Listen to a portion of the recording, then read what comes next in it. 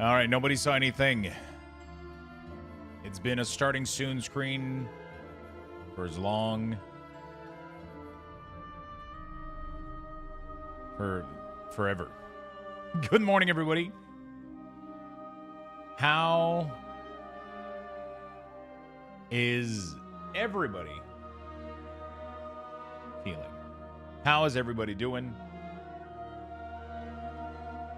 Echo voice. Wait, what?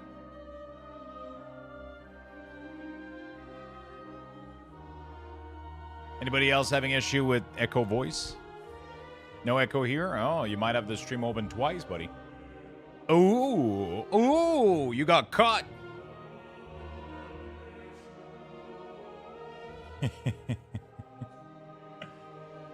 Good morning, everybody. Good morning. Welcome to the stream. How you guys doing? Gnome with the 73 months. I love you, my friend. Thank you for the big love. Thank you for the massive support. Really do appreciate it, my friend. I didn't know. What's up, Mr. The Color? How you doing? Grim Gore, Day Moose, Fire Killer, Feisty, Spunks. Top, what's up? Hello, good morning. Paulton Shoot, Unbearable, Crush, Midori. Hello, friends. Hello. Demon, Gnome. Again, thank you for the massive 73 months. Mr. Professor, what's up? Grim to the Gore. All right. Good morning, everybody. Good day, Tech Gamer Dad. What's up? What's up?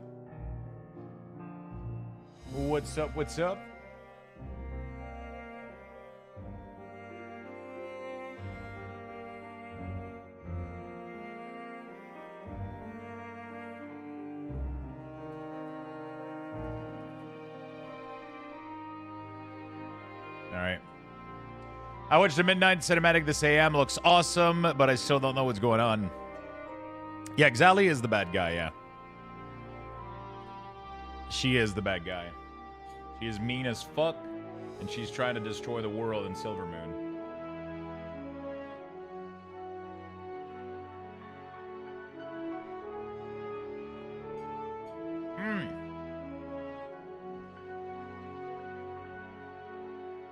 She kind of tricked us into helping her a little bit. I mean, they mostly tricked...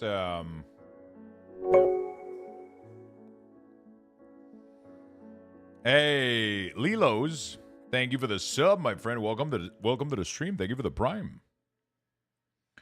This will be, it will be in the third expansion. We learned that it was the jailer all along, and Zal becomes nice and help us kill the jailer. Why not? Why not? You know?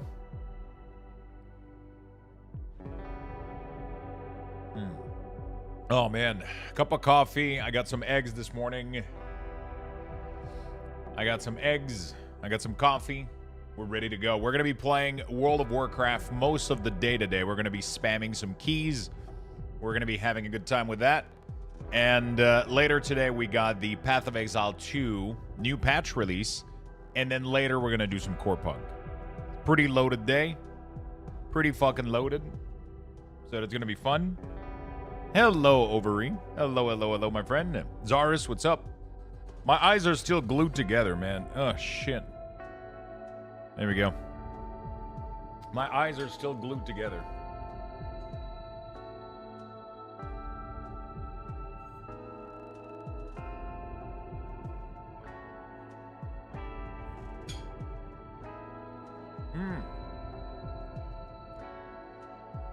If you guys want to help out real quick, you got a 720 staff. That's fucking awesome, Gnome. Gonna pump some damage.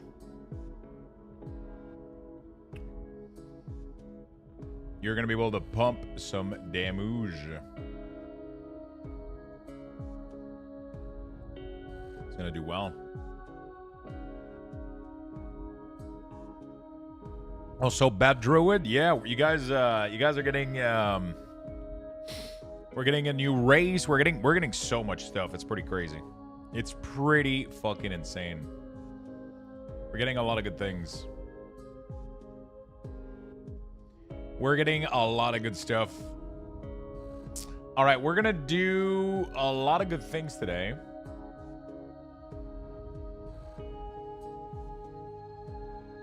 Yeah.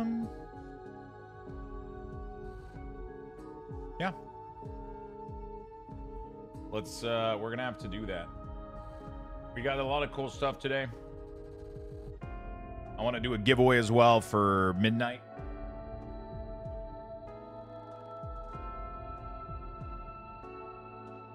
Do a giveaway for midnight as well on Twitter, I think.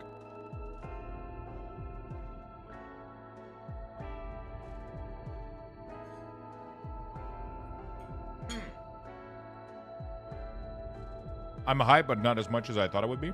You know what's fucking weird?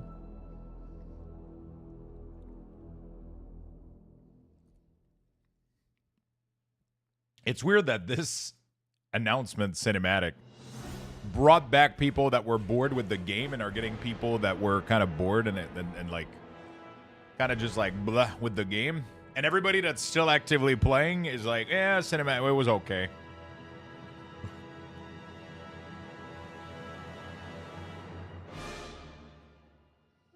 Weird.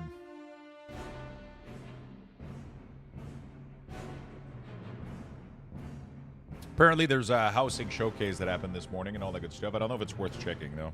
Cinematic was awesome. It was crazy. I think the feature deep dive panel is going to clarify a lot of things. I think people right now are maybe disappointed there wasn't as many features as they thought there would be in the next expansion or something. I don't know. I'm not sure what the what is going on.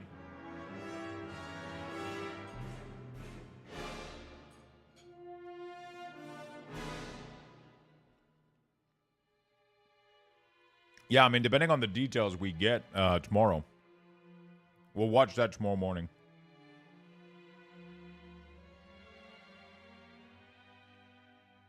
We'll watch that tomorrow morning. So yeah.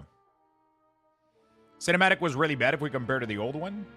That's crazy. To me, that was one of the best cinematic we've ever had. See how that's crazy? See how... I think that was one of the most... I haven't felt this level of emotion from a Blizzard cinematics in a really long time. When I saw just the fucking Paladin or a Wrathy or whoever the fuck they are just climb up the stairs to answer the call of the light, like I don't know, man. There was so much powerful music and emotion in that cinematic that was crazy.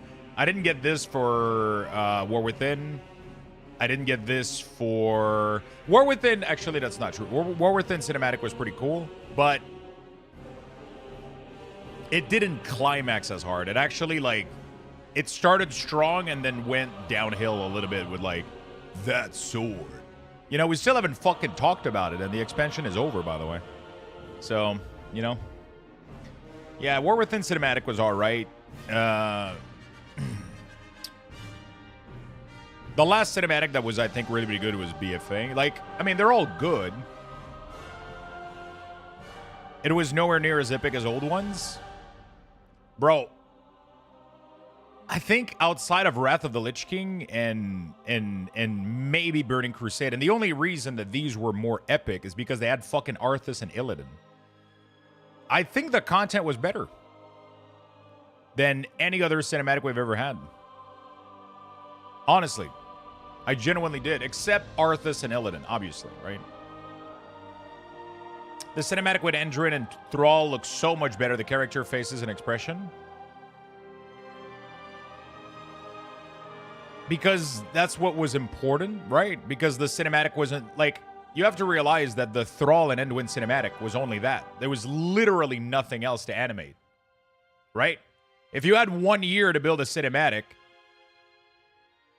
and then there's literally nothing but two dudes talking to each other, I fucking hope their face is going to be full of emotion and expression, right?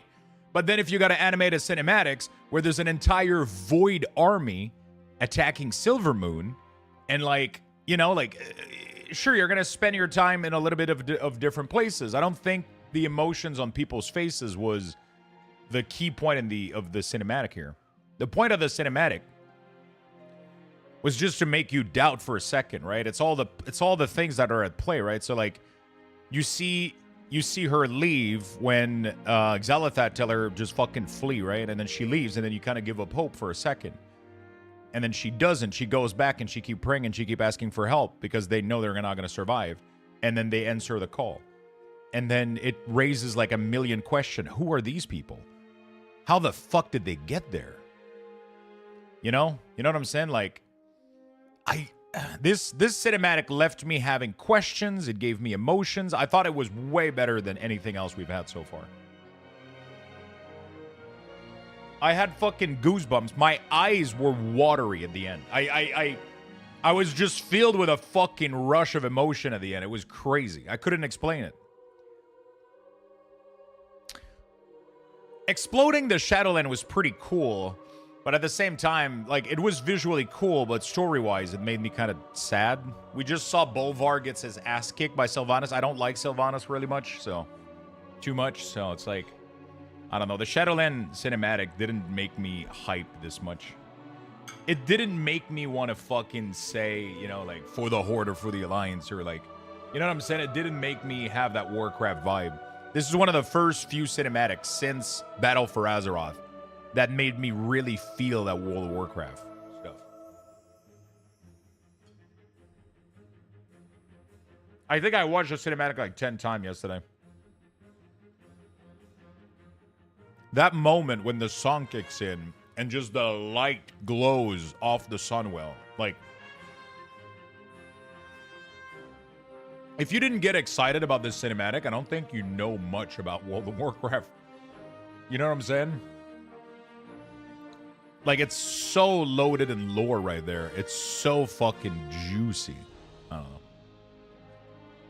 But yeah, the character faces weren't, you know, they weren't as loaded with expression. Obviously, the cinematic has like a million other shit to...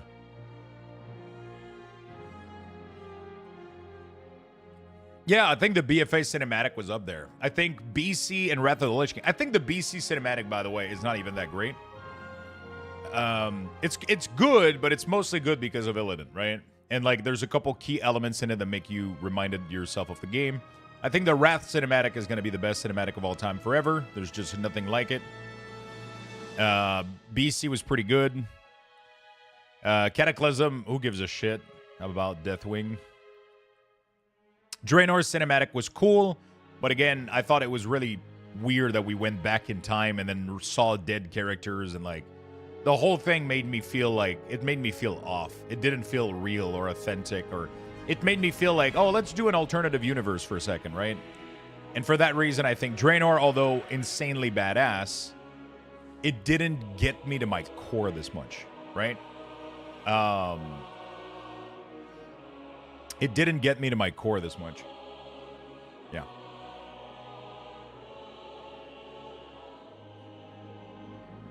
My only thing with the Sin is it mostly feels like a patch cinematic in the middle of an event without any context.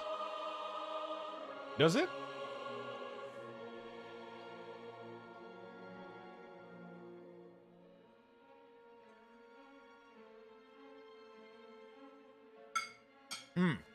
Sorry, chat. I'm just finishing breakfast.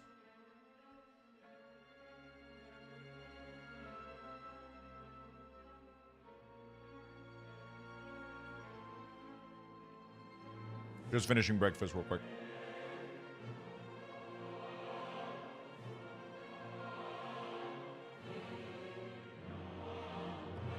Man, I really don't understand why you guys are hating on that cinematic. Holy shit. That was probably, like, that was an S-tier cinematic if I've ever seen one.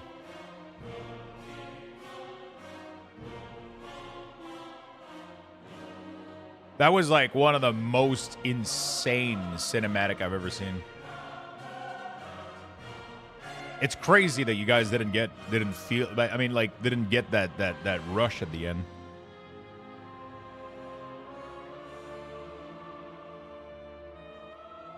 The fact that the deep dives at Tuesday after feels off, it would have been right after. Opinions would have changed.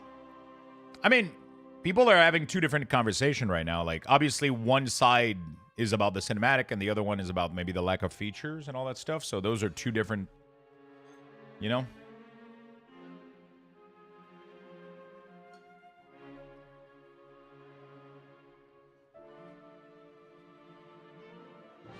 Like,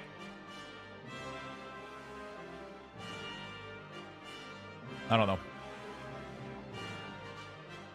It's crazy that I got such a rush out of it.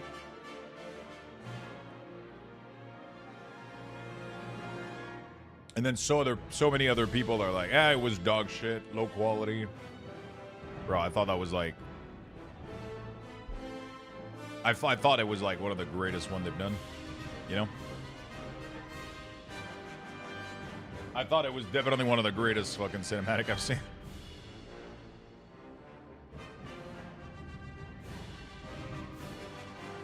Yeah, I mean, I think there's two different discussion here.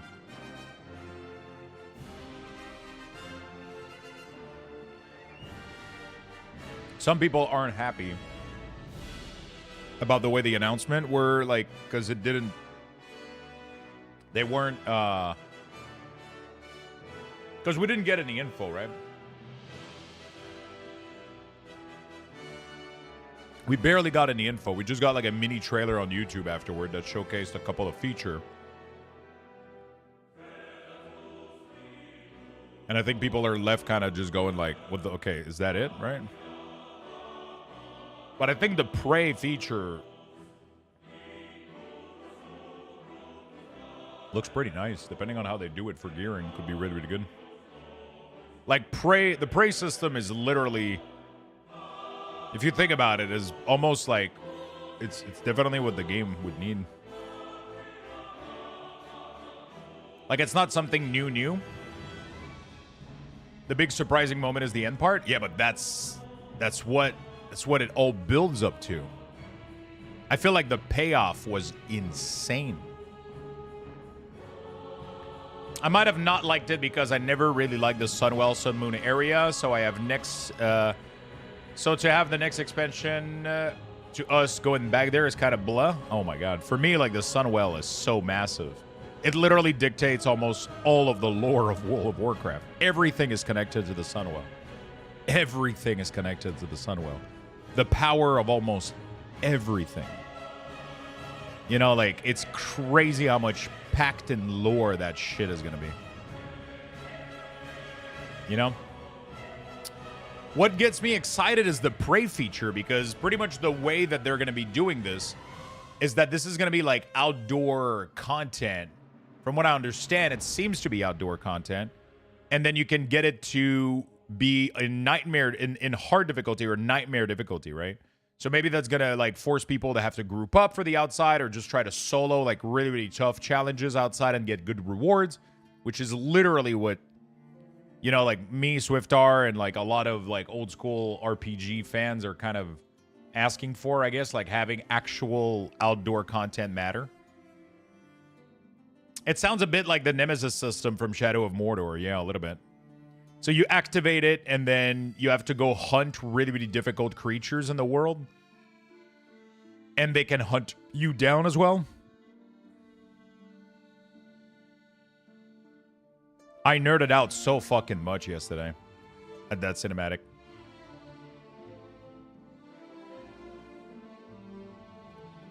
I nerded out so fucking much at that cinematic. I can understand that it might not be for some people's taste, but like if you're truly like a Warcraft fan, like that cinematic was absolutely insane. Like fucking insane. It's so packed with like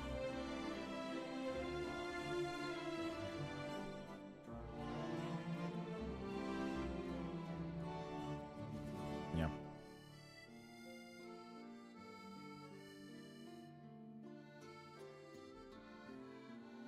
Blood Elves are my favorite paladin race. I think it's gonna be cool, man. I think it's gonna be exciting. I think it's gonna be really, really good. But yeah, I guess time will tell, right? Time will tell. It's crazy. It still blows my mind that this is how it's like that we're having such different reactions to this. It's kind of cool. I like it. I really, really do like it that we're having such different reactions to all of this. Makes me sad that some people are not enjoying it, though. I thought it was so fucking gorgeous. I thought it was so fucking good.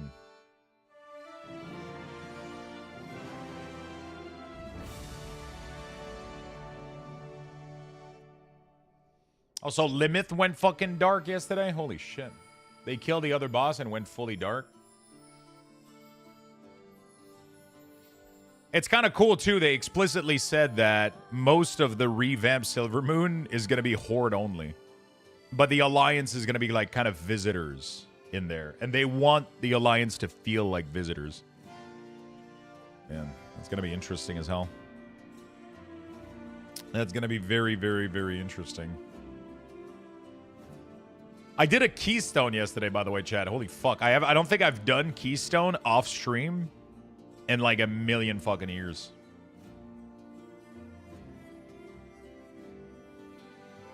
I know, right? I fucking watched that cinematic like so many fucking times. I like the idea. It brings the idea of faction again going full war again. I don't think they are, though. They're not like it's. I think it's the opposite. Like we have to stick together. It's still not the Alliance City. I think that's what they want it to be. But I think they're going to be welcome there. They're just going to be guests, and there's going to be areas that the Alliance is not going to be able to go to. But I know I was lurking in some streams, and I ended up watching a little bit of Grandma, and I saw she was inviting you for a key. To do a 6, I think, or some shit. It's just the first time that for me, like a cinematic has pumped me up.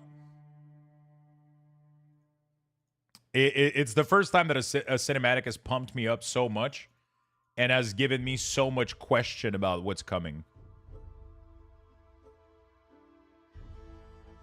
My Luxthos alert went off. Knew you were streaming. Hey, what's up, Mega Cheetah? Good morning, my friend. Again, Lilo's, again, thank you for the Prime this morning. Gnome, again, thank you for the massive 73. You guys are awesome. Welcome back to the sub club. Oh, without. Oh, sorry. I read it as with going to full war again. Yeah. Yeah, I mean, I think we did that a little bit too much in Mist of Pandaria. It was kind of cool, but there's a part of me that think it's stupid for two factions to go at war while there's a massive fucking threat. And like, the more these two factions learn about each other, the more, like, they just want the same fucking thing, right? Like, they just want to live in peace and just have a share of a piece of Azeroth, of a piece of the world. Obviously, there's some people that want to take more lands, and, like, Garrosh, and, like, it was very much more, like a conqueror more than but like the whole Thrall era and the new Horde and everything is much more peaceful, much more quiet. I don't think there is any reason why the Alliance would go at war with them. I don't think there's any reason the Horde would want to go to war with the Alliance.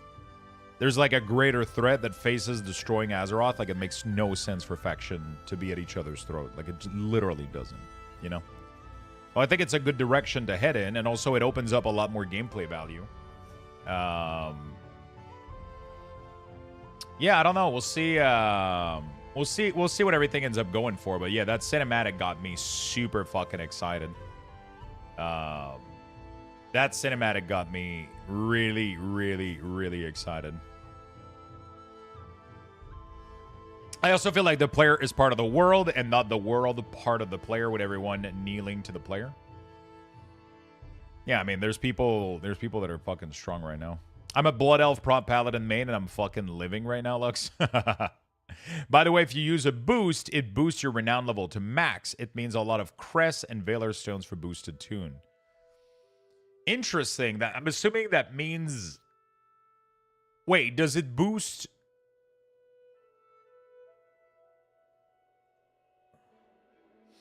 Does it boost which faction does it boost?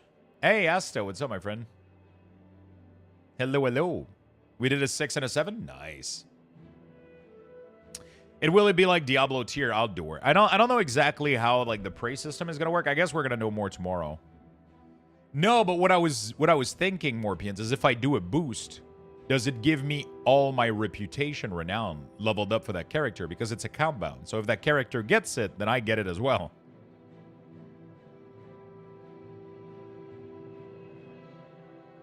It's not about the gear on that character. It's about...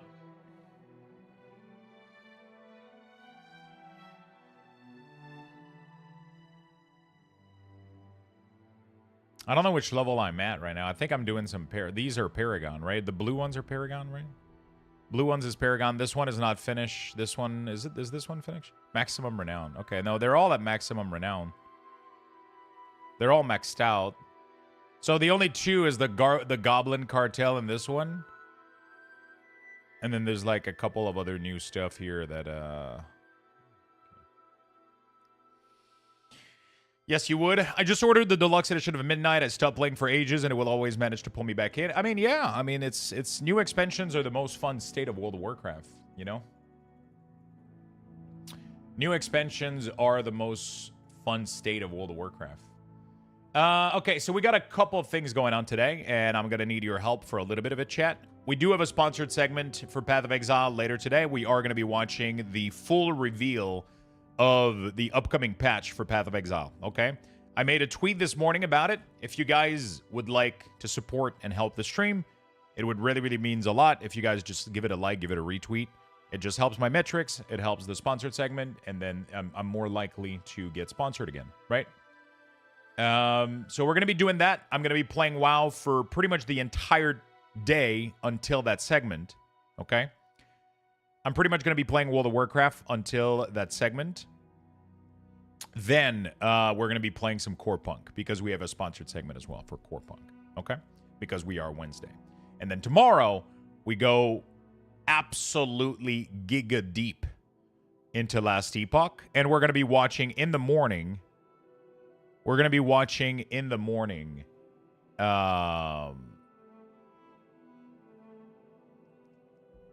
In the morning, we're going to be watching for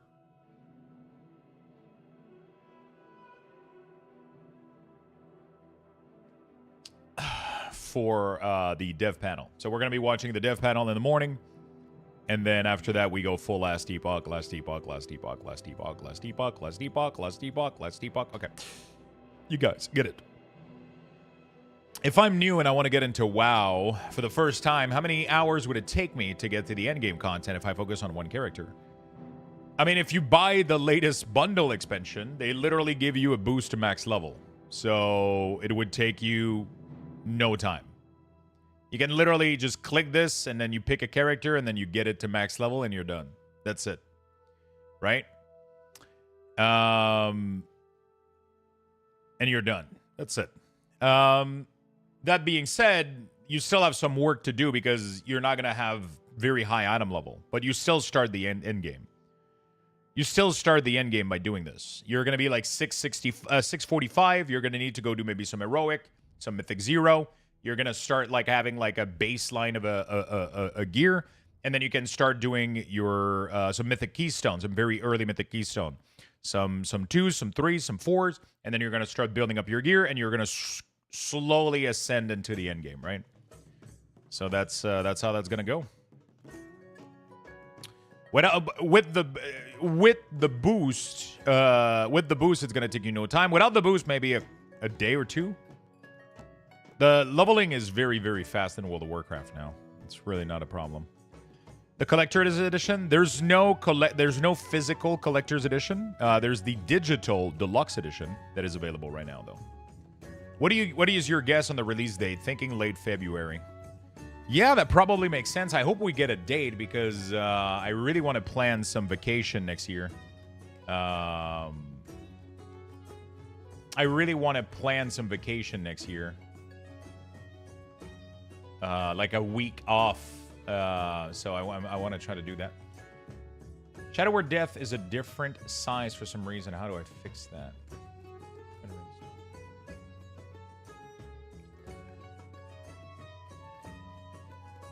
probably an add-on.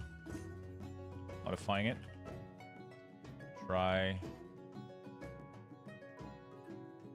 loading only weak ores, not masking.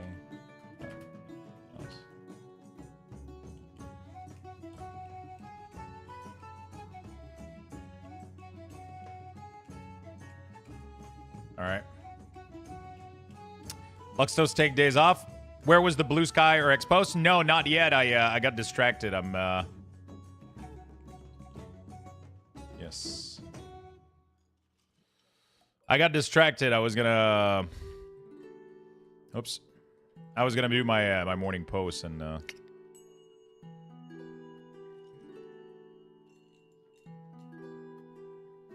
There we go.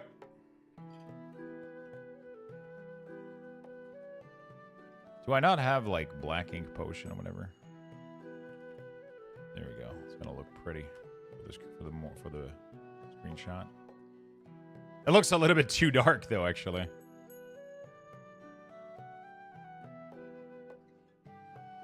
It almost looks too dark. Jesus Christ, it looks dark. Did you know that humans can have pointy ears like Arathi now? Oh, really?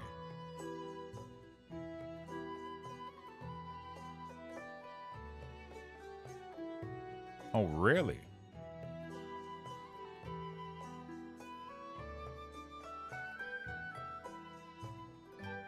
All right, let me do a quick morning tweet. Bass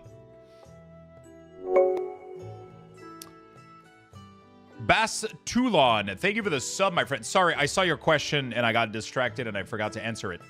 My UI should fit for both DPS. I mean, my UI is very just straightforward. It doesn't have, like, special things for DPS or tank.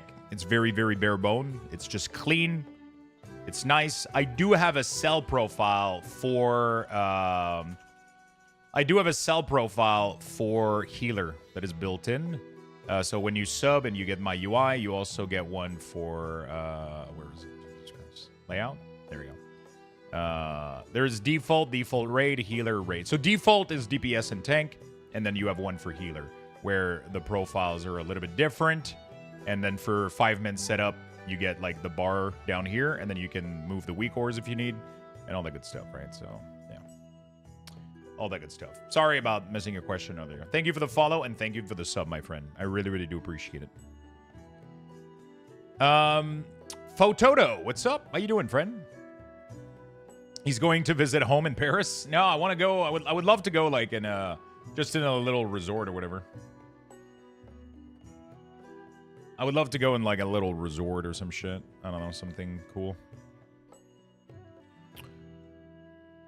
Talking everything midnight while blasting some Keystones on the Death Knight and Warlock. There we go. Bit a bit. I'm happy to see you, friend. How have you been? Later, watching Path of Exile to reveal. And more core punk later. There we go, Fred.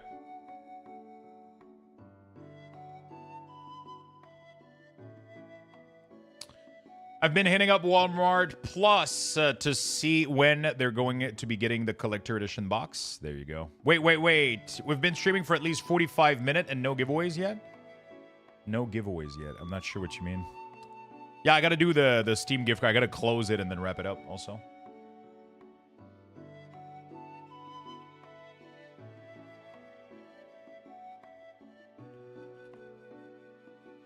There we go.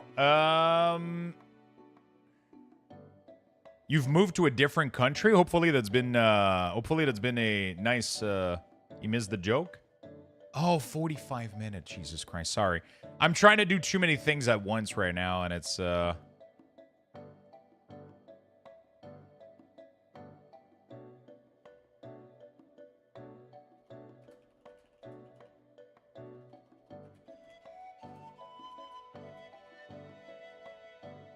there we go. Updated the post. Chat. I would really, really, really appreciate it if you give this morning tweet some love. As always, morning post. We're gonna close the giveaway. We're gonna start one for midnight. I got so much shit coming up for you guys. But first, give some love to the morning post. I always appreciate it. It always helps me out. Gives a little bit more visibility to the stream. You know, all the good stuff. Beautiful.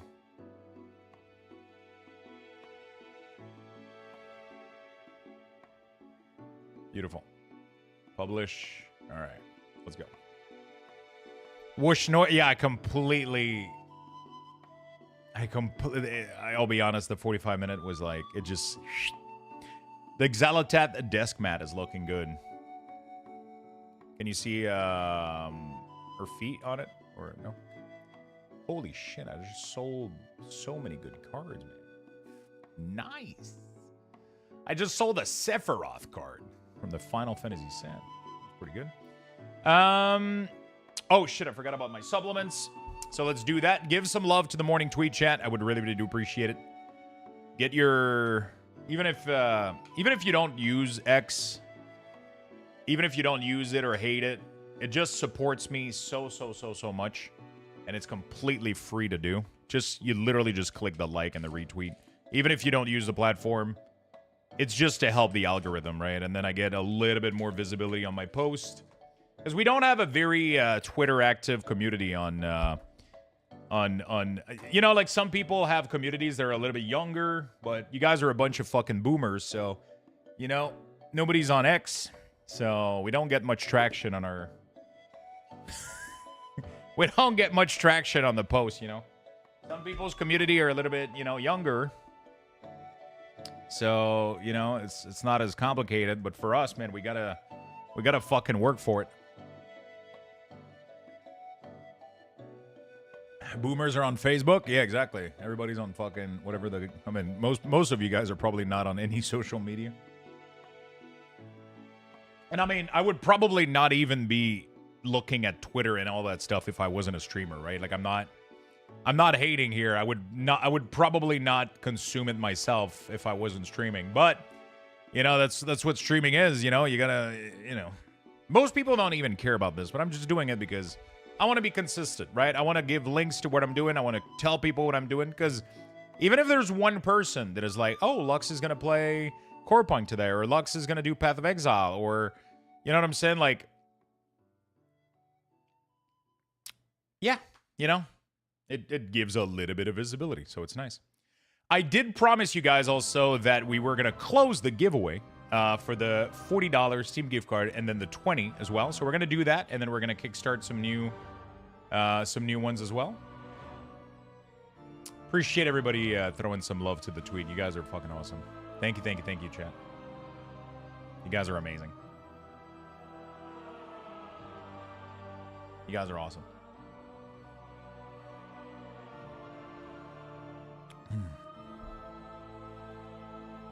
Fine. I'll write my Exile letter.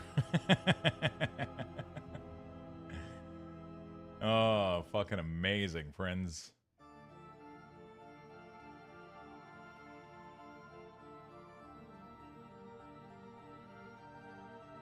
All right, beautiful.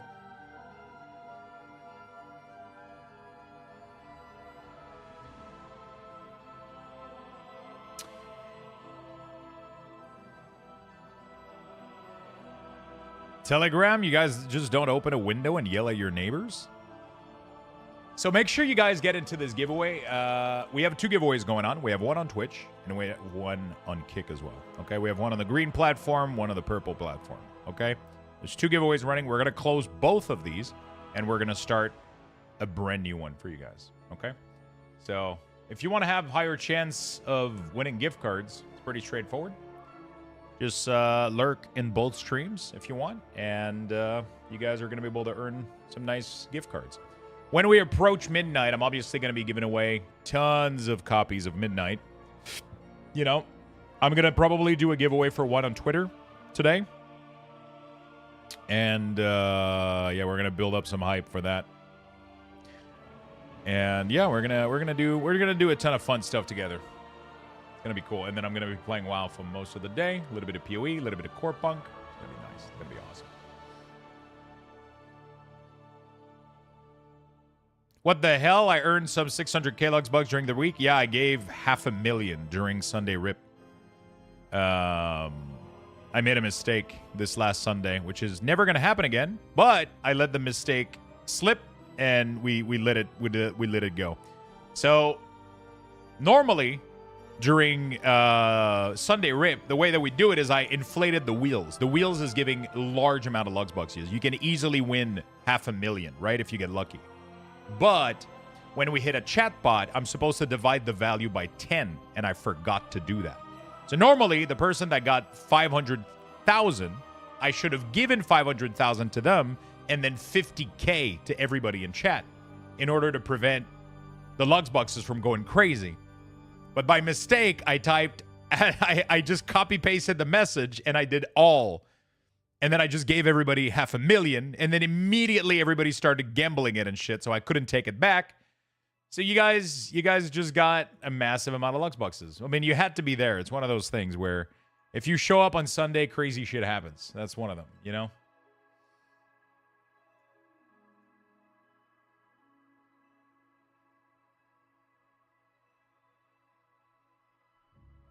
Crazy fucking shit happens, you know? So yeah, we next giveaway, I'm increasing the cost of tickets though. Just letting you guys know. The tickets are going to be 1,000 per ticket now instead of 100. Yeah, I thought I had like 30k. Decided to randomly gamble all yesterday, and all of a sudden I had 1 mil. Yep. Feisty is at 2 million. Yeah, I mean it's easy to get there now. We just increase Lux boxes over and over and over. Like, this is what I'm going to be doing every year from now on. We start very, very slow, right? We start very, very slow. We trickle Lux boxes, and then every couple months, every quarter, I increase the amount that you guys are earning. But then in order to limit the amount of ticket, we'll also increase the cost of ticket, just because there's a maximum ticket that you can buy. So if I don't do this, then, you know, the max ticket is bought out too easily. Sounds like you're talking about the Onyxia fight. Yeah, it started off very slow, very, very slowly. And then more dots.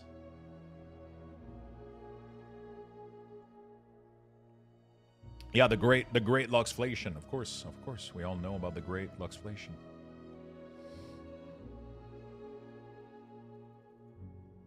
We all know about the great Luxflation.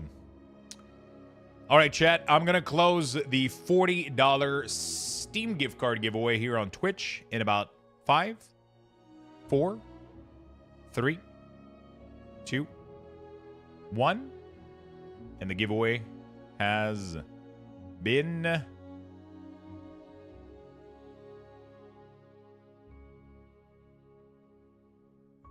closed. We're going to roll the drums. We're going to roll the drums, and we're going to pick a winner here. So good luck, everybody. Whoever the winner is, I want everybody to say grats in chat. All right? Hit Shade. There you go, my friend. Congratulations, brother. Congrats. Hit Shade with the key. I think that's your second one, too. Congratulations. $40 Steam. You won the kick one, I think, last week. Mark the giveaway is complete. There we go. Congratulations, my friend. We're going to go back in here. Okay? Also, I forgot to put that back up. There we go. We're going to go back in here. We're going to copy this, but instead of 100, it's going to be 1,000 per ticket. There you go. Beautiful, and we're gonna do another 40. I was gonna do a midnight giveaway, but the problem is we're gonna be playing Last Epoch. So I don't know if, like, I feel like it's better to keep doing Steam gift card to get people Last Epoch, because I'm gonna be playing a lot of Last Epoch next week, right? So I kind of want to give you guys some. I mean, the Steam gift card is just nice. It allows you guys to buy like a wide variety of game. I think when I'm done with, like... Yeah, I think WoW is a way off for sure, yeah. We're going to be playing WoW. It's just we're not going to be exclusively playing WoW. So because of that, we're not going to be exclusively playing WoW. So, you know, midnight for today and Steam tomorrow. It's one per week. One per week. You know? All right, chat. Create and start. There we go. Good luck, everybody. So Steam gift card giveaway has begun.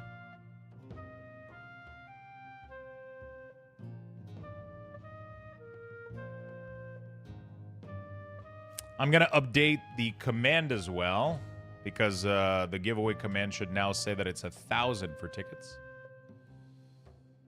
So it's 1,000 Luxbucks per ticket now. We're going to do chatbot, custom command, giveaway. No, how to enter. One entry equals 1,000 Luxbucks. There we go. Beautiful. All right. Which means that we should probably increase the amount you guys are earning per minute.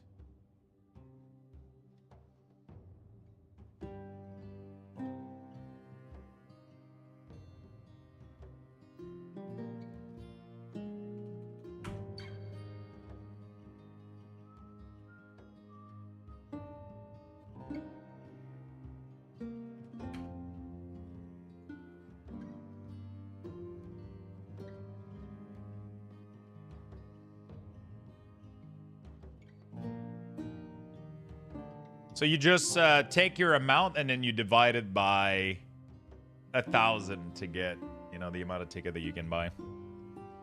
Oh, Morpians with 100 tickets. Jesus Christ, Jaws with 200.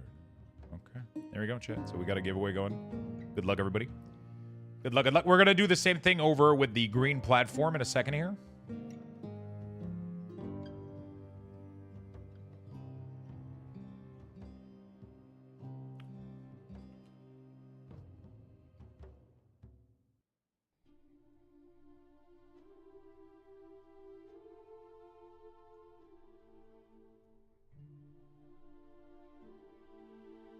There you go. I doubled the amount that you guys are earning per minute. All right, beautiful.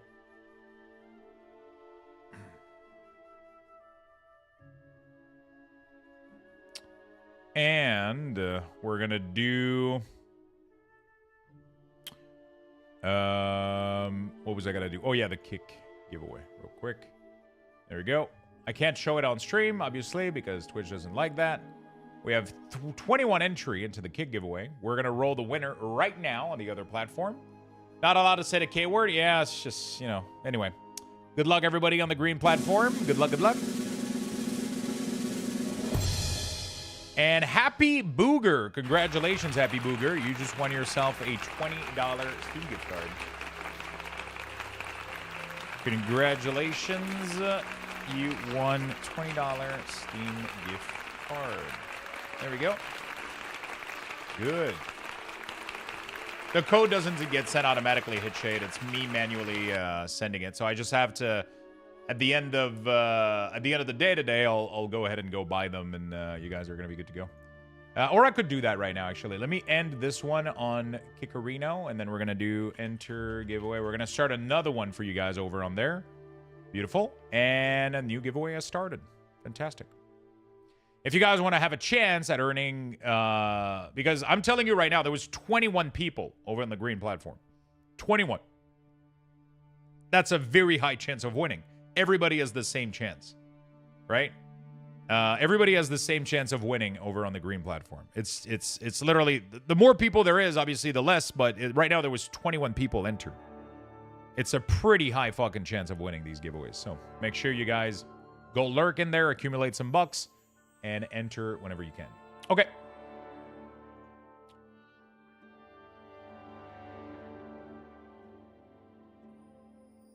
Beautiful. Let's get this day started, shall we?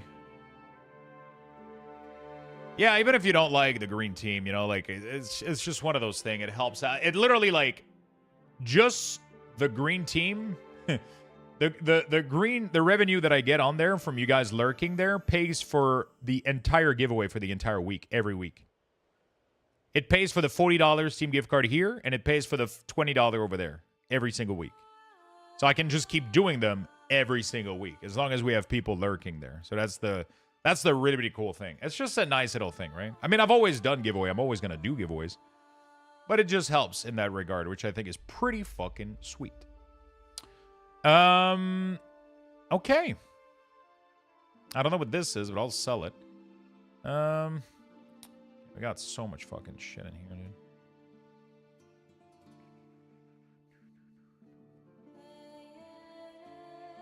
Hey, Sal, how you doing, my friend? Hello. What's going on, man? Hey, Lux, I feel like asking Blizz on X if we're going to get cool Silver Moon desk mats too.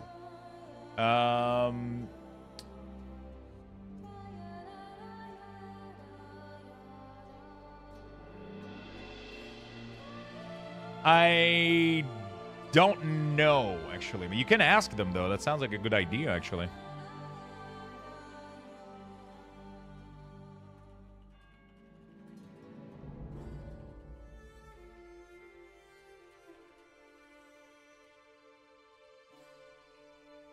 I'm okay just working for another hour or so and then ready to get home and maybe blast some keys. Oh, shit.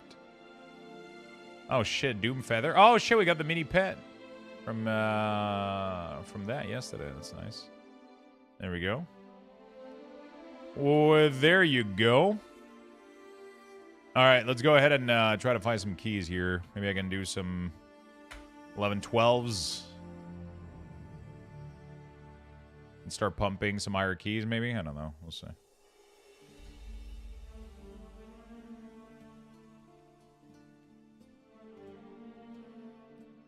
There's a good chance for sure. Yeah, the chances are good. The chances are good.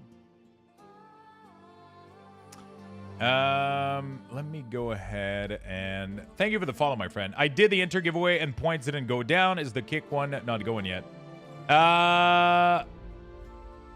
Did you type it correctly? Enter giveaway. It should be up. No, entries. Entry 0. Now there's entry. There's 7 entry.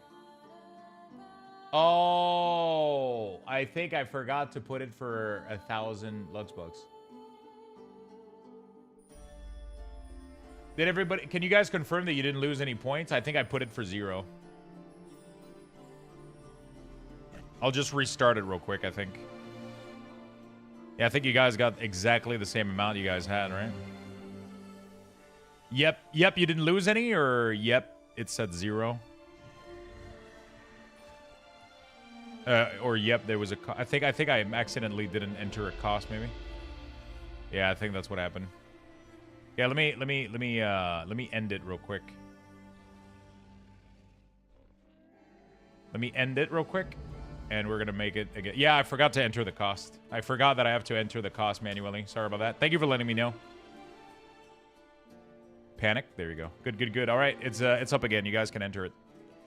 Lux, did you hear about the... Yeah, I know. It fucking sucks, man. I hope they do something. I really hope they do something. Really hope they do something. Oh, wrong chat. Grimgore.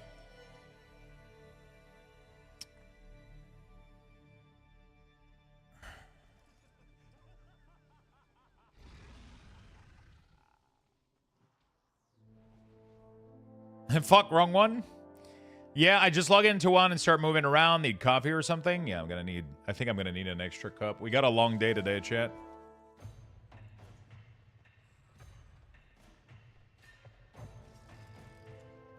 We got a long day today, chat.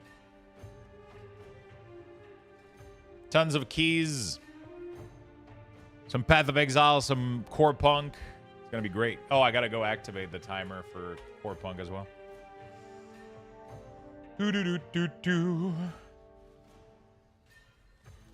Chatbot, timer. There you go. We got Core Punk as well. Oh, we're even approaching the next one too, which is T3. There you go. So we got to do that. Chat command. For punk. Tier 3. Save.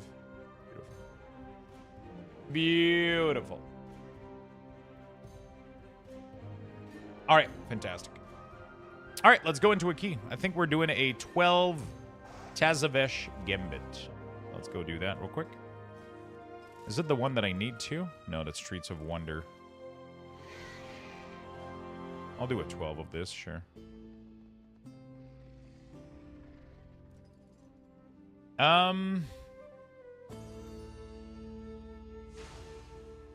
don't know if we're going to be able to do a 12, though. We'll see. We will see. Should be easily doable. If everybody knows what they're doing, it should be pretty easy. Should be pretty easy. That's what she said, did she? Yeah, there's a really, really good chance. Wait for midnight, or are you waiting for the big midnight giveaways? How you doing, Sal, man? You gonna be blasting some keys later today? Are you still on that priest? I've seen you play a lot of what was it, Daisy? Seemed to be a lot into that. Yeah, I'm kind of excited for the PoE announcement and all that stuff. I think we're gonna be blasting. Kind of excited for all the announcement today, and I think we have tomorrow's gonna be massive.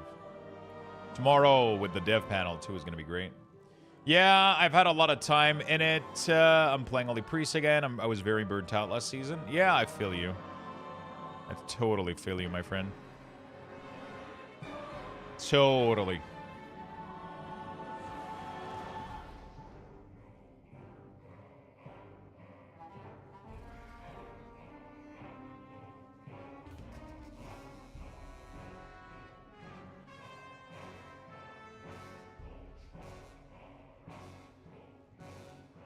Oh, I think the healer left.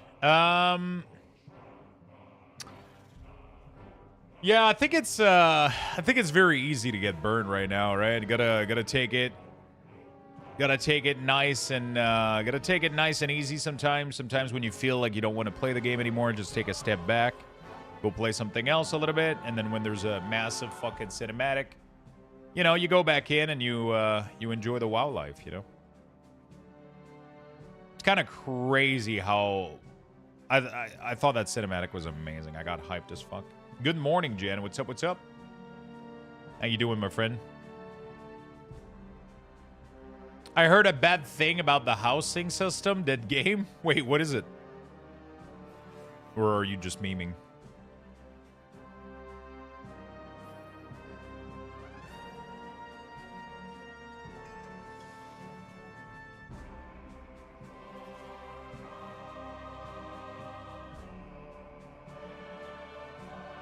Man, I need 4 Ps badly. You can't expand the house downward. Huh. They don't have basement. Dead game.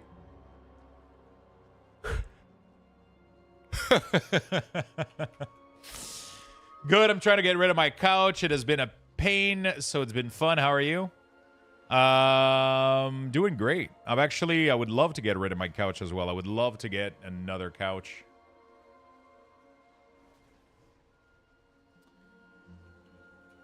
I fucking hate my couch. It's weird how bad is it? It's like I never thought a couch could be this bad. It just doesn't fit me. Like it's just weird, man. For some reason, it feels so uncomfortable. If your couch, yeah, I really, really don't like it. I'm not even kidding, too. I really, 5, genuinely don't like 4, it. 3, 2, 1. I genuinely don't like the couch. I would love to get another one. Yeah, the one behind me. It's like super bouncy and firm. Like it's you don't like, you know, when you want to watch a movie and you want to fucking, you know, you want to sit down and like kind of soak into it. You kind of want to kind of just, you want it to absorb you, not fucking fight back against you, you know, like.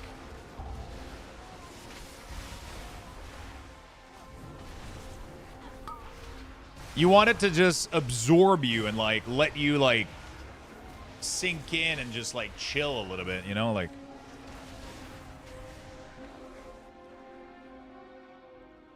But right now, like, it really feels like it fights back against me and constantly push against me. And then I really don't feel comfortable because of it.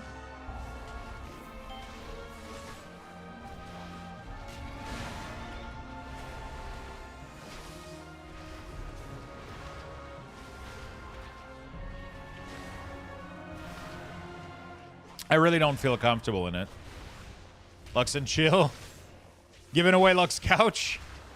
I don't know what I'm gonna do. I'm trying to find like I was trying to find a sponsorship for it because I think it's a good idea if I can get a brand to get on board. Like that thing is literally in the background of the stream like every day, right? It's good advertising. So I'm trying to see if I can find a brand that sells furniture and couch maybe that are kind of like into the social media stuff, you know, like I try to reach out to Lovesack because I've seen them do something with King Italian.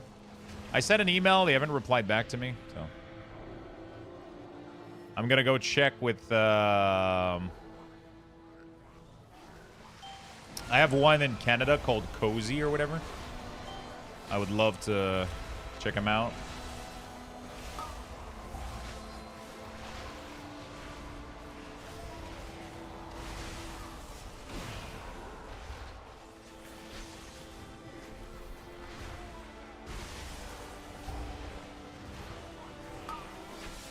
Oops, I just kicked nothing.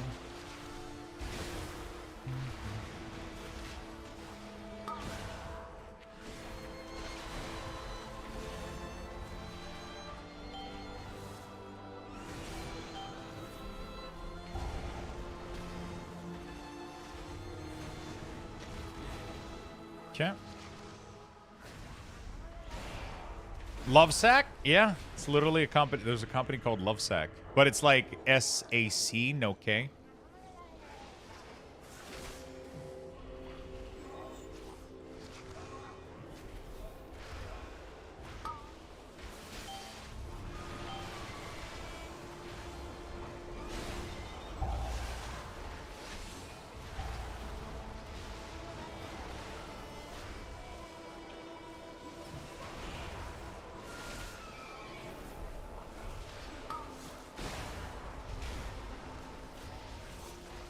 Came to give you a follow. Love your week ors. Thank you, my friend. I really appreciate that. I'm glad you enjoy them.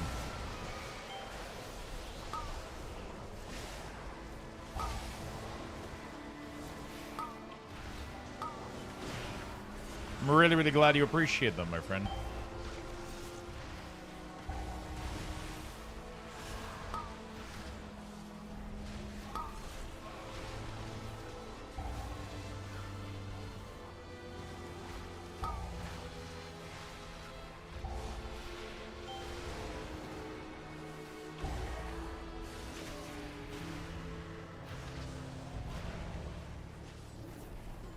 Okay, we're chilling.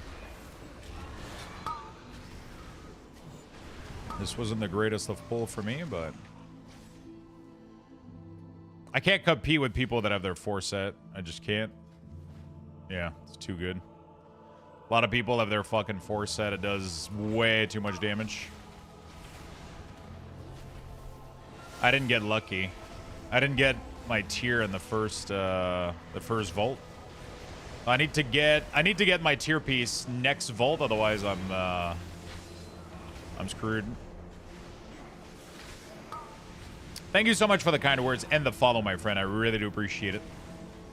I was just thinking about this. I've never asked that before. What made you get into doing weak ores like this for free without when others would sell them? I was one of the first few to do it, so that's why. It was literally nobody doing this back then. There was nobody broadly sharing full class weak ores back in the day. So back in, I mean, I say nothing. In this format, right? This format, there was nothing like what I was doing back then. There was like maybe one other person, I think, on Wago that was sharing. Wago was very, very early. Wago was very, very early in its life cycle, and that was at the end of Legion going into BFA. I've been doing class weak ores for like a long time, but only for myself, right? And then going from Legion to BFA, I, you know,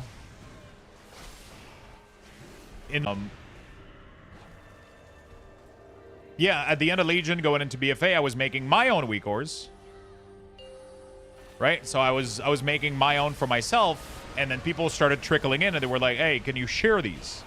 I started making, and I was like, "Okay, let me share them." So I made a little YouTube video, and I shared the one that I did for Rogue, and then I shared all the strings for it, and then the video fucking blew up overnight, and then that shit was getting shared on Reddit. And then my stream went from 5 viewers to like 15, 20. And people came in and were like, yo, can you make these for every class? Can you make this for my class, right? And can you make this for my class?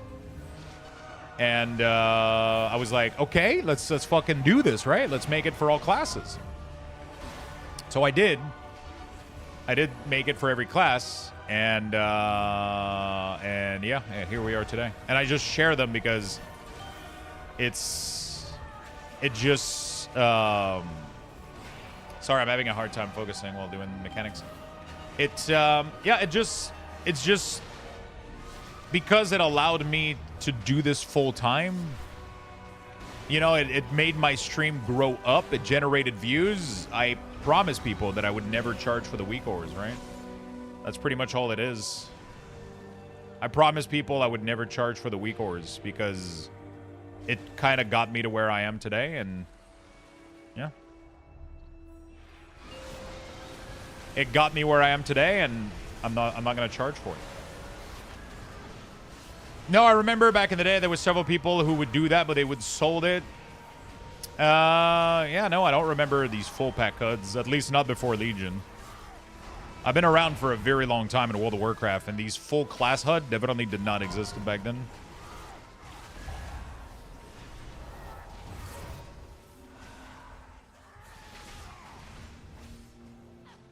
Definitely one of the first few to do that and share them.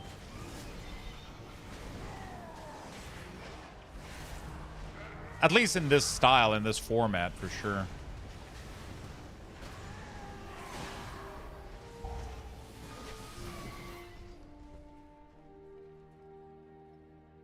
My DPS is so not where I want it to be, but without 4-piece, I can't compete. Lux, I was having issue creating my own Mindflay weak ores for MOP that shows ticks proper. Having it update for Insanity 2, it generates view and make you feel good. Yeah, for sure.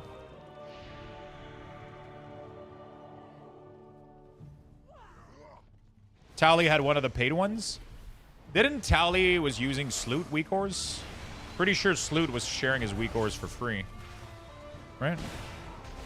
But then Sloot stopped playing and stopped updating his pack, and then I think he swapped to mine.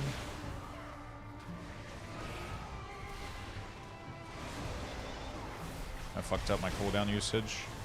Oh, he shared with subs. Oh, okay. I didn't remember. You need to be sub? Oh. Okay. I didn't remember that.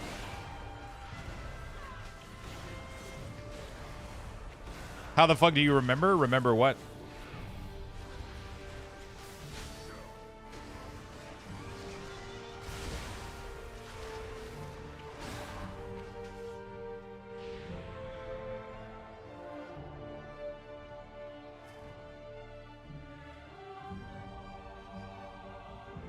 From who was using whose weak ores? I mean, it was a big deal for me when Towley started using my pack, right? It was a really, really, really big deal. In this space, it's very rare in this space to see content creators support other content creators' work, right? And you got to realize that when I was a fucking nobody, and I'm probably, I mean, in my mind, I'm still a nobody, but you know what I'm saying? Like, when I was beginning in this space, I was looking up, and I still look up a lot to like Sloot and Tally and all those peoples, right? That kind of paved the way for a lot of the World of Warcraft streaming, right? These are like some of the big OGs from back in the day, and just like I was watching a lot of Sloot stream building his weak ores, and you know, like I was doing my thing at the time, and when Tally decided to use my pack, it was a big deal for me, right? Because it gave my pack an incredible amount of visibility. And I mean, Tally could have decided to use any pack out there. He could have decided to, but no, he gave mine a chance, and he gave me a lot of visibility, and like we actually share a lot of viewership, I think, because we have kind of the same, just kind of cozy style of. I mean, obviously, he has a way bigger crowd than I do, but what I'm saying is just we kind of share a little bit the same style of stream, you know, we. And you know, he could have decided to not give me that visibility, and he decided to do it, right? So that was a big deal for me. So I definitely remember what he was using. I don't remember what everybody's using, but also I like to go see what everybody's using, right? I like to roam on Twitch, and I go follow random channels that just use my weak ores, which is how I found about RobX. I made a lot of friends this way, just talking to people and just hanging out with them.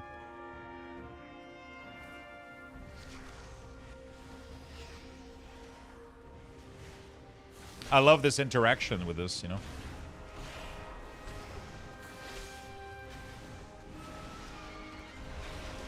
Chat lost their fucking mind at a joke, and I... Oh, shit. Oh, fuck, I'm an idiot, dude. I'm trying to read chat in a fucking 12. Sorry, chat. I'm gonna try to focus on this key so I don't make any more dumb mistake like this. And then I'll lock in afterward. I'll read some of you guys. I'm trying to read a chat and I'm standing in fire like a dumbass. Definitely don't want to put this key in jeopardy because of my failure here.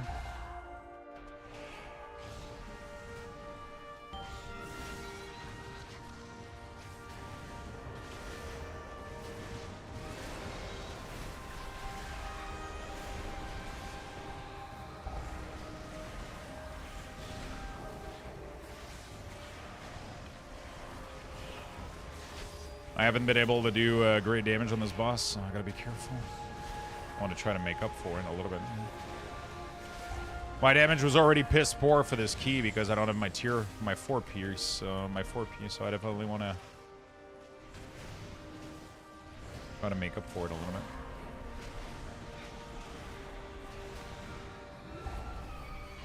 Ah, shit! I should have asphyxiated this guy.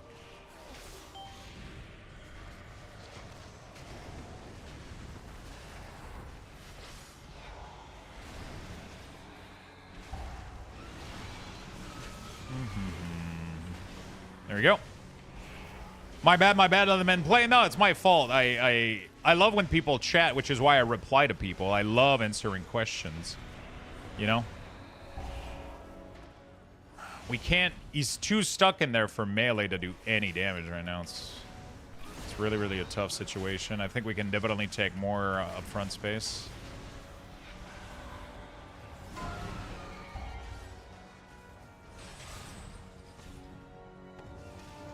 Jesus Christ, I'm like struggling with my life here because of the space we're taking. We're making this extremely fucking hard for melee right now. I have to like figure out like the dense perfect spot. We could just move the boss a little bit and have like so much more space around this. We don't need to be this uptight on it. There's so much space.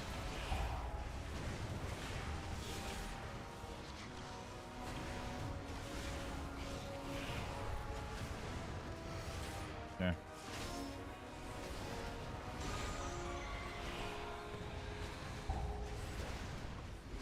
Like, I constantly have to be at range. I can't use half my melee ability. I'm not a red paladin, sadly. Stuff. Is Sloot even playing WoW anymore? Yeah, he took like a massive he took a massive break, and now he's dabbling into it every now and then, right? Do you have a way to track how many people have downloaded your WeakOrs? Wago track the amount of downloads, but I don't really track it myself. I try to pretend they don't exist, I'll be very honest with you. I don't really engage with like how much people have imported my stuff or how popular they are or how popular they're not. I don't compare myself to others. I try to have like a healthy relationship with all of this shit so I don't really track anything. I literally don't. I just let it be. I just let it be. And like, you know, like that's coming up soon in a patch. Like we're not going to have combat WeakOrs anymore. So I'm going to have to start making maybe something else, some other tools for the community. So that's like another interesting topic too. You know, we're going to have to renew ourselves a little bit. I'm playing poorly. I didn't use my CD correctly here. Yeah, whatever. We'll have them for the next pool, so it shouldn't be too bad.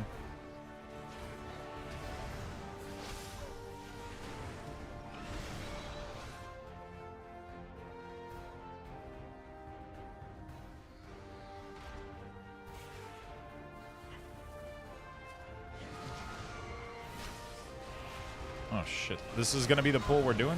Fuck, okay. I had cooldown ready. I thought we were going to double pull this shit.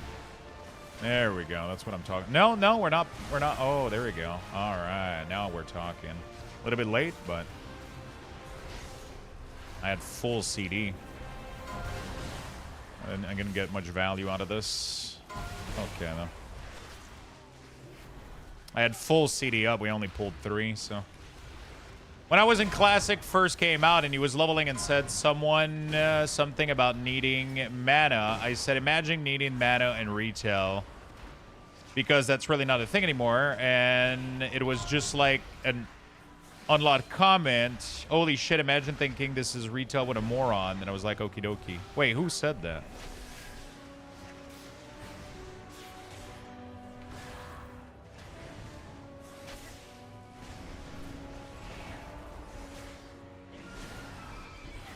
His chat lost their mind. Oh, wait. Who are you talking about?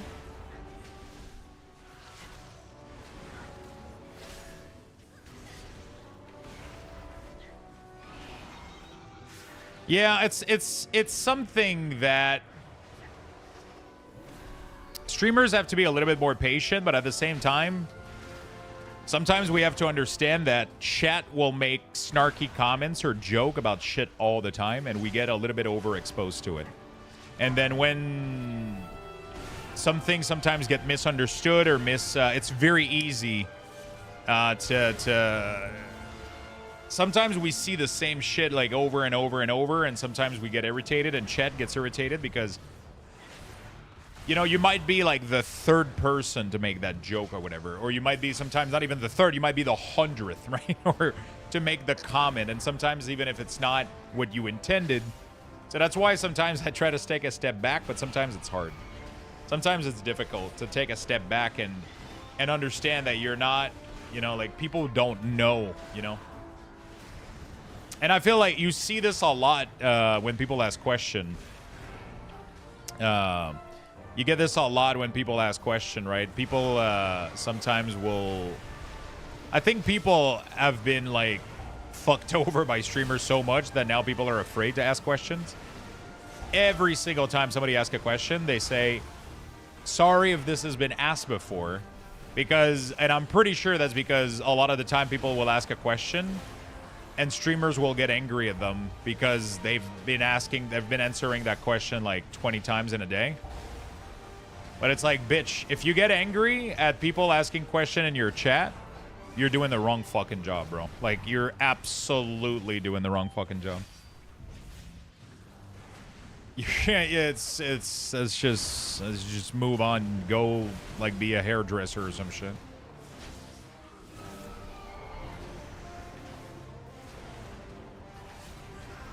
I should have AMZ, I think, here. I'm sorry. Sorry, late AMZ. Didn't think we would need it. Didn't think we would need it here, you know.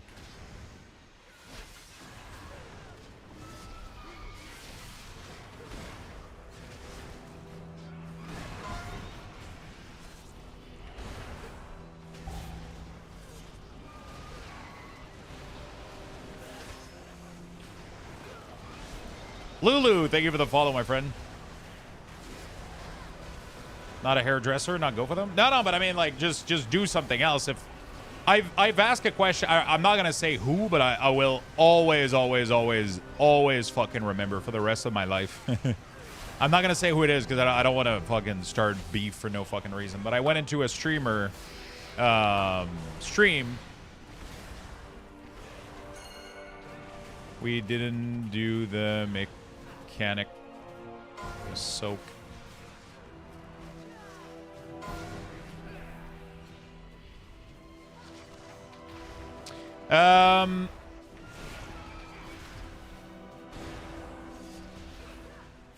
Normally healer should do it. 100%. Healer. Mechanic for sure. Okay, so I went into a streamer stream, and it was like a very like high-end raider. And at the time, I wasn't streaming myself, but I was playing Demon Hunter or some shit. I think not Demon Hunter. I don't remember the class. And then they were playing the same class, and I went into their chat and I was like, "Hey, what do you think is best between like you know?" I asked the question that every fucking buddy asks in a WoW stream. You know what I'm saying? I asked the fucking question that literally everybody asks in a WoW stream, which is just like, what do you think is better or whatever. And all I remember is the person like kind of lashing out at me because like, oh my god, people ask the same fucking question all the time and like blah blah blah blah blah blah. And I swear I was like, if I ever stream in my life, I would never in a million years do that. The guy was getting fucking irritated, you know, because the guy was getting massively irritated because people were asking the same question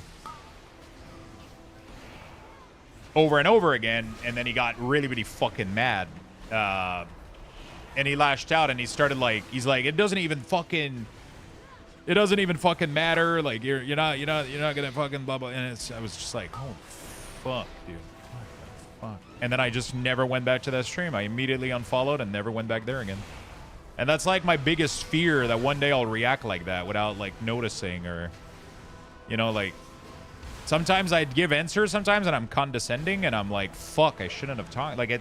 Sometimes I get irritated about some questions. I do. I try to never go that like, you know, like sometimes I do reply and it's like on the edge a little bit, but I try to, you know, I try to remember that, you know.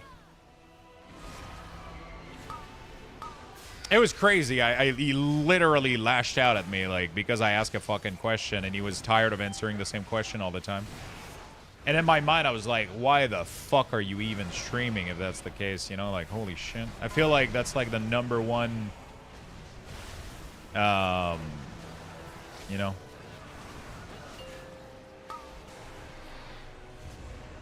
No, I wasn't streaming at the time. I wasn't streaming at the time. I was just a normal WoW player viewer in another person's stream asking a question about their class because I wanted to get better at it.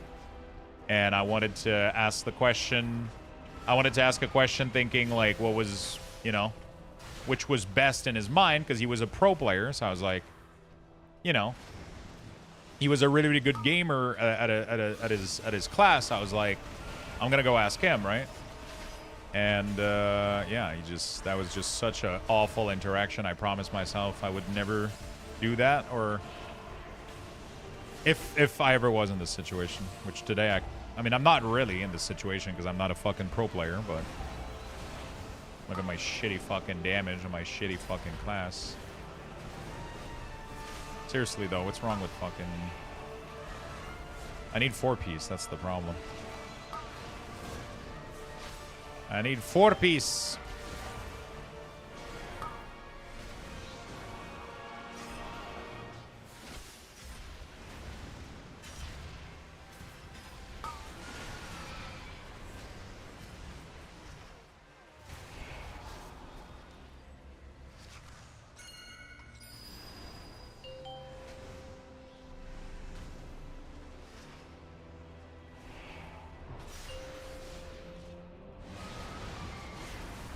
Yeah.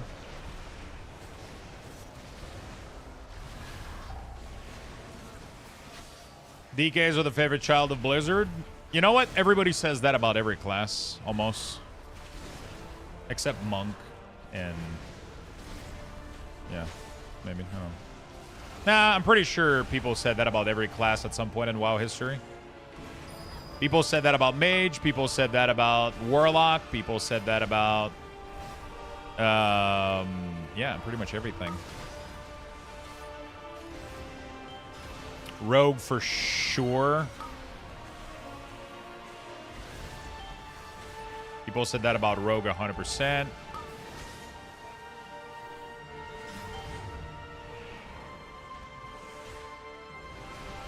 People said that about every class, you know, like everybody, yeah. Nobody said that about Hunter. Yeah, I mean, how about like every single patch that Blizzard does, they give new pets to Hunter, right? Don't you think that's favoritism? It's the only class in the game that get appearance update every single... It's the only class in the game that gets appearance update every single patch. Right? How about that?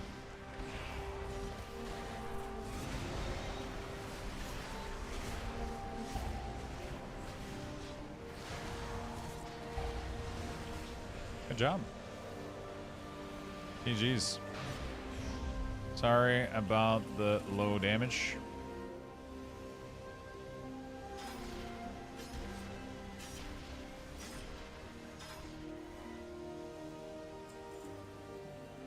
There we go.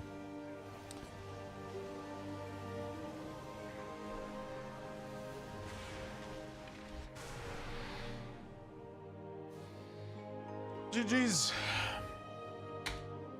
That was pretty bad. I played that poorly. I died once because of not paying attention, and my damage was not as great as I would like it. But yeah, we got a 12 done. Yeah, not too bad.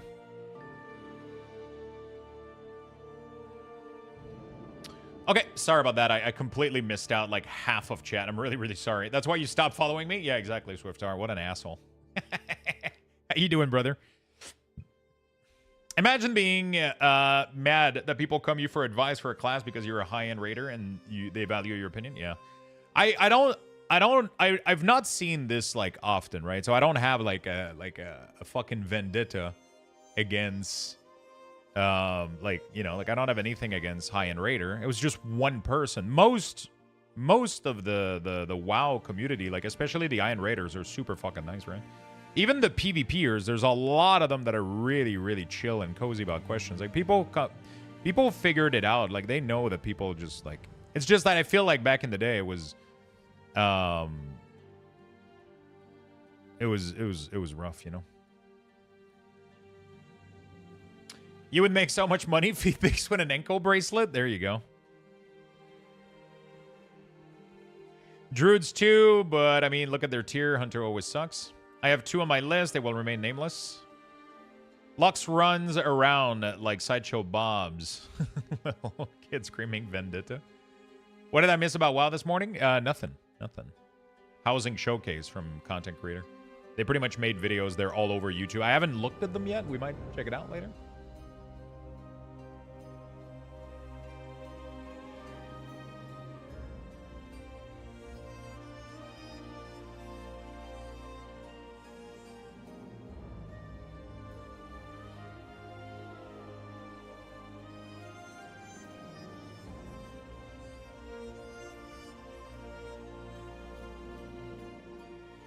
Can Liquid go ahead and down this boss? I just came back from purchasing school stuff. I'm tired already. Fuck YouTube. Housing seems 10 times better than I expected. Yeah, honestly, like housing, like they were my initial reaction when they announced housing. I'm gonna be honest, I thought they were gonna kind of fuck it up. Not fuck it up, but I thought they wouldn't go that deep into it. I thought they would do a very surface level, like almost Garrison 2.0. And it's the opposite. They're going so fucking I had very low expectation. I had expectation of like, here's a couch, here's a fucking lamp, and like almost like predetermined. Like, I didn't think they were gonna go like fucking rotate your couch if you want. We don't give a shit. Get stuck in your house and call your stepsister. You know?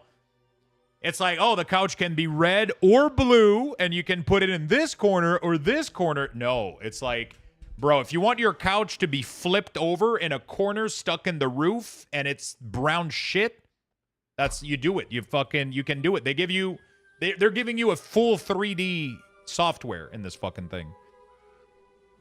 You know?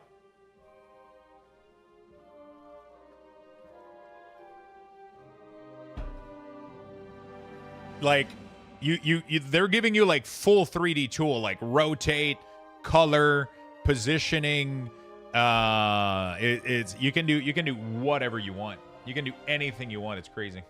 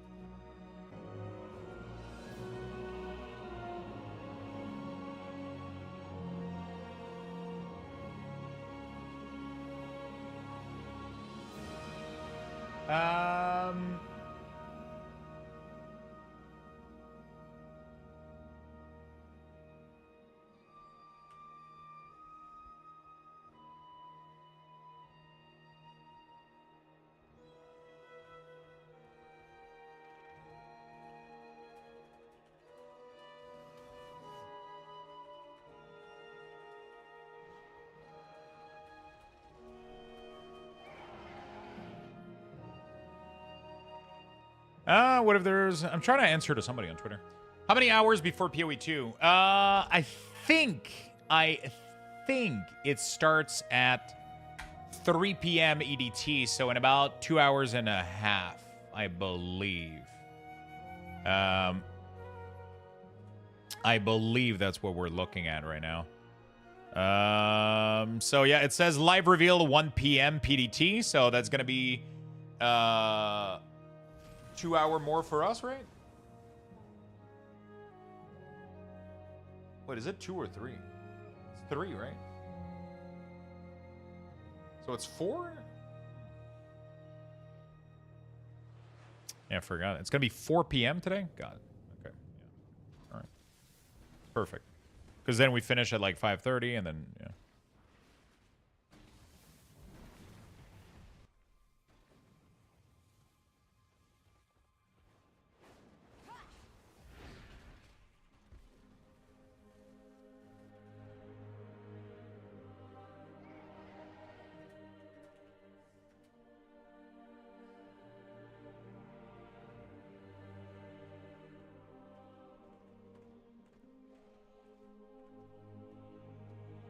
Okay, there we go. Beautiful. Haters gonna hate. It's not for everyone. Is it just me who isn't that bothered about housing? Yeah, I mean it's not for everybody, obviously. But you know what my guess is? I think a lot of people are like, "Oh, I don't care about housing." And then they're gonna actually see it and they're actually gonna start customizing some shit into it, you know? You know, I think that would be really, really funny if that happens. But it's optional content. But I can understand also that, you know, like, it is going to be a big part of the expansion. There's a lot of people that put time and effort into this, obviously. So, there's a lot of people that put time and effort into this. So, obviously, it's one of those things where it's like, you know, they could have done something else, you know? Like, I kind of like Garrison. I mean, this is going to be so insane. Like, just the idea... Is there any reason Nether Tempest isn't in your mage suit for mop?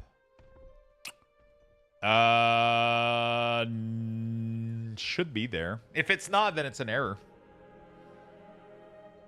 Should be there, though. Yeah, but it's going to be collector stuff. You're not going to go raid M plus into your fucking house. Yeah, I mean, it's going to be collector shit. You might end up, like, spending a little bit of time into it. I think the idea that's cool is even more than just housing is the fucking neighborhood, bro. That's what's truly impressive to me. I didn't think they were going to do neighborhood. Like, when they announced housing, I thought you were just going to go to your house and it was going to be like an instance house that everybody fucking goes to, you know, like New World. But no, you're going to have like an actual like neighborhood and you're going to pick a plot of land in that neighborhood. Like, that means that I can create a neighborhood with my community. We can make a neighborhood for the worker lurkers, or the lurkers, right? Which is my guild. We can create a neighborhood and have all of these people join. I mean, we can have 50 people per neighborhood. I'm assuming I'm going to be able to make more than one neighborhood if we have too many people, right? So, and then everybody's going to be able to pick a plot of land, and then you can go out of your house and walk in that neighborhood and encounter other players. It's such a cool lobby, right? I think it's going to be like a really, really cool little lobby for people to sit in and enjoy, you know, and just wait until they queue for another system, you know, like every time when I hearth back, you know, I'm going to hearth back to my neighborhood maybe, or I'm just going to go chill in the neighborhood while I'm waiting for a key, right? You know? The Lurkers housing community will have so many shrewberries and crates to hide behind. You know, like, I don't know. I think it's genius. I think it's amazing. And I'm obviously like, you know, like housing is never going to be for everybody, but there's some feature that they could do with it that are going to be kind of nice, I think. I'm going to give you guys level 3. A Luxthos raffle has been initiated. Type right back real quick, okay? point join in the chat for a chance to win. Good luck, everyone.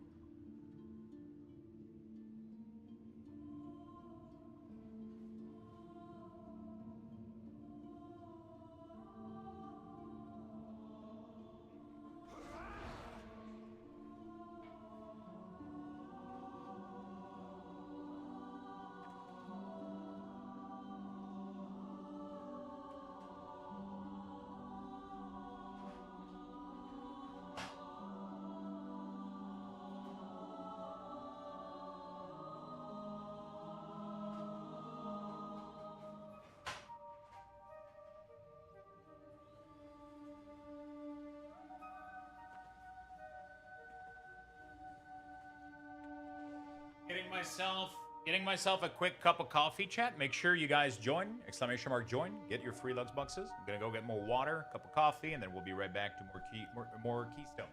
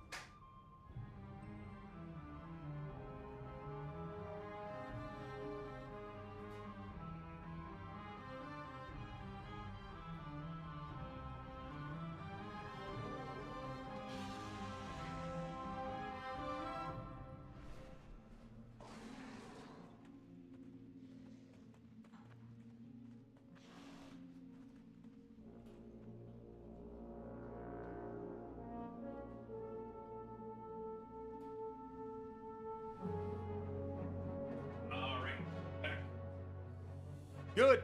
Congrats on the Bucks, friends. Congrats on the Bucks. Let me give away the code to the winners that we had. There we go. So we got... Oh boy. Sorry. It's going to be a lot of codes, apparently. You got 40, so I got to send you 10 of these codes. Sometimes when I buy a $20 gift card, they give me 210. So I just sent 410 to Hitshade. Sorry about that. It's going to be a little bit of a pain in the ass to redeem, but hey, not too bad. All right.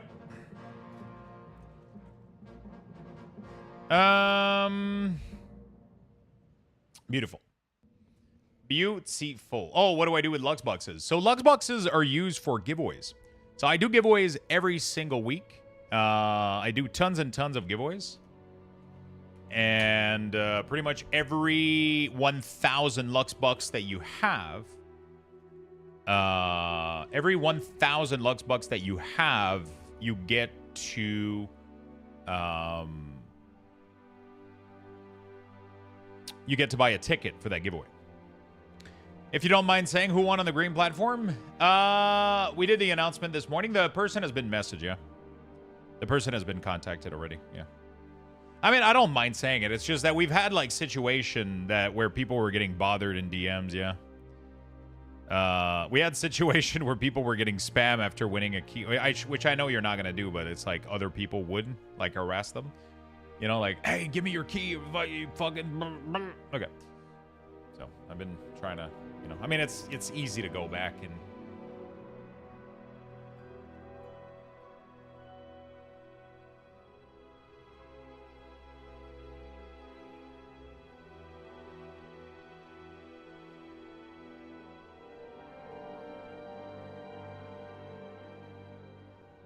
Oh, fuck.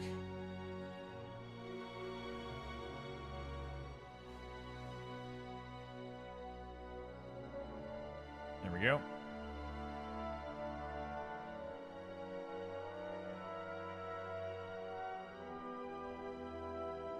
Can you resend the message? I didn't get it. Sure. Okay, let's try to go for... I need street vendor would be big, honestly, if I can get one.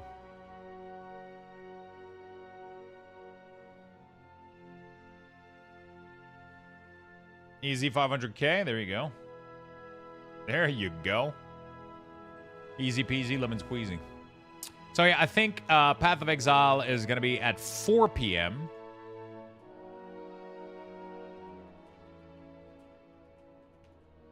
It's going to be at 4 p.m. today. We're going to be watching the PoE stuff, the PoE 2 announcement.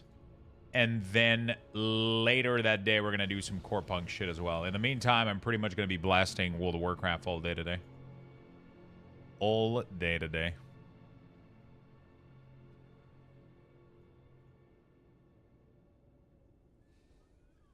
Rigged. Boo, cheaters.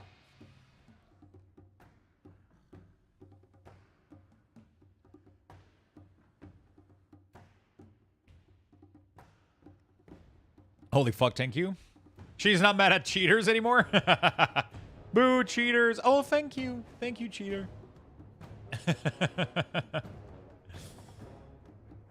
Yeah, I think housing is gonna be chill, honestly. I think housing is gonna be really, really chill. But it's also not a feature for everybody, right? It's also not a feature for everybody. Perfectly understandable. Perfectly understandable.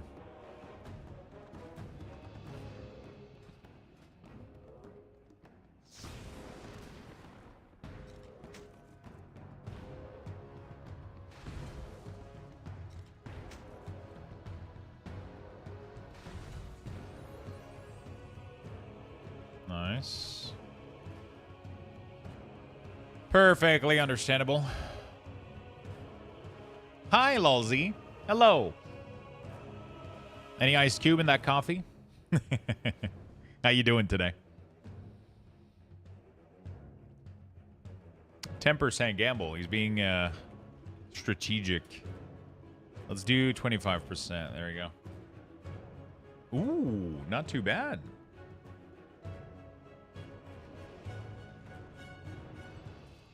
Hi.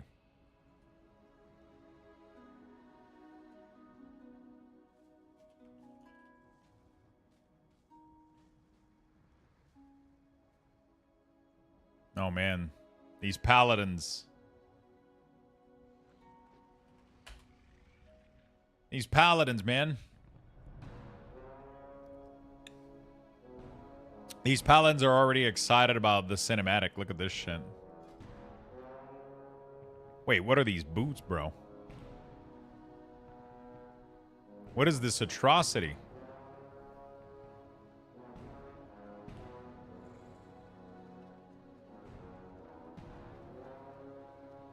Everybody's gonna go full Leandre Transmog, right? Full fire paladin.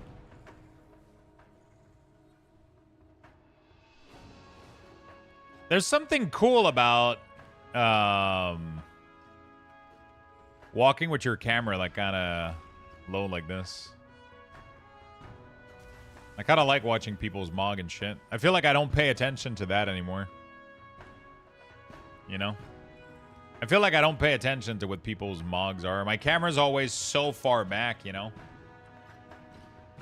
Camera's always so far back, I always miss it.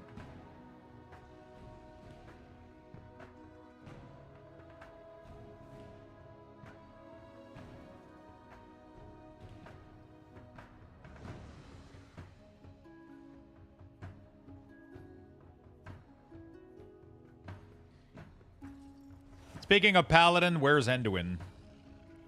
What are your thoughts on playing Frost versus Unholy and Keys? I've been doing both. I can't decide which.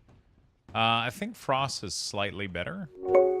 But Unholy is not too far, so. Hey, Syntophic, thank you for the gifted sub. That's very nice. Thank you, thank you, thank you. The damage seems close. Yeah, it's just gonna be your play style. I like playing Unholy. It's just the issue right now is not having definitely not having my 4-piece like makes it really difficult for me to compete with most people. Like everybody's like 700 plus item level and they all have their 4-piece. Everybody's been raiding, you know? That's the thing. I wish I could compare them effectively, but yeah, not having my 4-piece is gonna make it tough for sure. Oh, I gotta keep queuing. I forgot that I'm not waiting for a queue. I'm waiting for charity. Hey, mans, how do you make the left shoulder always glow? That's sick. Pretty sure that's a bug.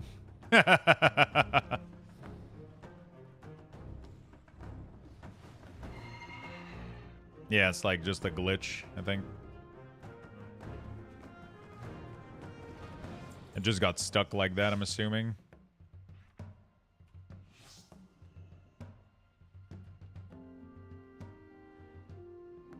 I don't know why, though.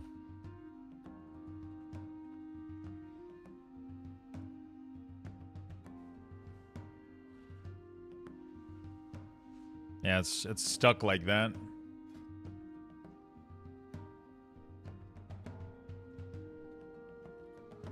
I got crafted and weapon 4-piece yesterday. What a massive boost that was. Yeah. I didn't get lucky, man. I didn't get tier in any of my 2 vault so far. Not a single piece of tier. And I didn't get any from LFR as well. But I'm not raiding, so... Oh, I like that. Yo. A purple... Oh, man. That's so fucking... I love the pair combination. I really, really like it.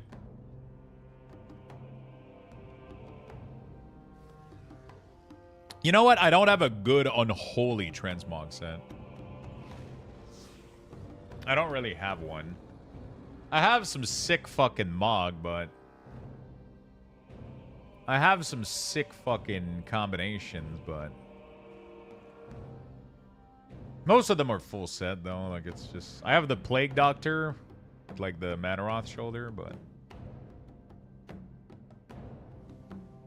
This is more when I was a... I haven't done much...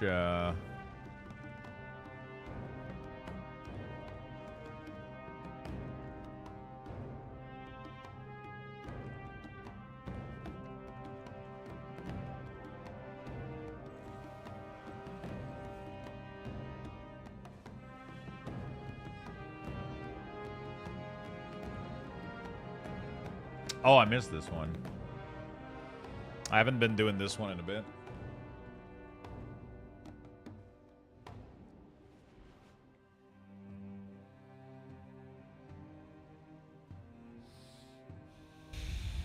I don't know if I have like a good... this one would be a good base, though, for a transmog, for sure, for Unholy. This one would be like a really, really good base with like the benchy shoulder and everything. I would definitely change, I think. There's something cool to be done here. I just don't know what it is exactly.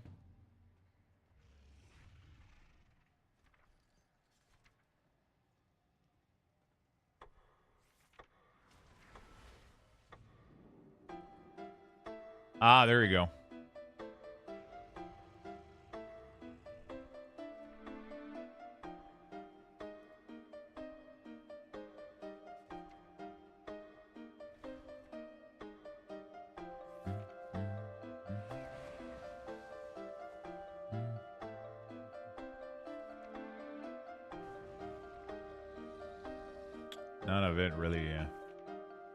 None of it really fits well.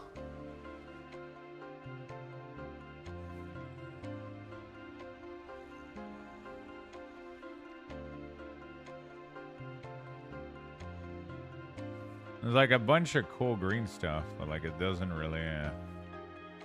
I don't really have a good Unholy set, I guess. It's tough to find... And then the more back we go, the more horrible they start looking. You go back far enough, it starts to look like shit. It's not the same red, the same green, you know? Like it's tough to do some matching here. It doesn't quite fit. Tindy? Oh my fucking god. I was peer pressured? Alright. There you go, man. That's the first one. At least next patch, next expansion, transmog is going to be free.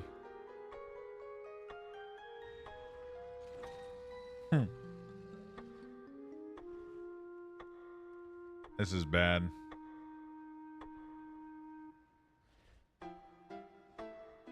This is really bad. You have 2 more rolls.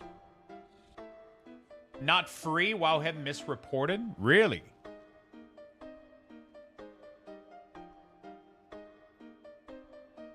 What is it going to be then if it's not free? Everybody was excited about the free feature, man.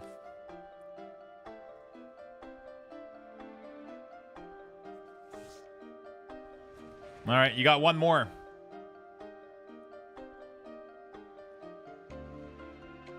You got one more.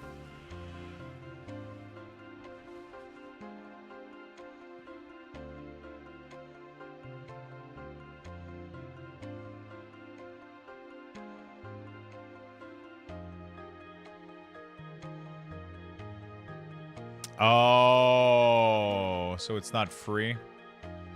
Full send reroll? Bro. That's bad on another fucking level.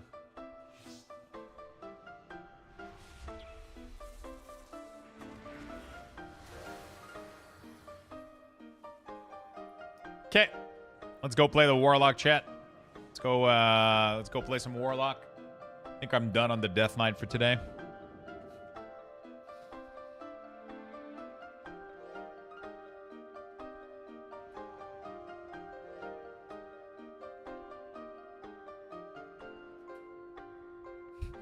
Ritualist for Guild Wars 2 seems more support. You probably won't like it, Lux. Ritualist. Oh, is Ritualist the... Yeah, but I like support. That's what I play in League of Legends. I like support.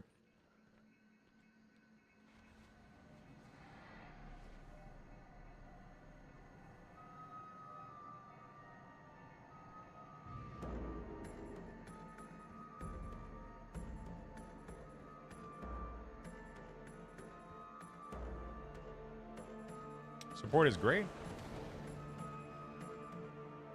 Oh, you're going to start healing in Guild Wars. That's what it means there. Oh, so instead of saying healer, you said support. Okay, so you misreported the information. Got it. That's on you, brother.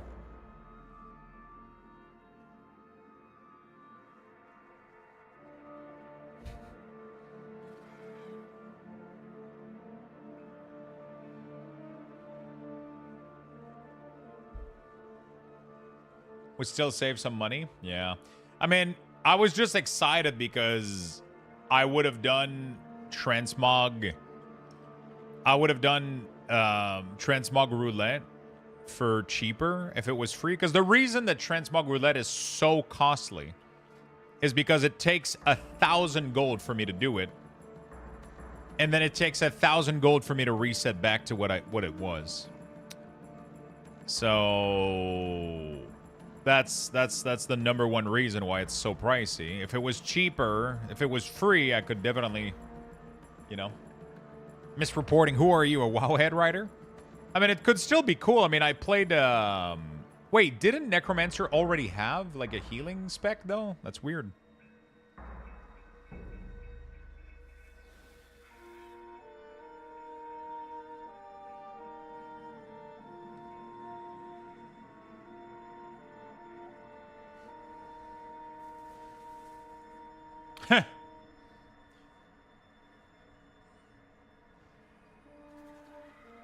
That's pretty much it.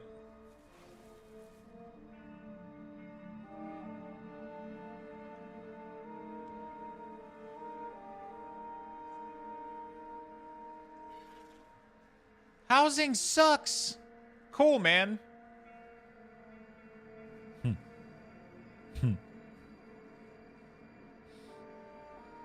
a classic.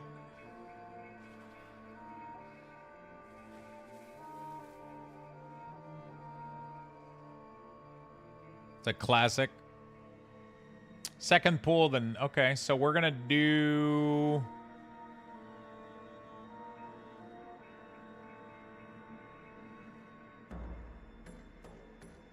We're going to do only half cooldown at the start and then full cooldown next pool. Housing's the most requested feature in game history, and they seem to be putting in a valiant effort at it. Yeah. They seem to be putting a massive effort towards it. It's not like half-baked, half-done. It's fully fucking cooked. It's fully fucking cooked. Did they put out a video of their showcase? So that would like a nice format that we can watch.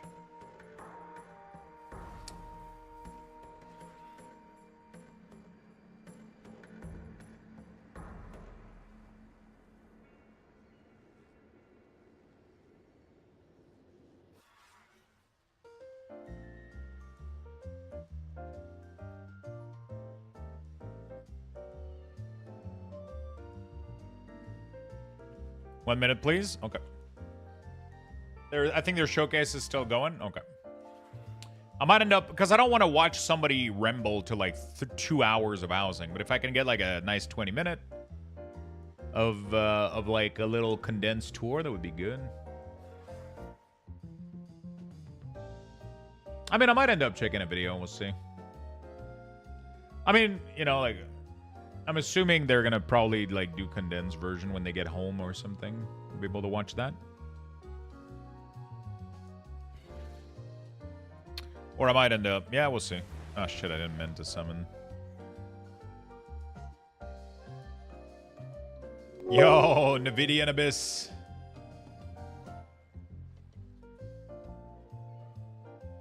Wait, where's the TTS? God damn it. Refresh cache. Okay, I'm going to read it. Hello, Lux from work. I missed you yesterday, so I figured I would jump in and hope your Vault was good. Vault was okay. It was really not that great. I ended up getting a Sack Brood, which was barely an upgrade from my Void Touch Fragment. So it is a mythic trinket, but I would have hoped for tier. I got very lucky. The first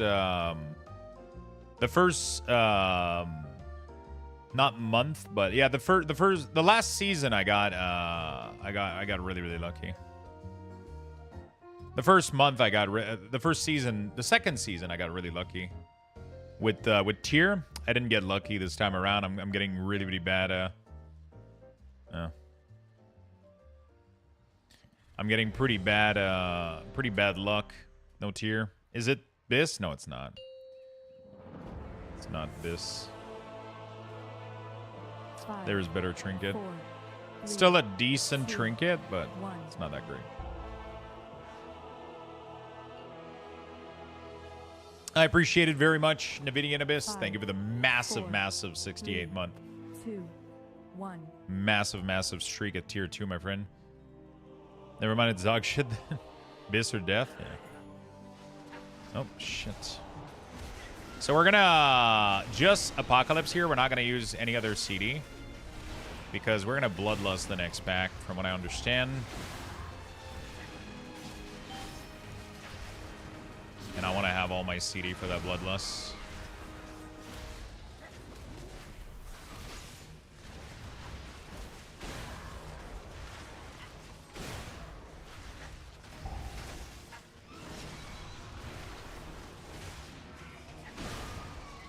I forgot to make a modification to my weak ores.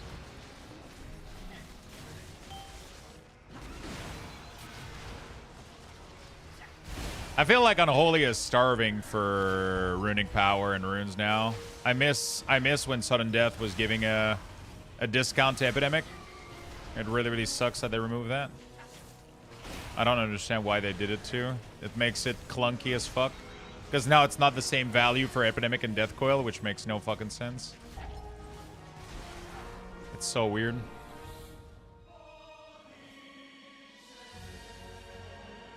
Something happened to me with my antenna? What happened?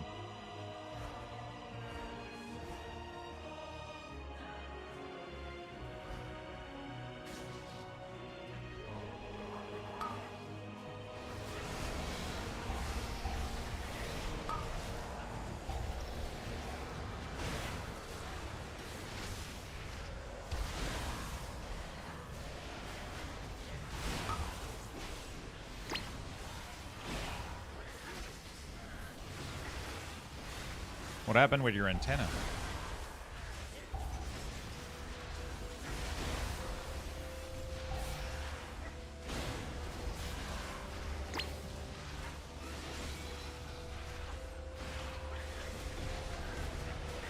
I got hit by that. Sucks.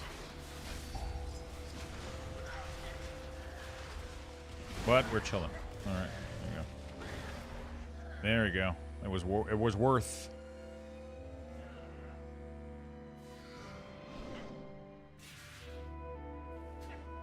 I mean, we still have Slappy Hand. We still have the ability for Slappy Hand, right? So,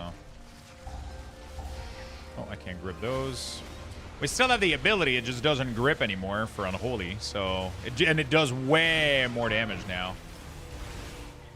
You know, it does way more damage now. So, but we gain damage. I mean, to be fair though, we don't go into Abomination anymore for it, so we didn't really gain much from this, but yeah, whatever.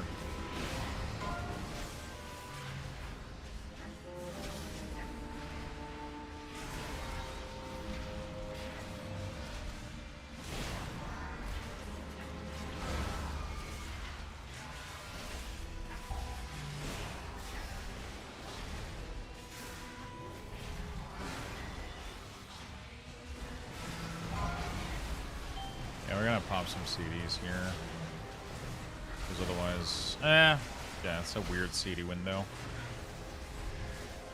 Was this a good idea or not? I got full value of Legion. I almost got full value of both of these too.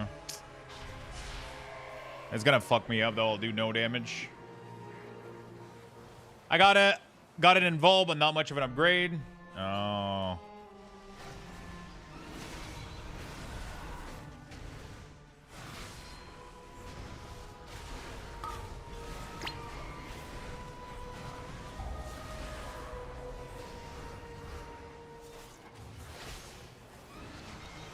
I'm gonna do tank damage for a bit, sadly.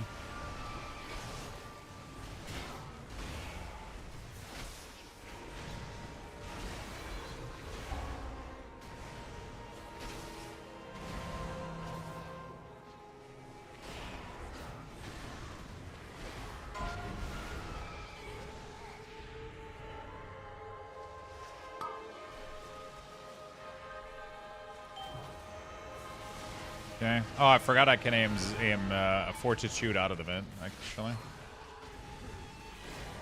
Completely forgot about that. I can remove the stun. I can only do it once, though, so I'm gotta be careful.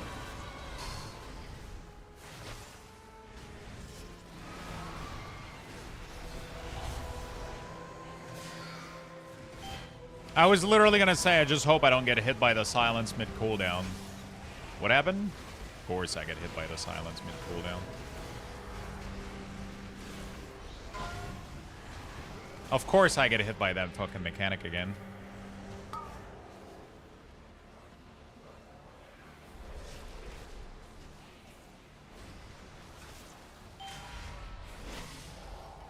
Our single target damage isn't the greatest. I definitely should not be first right now, having suffered that mechanic twice in a row. Plus the... You can pre-AMS it? Really? Fuck, I didn't remember that. That's insane. Come on. Okay, let me do that then. I can AMS it every... Oh, no, I just pressed AMS for no reason here.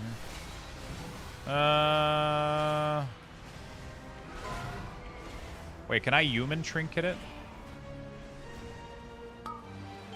Yeah, I can too. What the fuck? OP as fuck. Never mind, I should never get hit by this fucking stupid mechanic. I'm an idiot.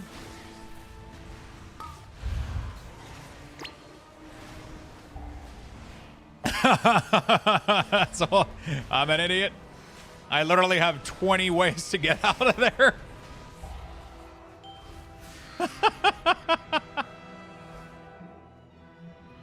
Oh, unholy now, not frost. I'm always unholy. It doesn't matter how unholy is doing. I'm unholy. You know what I'm saying? Like, it doesn't matter how necromancer is in Diablo. I'm necromancer. You know, that's my identity. I'm not a fucking flavor of the month chaser. You know?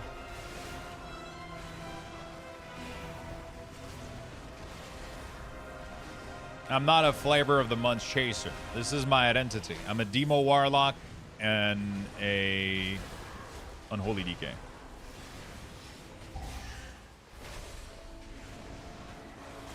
Just saw your message. Thanks. Congrats, my man. Yeah. Unholy is doing really, really well. Twitted Frost is doing well. Twitted Frost is doing a little bit better. In certain keys, I think, too. So, yeah.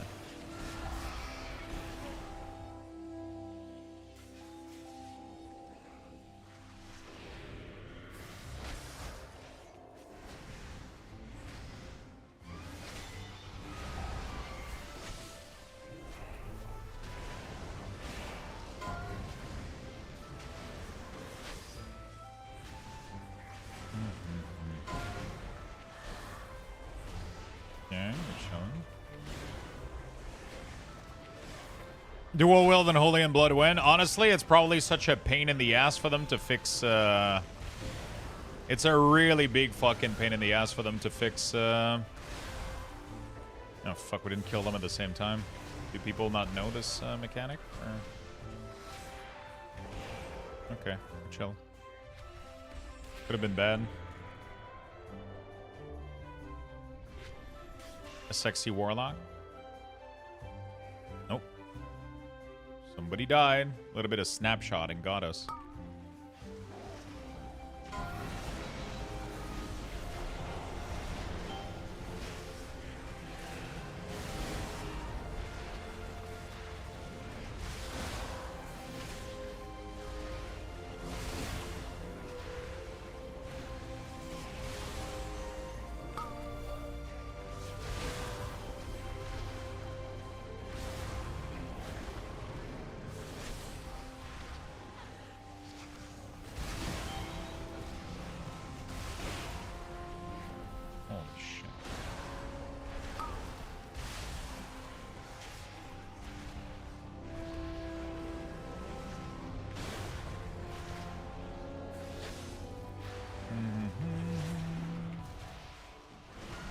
Gonna pop A-bomb now, even though everything is dying, just because I'm not gonna use it on the next pull anyway.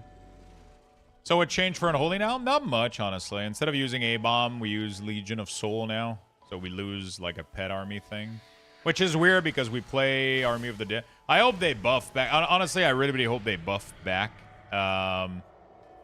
One of my biggest hope is that they buff the shit out of...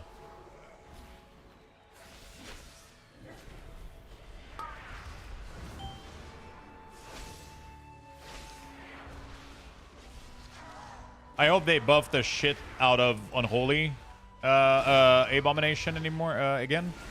Because the biggest thing is, like, we play with, like, a spec right now that buffs pet, and even with that, A-Bomb is not better, or Army of the Dead is not better than... It's such a design flaw, I think, for Unholy right now, that our most iconic cooldown isn't even being used. It's really, really, really, really weird. Like, our most iconic cooldown is designed to be replaced, which is Army of the Dead, which is weird. You know, like, it's really, really weird. That Legion of Soul is better in every fucking way, right? And in single target and AoE, like, how is that the case? Like, that's such a big oversight tuning-wise, you know? It's such a big oversight. Like, you would think that you would make sure that these things are kind of tested a little bit. You know? But, yeah, you know. Yeah, we're gonna get 5% or some shit.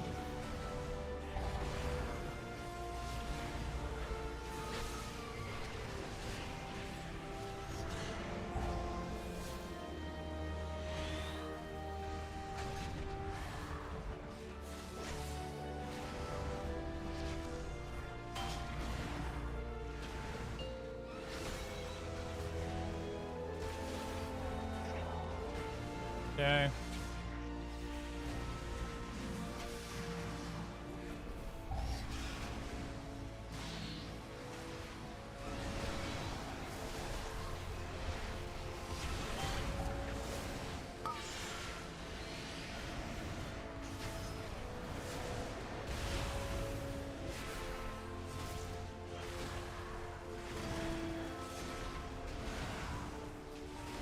Okay, we're chilling.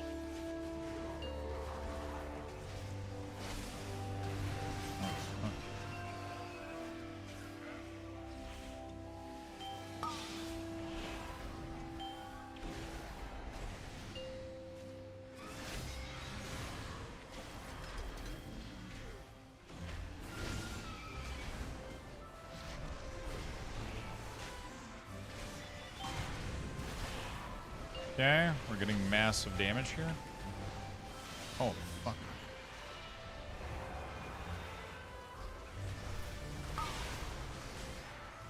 Dude, we gotta... I don't remember why the damage is so fucking high there.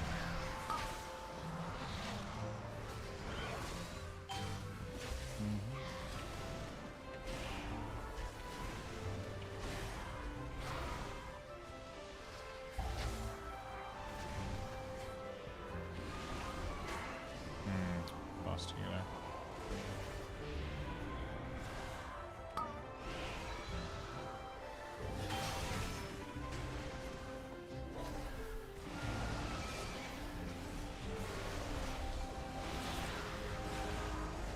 We should definitely keep that buff on DPS, otherwise, Game new badge.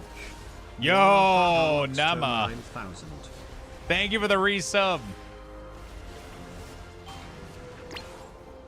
Yeah, we were... I feel like it shouldn't do damage instantly. It's kind of dumb that it...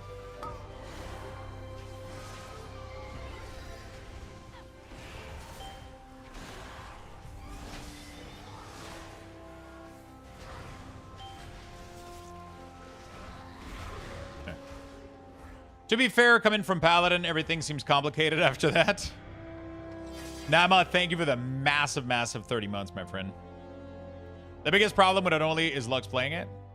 I tried playing Frost, good improvement, but coming from Paladin and even try to press 2 buttons in AoE, yeah, it's definitely confusing a little bit for sure. It's a little bit more confusing than Ret. I mean, every class is going to be more confusing than Ret, literally. Like, joke aside.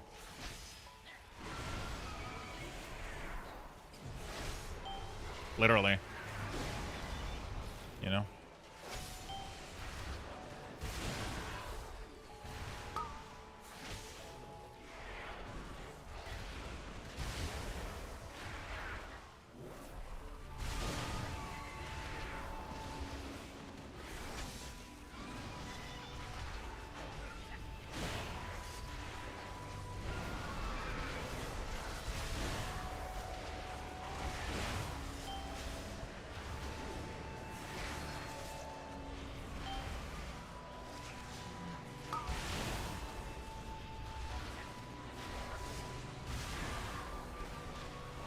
Okay.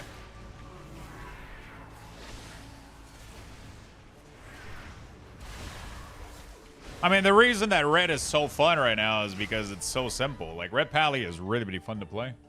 You can focus on helping your team, on lay on ending, and like doing like so much more stuff. I think it's one of the big reasons why red is so popular and so fun. Honestly, it makes me want to play it too. Like, it's really, really cool. It's just thematically, it's not my class too much. But now with the latest expansion announcement, honestly, like, it made me crave the light, man, or some shit. I don't fucking know, dude. That was some gorgeous... That was some gorgeous cinematic. Made me want to play a paladin.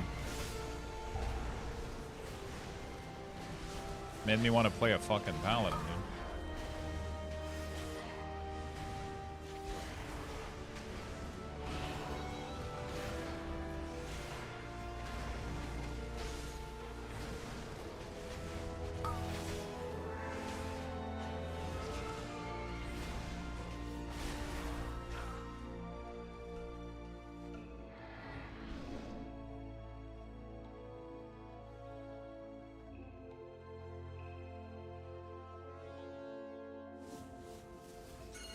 Don't turn your back on the darkness. That is Warlock.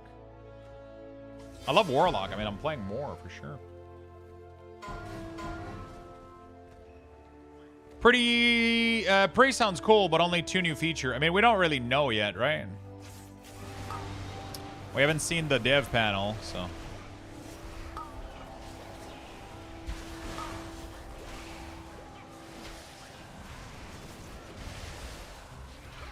We're going to get to see more tomorrow morning when the dev panel shows up. Honestly, Prey sounds pretty neat.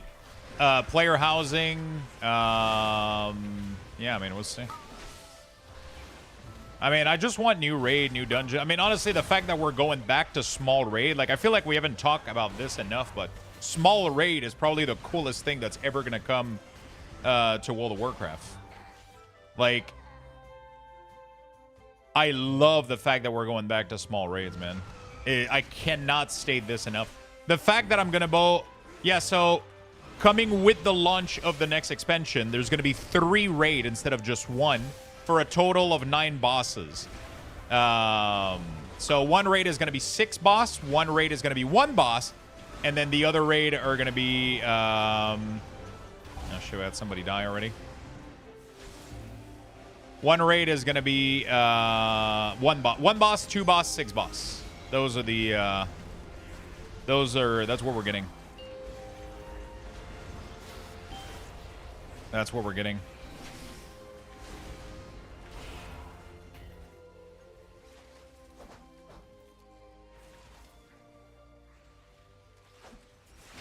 That's what we're getting. 6, 2, and 1. That's really, really good because you get to have bite-sized content, right?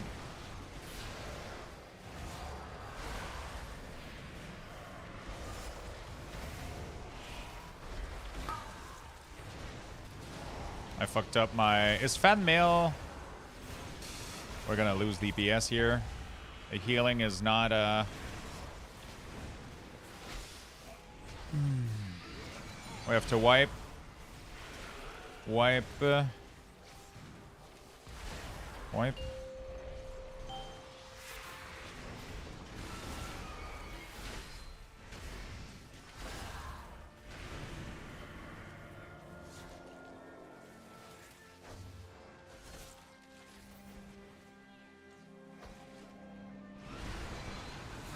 Yeah, tank is dead.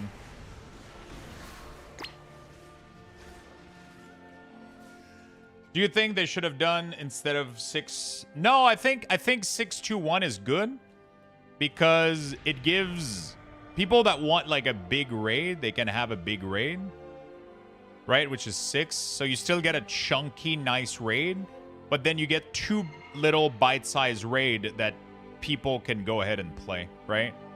And I think that's going to be super valuable. It's the perfect combination, I think. I think every tier should be that if they can do it. Like, I have time to go try to pug a 1 boss raid. It's easy. I just go in there, we raid for maybe an hour, and it either works or it doesn't, right? But, like, if I want to go pug, like, a raid now of 8 bosses...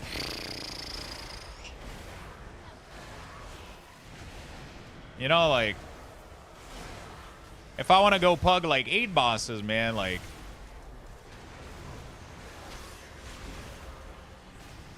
eight bosses is a long commitment, you know, like,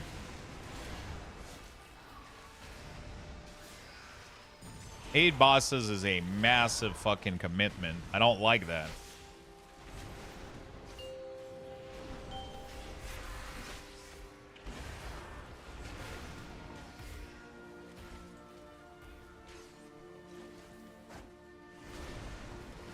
I don't like that. It's too much. It's you get stuck in that raid for like a million years, and it's like, oh, you know, I just want to, you know, bite-sized raid I think is going to be a lot more enjoyable.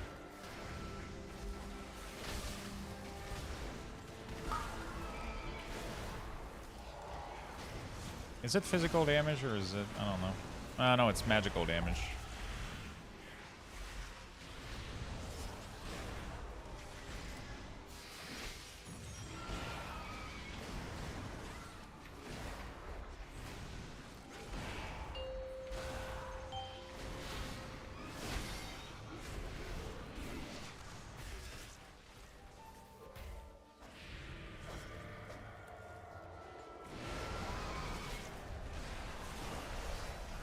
Okay. Execute. I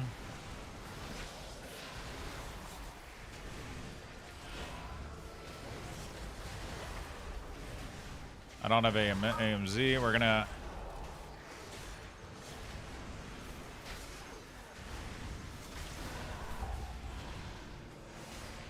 Yeah.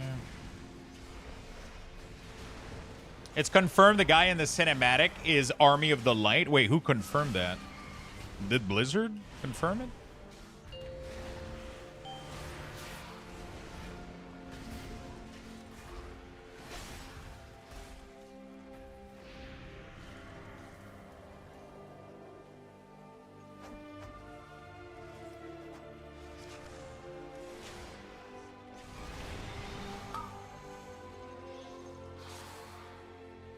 What happened?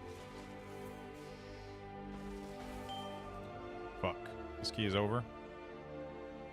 Wait, why one of the mallet blew up? Aren't they supposed to all blow up at the same time? I thought we had way more time than that. Oh, did somebody die with one of the mallet, maybe? I'm not sure.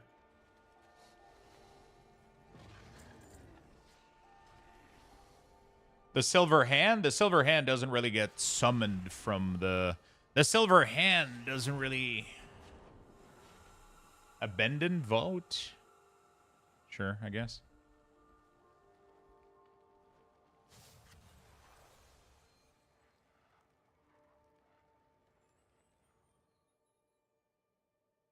Some pictures where it says...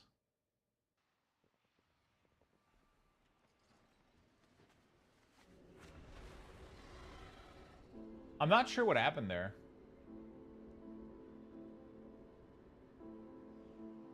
I'm not really sure what the hell just happened.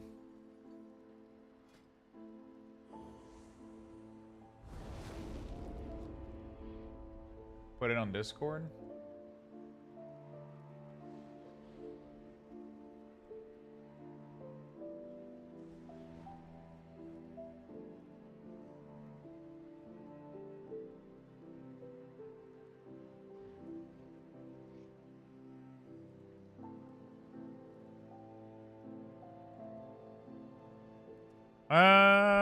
Put it on Discord. Wow.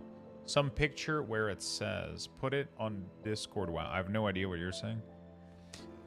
Yeah, like Silver Hand has nothing to do with the... The Armies of the Light is not the Army of the Light, aka Lightforge. I have put it. Where is it?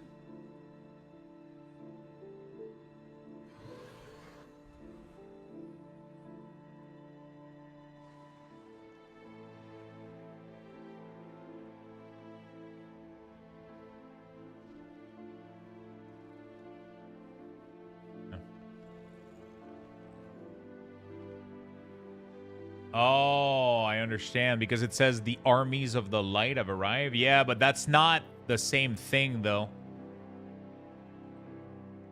Because the army of the light is Lightforge, Draenei. It has nothing to do. Army of the light is not the same thing as armies of the light. Yeah, army of the light is a faction. The other one is just... yeah, it's like, it's different. I mean, it could be still. I don't think we know what's going on yet. I don't think we fully know what the fuck is happening yet, I'll be honest. I don't think we fully know what the fuck is happening.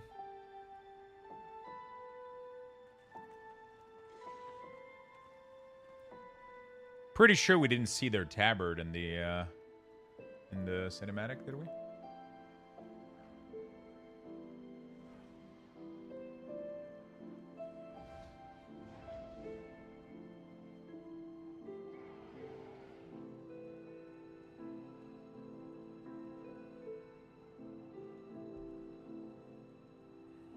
Yeah, sorry, nerds. The tabard was the Blood Knight. Was it?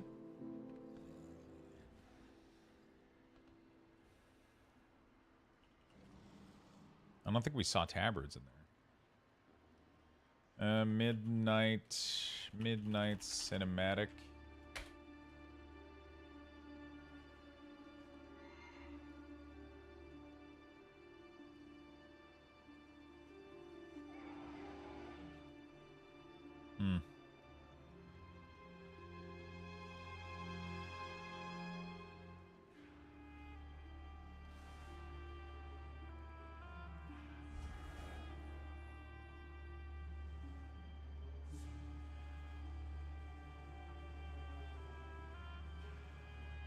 They don't have any tabard. They just have regular fucking cloak. Regular fucking armor cloak thing. Bro, this is just like a white flag on his armor. That's nothing. This guy doesn't have any tabard. This guy doesn't have any tabard. This guy has like just a little drape in front here and a drape down there. That's not a tabard. That's the Blood Knight logo on her crest. Yeah, but that's just her, Penzer. Of course, she rose the Blood Knight. Of course, she is the Blood Knight. Of course, her armor has a fucking Blood Knight thing. That doesn't reveal the identity of the army in the back, though. That says nothing of who entered her surprise. Or not surprise, or call. She rose, she created the Blood Knight, literally, right? There's a concept art for the Paladin, and it supposedly just mentions Paladin. Now, there's no icon on the human one. Yeah, I mean, they look... He has pointy ears, though. This one is... Oh, no, it's not pointy ears, actually. That was like a shield or whatever. I mean, that's what I love about this cinematic. It has everybody, like, asking questions and... You know? I like that. I like it. I think it's really, really cool that it has everybody, like, kind of riled up around, like... Everybody's asking question, you know? You can't even break an elf. Fucking Slash Spit is coming back to World of Warcraft, chat. Confirmed.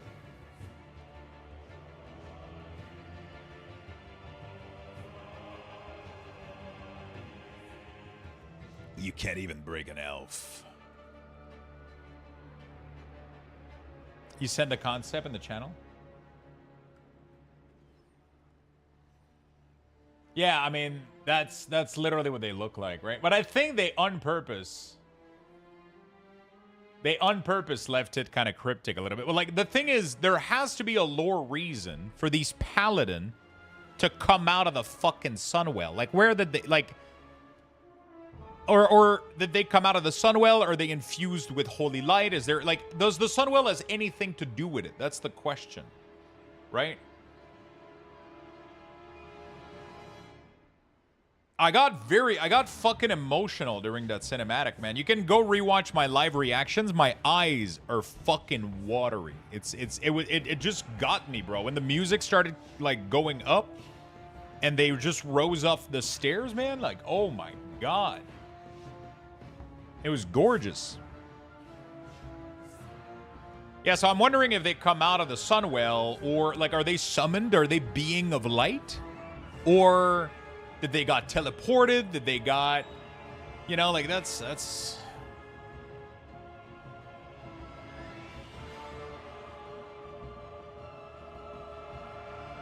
Worst CGI animation ever. Wait, what? Jesus Christ. Are people blind? Is there like a blind pandemic right now where people have zero fucking sense of... Why is everybody saying this cinematic looks like shit? It blows my fucking mind. That cinematic was fucking insane, dude. The level of polishing in there is crazy. Either people are trying to rage bait, or like people are just absolutely fucking blind.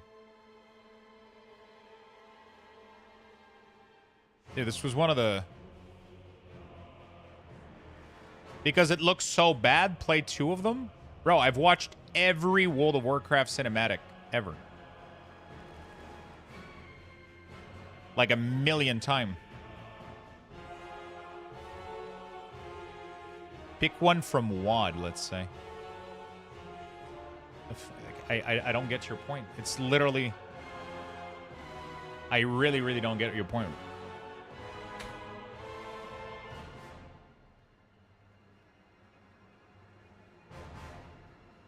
I literally don't get your point. The animation is off?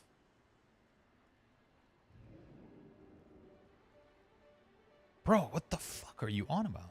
It's not like they did in the past?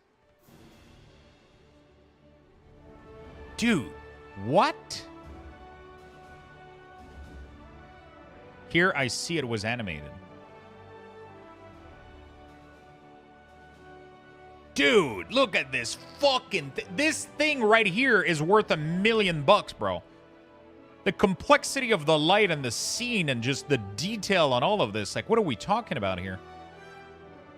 Last one is 100% AI made. Okay, brother. Do you have more of whatever stuff you've been consuming? Sounds strong as hell. I've been having some back pain.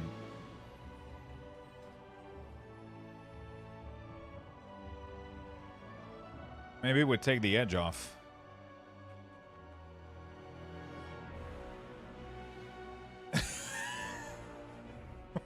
Bro.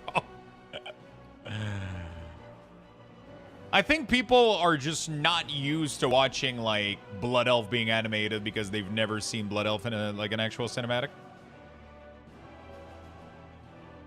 Like that cinematic looked 1,000,000 times better than the classic cinematic, the Burning Crusade cinematic.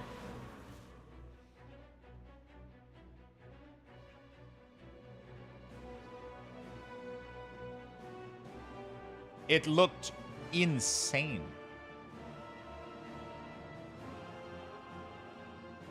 If you think AI can make a cinematic like this, bro, you're just delusional. I don't know what to say. I mean, I don't mean to like, but it's just like such a weird take. It's just such a weird. You can dislike the cinematic. That's one thing, but that saying that the cinematic is low quality and it's AI made is like probably the dumbest shit I've heard today. I'll be very honest with you.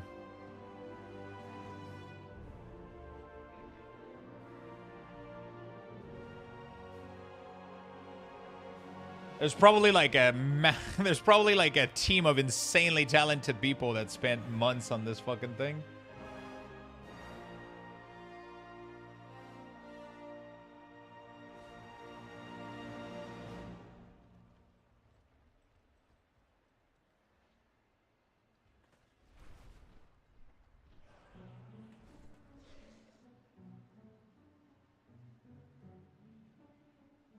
It felt just as Blizzard to me, man. I don't know. Like, it felt literally like the same level of quality we've had in every single cinematic since for fucking ever, dude. Bro, like, holy fuck. How can you look at this and be like, this looks like shit? Bro, like we're What? Like, obviously, I get it. People I aren't gotta give used you to my seeing, prime after dealing with that dumbass you know, comment. blood elves and female up close. I get it. It can be off-putting. Koliath, thank you for the prime for 4 months. Really do appreciate it.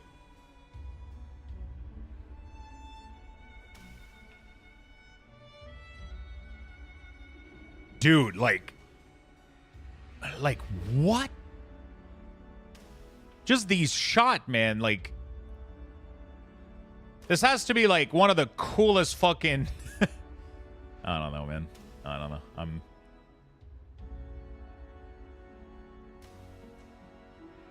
Say it like Goliath and Cole? Goliath. Oh, okay. Thank you, my friend. Thank you so much for the resub. My only complaint, they did Blood Elf eyes wrong. What do you mean?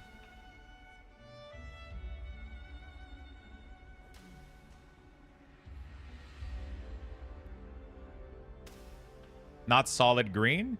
Yeah, his eyes are solid green. They should be glowing far more. Yeah, but I don't think... I think if you want the cinematic to look realistic, though, like I think from a realistic point of view, they shouldn't be glowing. Otherwise, you lose the emotion in the eyes, right? Like this is glowy eyes, right? You know. Also, they're probably drained as fuck, right? I'm not looking for realistic when the void is invading. Yeah, but you want to look for realism in human being eyes, though, Swiftar. That's the difference. Otherwise, you're going to think something is off. You're going to have like an uncanny valley effect, right? Also, I don't think they should be that glowy if they haven't fed or like if they haven't like consumed a lot of like, because the glowiness, I'm pretty sure the glowiness comes from their consumption of magic, right? From the like the green was from the corrupted Sunwell. So like I'm pretty sure it just faded away, right? Somebody that probably just consumed magic from I don't know. I never really thought they were supposed to glow more, really. I don't know. Maybe that's like more from a like Warcraft 3 like old school point of view, but like this is what I call like if you in a realistic, like, human, you know, setting, I feel like that's what I would think of when I see glowy eyes. I wouldn't really imagine, like, actual light coming out of their eyeball. You know? Yeah, I mean, the color doesn't... It has nothing to... It's just that it's, you know...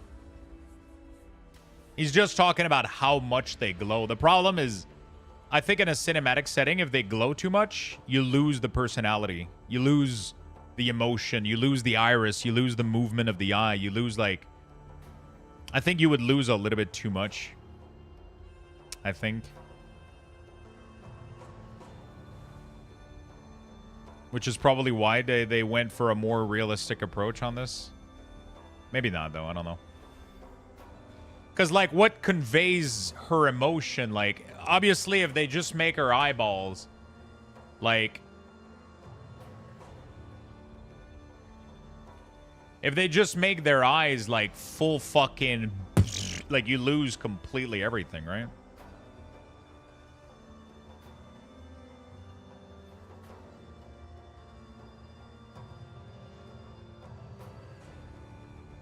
Also, Blizzard has almost completely... Like, yeah, they used to have a lot of glows, but they did dampen it a little bit.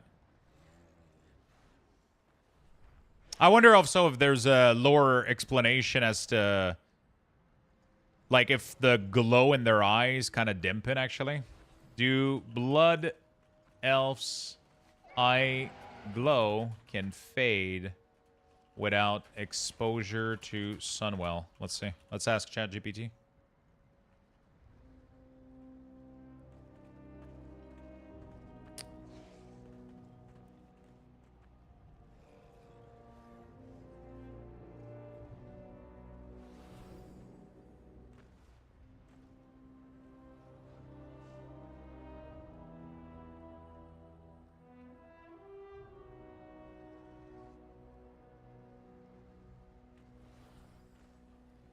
Blood Elf role-playing guide. Listen, if anybody's gonna know lore, it's gonna be the role players, okay?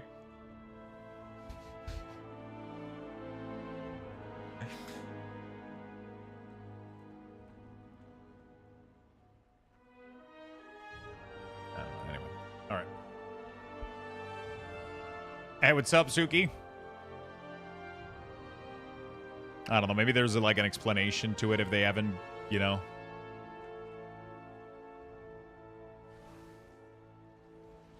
Could be nice if they do a cinematic where like a blood elf was exposed to the Sunwell more.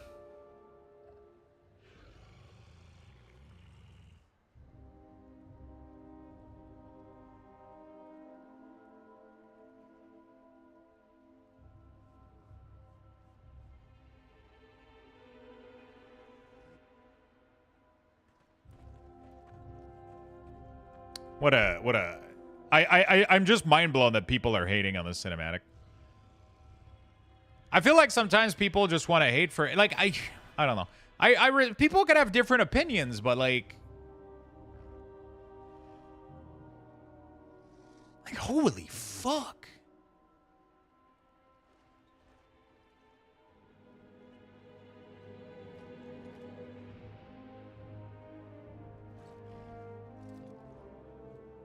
It's not perfect. Yeah, but it's not about anything being perfect. Why are people chasing perfection? So if something is not perfect, you shit on it? Like, what a fucking way to... You know, like, that's the problem I have. It's like, people, like, the problem that I have is just the weird attitude, right? Like, it's just like, you see a bunch of people getting excited about something, and then your first instinct is to just start shitting on a thing that's just... But it's like, weird because... They do cinematics at like a quality level that not a lot of other companies are able to do, right? And they just do cinematics that move people. They're very, very fucking intense, right? And obviously a lot of people are geeking out over these cinematics, and most people agree that it's super fucking high quality. But then one person thinks the animation is off, and then they go everywhere just like saying that it was shit, and it's just like, what the fuck?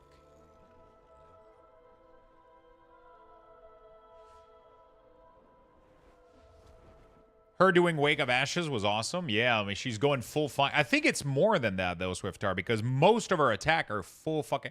Unless, maybe it's because after Wake of Ashes, your weapon is, like, imbued with, like, fire, because all of her attacks are fire for the rest of the trailer. It's pretty cool. Like, all her attack are fire attack. Right? Also, she has a shield and a one-ender, and she uses Wake of Ashes. So it's like, what is that all about, you know? I don't know if that was Wake of Ashes. I'm not 100% sure. Because she's definitely protection.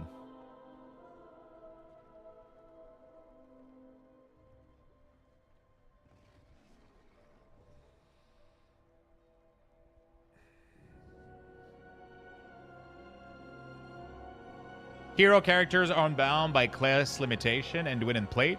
Yeah, but isn't Enduin slowly becoming a paladin, though?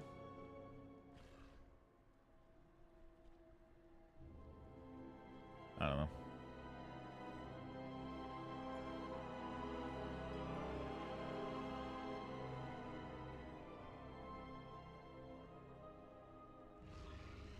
Not at that point in BFA. Is he perform a pre-spell during it? Yeah, but that could also be that he's just in armor because he's going to war, right? It doesn't, you know, like he has a one-ender in his weapon. Like Thrall stopped using magic when he wasn't a shaman anymore. Although he's using a two-ender weapon. Yeah, I don't know. It does look like Wake of Ashes though, for sure. It does look like it, though. I plan on asking Terran if AI was used for the cinematic. I will report back after next year. Punches me in the after he punches me in the face. I just find it odd. Like, people can have different, like, I think, for example, like Swiftar going like, hey, one of the things I didn't like, I think the eyes could have glue a little bit more. Like, I would have loved that Blood Elf vibe. Like, that's a fair criticism, right? But just going around like the cinematic was dog shit, it's AI animated, is like so like... Holy fuck. NPC don't have classes since the start? I'm pretty sure they've always had classes. They have an identity. They have an attunement to a certain class, 100%. Thrall was 100% a shaman, and now he's 100% not a shaman. They do have classes. They're just not bound to the rules of the game, but they do have classes, 100%. Like, she is a paladin. She created the Blood Knight. She's the reason we have Blood Elf Paladin, right?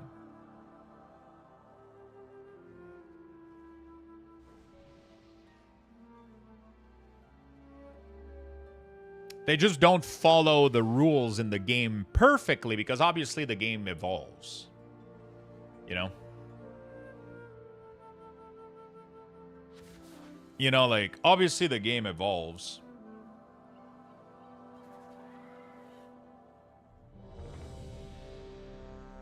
But obviously they had classes, right? Uther has always been a paladin. Arthas was a paladin. Arthas.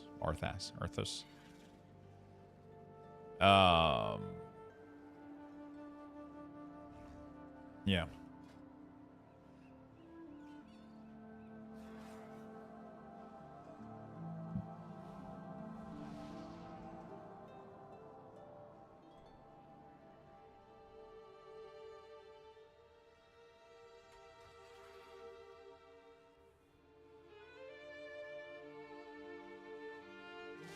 Well, yeah, it's interesting. I wonder if there's something to the fire that she, or if it was like really Wake of Ashes.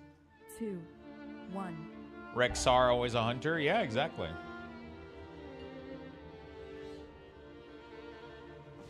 Like, I mean, we can have criticism about the cinematic. Like, for example, I have one criticism. I think we didn't saw Xalathat's feet enough in the cinematic. You know? I think we could have seen her feet more.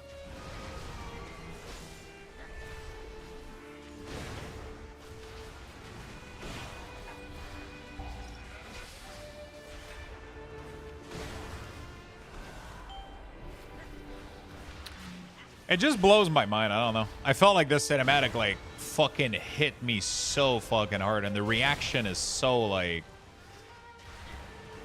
It's crazy. I mean, I guess people can have different tastes. I just don't understand it. I really struggle to see people hating on this as a Warcraft. If you're a Warcraft fan, and you're hating on the cinematic, like, bro, you're not really liking Warcraft. That was a fucking dude. That was the Sunwell. Isn't that the first cinematic that we see the Sunwell in? Pretty sure we've never seen the Sunwell before in like a full HD cinematic, right?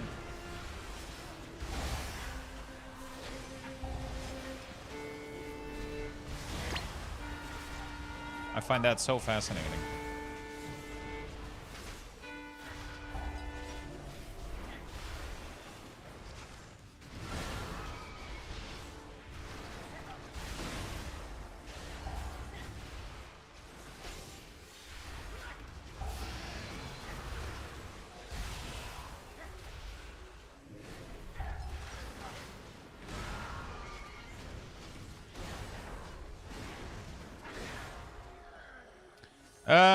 Hey Lux, excited about Ellie? Oh yeah, dude. I'm excited as fuck about Ellie. I'm excited about PoE.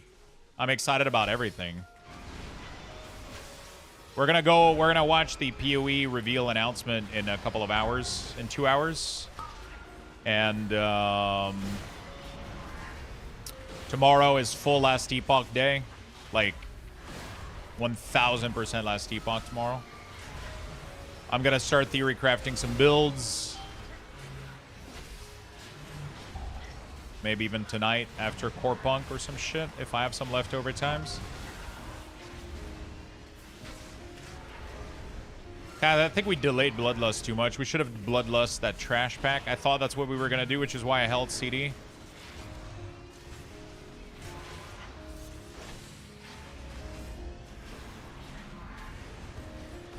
I realize I made a mistake.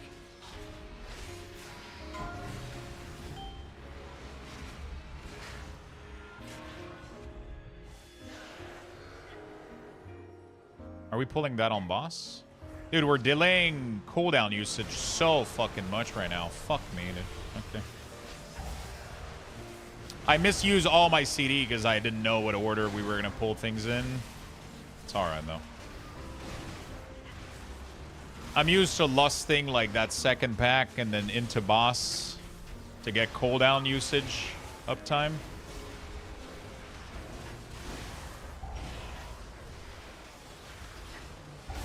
Now I don't have CD for Bloodlust, which is very, very fucking awkward.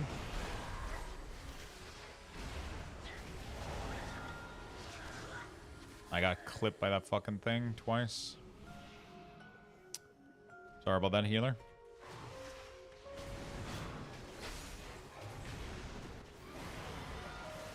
I don't think it was one of the best cinematic, but it wasn't bad. I think it's in the top 3 of all time. No joke. Top 4. I think it's in the top 4 cinematics of World of Warcraft. Easily. Easily. If you remove nostalgia out of it and you just...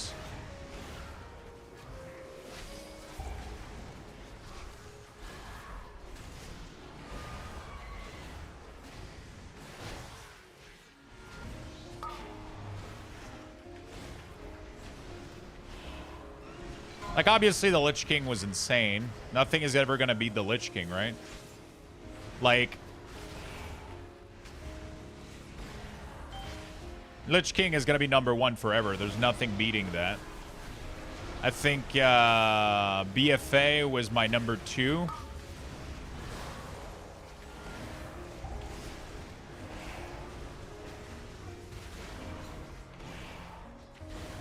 Emotion-wise.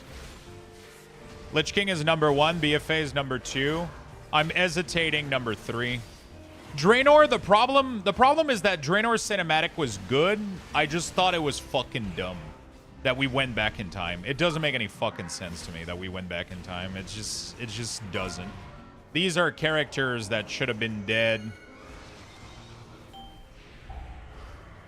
These are characters that should have been dead a long time ago, you know? They don't belong in World of Warcraft, in my opinion. They don't belong there. It was a shitty experience. It was a fan service, and it made a cool cinematic. But story-wise, like, I just didn't vibe with it. I was happy to see him again, but he's fucking dead. He's gone, man. It felt weird watching the cinematic because of that. Also, the cinematic for Shadowland, I didn't like it either. I thought it was really pathetic watching Bolvar get obliterated like that, and I think it was really, really sad watching Bolvar get obliterated like that. Just like, it felt like, I was like, oh, fuck yeah, dude, we're going to see Bolvar, and then Sylvanas just chewed through him like a... And it's like, I know she's powerful, but bro, Bolvar should have been like, just wearing the helmet of the Lich King. Like, Arthas wasn't fucking special. It was, the whole point was the fucking helmet that was giving him all that power. And then Bolvar just got fucked over for no fucking reason. I was like, what the fuck? Because of that, I didn't like Shadowland cinematic. I was very unpleased with how Bolvar just got transformed into like a side shitty character. I didn't like it because of that. I think Legion cinematic was really, really cool.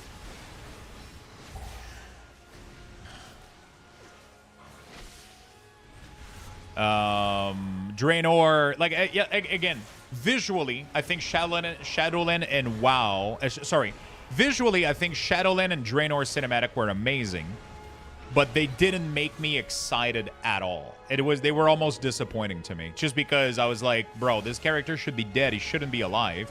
And then Shadowland, I thought it was cool seeing it, but it made no fucking sense that Bolvar got obliterated like that, and that Sylvanas just...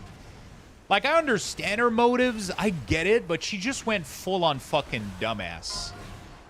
She just went from, like, I'm chill to, like, I'm gonna be the dumbest fucking bitch in this entire universe. And it made... I don't know, man. I was so upset at how they just...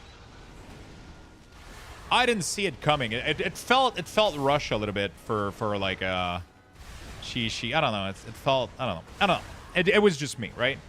BFA felt so much Warcraft to me. Like, it made me shiver. It made me, like, have goosebump. It made me, like, just, like, the roar, dude, and the torrent just, like, charging in and, like, fucking impaling people. And I was like, oh, my fucking God. Like, it just... And then the same feeling got to me with...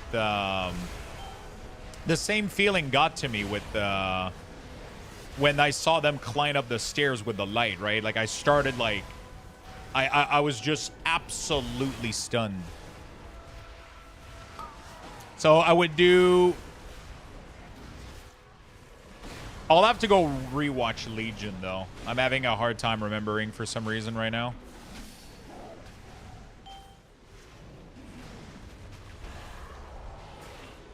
It was, Virion, right?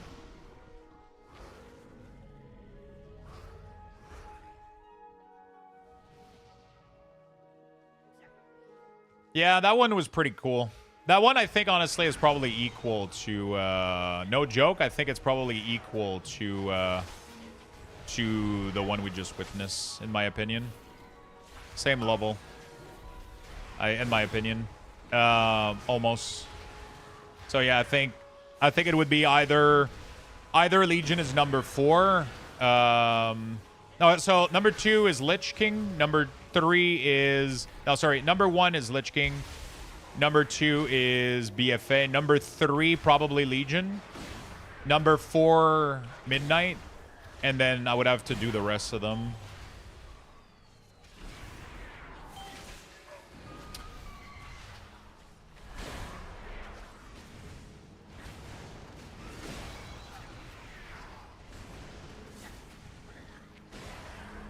Yeah, BFA had 2. I mean, BFA had amazing cinematics. I mean, they had 3 amazing cinematics.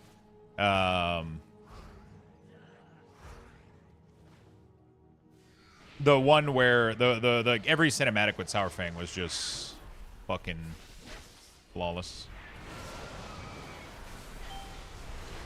MOP, I thought, was probably the worst one, I'll be honest. I liked it. It was cheesy. It was funny.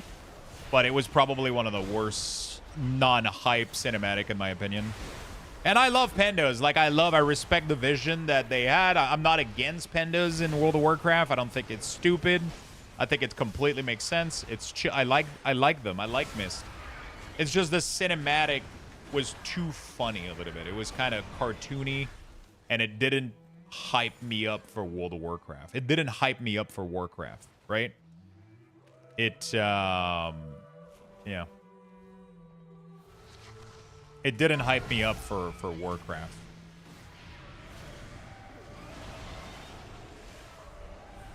I didn't have, like, an emotion after seeing the cinematic, right? The Dragonflight one was cool. It gave me a little bit of emotion, but it didn't give me Warcraft level of emotions, right? It was like, oh my fucking God, dragons. Like, it was cool as fuck. But it didn't felt World of Warcraft to me a little bit. Like, it felt, you know, like... I thought it was cool because it looked like they were going back to the roots, you know? You know, like we saw, like old Titan structure and all that stuff, and I thought that was really, really cool. But it didn't felt... But it was good. It was a good one. But I don't, you know. I don't get the hate. This one was so good. Yeah, this one is fucking awesome. Like, again, if you're a Warcraft fan, this cinematic was fucking awesome. If you're not a Warcraft fan and you're just like World of Warcraft zoomer, I get it. But if you're not like a real Warcraft fan, like, you know.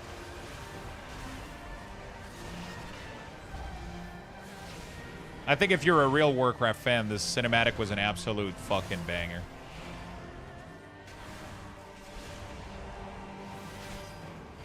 Absolute fucking banger.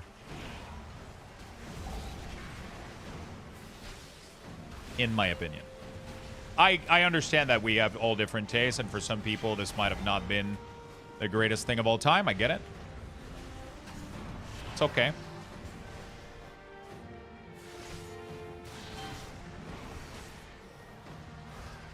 I thought it was really good. I haven't felt this level of emotion watching a cinematic. I think that's what it comes down to for me.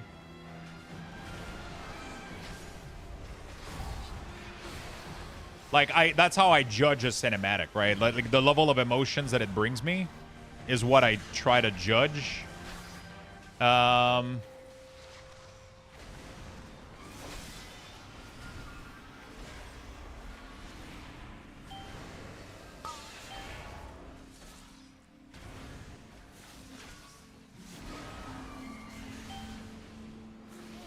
That's kind of what I try to judge when I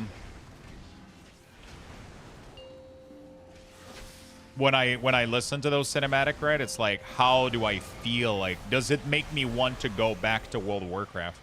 And like right now, I was on a pretty low point for my hype for WoW. I'll be very honest with y'all. Like my hype for WoW was, it wasn't at an all-time low, but it was pretty fucking low. I'll be honest with you. It wasn't at an all-time low, but it was pretty fucking low.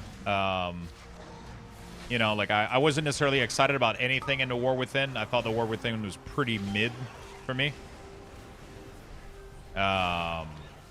You know? I thought the War Within was pretty mid. I wasn't super excited, lore-wise. And this gave me, like, a reason to get excited again. And it gave me, like, a hunger for World of Warcraft that I haven't had in a while. I think the praise system is going to be like their attempt at making world content relevant again. So they're going to make you be able to do content at like a higher difficulty, a little bit like an ARPG. I don't think it's going to affect the whole world though. I think it's just going to be the challenge that you go for. But I think those challenges are going to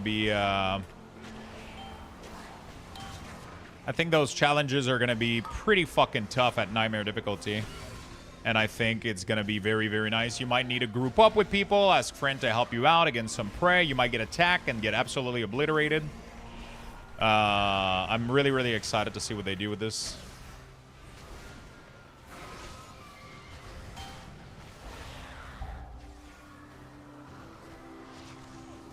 It made your pickle twitch a little bit? Yeah, it definitely did. It made my Warcraft pickle...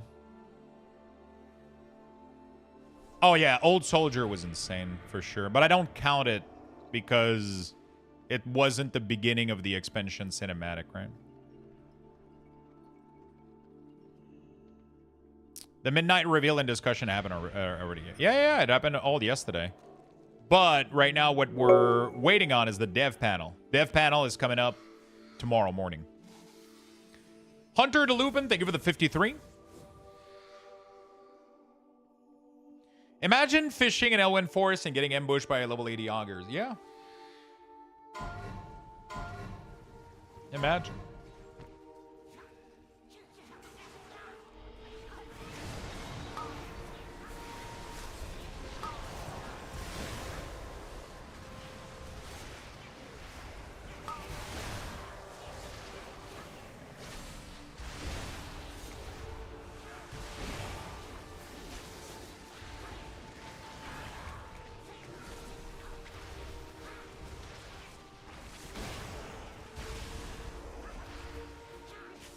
Dude, the Evoker is disgustingly OP. Holy shit.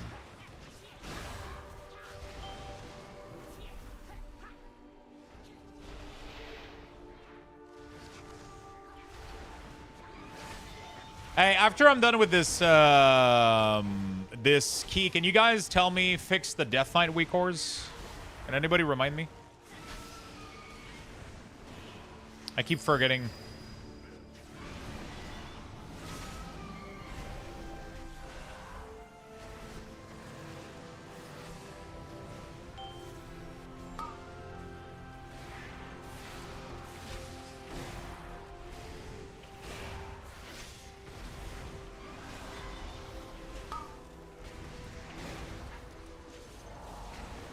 I'm going to use AMZ for the next one.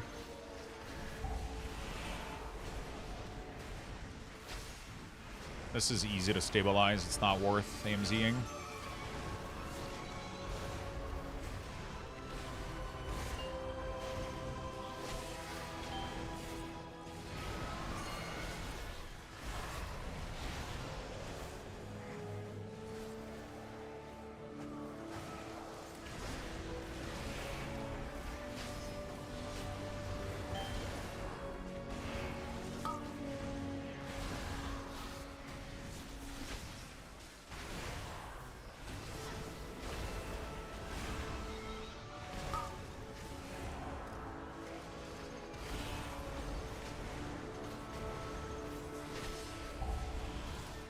Okay. There we go.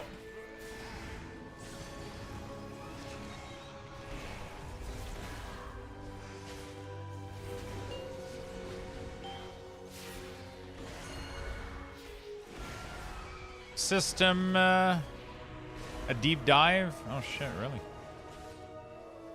So tomorrow we're just getting, okay, so the real... Wait, when is the Saturday is a system deep dive? Oh, fuck. So it's Saturday morning then. Interesting. Saturday morning is the diving deeper into the features? I thought it was going to be tomorrow. Interesting.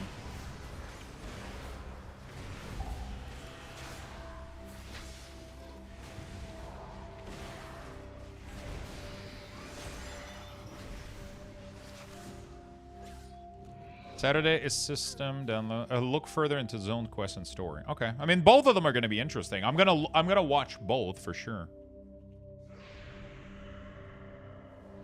I'm gonna watch both for sure.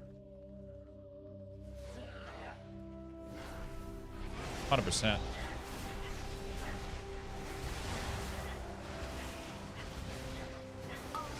I'm watching both 100%. So tomorrow morning we're gonna watch the. I mean, we're going to see. If tomorrow is just like quest and lore stuff, I might not watch the full thing and I might just go deep into... I mean, tomorrow I'm tuning my stream for Last Epoch. Like, tomorrow the stream is all going to be labeled Last Epoch. And that's what we're going to be doing.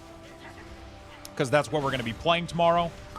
But I'm still going to watch the presentation if it's nice, for sure.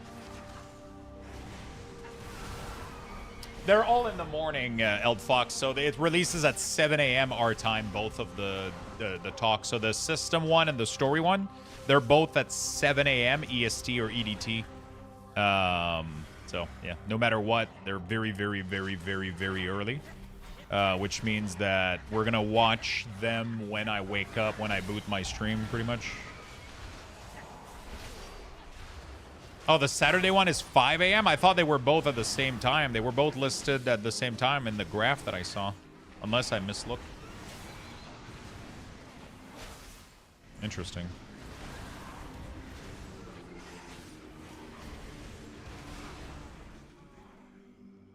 War Within is the first expansion. I haven't hit max level since Kata. Hoping next pack story and content-wise is a hit. I mean, it looks pretty good, honestly. Like, it really, really looks good. Just, like, the whole Blood Elf, like, the whole Sunwell and everything, it feels Warcraft to me. The early morning crew will watch, yeah. I'm not gonna wake up that early to check it out. 100% not.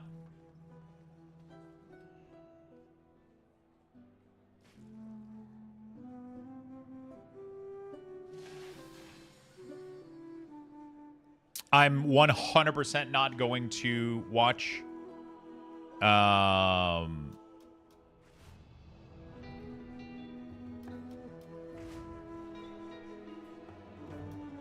early, but I will as soon as I wake up, though. And then we're going full Last Epoch. Wait, how did I mess it up? What? Up tempo? Oh, no, okay. Damage, healing, and increase in haste. Okay. It looked like I didn't get it. I was like, what the fuck is happening?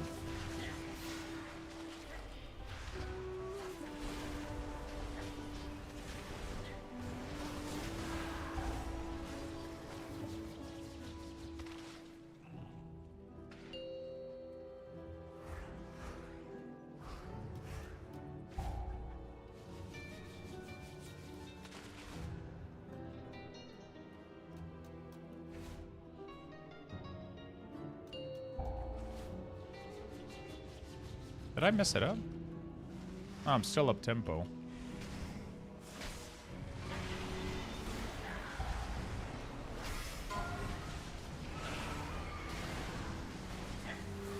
Okay.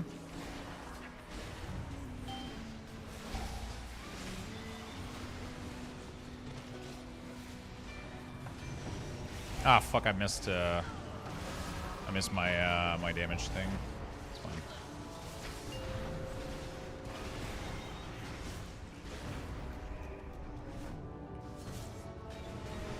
Oops! I kicked too early. For some reason, my interrupt bar is telling me that it's interruptible when it's not. It doesn't detect that it's not interruptible. It's weird.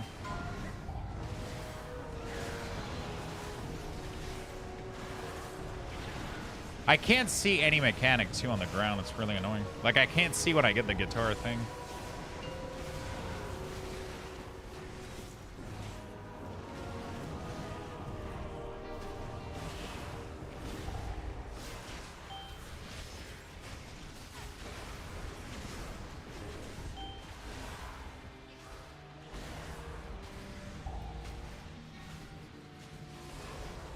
No, I didn't get this one. It's so tough to see. There's so many things on the ground. But we're chilling. Okay. Wait, did they remove A-bomb or was just the pool? A-bomb is a choice node between the two spell.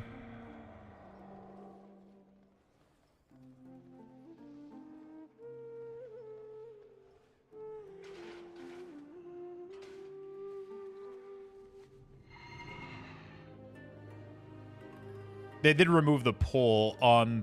So this ability is no longer called Abomination Limb. It's renamed to Legion of Soul, and it does more damage, apply wounds. It's kind of... They remade its functionality.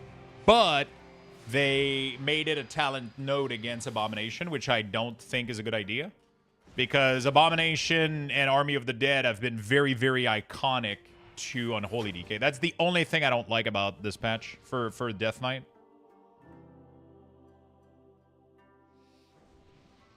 That's the only thing I don't like about this patch is the fact that, you know...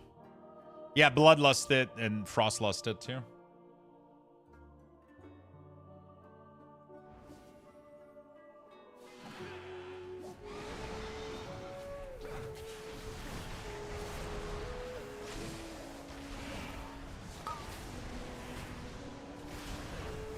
Time to reroll Paladin. Honestly, it might become one of my alts. It's really, really fun.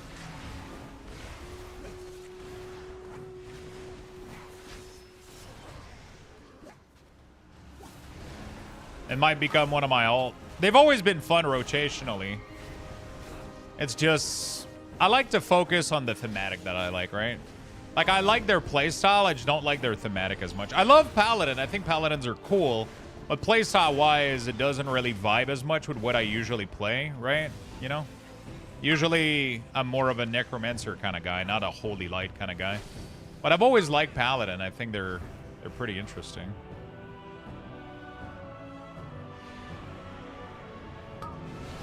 I think they're really, really interesting. But it's just, yeah, I like Demonology and Unholy. They're really, really nice. They're really, really my vibe.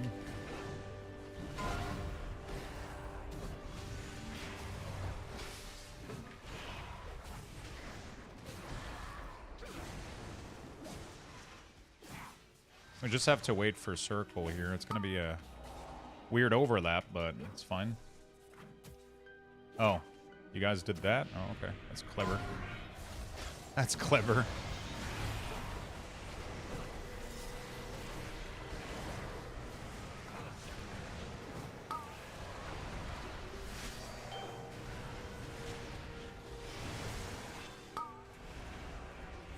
I don't have to kick immediately, by the way. Can wait.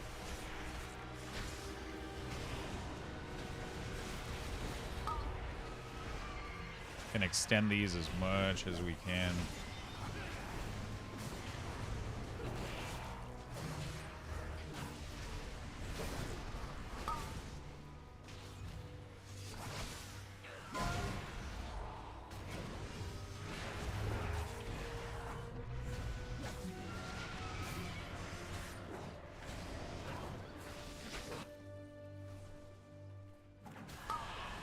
Okay. Beautiful. And another 11 down the book. Slowly. Though I had a 9 for this one, so it's going to be a pretty big IO increase.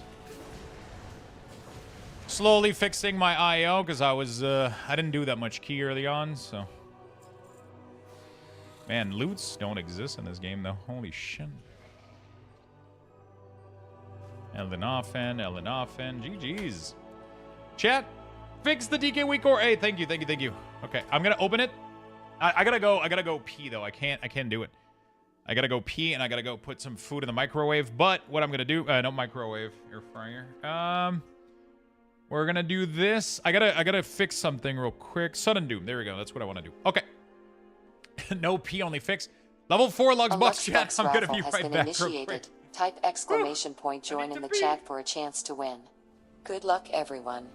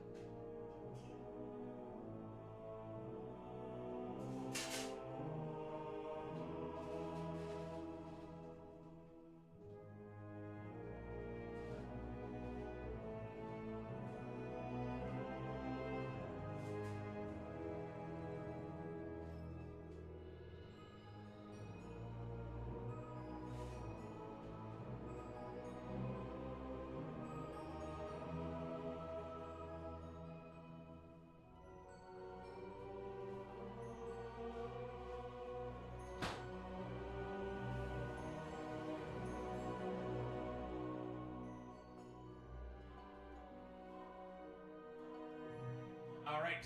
Sorry about that. No AFK screen. Report him. Get him. 45 seconds left, chat. Let's go. Okay, beautiful. So what we're going to do here is... What we're going to do is we're going to put another ID here, and we're going to do 307... 317. And then what we're going to do is if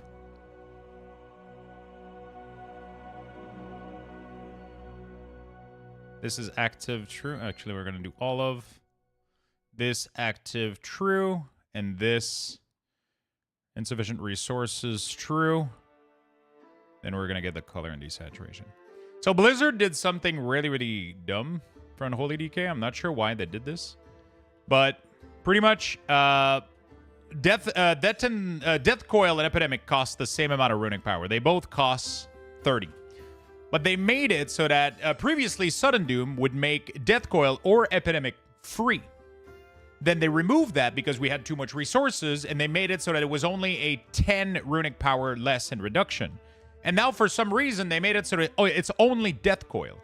So what was happening is because I base this weak aura of Death Coil, sometimes you have a sudden death proc, but you want to use it for Epidemic, and then it shows that you can cast it, but you can't because you're at that 20 mark.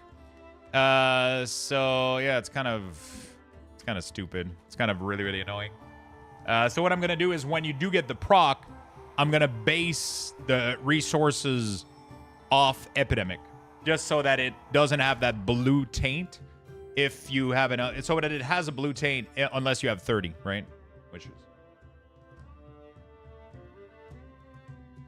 Yeah. So, it is what it is. Alright, there you go, friend. Do you think Leandrin took the time to pee? No. Be more like Leandrin. True, true. Over the last couple days, only on your stream, I have to refresh every so often as the audio gets desync. Not sure what's going on.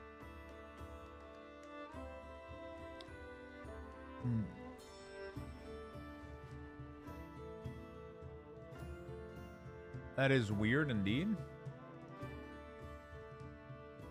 I'm not losing frames, so I don't know why I would have desync audio. Or yeah. And the fact that refreshing it fixes it means it's not on my end, it's on Twitch's end, but yeah. That's weird. That's really, really weird.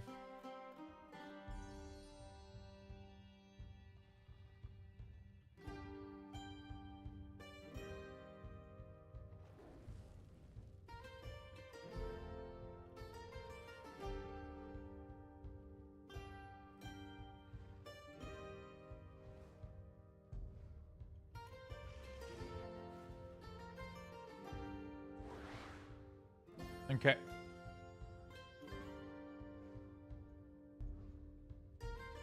Classic Twitch. I get sound desync sometimes, but only when I minimize my window. It's Twitch. It happens on every channel I watch sometimes. Yeah. Maybe it's like certain Twitch node that are having issues. So like certain streamers that go through certain nodes are getting the desync. Maybe. So it could explain why certain locations.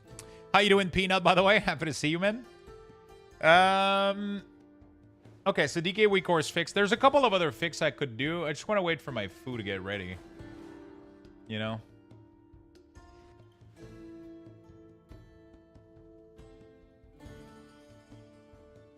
Do-do-do-do-do-do.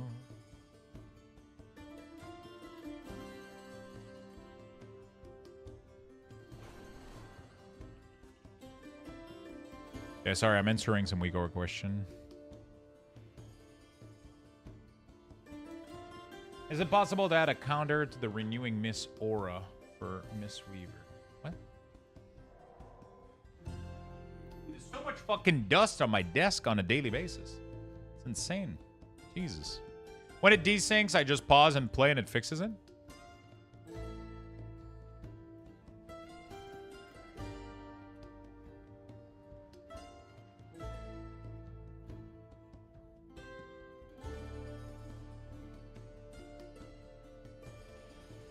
Fast response? Oh. Copy import string. Interesting. Port. I want to see something. This is a will win Fury tracker. Oh. A lot of fucking code. That's crazy. That's fucking insane. I've never understood the benefit of having that enabled. Could it be that hardware acceleration at the default in the browser that's causing the desync? I don't know. It might be like, yeah, it might be an issue. I don't know. It might be an issue. All right, I don't need this one anymore. So now I can pretty much do any key that is in these two. So we're gonna check all of them. Actually, I already have alls of it. I mean, I guess we could do like 11, 13, I guess, that we can start looking for. Try to pump some Raider IO. I am waiting on my food to heat up, though, so... I mean, to be honest, it's gonna go in a salad, so it can, like, kind of cool off anyway. Can kind of do a key. I don't want to do a 12 alls, though. No.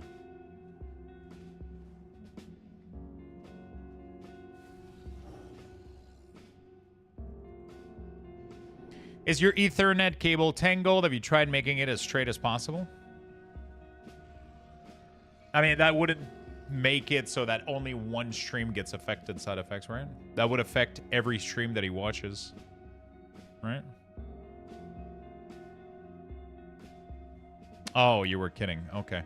Sometimes it's tough, man, to know if you guys are just, like eating too much crayons or... Hi, Lux. I got the mug from you today. Thanks a lot. Hey, awesome, Patty. Take a picture of it. Put it on Discord. Yeah, if you don't put the kappa, man, like it's sometimes we're like,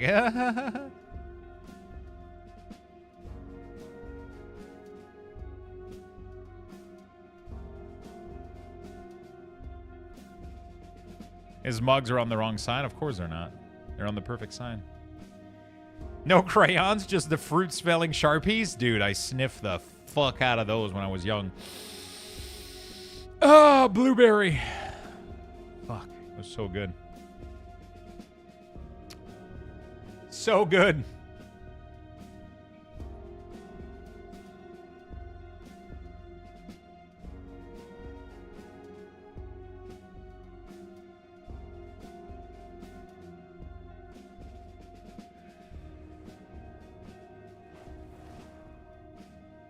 So fucking good.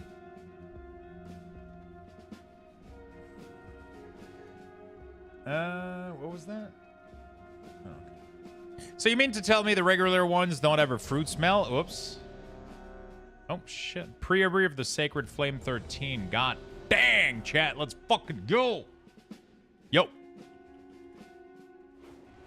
Well, well, well. Look who it is. We meet again.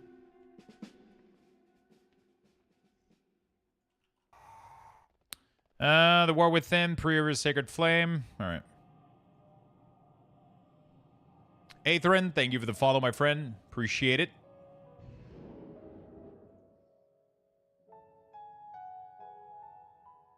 They have Sharpies that smell fruits now? Bro, they've had these for like 30 years, Beastie. I've had those when I was a kid. It's not like a... Definitely not like a recent thing. I like the black licorice, and I'm not even ashamed. Dude, black licorice are fucking awesome. Oh, you mean like a black licorice marker Sharpie? Was that a thing? It's called Menu Portal or some shit like that. Menu Teleport. Some shite like that. They had that when I was a kid, and I'm 45. Yeah, they had those for a while now. What was the... Yeah, there was the fruit-smelling Sharpie. There was the... Wasn't there fruit-smelling also... What was the... What do you guys call in English? The... Bro, I don't even know how to describe it. You know, it comes in a yellow container, and it's like different color, and you can shape it. It's like a paste that you kind of mold and give it a... Play-Doh. There we go. Jesus Christ. Oh my God. Okay. They had smelling, like fruit-smelling Play-Doh, right? If I'm correct. I feel like I didn't fucking dream that shit, right? Pretty sure there was fruity Play-Doh. Mr. Sketch scented. Oh my God. Give me those Mr. Sketch. They still have? Yeah, of course. Heroin? Yeah, exactly.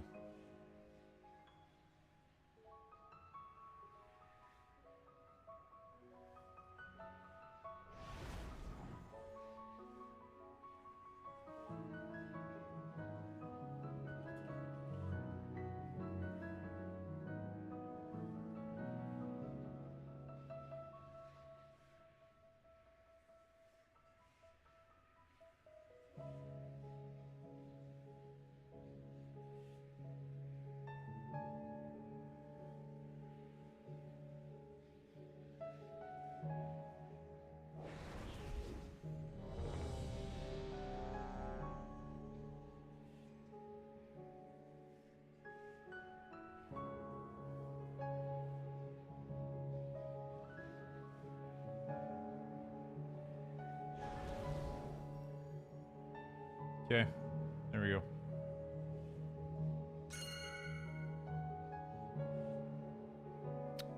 we're chilling. Let's get this. Let's get some non-dying food.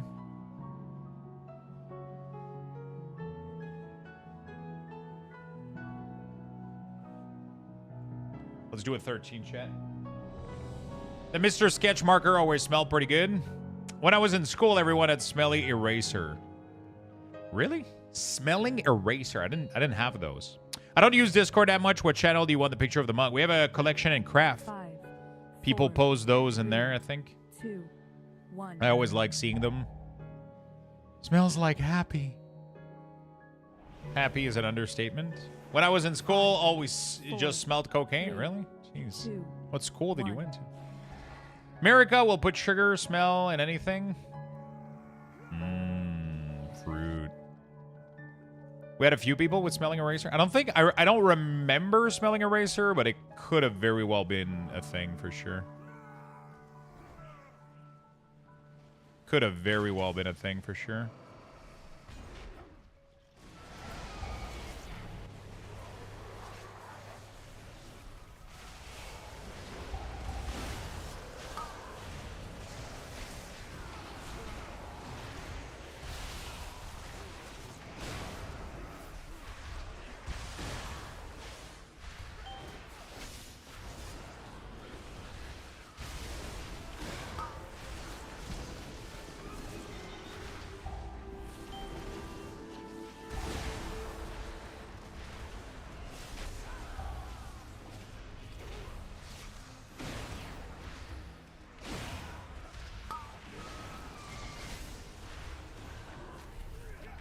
Okay.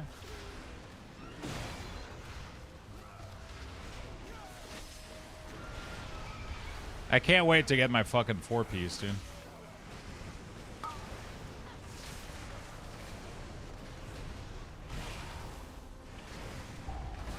Oh, I can actually do damage. Done collection and craft. Thank you, friend. I just want to get all 10. You got this, brother. You got this, brother. It's easy as hell this season, too. Probably one of the easiest season out there. So this expansion, of course. I don't remember us blasting 10s this early in the previous 2 seasons.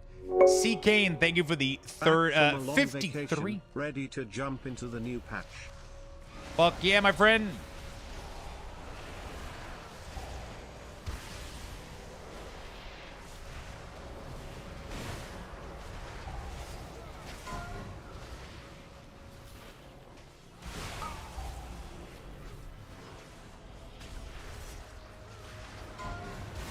Hey, hello, Trey Kate.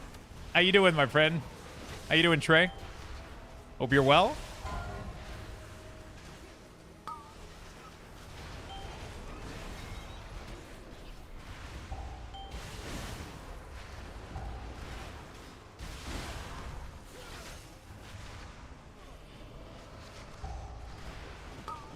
How you doing? Welcome to the stream.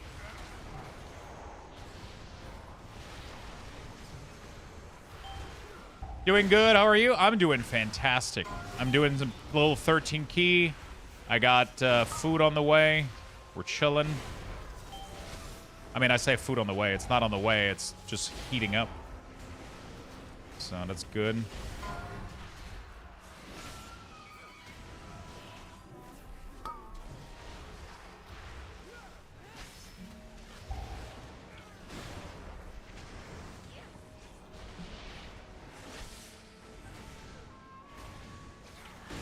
Got some food coming up.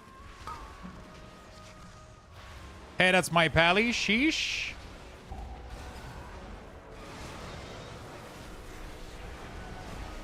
You're famous. You're on TV.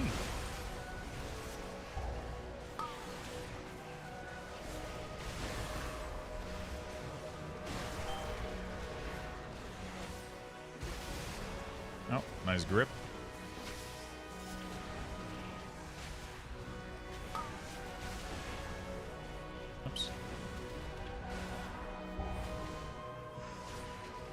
Thank you, Aki, for the follow. Appreciate it.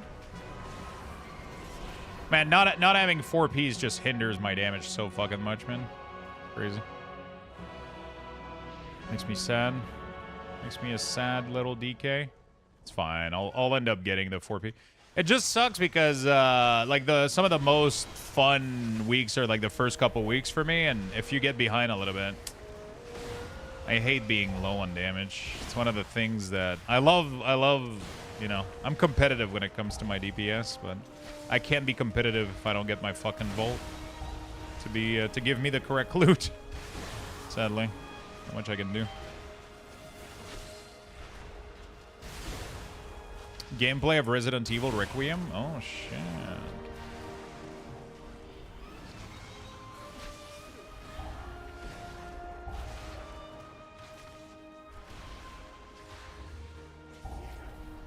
Would you look at that?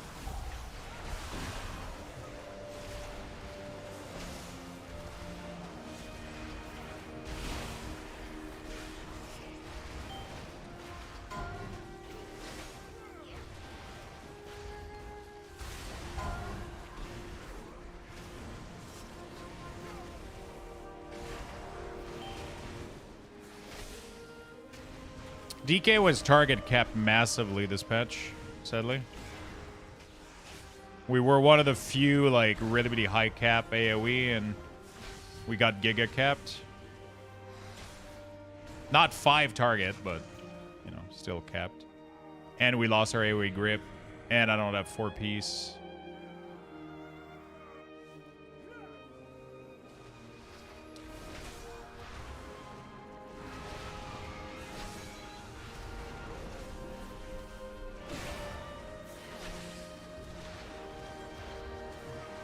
I mean, Frost, Festering Sight is still insane for AoE, but, you know.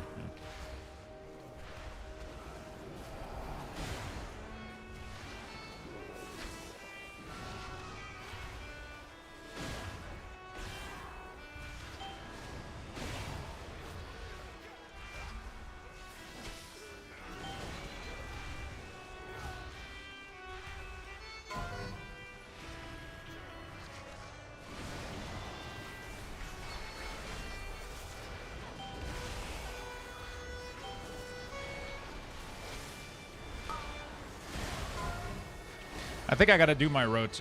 Fuck. Oh, fuck. I didn't get the correct plater here.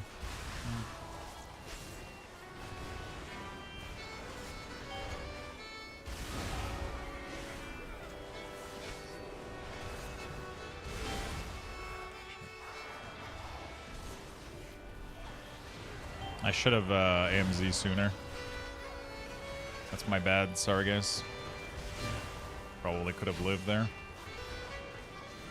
I didn't expect us to get this much damage, honestly. It's just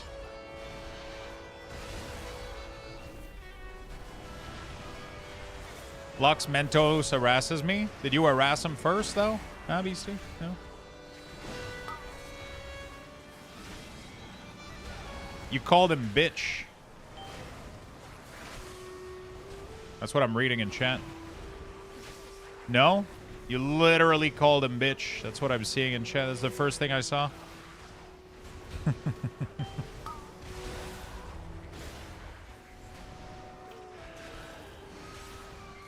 He said RE4 Remake is a new story when it's not. Yeah, you can say whatever you want. Not a reason to call him a bitch. Huh?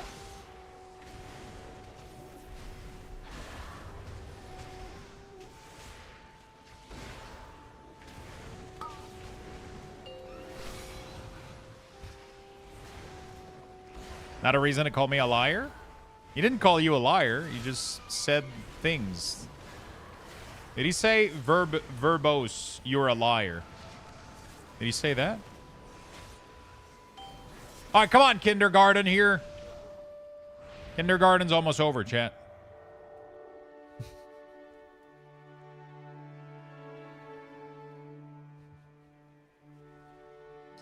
Yeah, but Dad, you started it first. Oh, are we skipping this or no? Wait, we can't skip this one, right? We have to kill this guy.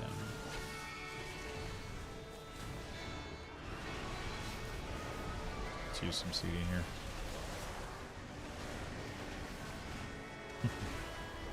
Be nice, kids. Be nice. Mentos, Beastie, be nice. Otherwise, no dinner.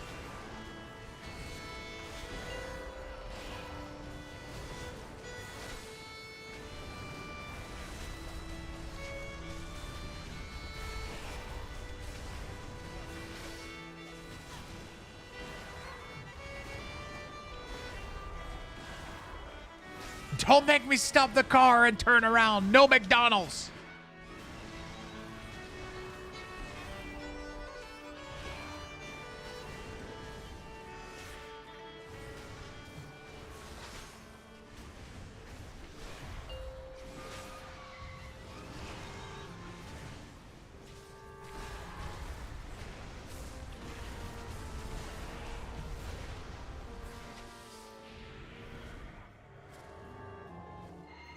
No Happy Meal if you keep this up.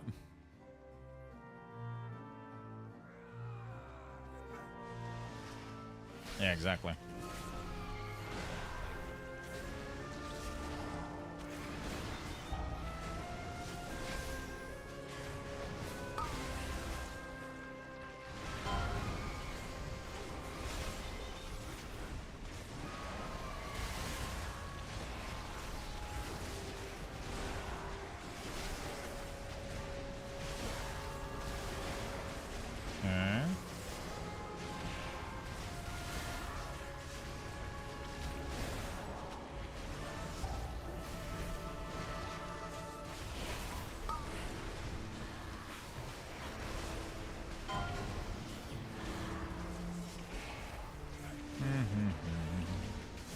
Bro, why are you divine storming? Are you padding?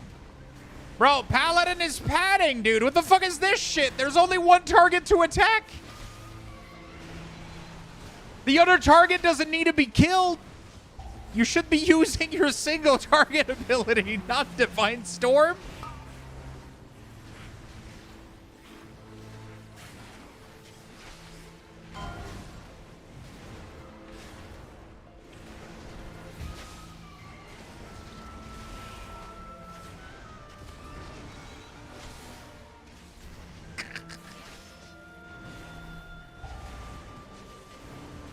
It shares damage. Wait.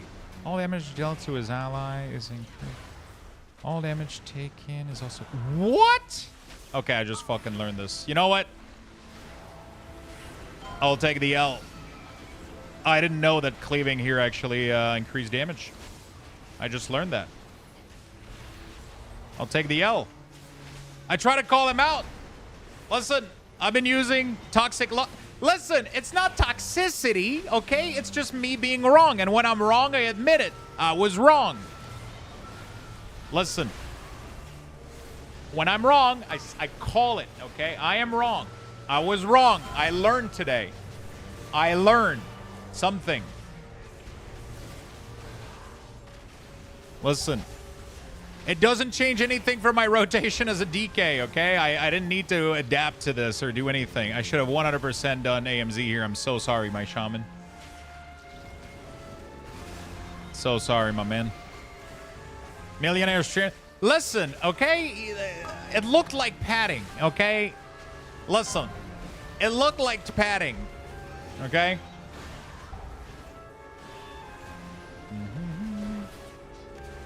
I'm gonna use AMZ on the next pull instead, so we don't get one shot by Avenger's Shield. Jesus Christ, what the fuck? Listen, I play Warlock. I play Warlock and Demon. Like, in both of those classes don't really pad on 2 target. Fuck, I don't have CDs here. It's gonna suck, man.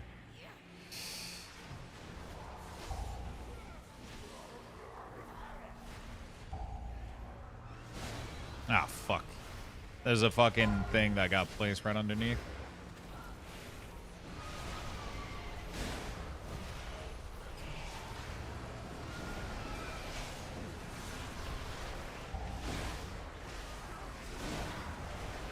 Listen, I was wrong, chat. I was wrong. I learned something today. We learned something today. We learned something today, chat. Okay.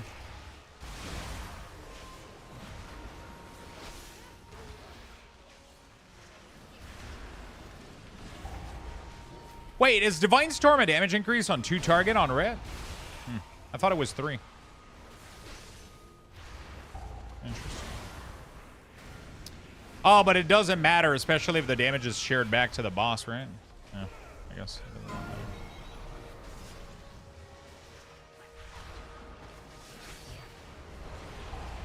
Two target? That's crazy. So Blizzard was like, how can we make ret easier than it already is? And they're like, somebody raised their hand at the headquarters. They were like, you know how all those classes, they have to count nameplates? You know? They have to figure out, is it 4, is it 5, is it 6, is it 7 target for optimal damage? Well, most Red Paladin can't count past 2, so let's make it so that Divine Storm is better at 2 target. Oh, I'm so sorry. Okay, that was toxic. That was slightly toxic. But is it false, though? That's... You know, like... was I wrong on that one?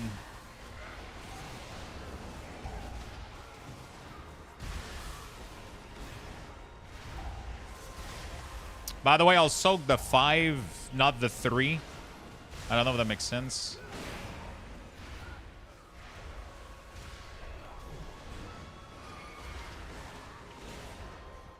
I can only count to 4. I can only count to 4. I can only count to 4.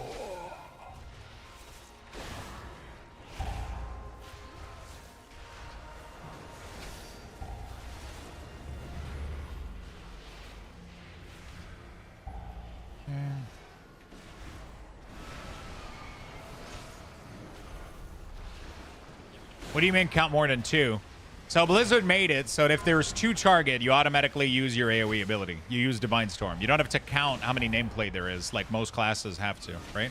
So for Unholy DK, 2 target, you don't Epidemic, right? It's like 5 or 6 or 7 target to swap.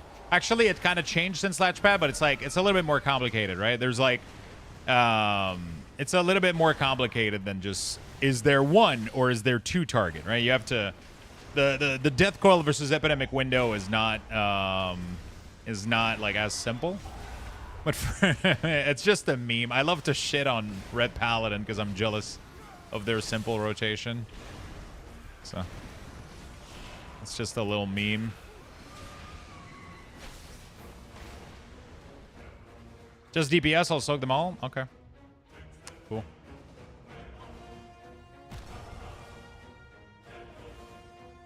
Is there something after 2? Yeah, single target, Templar's Verdict, 2 target, Divine Storm.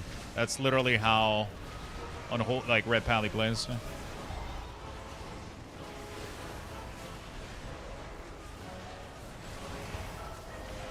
Which makes it very, very straightforward. You don't have to question anything or... Which is pretty fun.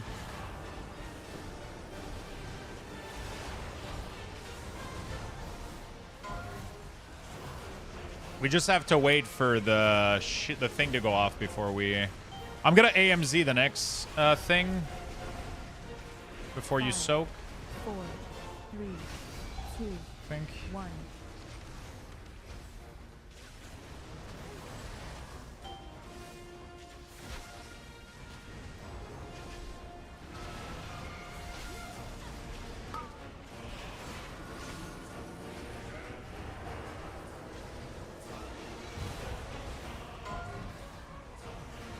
I'll get 1. I have a free AMZ right now, so why not? Did that not work? Oh, fuck, the AMZ triggered off. I'll just Icebound. 4, 3, 2, Potion. 1. I had a free AMZ, but it broke as I was walking to it. I should have popped the real AMZ. Yeah.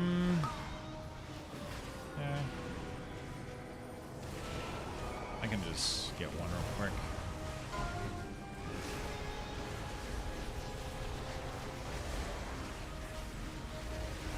Back to work.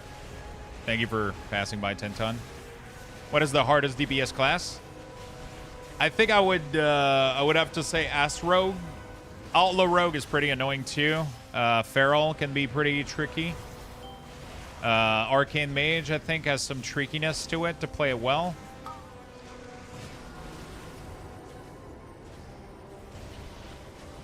I'm gonna die if I don't. Okay.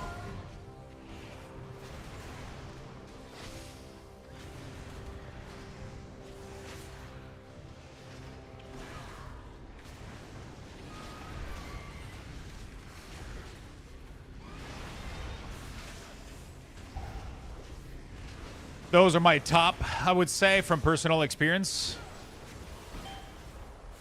There's a lot of people that say that Ass Rogue is easy, but they just don't play it well. That's like the true problem when it comes to Ass Rogue. Do we waste the B-Res for this? Oh, okay, sure. I would have kept it. I think he's like dead. I don't think we needed the extra damage here. Just to be safe, but I guess... if I say that, though, it will come as toxicity towards Red Paladins, so...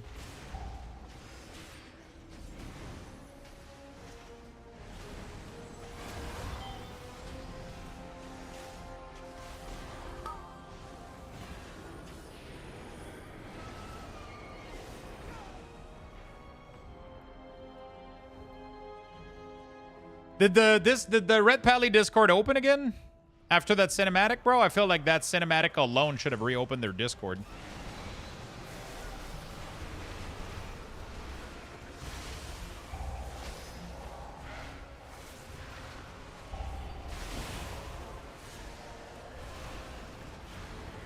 Like, I think Blizzard single-handedly fixed Ret with that cinematic, right? Holy shit, that fucking hurts my nuts. You're gonna love my nuts. Because they're dead. They're cooked. Jesus, fuck that Divine Toll, bro. It was just like bing bong.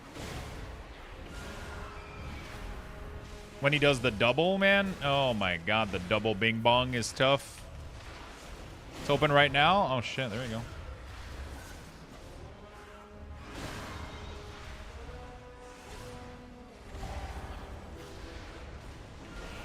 I don't know why Red are complaining, bro. Like, Red Pally and Keys right now are doing insane fucking damage after that 5% buff. They're competing with, like, some of the S-tier classes, like, easily. It's fucking crazy. They're they're doing insane fuck. It was a single target problem. Have you seen Ret struggle in any single target fight? Like, and mostly raid. Ooh, who cares? Who cares? They're blasting.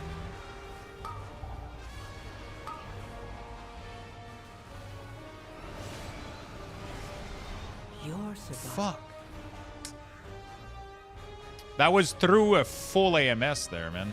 And my CD. I was popping my CD. Single target is a problem? Bro, they do insane amount of single target damage, though. That's the thing.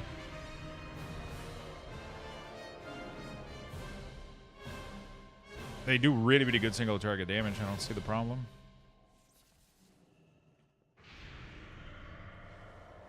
And that run back was painful as fuck. Don't let me die again, mate. That was through AMS too, man. I don't know. That's crazy.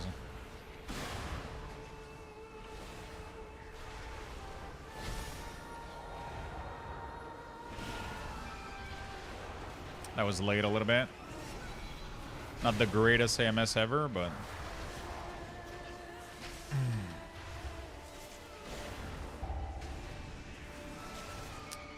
I should have done it a little bit sooner for the Warlock, but Warlock usually can survive these pretty well, though.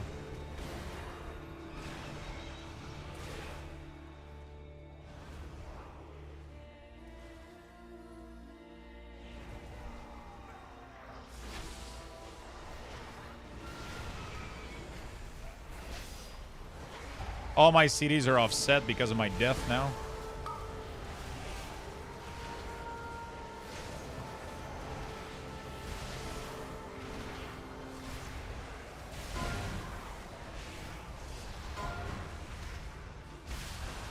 Would you say Frost has been too simplified this rework? No, not at all. Breath is still has some nice complexity to it.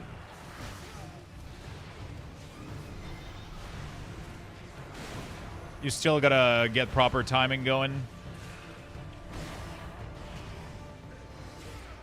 You have to think about your CD, your cooldown usage. You have to think about like all of that stuff. It's not like Red where they just press blindly any cooldown on any scenario and it doesn't matter because the cooldowns are so short. You still have to think about shit, right?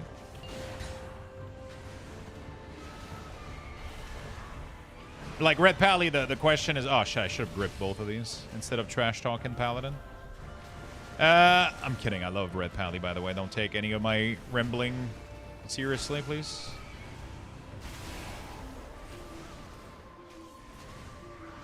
I have one. I love them. It's jealousy. It's not even hate. It's literally just jealousy. I just wish that every class would be like Red. That's what it comes down to. You know, like, hey, is cooldown up? Yes. Press.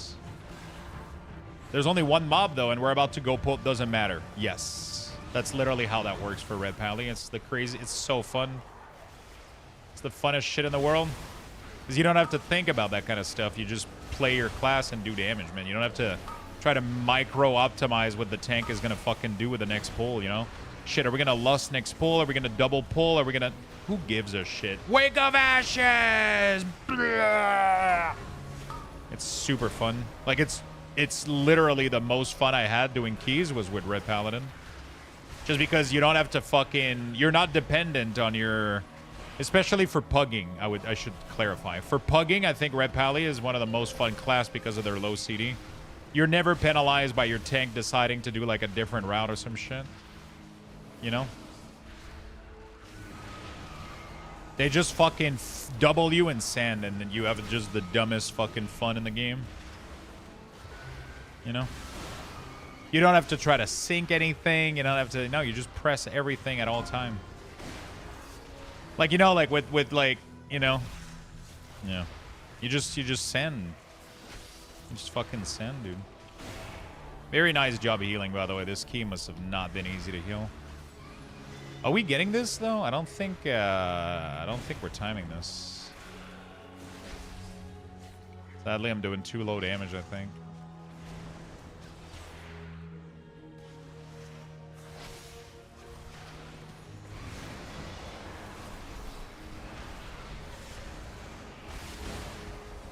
I mean, in a high key, you should almost never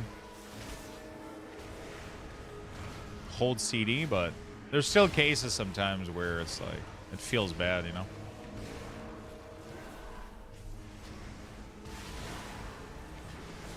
Honestly, I miss playing my Red Pally.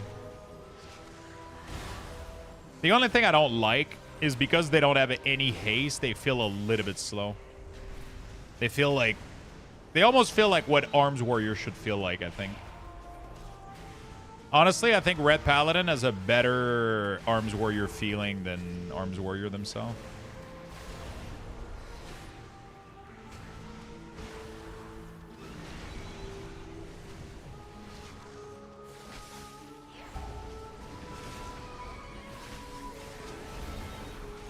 I'm gonna AMS the first, AMZ, sorry, the first thing. Actually, is it worth? I don't know. 4, 3, 2, 1. Actually, that was a lot of damage. Yeah, it's kind of worth.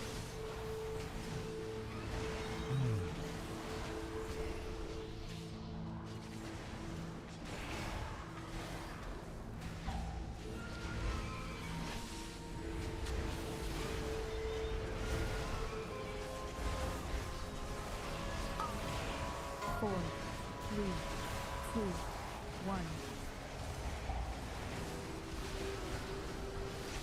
Oh my god, I didn't fucking see it. I'm an idiot.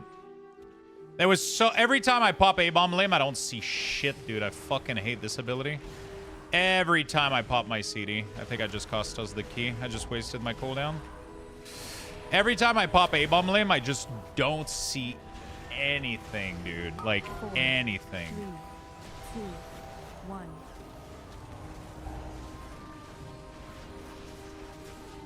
Fuck, dude. Yeah.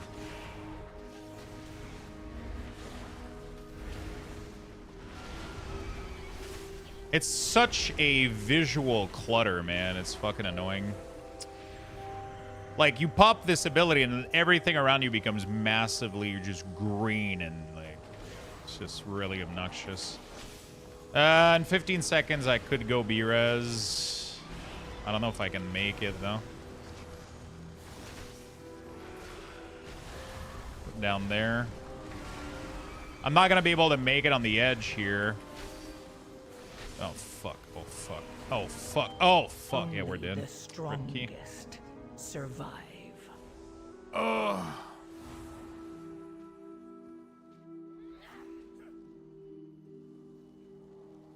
Fuck. It was clean until then. It was really, really clean.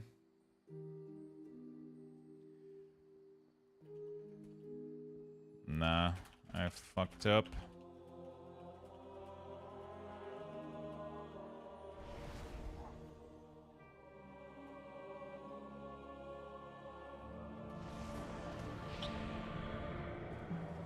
Couldn't see it underneath Legion of Soul. That happens, yeah. It's just Legion of Soul creates like such a visual. It just creates such a visual like noise. You know, it's crazy.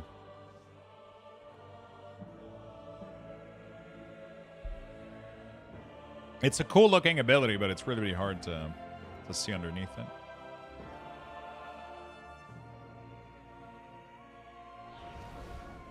I mean, like, yeah, I mean, like, Red Pally being simple is not a bad thing. It just makes me envious a little bit, because every time I play it, I get to focus so much more on so many other fun things, like utility and doing, like, fight mechanic and, you know, really, really fun. I'm not hating on Red Pally. Their class is really, really fun.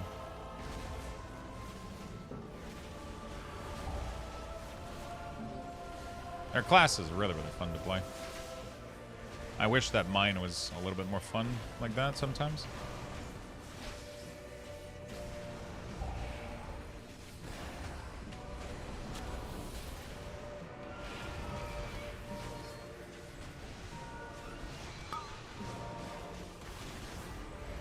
Four, three, two, one.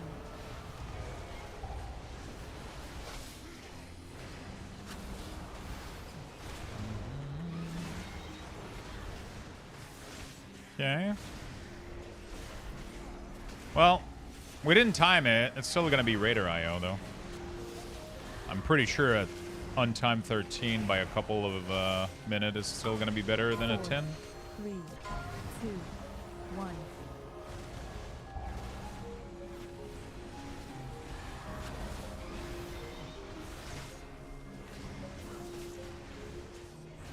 We have the gate skip.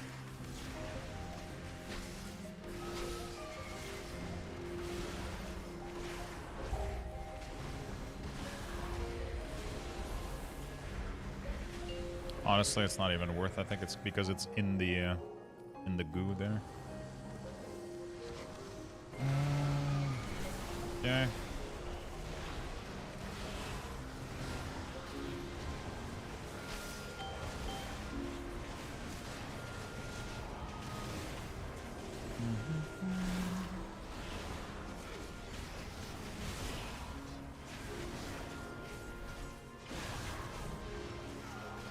Nice. It's so fun when you have like a druid or some shit. I mean, shaman could root totem or stun totem down the stairs so that they don't come up. It's a nice way to evade that mechanic. 4, 3, 2, 1. As far as I'm aware, shaman could technically like even stun totem downstairs twice too, I think, right? With like a reset, but then, you know, probably loses on healing efficiency. Yeah, I think we had this for sure. It was super clean. It was super clean. I mean, cleanish. Couple death, couple things here and there, but yeah, definitely fucked up though getting hit by that thing. Kind of sucked. I should have AMS that. I'm gonna AMS now. Reduce a little bit of damage. We tried, though. We tried. I feel like I'm hinting, though, doing 13 without having my 4-piece. I'm missing like 2 to 300k damage right now. 4, 3, Easily. 2, 1. And single target. And AoE.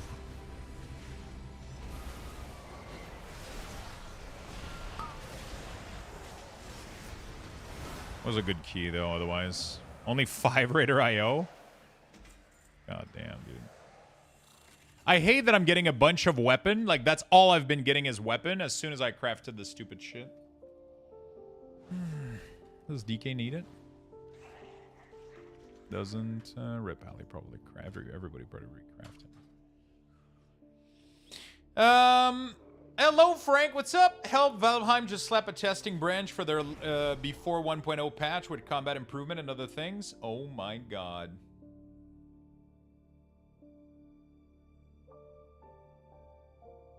Is everybody rocking 4-piece? Dude, everybody got super lucky, man. It's insane.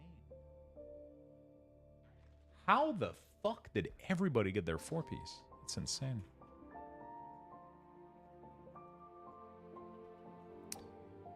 Lux called me a pattern, but second highest damage is Epi. Yeah, I mean, half the dungeon is AoE. I'm not using Epidemic on single target fight. Yeah.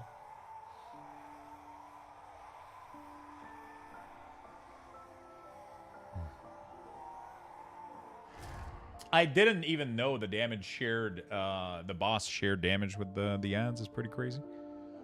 I don't know if it's worth me dropping D&D though. Probably, maybe.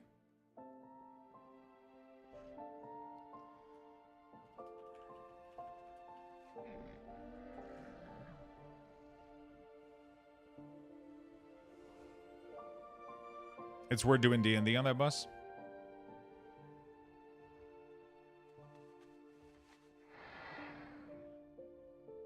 All right, I gotta go make some food real quick.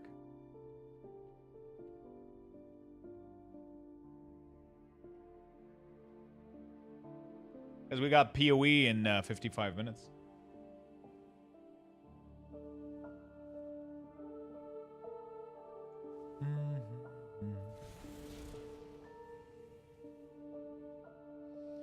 Abbreviated patch note testing branch. Forsaken power, rebalance, new combat mechanic and improved combat, new equipment, trinket, 13 new trinket. What the fuck, dude? Valheim is slapping.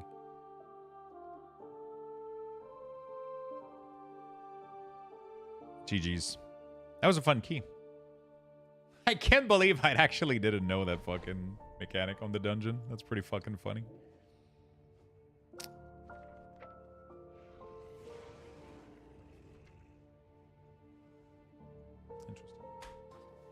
We were pumping, sadly no time. Yeah. Couple of death here and there. It was clean though. It was a really, really good group. Really, really clean, really good group. It's just Priory has always been tough like that. You make one mistake and it's too late. You make a single mistake and you're done. All right, I'm going to give you guys a little bit of Lux Boxes, level 5, and I'm just going to go make my quick lunch real quick. Type !join in the chat for a chance to win. Good luck, everyone.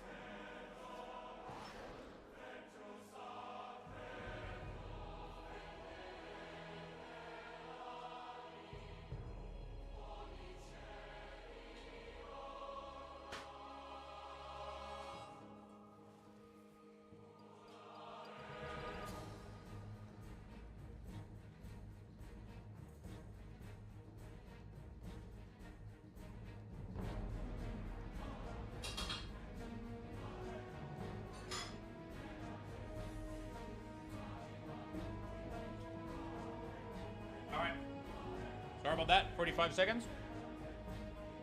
I don't know if I have time for a full key.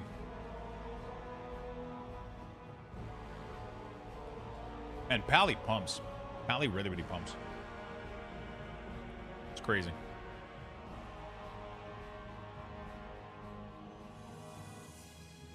Dude, where is Final Verdict? What? Wait, there's no fucking way, dude. Holy fuck.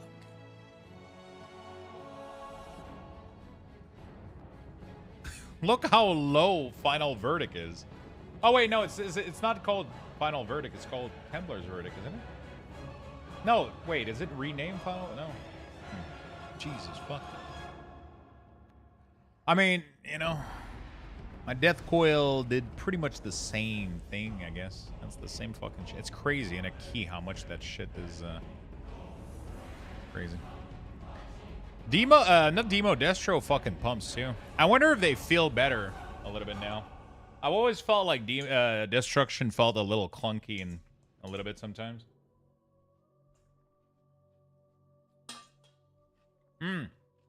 That's actually really interesting. Because that means that boss is really, really insane for Frost.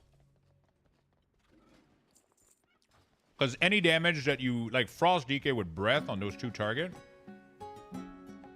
Like, Death Knight isn't good for 2 target. It was really, really good last season because of improved Death Coil. With Sand Lane. It was really, really strong, but...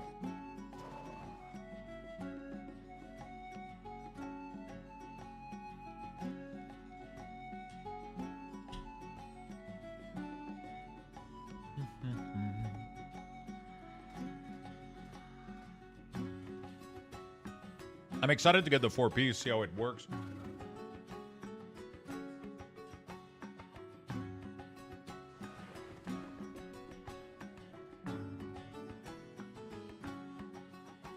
How much damage is she doing? Oh, she doesn't even have Epidemic.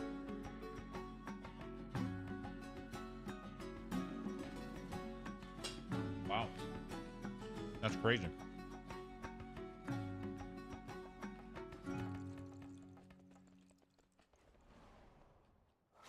That was a fun key.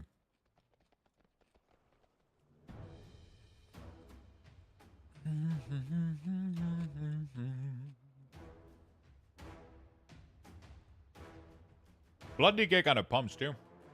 Wasn't Blood DK supposed to be dead? I felt like everybody was like saying it was gonna be dead.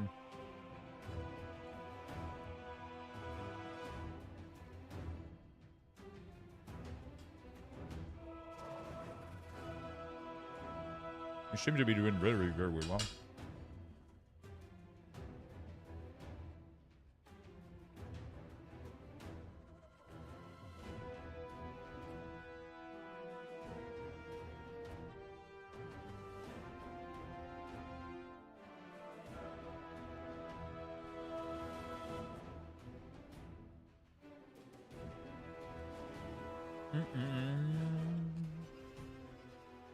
Yeah, I don't know if I have time for a full key.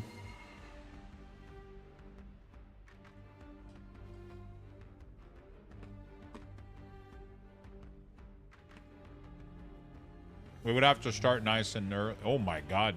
16 Arakara, free IO? The fuck?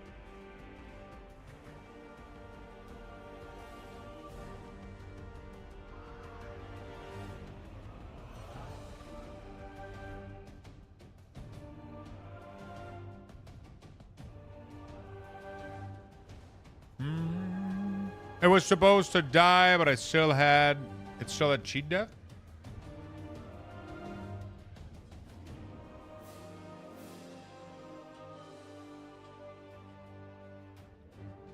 Wait, sorry, who did?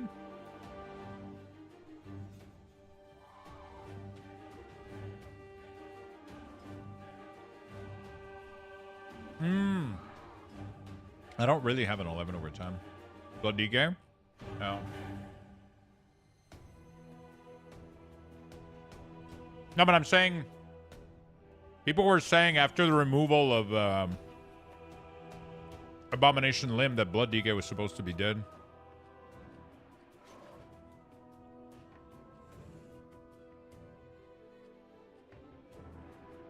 You know?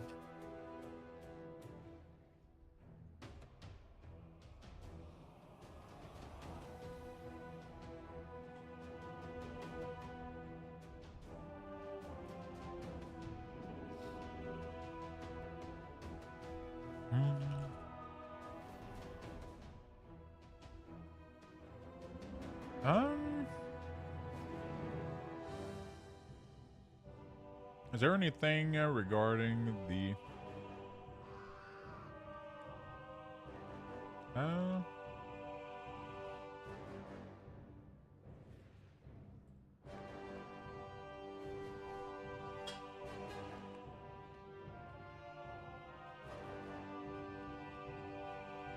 Oh, it was a joke. Jesus Christ.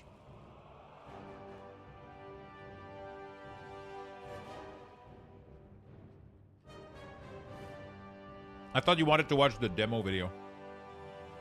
What do you mean?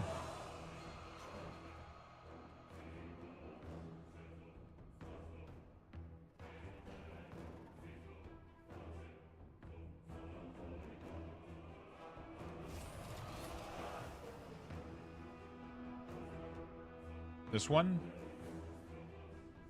I don't want to watch TikTok though.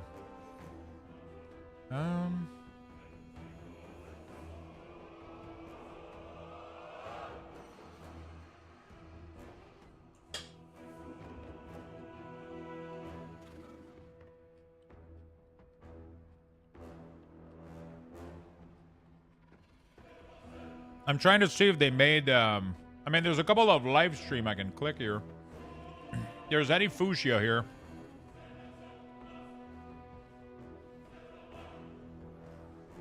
Playing around with the house.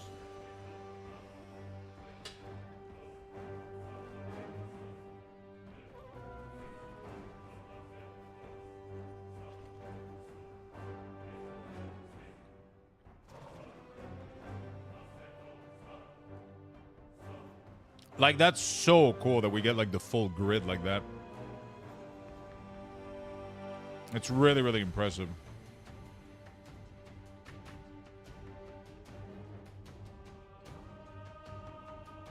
He made a streaming station in his house? Wait.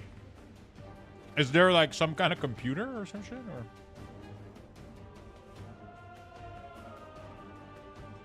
Oh, shit. Yo, hold on a second. What the fuck? Swiftar. We're excited to announce that Fellowship is launching in early access on Steam October 9th. Holy fuck.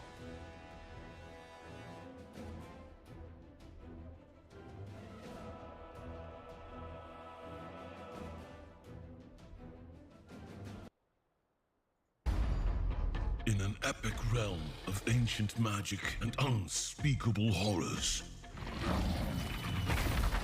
one truth stands eternal. Adventures aren't for those who wait.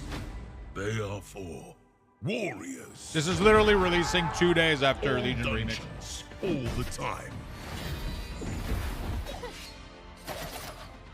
Join fellow brave souls to answer the call. The farther you push, the greater the peril. And the shinier the rewards. Choose your hero and adapt your style.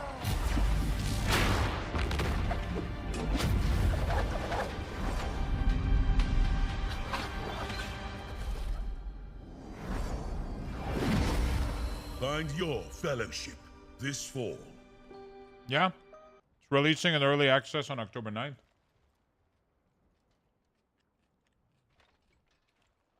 Yep, this is a Mythic Plus game. It's really, really cool. Oh, this is a mansion! It's really, really cool.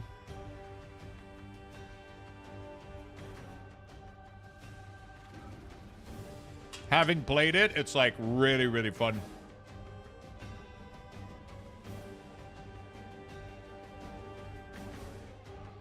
It's really, really fun.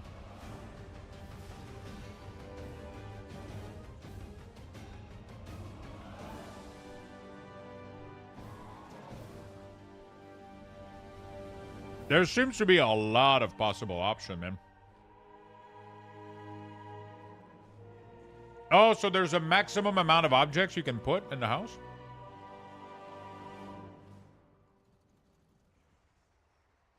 I mean, I'm assuming it's so you don't lag or some shit, right?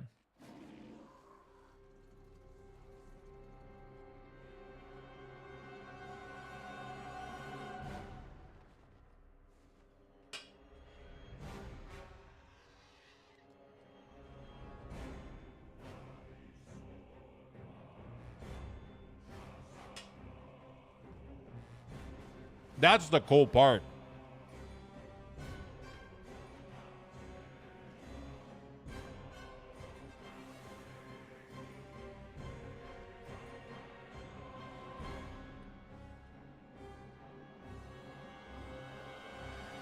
That's crazy that you can make like an upside down room. Is it hard to be a tank in M+? Not necessarily.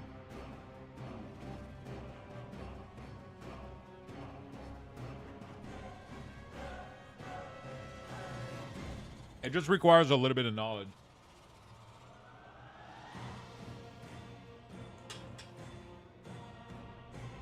You have to know the rule, the what to pull. That's the, yeah, it's the it has the most responsibility of anything.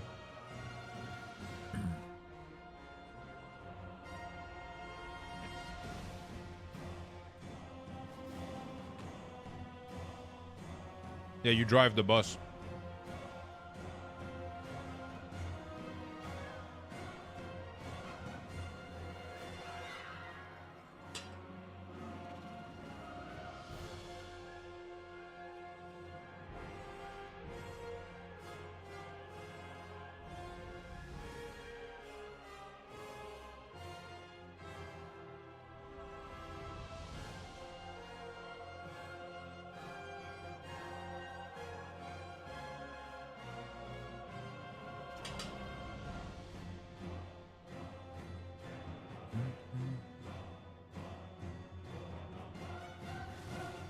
Oh my god. What the hell? Holy shit. What?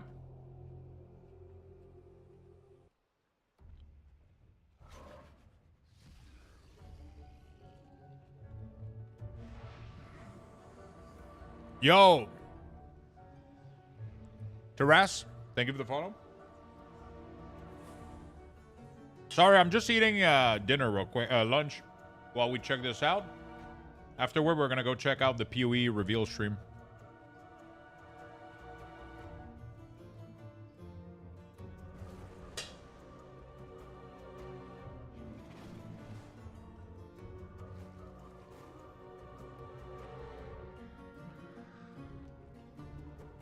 Chew well? Bro, I never chew my food, pretty much. Every time I'm eating, my girlfriend is like, how the fuck are you swallowing your food like whole?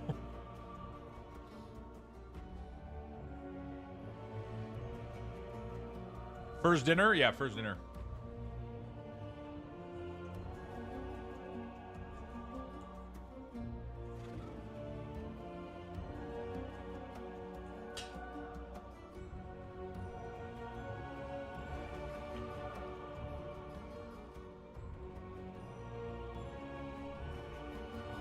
If I'm made self-conscious of it, then I will chew more, but usually I chew very little.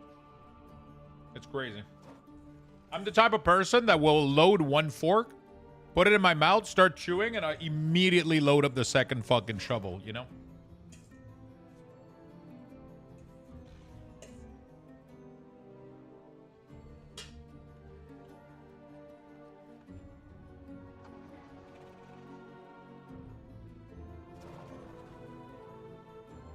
I wanted to see. Oh, this is what I wanted to see. The fucking room system, dude. This is insane.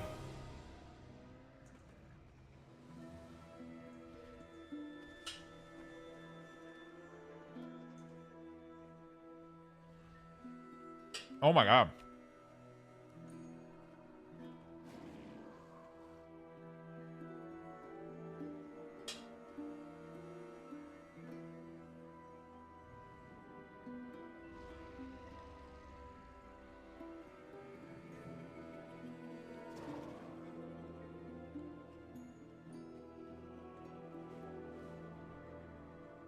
I'm really excited to see what people make out of this.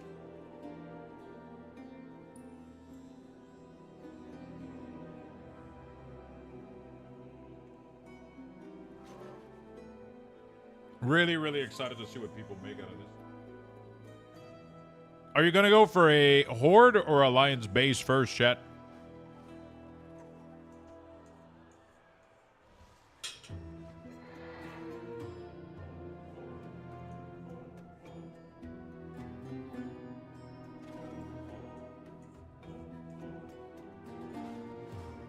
Alliance?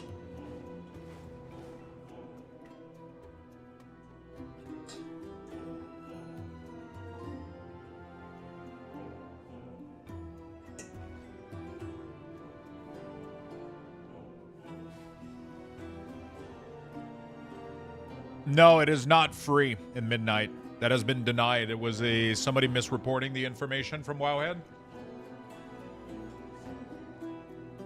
They misunderstood what they meant and they labeled it as free transmog, but it's not going to be free transmog.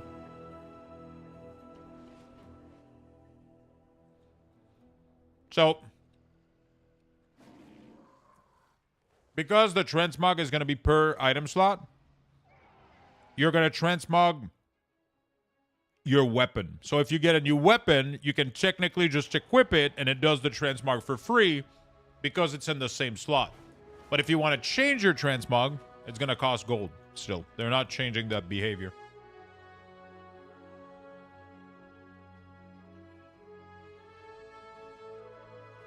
They're not changing that behavior.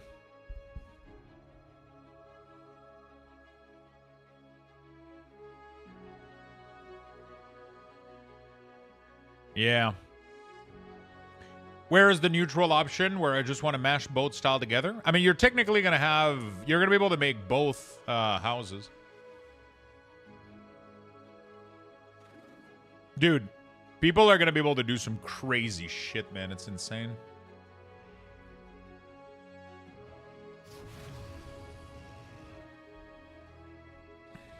It's kind of impressive what they did, honestly. It's really, really, really, really impressive. You can literally make an upside down house if you want. You can do anything, man. It's crazy. That will save a lot of gold, to be honest, especially if you mug yourself while leveling. Yeah, exactly. I mean, it's a good thing. Also, they're adding a situational transmog. So, for example, from what I understand, the 2 situation is going to be inside your house and outside of your house. So, like, when you're in the housing area with your neighborhood, you can go for a more cozy, at-home transmog. And then when you go out, it's going to change to your other transmog if you want, with, like, your full armor and your weapon and everything, right? I think that's pretty fucking cool. That's a really, really cool idea. I think that's a really, really cool idea. So you're going to be able to set the transmog for both of these things? Yeah, I mean, when you're at home, you go full naked, you know? Like, you go fucking butt naked. And then when you go out, you put your armor on, obviously. Obviously. Not really sure what any of these are going to do. Doesn't do anything, really. So yeah, we're not going to have time to do another key, I believe, because the announcement is in like 30 minutes. Naked Brews at Lux Place to celebrate. Yeah. I mean, we're gonna make a neighborhood, you know. I think I heard you. Okay. I'm into fitness, whole pizza in my mouth. Yeah, me too, man. Me too. Life of a gamer. Yeah, exactly. You don't have to chew. Just fucking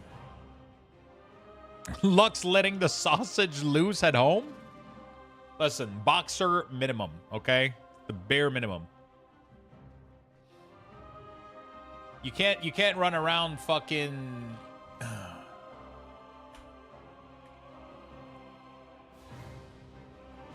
you know, you gotta free ball. Yeah, I'm definitely not a free ball kind of person. Definitely not. I eat like a vacuum cleaner. Yeah, me too. Me too. Oh, man, I'm so sad we didn't time this key, man.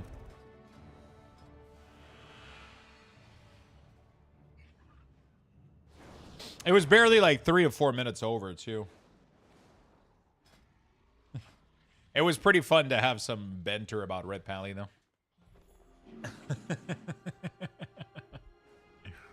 I wonder if Swiftar saw the announcement for Fellowship.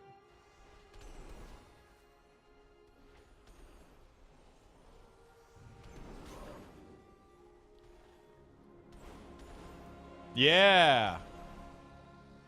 Did you just see it? It's pretty cool, man. It's actually 2 days after Remix and 1 day after Battlefield.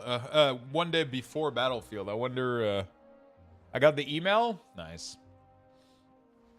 I just saw it on Twitter a couple minutes ago.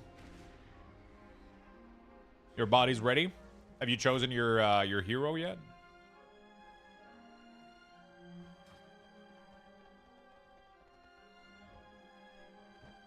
Are you going heal or damage? Not yet. I'm hoping for an archer before then. If not, Sylvie. Have they fully announced all the hero that are coming out at launch?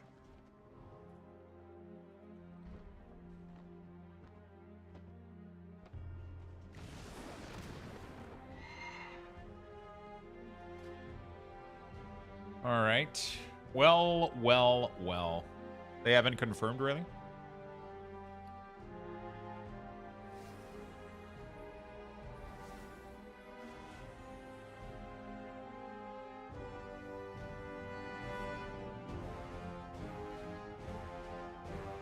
Trying to think if there's anything else I could improve on this guy.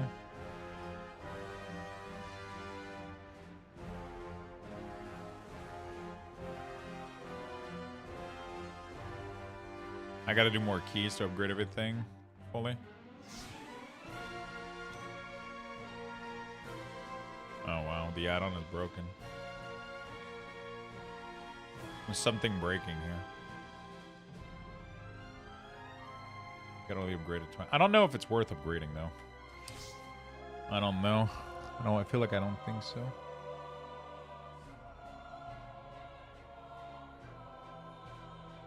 Dude, my 4-piece is gonna give me so much fucking damage. Ridiculous. It's gonna give me so much. She's gonna literally be able to cast her Death Coil and Epidemic every time that I cast mine, but she's gonna cast them at 125% effective. That is fucking insane.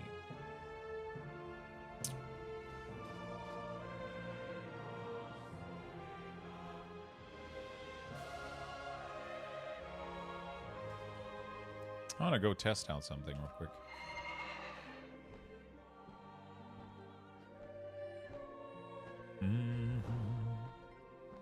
All right.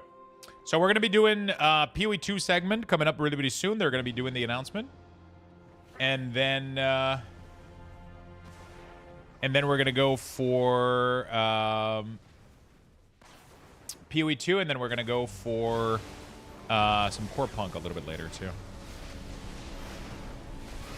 Oh, actually, it doesn't matter, right? You can't even, that never... Dude, look at these Shadow Bolt, man.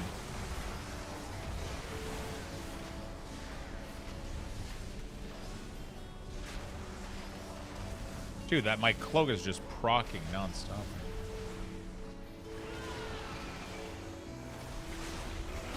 Dude, that cloak is broken as well. 25-minute. You gonna be watching with us, Spunks? I feel like I need a better ring.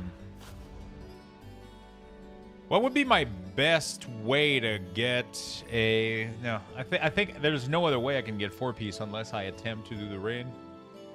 Next week we're getting a Catalyst, right?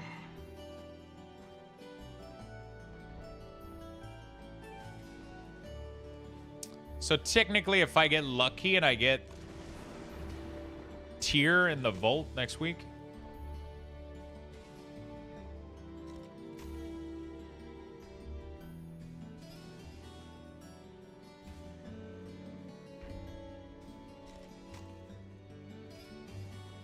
If I get my Volt, if I get if I get one in my Volt,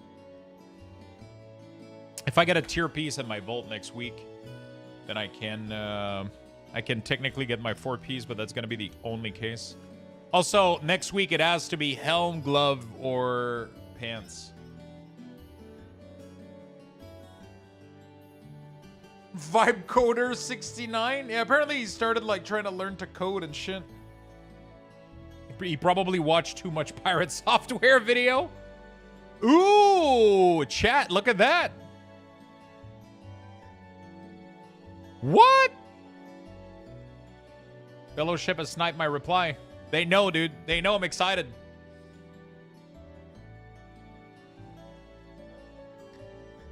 They know I'm excited. When I play Unholy or even Frost, I have a tendency to spam my button and run myself out of resources. Yeah, I mean, it is 100% going to be the case, and that's not a bad thing. You shouldn't be pooling resources necessarily. Like when you go into a pool, the only rule with Unholy DK is don't cap on anything. It doesn't matter if you expel them. So while you're doing AoE, from what I understand, your number one prio is going to be the Festering Scythe and to not be capped on runic power. And every time you get Sudden Doom, it should be your number one priority, right? So when you go into an AoE pack, you're going to press, you know, Legion, Unholy, Assault, and then this. And then you're going to, every time you see Sudden Doom proc, you want to do that ASAP, right? So you want to do as many Clawing Shadow as possible to proc the Scythe. And then if you don't have enough runes, right? See, I don't have Death in the K right now. So if you don't have enough runes, then you do Epidemic. Literally, if you cap, if it goes white, you do Epidemic, right? Every time it goes white. Oh, every time this glows, you press this, reapply Disease. Death Coil is about to go off. There you go. We got the Scythe. Reapply this. Like, I'm just spamming my shit. I'm running myself out of ability every time, right? I'm just gonna spam my Clawing Shadow until this goes white. Or until I get a Festering Scythe or a proc. That's all there is to it. There's literally nothing else to the spec. It's not super complicated.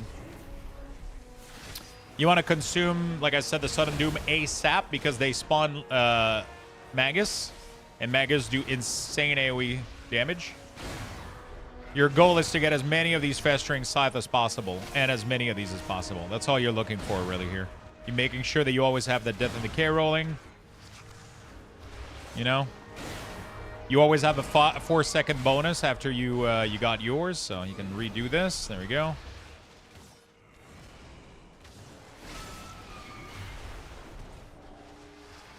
You get all your cooldown again. Like, as you can see, I'm fucking out of resources right now. Like, everything is...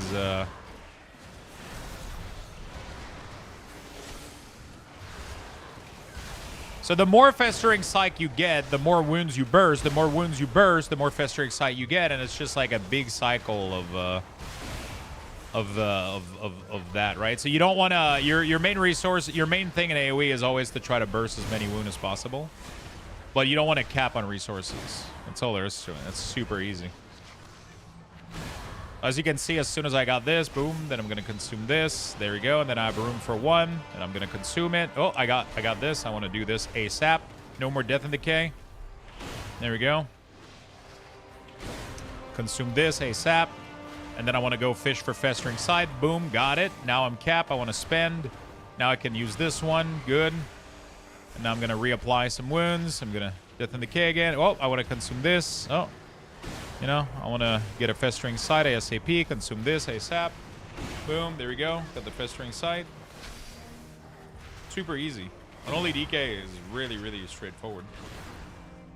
I just alternate sometimes, literally. You can alternate between... Because it's kind of... you can alternate so that you don't feel like you're capping in one resources or another. But, like, if you're trying to do as most damage as possible, you want to try to fish for those Festering Scythe as much as possible. So that's why, like, sometimes I'll just like the only time I'll press epi is I'll spam my claw until I'm completely out of resources or I'm about to cap, right? because I'm trying to fish. I'm trying to proc as many wounds as possible to build up Festering Scythe, right? Because Festering Scythe just keeps feeding onto itself because it applies wounds to everything. If there's a high count of target enough, then by doing Clawing Shadow, you keep consuming them, and then you reproc the Festering Scythe, and then it's a big cycle that just keeps going. And Festering Scythe does pretty good damage. And then your wounds do good damage as well, like the Bursting Sore are doing really, really well. And then it's also keeping your Fester Might active, which is all of your damage, right? Because, like, Unholy DK have, like, 86,000 strength, right? But when you're fully stacked in Fester Might, look at this shit. Look at the difference in strength when I'm fully stacked, right? When I'm at 20k of Fester Might, plus my Fallen Crusader, look at that, 160. Literally double my strength. This is when you do damage, right? This is when Unholy DK window is massive. Is when you have that 20 buff here. As soon as you go underneath 20 of your, you start doing shit damage, right? That's why you want to keep this rolling. In order to do that, you got to pop everything with wound. Right? Because you're literally going to be having, like, double your strength. Which is going to be massive. Massive, massive, massive.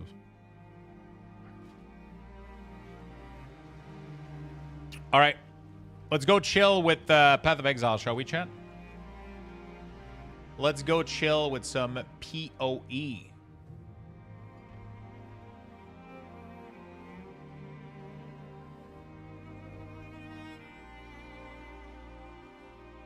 They are all $10. There you go.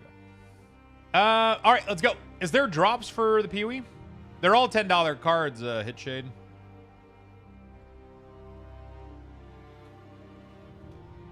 So it does 40 total. I don't choose what they send me. I'll ask for 40 when I place the order, and they send me 220 or 410 or... Okay. Path of Exile to reveal hype. There we go. Beautiful. We're going to go watch this together, my friend. Who's excited? Who's excited for PoE 2? I know we got a couple ARPG fans in the chat, right? There we go. We're going to close World of Warcraft until this is over, and then...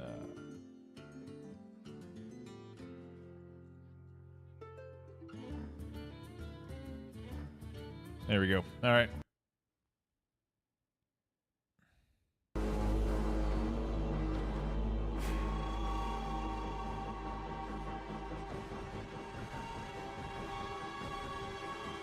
All right.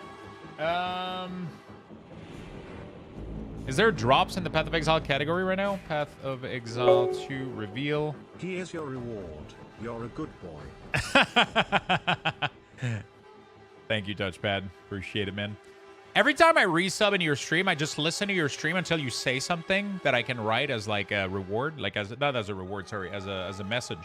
And yesterday you said like, what was the reward? You said that, and then I sub and I said, here's your reward, but the delay of everything just fucked it up. Touchpad, thank you for the 53, my man. How you doing, brother? All right. Path of Exile 2 reveal. Then we're going to go blast. Oh, I got to have a little pin message. Let me go for that pinned message real quick. Can I get a higher? Wait, is my pin message correct already? No, I don't think I have a pin message right now, right? Right, Jay? Okay, let me do this. Beautiful. We're going to pin this thing. Beautiful. All right. My brain is also cursed. Normally, I can be on top of it, but I speak too fast. I mean, I literally, like, sometimes I'll say something, and then I look over for 0.5 seconds, and then somebody replies to me in chat with what I just said, and I already forgot what I just said. It's like instantly fucking forgotten. Instantly forgotten.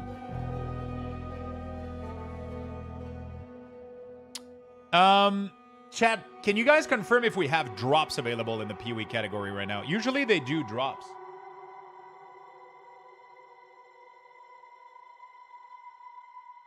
The red one, Lux? See, it actually took me a second. You said the red one, and I was like, what the fuck is he talking about? Oh, the red message? I mean, I'm assuming that's what you meant. Nothing right now? Okay. Let me ask. Is there drops? For PoE2? I said the red one to confuse you? Oh, okay. Drops are not live yet, but everyone streaming in the category should have them if there are drops, yes. Oh, shit. Okay, so drops. There we go. Beautiful. Beautiful. All right, we're going to get you some PoE drops, chat. And I'm going to watch my own stream so I can get my drops.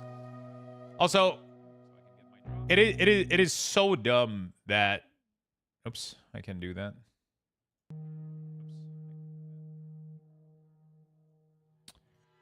It is kind of dumb that I can't watch my own stream. I can't get drops for my own... I don't know how to explain it.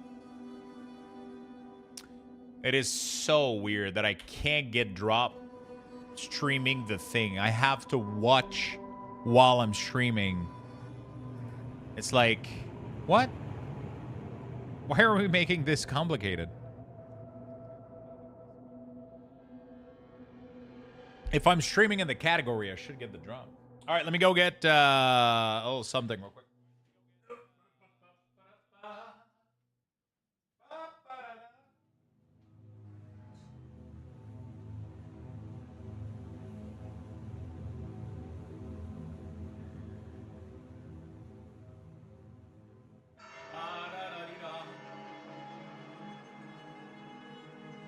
Any Path of Exile fan in the chat?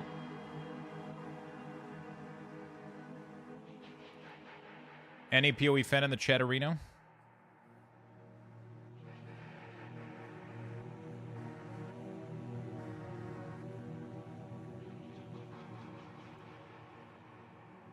Apparently there's been massive leak about what they're about to announce, but I haven't looked into any of it.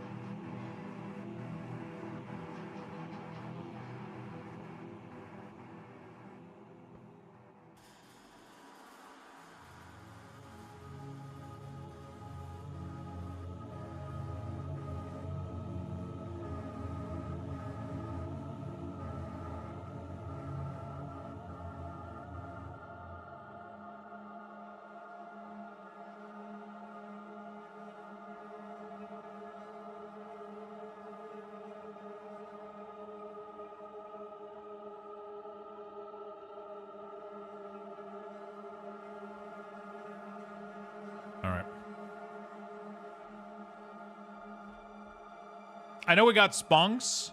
Spunks, a little bit of a PoE2 fan. Could you pause on pause? I think you have the weird audio bug I sometimes get with... Yeah. I was about to ask you guys. I was like, is that part of the music that we get the weird audio? But I think... I was wondering if it was their music that was on purpose. I was wondering if it was their music that was, like, on purpose weird.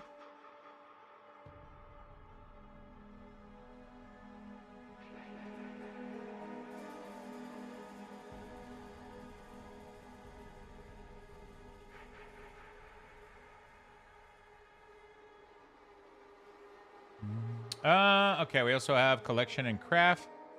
Where's the mug? Oh, there it is. Patty with the mug, dude. Looking good. Looking good. I read through some of the leaks. I think you'll be positively surprised. Really? Damn, okay. Shit. I didn't read through anything. Somebody gave me the low latency mode on that usually warps music and audio on Twitch. Really? Pretty sure I have a low latency, but it's not an issue all the time, but it is sometime. By the way, are you guys... I'm watching my own stream right now at like 1%. Let me know, because I otherwise I'm not gonna get the drops, right? So I have to watch my own stream. Let me know if you guys are hearing like it shouldn't. If I mute it, I'm not gonna get the drop, right? Yeah, whatever. You guys shouldn't be picking up anything. Yeah, but if I mute the tab, then it mutes Twitch entirely. It doesn't I don't know if you understand. Like if you do mute site, because the mute tab doesn't exist by default. It's mute site. If you mute site, it mutes Twitch. Unless you download a plugin for muting tab. I don't know if that's a thing. Mute tab Chrome. Oh, there we go. Okay, that's a plugin that you can download. I didn't know about it. I don't have a mute tab option. I have a mute site.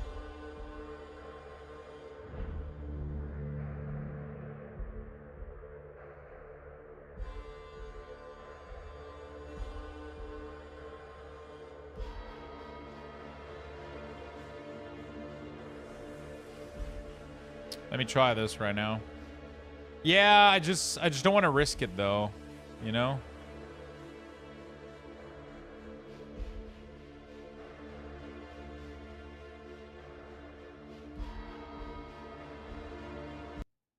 No, see? I don't have mute tab.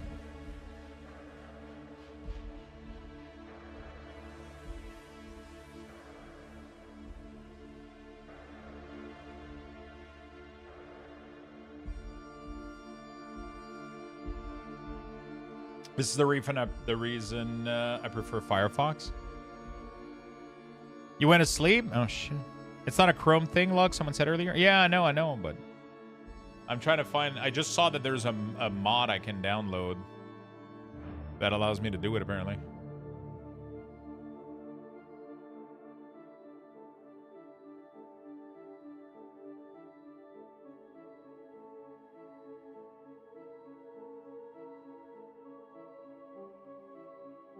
Oh, okay. I found out how, apparently. All right, whatever. We're chilling. Speaking of Firefox, I just discovered a new feature with Firefox, auto-suggesting masking email when registering to new site. Oh, shit.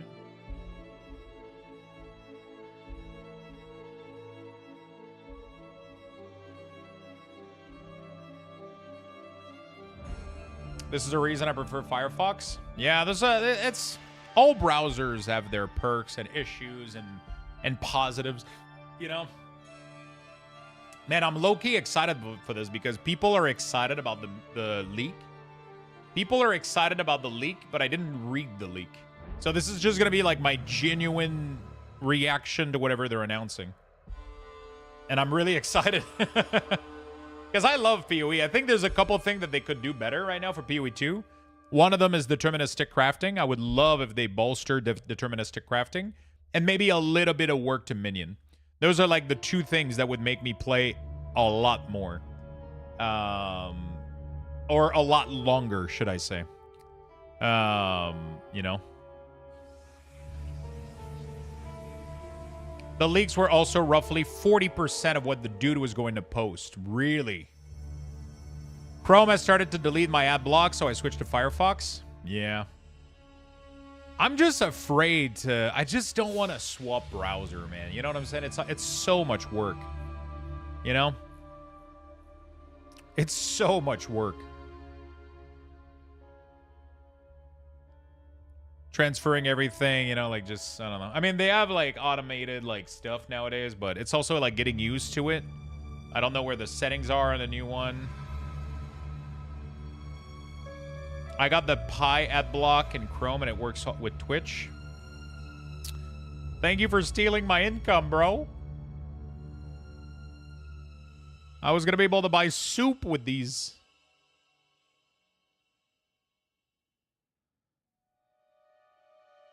Quick pee and grabbing a beer. Not really, not anymore. Must have one-click import. Yeah, you can import your history and favorite between the two browsers. Yeah, nowadays it's not too bad, right? I kind of felt like PoE 2 wasn't for me, so I kind of wrote it off. I feel like you would enjoy it a lot when they're done with it. You have to realize that right now we got like maybe 20-30% of the game, the finished product, right? They're missing a lot of classes. They're missing like a lot of stuff, the story and everything. I honestly think you would vibe it when it's close to done. Like, even if you just play it as like a full single player experience, just doing the full campaign, checking out how the quest's behaving. It is a tough game though. If you don't like the extra level of difficulty, almost like Souls-like, it can be a little bit intimidating for sure in some areas. But it can be very, very fun as well.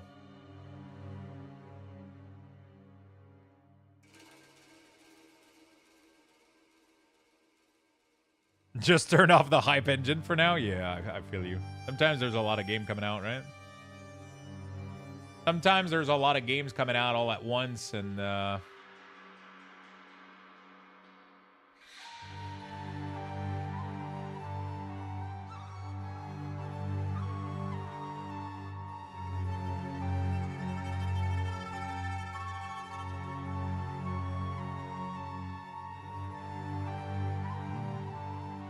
right. Beautiful. Man, why am I still hungry? I feel like I just ate a shit ton of food. That's my problem lately, man. That's my problem lately. Anybody else have that problem?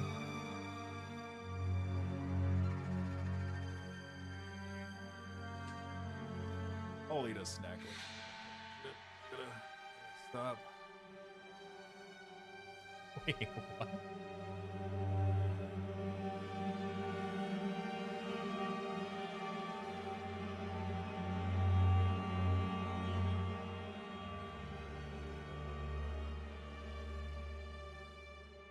All right, let's go. 3 minutes. Just start smoking again? Bro, smoking was the bane of my existence.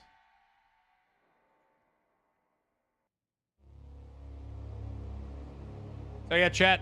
For the rest of the day, we're gonna be streaming a little bit late today, so we got tons of cool stuff coming up. We're gonna be watching this. This is about an hour and 30 minutes. We're gonna pretty much channel all my hype and ears and listening into this. This is gonna be like a 1 hour and 30-minute talk. We're gonna listen to everything that they're gonna be adding to PoE 2. Then we're gonna chit chat a little bit about it, and then we're gonna go play a little bit of Core Punk. And then later tonight, I might even do like some more stuff. Either go back to doing keys, or even like a couple of games of League or some shit like that. So I'm pretty much gonna be streaming for the next 5 hours plus, maybe 4 or 5 hours plus, maybe. So we'll see. Yeah. So if you guys want to vibe with me, we're gonna be chilling and hanging out. We're gonna be chilling and hanging out all day today. I'm excited for this, man. I'm really excited for this. PoE 2 has so much potential, man. I just hope. There's so many things I want to see here. I'm excited. I'm excited. What do I get here? Damn doggos insisting on wall keys. Back in a bit. See you soon, man.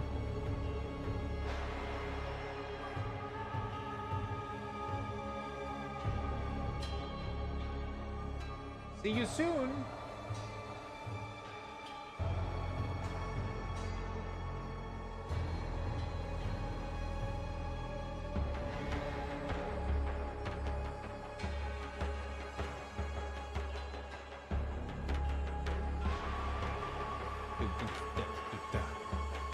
Is this real? Is this a real ad? Wait, are you making a joke with Advance again? Or, sorry, I'm not sure.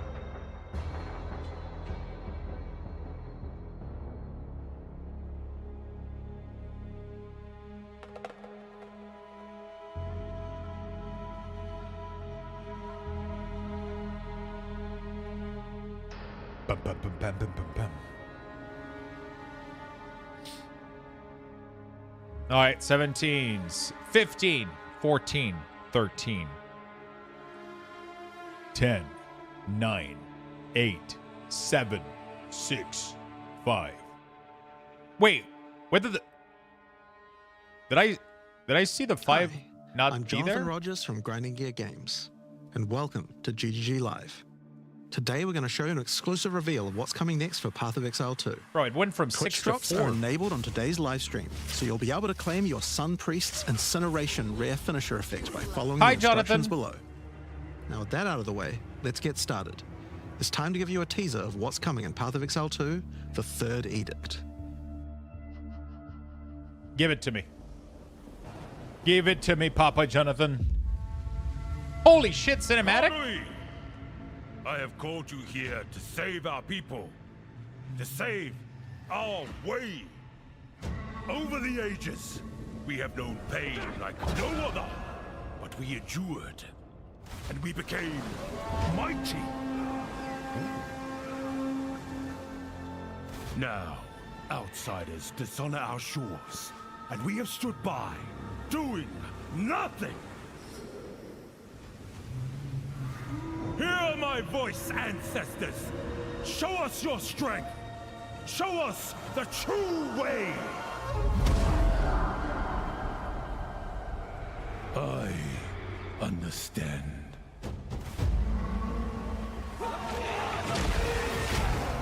Holy shit.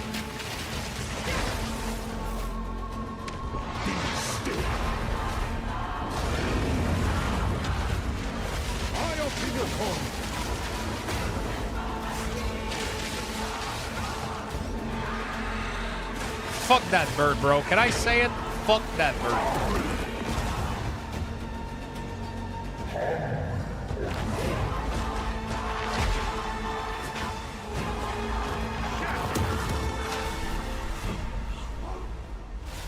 The true Lakura Makoi will rise. Act 4. 3 interlude act. 35 new areas. 24 new bosses. Support gem overhaul. Wait, what? Massive skill rework? 40 lineage support. 25 new endgame maps. New items. 100 and sprinting. What the? New trade system? What the? Oh my god. Okay. Jesus. Stop it.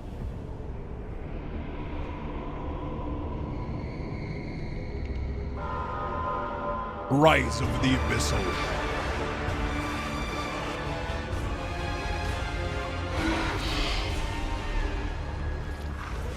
Jesus.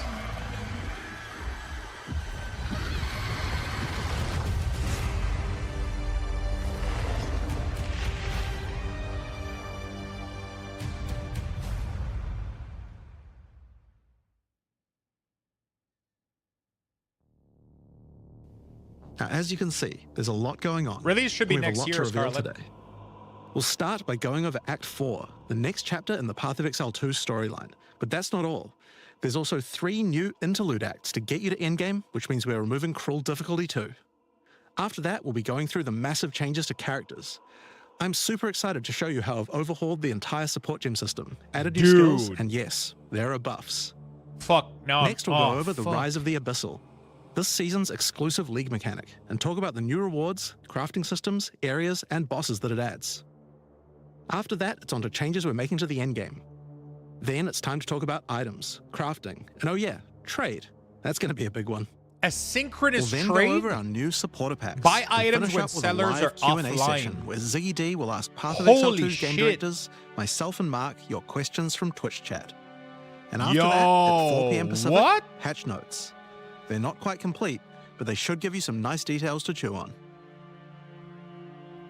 We've got a lot to cover today, but first, So an another auction house? announcement. Yeah, exactly. When But, the you know. third edict launches on the 29th, Sounds better we'll be having a free asynchronous weekend trading. for Path of Exile 2. That's right, Path of Exile 2 will be free for the first time without requiring an early access key. The free weekend will end on September the 1st, so you'll have plenty of time to give the game a try. Hey, All right. there you go. Let's You get get to started play with for Act free 4. for 3 days. The story continues from the end of Act 3.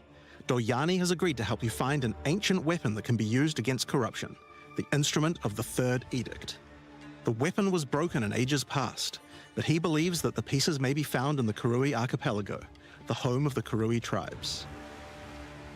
You will need to journey to Kingsmarch, hire a ship, and set sail. When you open the map, you can choose to sail anywhere you like. Act 4 is completely non-linear, and you can visit the islands in any order you choose. Oh, shit. Nice. Will you visit the pristine beaches of Whakapanu Island? Of what? The Karui whisper of a curse that afflicts all who travel there. Perhaps it's related to the weapon What you was the seek. name of the first island? Or maybe you will visit the volcanic shores of the Isle of Kin. Whakapana? The Kin have been more restless recently, mining for sulfite and driven by some dark force. Perhaps you will choose to Whakapanu consult with Island? one of the local Karui tribes. Their ancient wisdom could hold clues to finding the Third Edict. No matter where you choose to go, you will fight dangerous beasts, find fabulous treasures, Oh, wow. 2 blues. and battle incredible bosses. A challenger! Come, Yama sees your soul! There are 8 islands to discover, each teeming with its own flora and fauna. Act 4 contains over 100 new monster types, 16 new areas, 12 new bosses, and plenty of other interesting encounters. There's a huge amount to show, but we're not going to spoil Wait, too much hold on a here. second. Can we want to give you rewind a that chance to for a discover second? it I all think for I- yourself. What happens after Act 4? Well, until now you had to repeat the entire campaign again before you could face the endgame. But after adding Act 4, the game is far too long to make you do that. We needed something else to do in between the end of Act 4 and the endgame. So what else could we do? Add 3 new mini-acts, of course, and we're calling them the Interludes. The Interludes are a set of 3 temporary side stories that will be included in the game until Act 5 is released. Oh. That will take you to level 65 where the endgame can begin.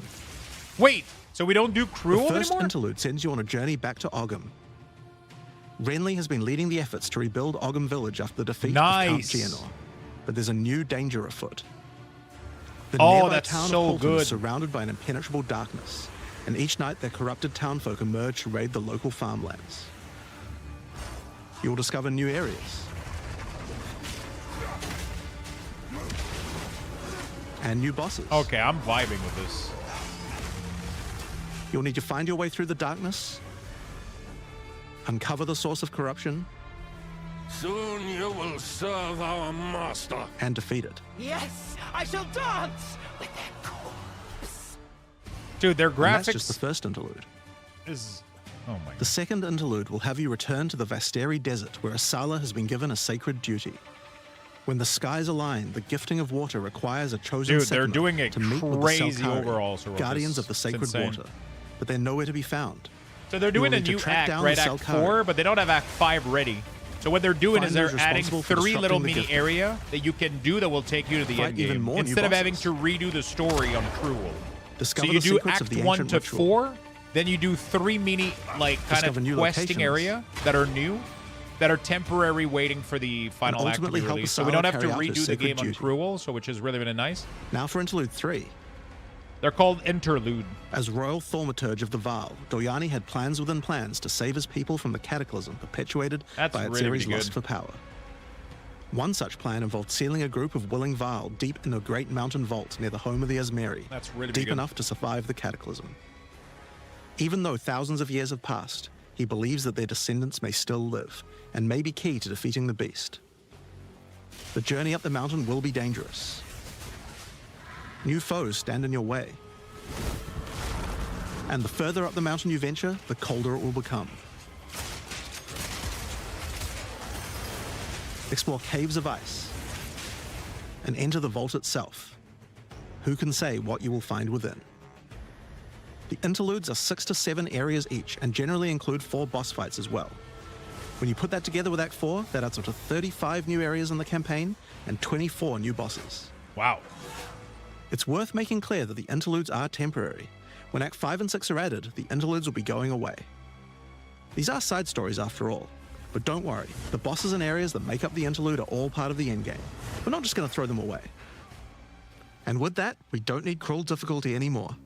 We do know that it was a pretty big chore to have to play through the campaign multiple times on each character, and this was a huge reason that the campaign could feel like a bit of a slog when playing through again. That's But so we do also good. have another new feature to address that particular concern as well. So let's talk about sprinting. Oh, shit.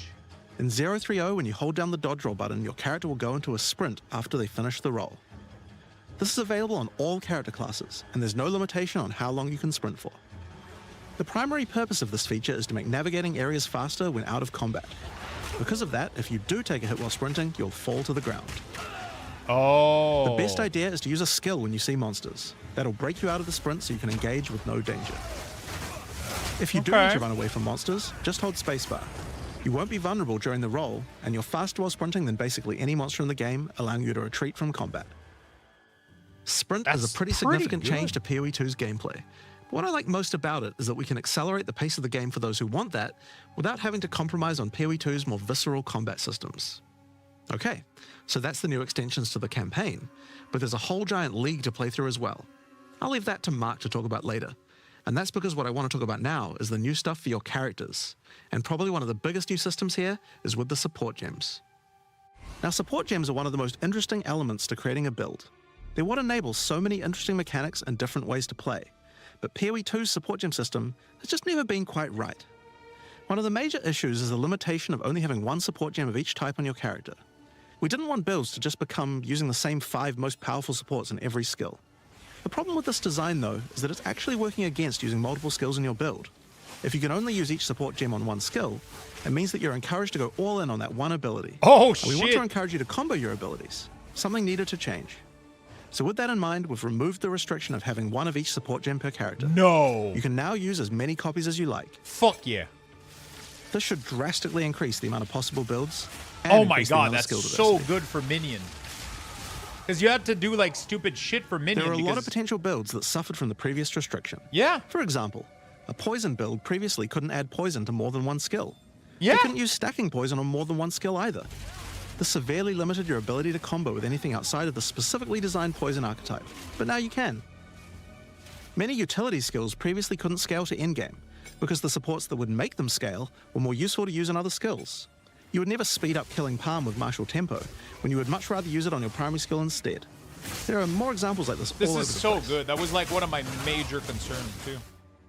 In addition to that, though, we thought there wasn't enough feeling of progression in the supports as you went through the game. There were only 3 tiers of supports, and many of the most important ones were given out at Tier 1. Also, there were no strict upgrades, meaning that upgrading supports when you ran out of sockets required quite a lot of thinking. In order to solve these issues, we now also have multiple levels of many supports as you go through the game. Okay. For example, double barrel support gives you an extra bolt, but at the cost of 30% less reload speed. At Tier 2, the penalty gets lowered to 20%. But then at Tier 3, the support gem gets something new. It now reloads automatically when you heavy stun an enemy. Okay. In some cases, the highest tiers might work a little differently, and you'll have to decide if you like the upgrade or not, depending on your build. For example, rapid casting. The first couple of levels gives 15, then 20% increased cast speed. But then at Tier 3, it changes to a new approach. For each different spell you cast in the last 8 seconds, you get 10% increased cast speed, which could be a pretty big bonus if you use a lot of different spells. Okay. So that's pretty good for upgrades through the campaign, but we wanted to add a little more spice to the endgame for supports too. And that's where our new system, Lineage Supports, comes in. You can think of these like unique items, but for supports. There are supports that are only available at endgame, but they're much more powerful. Like Ratha's Assault. It's an upgraded version of Double Barrel that reloads your skill as you dodge roll, as well as increasing the number of bolts it can hold. But it does mean that it's the only way you can reload the skill now. Now, unlike regular supports, you can't find these through the uncut support gem. Just like unique items, many of these can be found from specific bosses. Oh. Shit. And there's a ton in the regular drop pool too. Some of them are fairly rare. Others fairly common. Okay. Some of them are build defining. Others are just straight up power upgrades. Shit. All in all, there's around 40 lineage supports being added throughout the endgame, so there's a lot of power to find out there. Now, the new support gems are certainly going to open up a lot of builds, but of course we have a huge range of improvements to individual character classes as well. As well as adding new skills, we had a big focus on buffing existing skills so that they can scale well into the endgame. There's a huge amount to cover here, so we're not going to discuss everything. We're just going to quick fire through some of the coolest changes. We wanted to make cold a more useful element on the Ranger, so we've expanded the cold tools available. As well as increasing its range, Escape Shot now creates fragments of ice whenever it hits the ground. Okay. These fragments explode after a short time, making the skill better for killing groups of enemies. But not only that, we added an ice fragment support that creates more of them when killing frozen enemies. And a new buff skill called Ice-Tipped Arrows that allows all your arrows to create ice fragments. Oh, shit. This already gives clear to rangers wanting to use ice, but to take further advantage of the ice fragments, Freezing Salvo has been upgraded to shoot additional cold arrows towards every fragment, giving you a nuke-like ability. Okay. We've also modified Snipe to consume frozen from enemies, dealing a huge amount more damage, giving you a nice ice single target option. And something you might notice about this is that the bonus is a lot higher against bosses. This is actually a change you'll see throughout the entire game. Since it's a lot harder to freeze a boss, you should get a bigger reward for it. Okay. Another theme you'll see throughout the game is making movement feel better. Toxic Growth is a skill that was pretty cool, but a bit annoying to use with the jump that it had. Now Toxic Growth is a range skill, so you can spam it more easily. And we've also added a new poison skill while we were at it, called Toxic Domain. It creates a small area around you that makes all your attacks create toxic growth pustules, but attached to monsters. Shit. Another skill that was annoying to use was Electrocuting Arrow. It's now just a regular arrow, making it easier to use. But it also means you can support it with projectile supports. And it now also has Area of Effect, making it a tool for more than just single target. Toxic allowing Domain. it to scale into the endgame. We also added Please a give new me some spirit minion reservation stuff. called Mirage Archer. This is a meta skill that allows you to create shadowy clones of yourself to use a skill of your choice. Of course, one of the other big problems the Ranger had was survivability. Evasion was the weakest of the three defenses, and we wanted to change that. Currently, Evasion doesn't evade all types of hits in the game, so you're still vulnerable to things like slams or unblockable attacks. To make Evasion characters more tanky, we're adding a new mechanic called Deflect. Unlike Evasion, Deflect works on everything, and if you successfully deflect a hit, you take 40% less damage. Oh, shit. Items can now give you a mod that gives you some amount of deflection based on your evasion. And there's a bunch of it available on the passive tree too. Okay. Deflection is rolled in addition to evasion, so this is an upgrade for regular hits too. And unlike evasion, there's no maximum chance. You can reach 100% deflect against all hits if you spec into it enough. Wait, Of what? course, this is a buff that helps all Dex characters, so the Mercenary and the Monk, but especially the Huntress, are seeing big defense boosts from this as well. Can deflect Speaking of defensive 100%? mechanics, let's talk about block and parry. Now, one of the big concerns on the release of the Huntress was parry feeling unreliable. One of the big reasons for this is there's a lot of hits that are not blockable, Oh, and thus okay. not parryable either. So a huge I balance change was we're like, what making the is that fuck? now everything is blockable, except for specifically Yeah. unblockable red flash skills that bosses use. This makes parry much more reliable. And not only that, but to make block and parry nicer to use, you now also move faster than before while using these abilities. This is a massive buff to passive block as well. So to counter that, we did have to lower the max passive block a bit, but overall you should feel much safer. Okay. Fire skills on the warrior were not really cutting the mustard, so we decided we needed to upgrade a bunch of them, but also add some more as well. Let's start with a buff. Volcanic Fissure now branches into multiple fissures, giving it much more clearing potential. Nice. We've also added a new skill called Forge Hammer. Oh, This skill shit. throws a molten hammer that What? does a slam at a distance. You can recall the hammer back by using the skill again if you like, but the cooler thing to do is to use a Warcry near it. Using a Warcry makes the hammer explode, making a bunch of volcanic fissures around. Oh, shit. Volcanic Lava fissures Thor, re-trigger man. when you slam them, so it's a great skill to make a flaming arena to fight a boss. What the fuck? We also buffed Perfect Strike to have much larger area of effect, and changed Molten Blast to not always force you to move forward. Trust me, it feels a lot better to use now. Trust The me. skill now has massively boosted chance to ignite monsters as well. And you're going to want to ignite monsters due to a new glory skill called Ancestral Cry. Ancestral Cry charges up with glory by igniting monsters, invoking King Kaum's favor. After you do, use it to channel Kaum's ancestral power. Jesus. Every attack will be ancestrally boosted with fire. Your very steps will explode, triggering volcanic fissures, and molten balls will erupt from your attacks.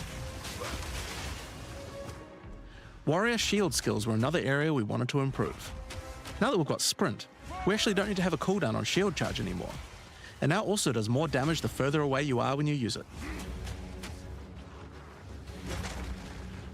Shield Wall got significantly upgraded AoE. Also, you can shield charge right through it to trigger all the walls. We also added a new shield war cry. Fortifying Cry gives you a defensive buff, but it also builds up charge on your shield that empowers your other shield skills. Damn. And Magma Barrier now doesn't require timing in order to use. Just wait for your shield to charge up and block. Seismic Cry now stuns enemies that are primed for stun. And we changed the Sunder interaction with Armor Break. It now also gives a Sundered Armor debuff that makes enemies take 40% extra physical damage. Oh, shit. Great for bosses. Ancestral Warrior Totem has undergone some pretty significant changes too. We wanted the skill to feel more like using an ultimate. That summoning an ancestor to fight for you was a big deal. So we've changed this totem to require 3 endurance charges to summon, and massively buffed its damage. It also now scales with your weapon damage too. Since there's no limit anymore, if you build around generating endurance charges, you can summon an entire forest of totems. Shit. In order to make that easier, we added some new sources of endurance charges.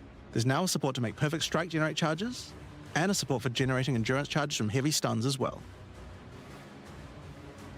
Speaking of totems, we wanted to upgrade the Warbringer. Among the other changes we've made to this class, Answered Call now gives an extra totem, and the spirits have just been generally buffed in many ways. Damn. Use it with your limitless ancestral warrior forest to make an army of Karui that would make Tukahama proud. Fuck.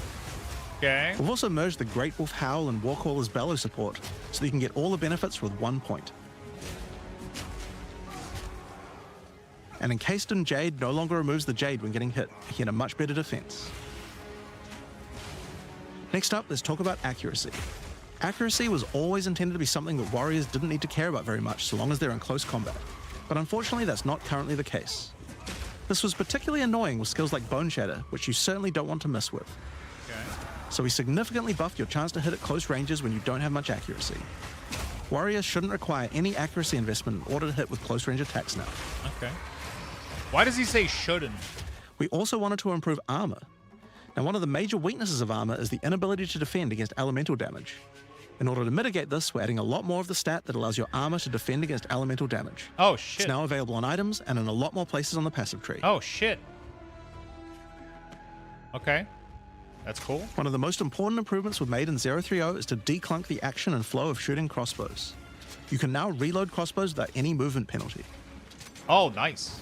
But not only that, all skills that can be used while moving now slow you for a shorter amount of time. This change benefits everyone, not just crossbow skills. With both of these changes put together, the run and gun playstyle feels much better. Dude, please give me some minions. It's hard to explain how important this change is for the feel of the class. The Mercenary is also a good chance to talk comboing skills Sorry. much better. Stream quality was Take low. Shock, for example. It buffs damage and lasts 4 seconds right now. But that isn't really giving you enough time to take advantage of it. If you're going to add a lightning skill into a build that otherwise wouldn't use one, we need to make mechanics like this much better. So we've increased shock duration on monsters to last 8 seconds. And skills like Plasma Blast, which are intended to be good at shocking enemies, Why am I now lagging? increase the damage bonus by a lot more. Sorry, You'll find Chan. changes like this all around the game. Chill now lasts 8 seconds, giving you more of a reason to weave in cold damage. Freezing skills are better at freezing. Burning skills need to cause burns that last longer. But making skills like Permafrost Bolts and Incendiary Shot double down on how they're supposed to be used, it makes using them in your build alongside other skills much more likely. We're also making sure to buff specific combos too. The freeze explosions from frag rounds now chain to nearby enemies. And using high velocity rounds with armor break will now fragment the opponent's armor. This causes monsters to take a portion of high velocity rounds damage with every subsequent hit, even tiny pellets. So that means following it with a shotgun blast is way more effective. Holy shit. Oh my god, the damage. Now there's a lot more buffs to crossbow skills, but for now I'm just going to talk about the new one we added, Mortal Cannon. the Mortar Cannon. What the hell? This one lets you socket any grenade skill, and using it will summon a cannon which loads and then fires the grenade you choose.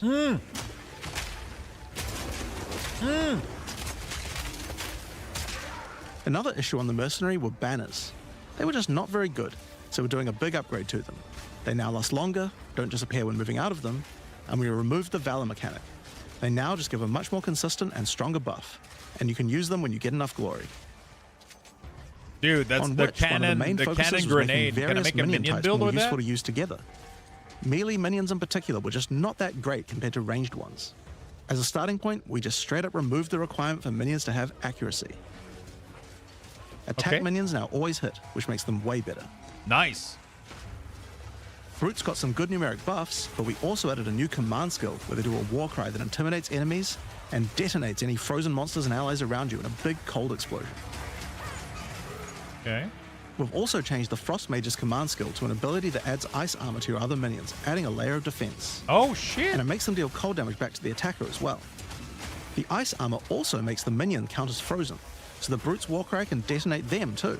Oh, shit. Unearth was changed to work on corpses of your dead skeletons, allowing you to summon the minions more easily in boss fights. Oh. And they also got a new jump ability, allowing them to get into combat faster.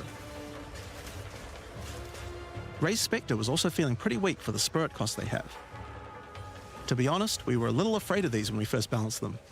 We've both decreased the spirit cost for a large range of monsters, and have significantly increased Spectre damage too. They should feel a lot more impactful. Nice. Nice. There's also a lot of new spellcaster weapons with newer cult skills. But I'll just talk about one of them that I thought was particularly cool.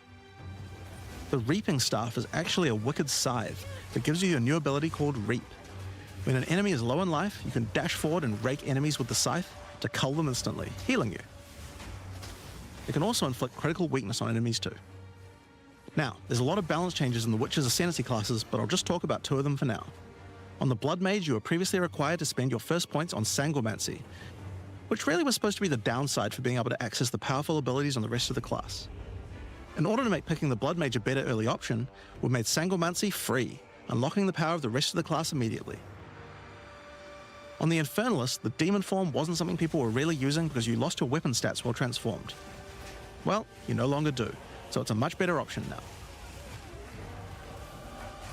On the Monk, the Holy wind skills shit, that needed a opens big up upgrade build, for man. sure. Staggering Palm can now stack up its duration if you use the skill multiple times in a row, so you can keep the effect of all your skills throwing up wind much more easily. That opens Wind up so Blast many had the builds. purpose of building up to dazing an enemy, but dazing just wasn't worth all that effort. Now it just dazes on hit, meaning a single Wind Blast will make all your skills stun enemies more easily.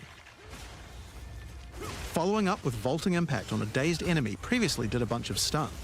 Now it allows you to break your enemy's stance. When their stance is broken, following up with a fast attack will do way more damage. Nice. A cool build that certain people always enjoyed in PoE 1 was hand-to-hand combat, but until now we just didn't have a real way to make it viable. Well, that changes now. The Monk, as a true martial artist, now has the ability to learn the Hollow Palm technique, a keystone that lets you use all quarterstaff skills while unarmed. What the All fuck? quarterstaff attacks now have a special unarmed version, and you get further bonuses to all your attacks from stacking Energy Shield and Evasion on your character. What the fuck? That's so ballsy. A new keystone we also added to the Monk section of the tree is Walker of the Wilds. This changes Mana Leech to work with elemental damage instead of physical, which is pretty useful for all those elemental attacks the Monk has, but it works well for the Ranger too. Dude, the Now, one of playstyle the looks least used nice. Ascendancy class in the game is the Acolyte of Chayula, so we knew we needed to make some changes here. One of the key things we had to do was make the chaos damage that the Acolyte can do much more useful. So we've added a new skill, allowing chaos damage to ignite, shock, chill, and freeze, embracing the elemental prowess of the Monk in a truly chaotic fashion. What the fuck? In addition, he can make all of his chaos damage leech. And we've buffed Into the Breach and Embrace the Darkness by moving the effects of the 4-point nodes into the base skills. He also gains a new notable, Grasp of the Void, which leaves void illusions behind you as you dodge roll. If they're killed, they do massive explosions of darkness, dealing damage to everything in sight. Now let's talk about Sorceress skills. One of the things we wanted to improve on the Sorc is the ability to use multiple elements together more effectively. Now, this might seem small, but one of the things pushing you towards using a single element is debuffs like Elemental Curses, which lower resistances of a single element. In order to fix that, we're making quite a lot of game-wide changes to these kinds of mechanics to broaden what they apply to. So for example, there's no longer 3 curses for fire, ice, and lightning. Instead, there's just a single curse that buffs all 3 at the same time. Oh, shit. And things like Frostbomb, which gave you cold exposure, now give elemental exposure. You can use it to buff any of your other skills. Oh! We also wanted to make switching between different weapon sets smoother, so you can use different elemental staves more effectively. To do that, we've removed the weapon switch time, and now happens instantly. This applies game-wide too. God damn! Now, we didn't just want to stop there. We wanted to add some specific mechanics that work between different elements, and that's where elemental infusions come in. Certain skills can now drop elemental infusions. For example, when a frost bomb explodes, it leaves behind a cold infusion on the ground. After picking it up, you can spend it on one of any number of different skills to transform how they work. Spark will create a nova of cold-infused projectiles. Ice Nova will leave a chilled area on the ground. And we also added a new low-level skill that fires ice shards. Use it with cold infusion though, and the ice shards will explode. Orb of Storms now generates lightning infusions when you cast enough spells near it. And that's all spells, by the way, not just lightning. Once you have one, you could cast a lightning flame wall, which adds both fire and lightning damage to all the projectiles that pass through it. What the fuck, dude? Or power up Ember Fusillade with lightning, which will generate arcs to nearby enemies as each fireball hits. That looks Or maybe so go lightning good. on lightning with arc. This skill is now a projectile, and by infusing it, you can go full Palpatine. Full Palpatine? Get fire infusions by blowing up monsters with Living Bomb. Then use them with Comet to summon a giant fire meteor from the sky. Or use it with Firestorm, which transforms it from a small area into a much bigger one. God damn. Firestorm is unique in that it can be infused by multiple different elements at the same time. Add an ice infusion to rain down ice at the same time as the fire. Oh shit, can you do lightning And and add lightning ice? to add deadly strikes from the heavens into the mix. What the fuck? Or use it with all three to generate a storm that is Holy truly shit, apocalyptic. this looks so good. What the fuck? Cold Snap has been simply turned into Snap. Previously, you could use it to shatter ice, but now it works to detonate all of the different elemental ailments and makes them leave behind infusions. Okay, they cooked with Sorceress, man. And just like how you Jesus. could previously use it on Frostbolt, you can now also use it on Orb of Storms and Solar Orb to detonate those as well, which means you can create many infusions at once. We also have a Spirit Reservation skill and a support gem to help generate them too. On the passive tree, we've added quite a few new Keystones to the Sorceress section. Here are a couple of examples. The Black Flame Covenant Keystone converts your fire spells to chaos and causes your ignites to deal chaos damage. Ooh. Your fire spells and ignites will also turn purple. Oh shit. What? The Ritual Okay, that Cadence was Keystone sexy. causes your invocation skills to trigger more times. It makes them trigger periodically over a longer duration instead of one. Great for those auto-bomber builds. Now, in They should addition have to made that skill apply to changes, pet we've too. added a lot more options for the passive tree for each class. Overall, there are more than 100 new notables on the tree, usually around 20 per class, along with Path of smaller Exile clusters is as pretty well. well optimized. Check out the old version. And here's the new version. It's a lot more dense, Jesus. and there's more interesting nodes than before. Now, we probably can't go through too many of these in the live stream, so I'll just show you one from each class's area of the tree. We tried to be a lot more thematic with the new nodes. So for example, the Molten One's Gift. It lets the benefit of Armor Break apply to your fire damage. Or how about Last Stand, which gives you lots of stats as your situation becomes more and more desperate. A lot of these have themes aligning with Ascendancy classes. Like for the Gemling Legionnaire, for example. You have crystallized immunities, which makes you immune to different status ailments depending on which support gem color you have socketed the most. Oh yeah, I'm Another ready. Ascendancy class aligned notable is Sanguimatic Rituals. It allows arcane surges to generate life instead of mana, unlocking that support gem to be used with the Blood Mage Ascendancy. In the Sork area, you'll find these Archon nodes that allow you to convert all of your elemental damage to a specific element. You become a Lightning Archon when you spend enough mana, after which all your skills will be converted to lightning, and you will do extra lightning damage as well. We have ones Dude. for cold and fire too, with different triggers. Oh my god, I want to be Here's a another lightning cool one. archon. Elemental Practitioner gives crit bonuses if you've triggered a skill recently, while also making crits generate more energy for triggers. Or maybe you'd like the Great Boar. It gives you a reason to stack dexterity to make you tougher, giving a bonus to life and stun threshold. What the? Or the Cunning Fox. It straight up gives you 5% quality to all your gems. Now, another major change is attribute requirements. We felt like players probably had a few too many nodes and attributes and not enough in interesting passives, so we lowered attribute requirements by 25% across the board. That means you'll have more points to spend on interesting notables rather than just I don't being think to you can do allocate more Chaos strength, Lightning. dex, It's and int. Chaos Fire. Now there are way more changes than just these. Jesus. These are just some of the cooler ones we wanted to show off, but I'd say that's just about enough for now. We're not even half done yet. So I think it's time that we talk about the League, the rise of the Abyssal. And to do that, I'd like to hand things over to Mark. As you just saw, even though there are major changes to the campaign for this update, we want to make sure that every time you come back for an expansion, each area feels different with something extra going on. It is really important to make sure your experience when returning between expansions is fresh and filled with new content. And the way we did this was through leagues. Every expansion we make has a league, which not only has a fresh economy, but also has new content exclusively available in that league. So, let's delve into the details of what Path of Exile 2's first official league is bringing to the table. The Abyssal are a race that have mastery of forbidden magics and necromancy. They were thought to be extinct, but have merely been biding their time underground. You first encounter signs of the Abyssal in Clarefell, where you discover that during the night, weaker members of the Undead Legion have been attacking the encampment. The townsfolk require your help to investigate where the monsters are coming from and put a stop to their attacks. Out there, ancient creatures, lurking beneath the surface.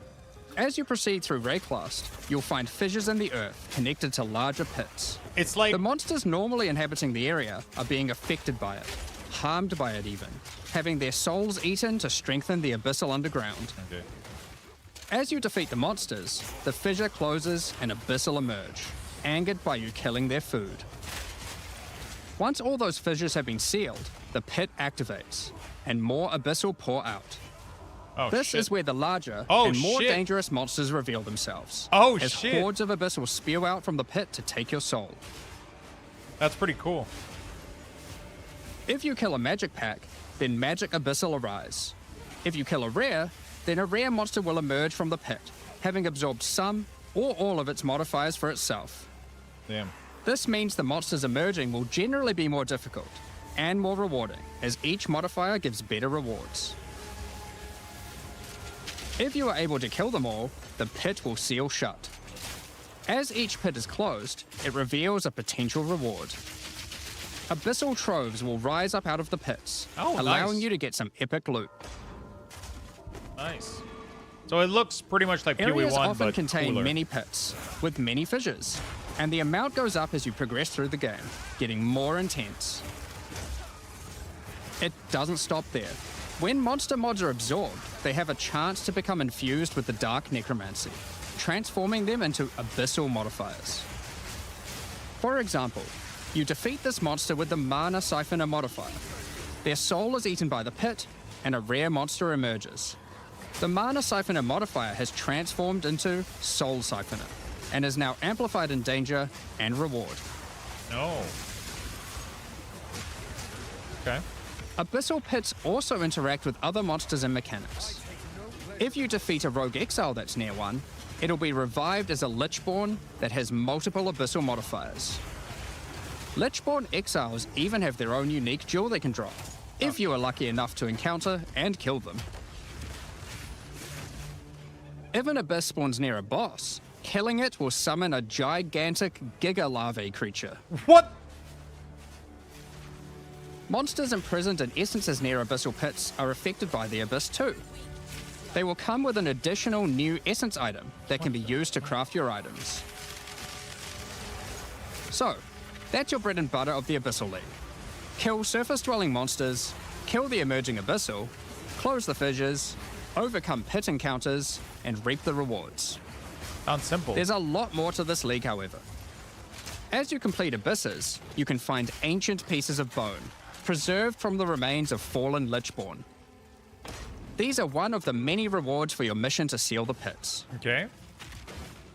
You can use this on a rare item to imbue it with abyssal magic, adding a special hidden modifier to your item. But how do you reveal it? In Act 2 Tell of the me. campaign, you'll encounter a new area. This area is overrun by the Abyssal and the Lost Men. After clearing through this area, you'll find the Well of Souls, a giant cavity with a massive vortex of souls swirling beneath you. So how do you reveal the mods on your Abyssal-infused items? Obviously, just throw them in, right? Yes, that's exactly what you do. Before throwing it in, you are given the option of how you want to transform it, in the form of a choice of 3 different modifiers. Once you've chosen your desired mod, throw it in, where it will absorb the power of the souls, and the ominous creature will then retrieve it for you. These modifiers can be ones from the core mod pool, all the way through to specialized modifiers that cannot normally appear on items. That's pretty cool. During the campaign, you can use it as a way to more easily add useful existing mods, but during the endgame, there is a whole set of new and powerful mods you can add to your items. Like this mod for crossbows that allows you to place an additional ballista totem. Or this one that adds spirit to your staff. Or this one that allows you to generate more combo with your quarterstaff skills. More spirit. And speaking of endgame, you can also use the system to craft waystones. With a preserved vertebrae fused into your waystones, you can get some new modifiers that push difficulty and rewards to new heights. Here are some examples of those mods. You always get a choice of 3, so you can avoid anything you don't think your character is capable of. With this modifier, the natural inhabitants of the area are all spawned near abysses. And there are up to 9 additional abyssal pits in the area, making it just a full-on abyss ruckus. Or this one, which causes the final abyssal pit in the area to always result in a boss encounter, be it either one underground or one that emerges out. There are dozens of these waystone modifiers in total you can get from this crafting. That covers the new crafting mechanic. So what's left? Well, we talked about how when closing pits, you can get abyssal troves, but sometimes when closing an abyss, you'll reveal an underground cavern that leads to the abyssal depths. After jumping into the depths, you'll find an abyssal city, swarming with legions of the undead. When underground, every single rare abyssal enemy will have an abyssal modifier. And at the end of the dungeon, you'll even find a rare with a more powerful Lichborn modifier. Once you're able to defeat this powerful rare, you can also find some nice rewards. Look at the trove, man. Aside from the entire area being valuable due to the abyssal modifiers on the monsters, it has its own specific drops too. One example is a set of lineage supports that can rarely be found in these depths, like Kurgle's Leash. This support empowers both you and your minions when you command them, granting unholy might to you both. Another depths-specific outcome is a set of omen-like items that amplify your abyssal crafting. Additionally, we're adding some new socketables that can drop from the abyssal depths. Take Ulaman's Gaze, which can be socketed into your armor. These are a bit special, in that you can only have one equipped at a time, but give some pretty powerful effects. Think of them as almost a unique socketable for your equipment. In the endgame, where you can still find depths, you also start to find a different type of underground chamber. In these areas, you'll find an ancient spire, a device being used by commanders of the abyssal factions to plunge Rayclast into a lightless void. Your goal is simple. Kill this commander and destroy the spire. There are 4 bosses in the Abyss League, and there are some pretty cool uniques available from them. An example is this belt, Darkness Enthroned. It has 2 sockets, but hold on, socketables don't work on belts. Well, shit. This belt has a special mod that allows it to count as a different slot for the purpose of socketables. This one, for example, counts as a helmet. I kind of want one that counts as a body armor. I wonder how rare that one is. You can also find this unique jewel, Undying Hate. This jewel transforms part of your passive skill tree into an abyssal version, and has multiple depths. The deeper it goes, the more of your passive tree is affected. allowing you to fulfill your fantasy of becoming part Abyssal Lich. What the fuck? Now, the last thing that Abyssal commanders can drop is a Finger of the Lich. But what use do you have with a random undead finger? Well, the next time you A lot return of to the things. Well of Souls, with the finger in your inventory, your character will almost feel compelled. To do what, though, you might ask? To jump in. The items you threw in came back more powerful, right? So, what's the worst that could happen? Well, you will just have to find that one out for yourself. Fuck off, Along with the mate. introduction of Act 4 and the interlude, we will be adding 25 new in-game maps. These maps will contain all the new monsters and bosses we're adding, improving variety That's and what giving Lux you did in the opportunities to raid experience the yesterday? new boss fights many times. That's what I did, dude. Let's take a look at some examples. I did find out. Rock Pools is a map where you explore a shallow rocky coastline, surrounded by coral and filled with sirens. Yo, this At looks the end good, is a man. giant goblin king boss, ready to eat sulfite and squish you like Are a those bug. bodies? Holy fuck! He has a necklace Holton of is an corpse. Ezomite township which has seen better days. Jesus. Explore and clear the township to find a gothic, reaper-like boss, with the ability to manipulate storms and fry you with both lightning and wither you with chaos. Given some of the new bosses added are a bit more epic, such as the Act boss and final bosses of each interlude part, it would be a bit of a waste to just use them as regular map bosses. Instead, we'll be adding some new mechanics to the Atlas that use them. These start appearing pretty fast into the endgame and will help bridge the gap until you do your pinnacle bosses. In the desert biome, you can encounter a wild sandstorm. 3 maps around the sandstorm contain a device you must activate. Upon doing this, the sandstorm's magic is disrupted, revealing the map inside and allowing you to access it and find the cause. This presents itself in the form of a boss, similar to the existing Citadel bosses. This boss is a Faradin Swordmaster, who has been blessed with the power of a Time Djinn, allowing him to take his swordsmanship to the next level by replicating himself, maneuvering rapidly, and severing the fabric of time itself with his powerful slashes. In the water biome, you'll encounter a giant maelstrom, where one of the maps surrounding the water biome connects to it, but the connection is obscured. You must run the maps nearby, hoping to find a beacon, Okay. which will remove the maelstrom and reveal the connection to that map. Another example is this Vaal vault in the mountain biome. But how do we get inside? Running the adjacent maps to it will yield a key, which you can then use to gain access to this vault. Or, you could just trade for one, I guess. Use the key to dispel the powerful force field surrounding it, leading to the Vaal Elite and their rewards inside. These all contain Nice. Uber versions of the Act 4 boss, and the bosses at the end of each part of the interlude. And each have their own exclusive drop pool of new lineage supports. I got it two Which, minutes as ago. Jonathan spoke about earlier, are powerful support gems that modify your skills in pretty crazy ways. As an example of a lineage support which can come from the Faradin Swordmaster mentioned earlier, we have Garukhan's Resolve, which causes your critical strikes to fork, but requires some mobility on your part to properly enable. From the boss sealed in the Vaal Vault, we have Paquate's Pact, which supports your war cries, causing them to inflict massive amounts of corrupted blood at the cost of your own life. Additionally, some maps can now spawn summoning circles, a room resembling an Ezomite henge. Activating this henge will spawn bosses. It's as simple as that. Oh shit. We'll also be making changes to how affixes and waystones work.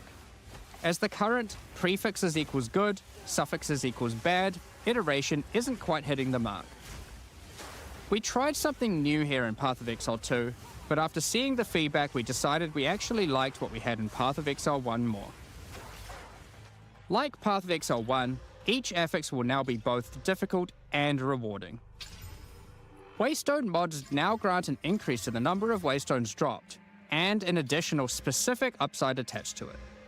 Okay. This means as you roll your map, they will continue to get more difficult and more rewarding, and allow you to customize the difficulty and rewards of your maps better. Okay. For example, The Frostbitten mod, which causes enemies to deal cold damage, also increases the rarity of items dropped as its upside. Whereas the Of Venom suffix modifier, which causes enemies to poison on hit, has the upside of granting increased pack size. Some maps will end up having a lot of rarity, some a lot of pack size, and others will just have a mixture of everything. I like this. Due to now having more Little bit more modifiers simple to granting read. difficulty, we will of course be reducing the difficulty per modifier to account for this. So, Okay. that's your Atlas, maps, and Waystones. That's good. But what about Breach, Ritual, Pinnacle content, and others of the sort? We're making some changes around this too. The first change is that you'll now be able to invest 2 points into your specific League Atlas trees before having to run the Pinnacle content. Okay. There will be a specific objective for each type of content which grants you those points. For example, in the case of Delirium, it's simple. You just need to find and kill one of the bosses in a map, Omniphobia or Kosis. The rest of the points for each content come from the Pinnacle content, but we're making some changes to accessibility here too. Currently, access to most Pinnacle content requires the same key at the easiest and most difficult version of the content.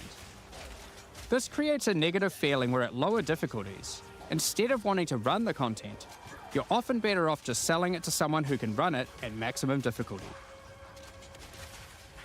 To address this, each content will now drop splinters, which will not form into singular items. Instead of using the singular combined item in the Realm Gate, you can now just bring your splinters. Upon inserting the splinters into the Realm Gate, an interface will appear, allowing you to pick your difficulty, and you'll notice each difficulty has a different entry cost. This means if you want to run easier difficulties, it costs less, which also allows you to run this content much sooner into the endgame. Oh, shit. Because these You can encounters learn it now just too. require splinters, their corresponding Atlas tree no longer affects the It difficulty. allows you to of them, learn the content. and has before been you do it changed at to harder purely difficulty. affect the content and maps on the Atlas. That's really pretty good.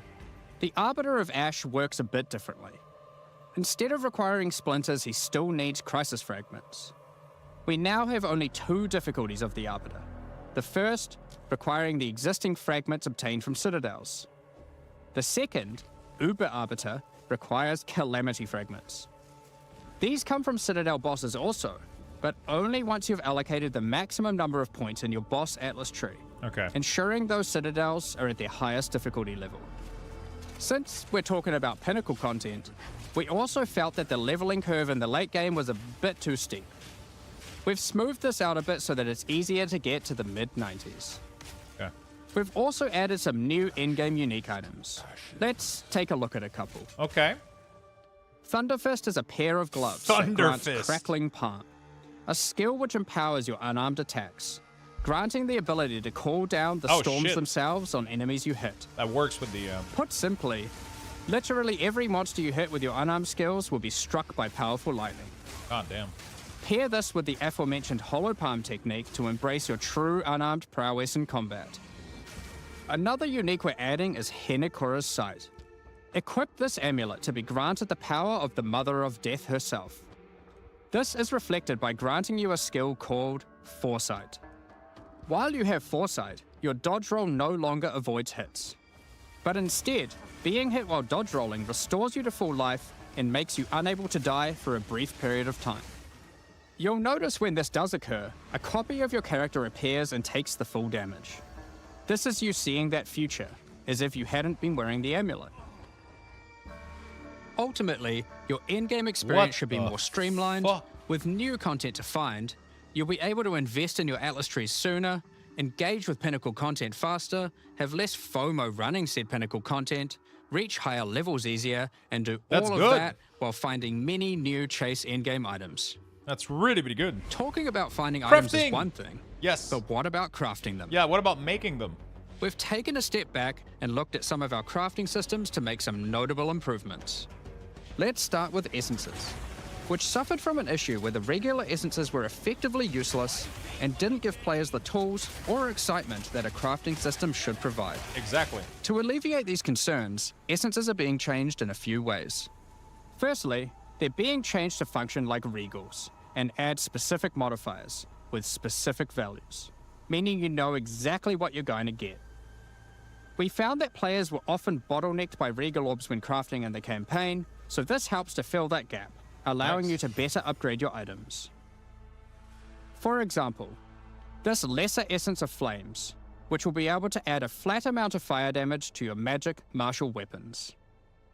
Secondly, we're adding many more tiers. That's really That good. Lesser Essence of Flames, for example, has a regular variant and a greater variant too, adding even more fire damage with each upgrade. The intention of this is so that when you find one early on, you don't worry about holding on to it till later to use on a higher level item. Yeah, you just use it now. You should feel free to use them as they come to get powerful upgrades during the campaign. Oh, fuck yeah. That's so good. Lastly, our highest tier of essences, now called Perfect Essences, will function like a Chaos Orb instead of a Regal. So it will replace one of the modifiers on your rare items with the specified mod. Such as this Perfect Essence of Flames. You'll notice this one doesn't just add flat fire damage like the ones before it. Oh, The shit. Perfect Essences often give something a bit different, with some opportunities to be pretty damn powerful. There are many different essences, each with many tiers, covering many of the more core modifiers you'd want on items early on, through to chase specialized ones for in-game. That's really, really good. Speaking of in-game, we really wanted to expand our crafting options for late in-game crafting projects. Please. You might have noticed that at in-game, you get way too many transmutes. Wouldn't it be nice if some of those didn't drop, but instead you got something a little more powerful? At higher levels, you can now find Greater Orb of Transmutation and Perfect Orb of Transmutation. These can be used on normal items to upgrade them to magic, ensuring that the modifier generated is of a minimum level. This is similar to how you find higher tier items on the ground, but for crafting. These higher tiers will also exist for Orb of Augmentation, Regal Orb, Exalted Orb, What the and fuck? Chaos Orb, What the meaning you fuck? can get all of the orbs required to take your item from normal rarity to a fully completed rare with guaranteed high tier mods. On top of these new core crafting currencies, we wanted to make sure there are powerful crafting bases to use them on. Now in endgame, you can start to find exceptional items. These are items that drop at normal rarity and are perfect for your from-scratch crafting projects. They can come with extra quality, up to 30%, or an additional socket to use your crafting socketables in.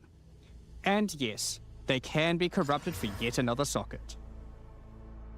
You can also get exceptional unique items. Oh, shit.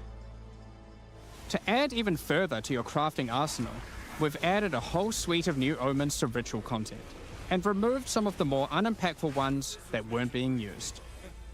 Some of the new omens include the Omen of the Ancients, which will cause your next Orb of Chance to not destroy the item, but generate a random unique of the same class. Oh, shit. Or the Omen of Sanctification, which is my new favorite. This will cause your next Divine Orb used on a rare item to re-roll the values of its modifiers, allowing it to exceed the normal minimum and maximum values, raising the ceiling on the new most powerful rare items in the game. This omen will also cause your item to become sanctified. Sanctified items cannot be crafted, just like corrupted ones, so consider carefully when you use this. Oh, shit. Another is the Omen of Chaotic Monsters, which will cause your next Chaos Orb to reroll all modifiers on a Waystone, allowing you to fix your maps if you get some modifiers that are not feasible for your build. Okay. Besides these examples, there is a huge variety of new omens for you to discover in your ritual encounters. With the release of Act 4, notably taking place in the Karori Archipelago, you'll be able to now find a new currency item, Henikora's Lock. Henikora, the Karori goddess of death, has the power of foresight and is able to see many futures, including the outcome of your next craft. So, imbuing her lock onto an item gives you that same power too.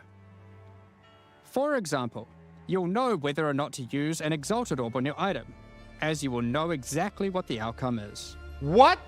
So, with all these new crafting improvements, it's safe to say you're going to be making some epic items, and not necessarily just ones for yourself. So given that, it's time to talk about a massive one. Trade. That's what she said. It's finally here. The moment we've all been waiting for. Fully asynchronous trade. What the fuck? Over the years, the way players trade with each other in Path of Exile 1 has morphed from using the forums, through to the in-game chat, all the way through to using Thank the you, website. Evade, for the Prime 19 These months. systems, in all their iterations, work for a while, but with each iteration, new problems eventually reveal themselves. Be it requiring you to be in your hideout too much instead of out there killing I monsters, fucking hated that. or never getting responses from people who I are either fucking AFK hated that. or just can't be bothered. In order to finally solve this, and this has been a long time coming, we're adding a new system that allows you to buy items from other players without requiring the seller to be present. They can continue farming, killing monsters, AFK as they please, and can What? even be offline. It's With like the a bazaar. introduction You of just go to their King's March in fuck. Act 4, you will encounter Ange, assistant to Rog in the Meridian Free Traders Company. That's so good. Over the last 2 decades or so, since Path of Exile 1's storyline, Faustus has handed down his knowledge and expertise to Ange, and she is now ready to take over his business. If you have a hideout unlocked already, you can immediately invite her there. If you don't have a hideout yet, you will need to acquire one. You can do this by completing a quest to defeat one of the bosses inhabiting an island in Act 4, allowing you then to take a slice of it for yourself, making it your new home and base of operations. Okay. Once invited to your hideout, she will now serve as operating your currency exchange, but also serve as the figurehead in your new trading empire. So, how does this new system work? Oh! In the existing trade system, you would list items for sale in premium stash tabs. And then when someone wanted one, you'd have to take it out for yourself and trade it to them. Now, instead of using those, you can give your items to Ange so she can sell them for you. Each item must have a price set. The prices are set using in-game currency items, such as Exalted Orbs. Yeah, it's like a or Chaos bizarre Orbs. auction house type, right? Once a price is set, other players will be able to find the item by searching for it on the trade website. Once a desired item has been found, you can hit a button, which will instantly teleport your character in-game to their hideout. Then, you can immediately purchase the item, and while there, if you want, browse their other goods, in case there's a good deal someone else hasn't yet discovered. You'll notice that as a buyer, I mean, it's on top different of than the an auction currency the house, seller though. set for the It price, has a bizarre also feel costs to it, gold like purchase an item, old school as MMO Ange had. has bills to pay after all. As a seller, you'll immediately receive a notification when It's an item of different. yours is sold, and can also see an effect above Ange in your hideout when she has unclaimed currency. Just go talk to her, claim your currency, That's cool. and continue playing at your leisure. I like that. As many people already acquired premium stash tabs for the purpose of the trade system, we wanted to add a way for you to convert your existing tabs to merchants tabs, if you want. You can do that here, on the website, but only if you purchase those tabs before the release of the third edict. Okay. To clarify, the existing trade system will remain fully intact, so your premium stash tabs will not lose any of their functionality. We just figured people might want to switch over to this new system. We expect a lot of feedback around this new system, is really, and are really good. looking forward to trying it out with you. As we are not able to test internally with an entire, thriving economy, there will certainly be some kinks to work out. Based on how the system goes, we will be adding it to Path of Exile 1 when ready, so any of the tabs you purchase will also be usable there later. Next up, I don't have an we're external going to be sound card, talking it's all about our internal new on the supporter board. packs. Today, we're launching 2 new series of supporter packs: the Justice and Trathan But I have an Executioner audio packs. console, though. Each tier contains the pack's full face value in points, alongside several exclusive microtransactions. I don't have much knowledge in terms of As non-streaming always, related stuff. the so. microtransactions in these packs are purely cosmetic and do not affect your character's power or progression in any way. The Justice series of supporter packs contains 6 exclusive Baby microtransactions. Griffins! Claim glory after defeating enemies, or inspire your allies by calling down the Banner of Justice portal. The Sphinx Mystic hideout decoration will identify items for you, displaying them as it does so. This ancient creature has been presented with many items over the eons, so has some strong expressions to make on the quality of your wares. Become a true warrior, worthy of delivering the justice of the eternal gods with the Apostle of Justice armor set. This armor set also comes with a matching back attachment containing a set of scales to measure your worth. With the Apostle of Justice finisher effect equipped, the Goddess of Justice herself will appear to decide on a verdict for slain unique enemies. Witness as she decides the fate of your slain foes. Will they ascend to be amongst the gods or be banished to the underworld? The Griffin fledgling pet will be your courageous so companion as you journey throughout Rayclast. Look at this cute little fucker. Take your place in the skies in the Plateau of the Gods hideout. This hideout comes with many different sections for setting up your home or base of operations. In order to travel between them, you simply just need to walk off the edge. Like a true eternal god, you can float between the mountains on the clouds themselves. The Trathan Executioner pack series also contains 6 exclusive microtransactions. The Trathan Executioner finisher effect is a brutal display of Trathan might, crushing slain unique enemies as if they were bugs beneath your heel. What the fuck? As a Trathan Executioner, you're the perfect master for the ever-hungry carrion raptor pet. It has taken a particular liking to the taste of other pets, and at your command it will swoop down and eviscerate them, proceeding to satisfy its hunger by feeding on their corpse. The nobles of the 4 major Trathan houses had their mercenaries, What the but if their hired hands became notably irritating, they'd have to call in the Trathan Executioners. You can now embrace their methods and become brutality incarnate with the Cruel Trathan Executioner armor set. The matching Cruel Trathan Executioner cloak will shroud you in scarlet as you crush the skulls of your enemies and leave a trail of blood behind you as you build up a kill streak. Or use the alternate variant to simply put a skeleton on your back. Be bathed in blood as you mutilate monsters with the Cruel Trathan Executioner character effect. The swirling blood increases in volume as your spree of slaughter continues. Both this effect and the cloak use the same kill streak for tracking how much blood is shown. After a long and tiring day of executions, enjoy a relaxing game of dice with the Goblin Gambler's Hideout decoration. They'll definitely be playing fair, right? The Pulverizer map device brings a horrid efficiency to punishing the damned of Trathus. Each map you open will execute the next they're testing victims. microphone.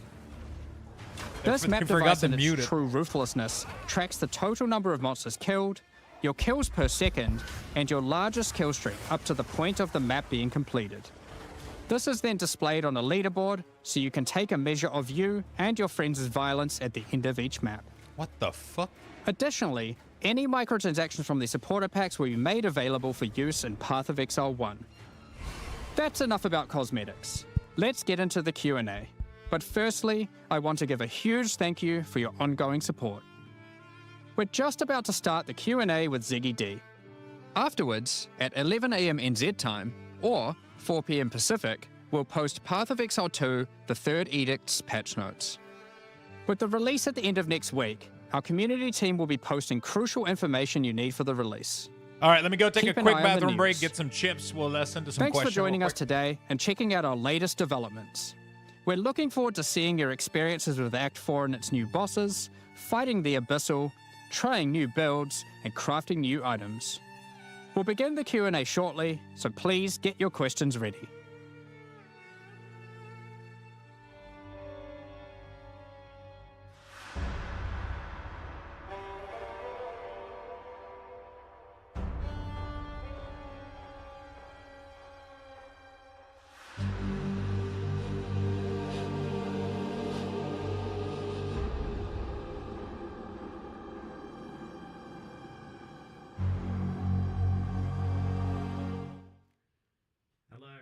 back, Exiles. After a absolutely monumental reveal, we now have a suitably juicy Q&A session for you.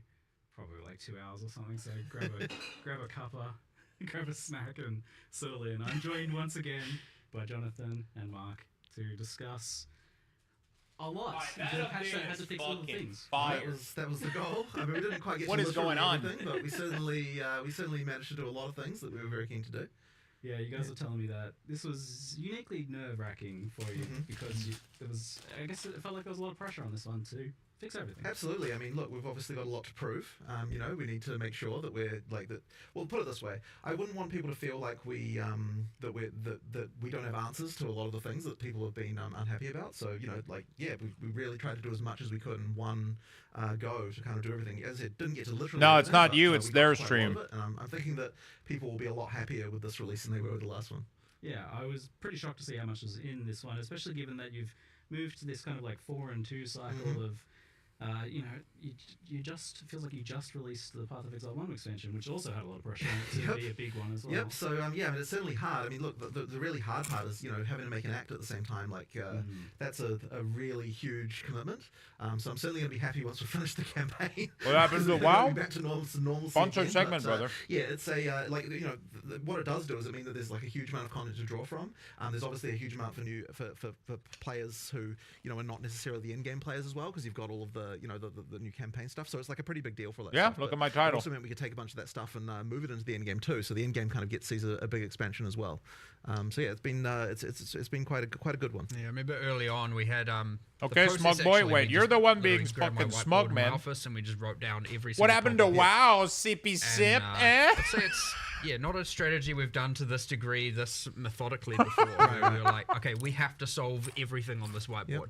Literally made a tier list up there. Sippy like, Sip. This is T2. We did like, actually fully of every problem, and there We're were doing things in Corpunk there, like, afterward, performance and things too. that aren't necessarily the actual game content. I mean, and all this kind of stuff. the very one at the top of the list was campaign is a slog, right? Like that was the one. I mean, we did WoW all morning. So things like that were just like we're really trying to be honest about like here are the real issues. And the reason it ends up being a bit nerve-wracking is because we had a goal to fix all of it. And we didn't get to fix. We aren't fixing literally everything. We're fixing almost, a lot. And I'm sure a few new problems introduced here and there. However, obviously, as we're watching Twitch chat, there was a huge amount of stuff about towers. We had a plan; it was on the list. It just unfortunately we couldn't get time to sort it. So that's one of the. It's probably the notable one, I would say. Yeah, so we'll kind of discuss around your vision and stuff for Endgame soon as well, so that you can give people some reassurance about like where you want to go with that. But we should also mention just the other elephant in the room, or the lack of the elephant in the room, with the druid. Yes. No elephant form, but the joke kind of works. Yeah. So it seemed that druid has been uniquely challenging to get shipped. It's been something you've been working on for a while now, and just getting it right. What has been the challenge with The druid? sound is not good. Well, I mean, okay, so we started It's believing muddy. that we were going to have Druid in this version. And that was the case for at least 2 months of the 4 months of development that we were that we had here. And obviously, like a bunch of work had gone on before that as well. But at some point, we realized, that we don't want to have the mistake that we effectively had with 020, where like we put a huge amount of effort into the class and then we didn't get time to fix like all of the concerns that people had outside of that, right? Because obviously the same resources go into making a new class as go into balancing the old ones and making all that stuff, right? So if we don't have the balance in like a good place, it kind of feels a bit bad to like be thrown. How do you in a guys class feel about that's the patch effectively overall? disrupting that. So then what that meant was at some point we're like, okay, since we don't believe we can get both the class and all these other balance changes we want to make in at the same time, it's actually better to cut the class and then have the balance changes instead. So that's what we ended up doing. And obviously it was like a really hard thing to cut because obviously like, you're going to have another one without a class. Like it feels really terrible. Yeah, but we've got the philosophy now of like we have to make sure that we're in the release month that we say we're going to be in. So therefore something had to go, and unfortunately that was it. But it means we've obviously got a huge head start for when we actually do it next time. And I mean, look, there was so much stuff that was cut. Like even as large as it is, like there's like ascendancies and all sorts of stuff that was going really be good there, and we'll get to it. The But quest, more important nacho to just make cheese, sure that man? people are Oh happy my with God. the stuff that's in, and make sure all those changes are great, and make sure obviously you've got answers for stuff, right? I imagine for druid, it's a big part of it's just the fact that the shapeshifting, getting it looking and feeling right. No, is I mean it's probably a huge really deal. challenging, right? It's hard.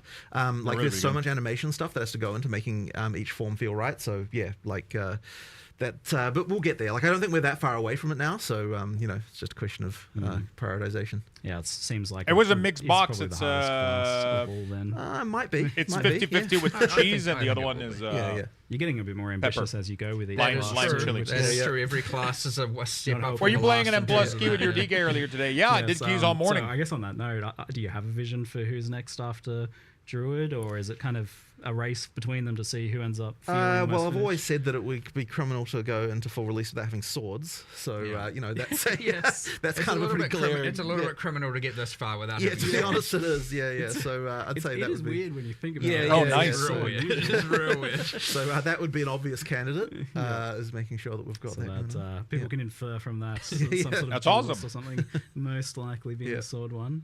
And as you said, the ascendancies are just kind of the same boat as they weren't. You weren't satisfied with where they were at to be able to get those in. So that's the things you missed, but that's like the list of the things you missed. That and doing something with towers. Yeah, so yeah. now we can talk about kind of what you have done. We'll jump into endgame first, since I know the towers and stuff have been a hot topic for people. So we'll talk about the endgame. This wasn't ostensibly supposed to be an endgame update, from what you were telling me, but it still seems like a pretty big endgame update in the end. Yeah, I mean, well, part of that is because we obviously get all finally. the content that we produced for the campaign. We get to make all They the fixed in-game the volume versions of midway that. through. Yeah. That obviously adds quite a lot, but we did want to make sure that we weren't just being like, okay, so we're adding a bunch of bosses. Like, we wanted to make sure that the more epic ones that we added to the campaign have some new mechanic for them on the Atlas as well. So that's where we had those various mechanics with, like the sandstorm and that kind of stuff. Yeah.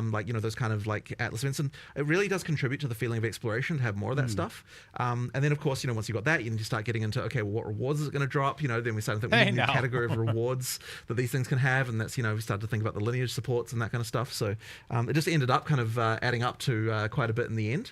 But it isn't like kind of like the big end game change that we wanted to do. Like, we had a design for that, but we just kind of haven't quite got to it. So, but it still ends up being quite a lot. And one of the big things that it also, I think, will help bridge is the kind of My friend said end-game key bricked on the like final that's still boss a problem paladin we and wanna DK improve, stood and but, shit on the look at floor that, and that's quite die. a bit, Yeah, 'cause, pretty you're much. seeing that stuff on the Atlas a bit earlier.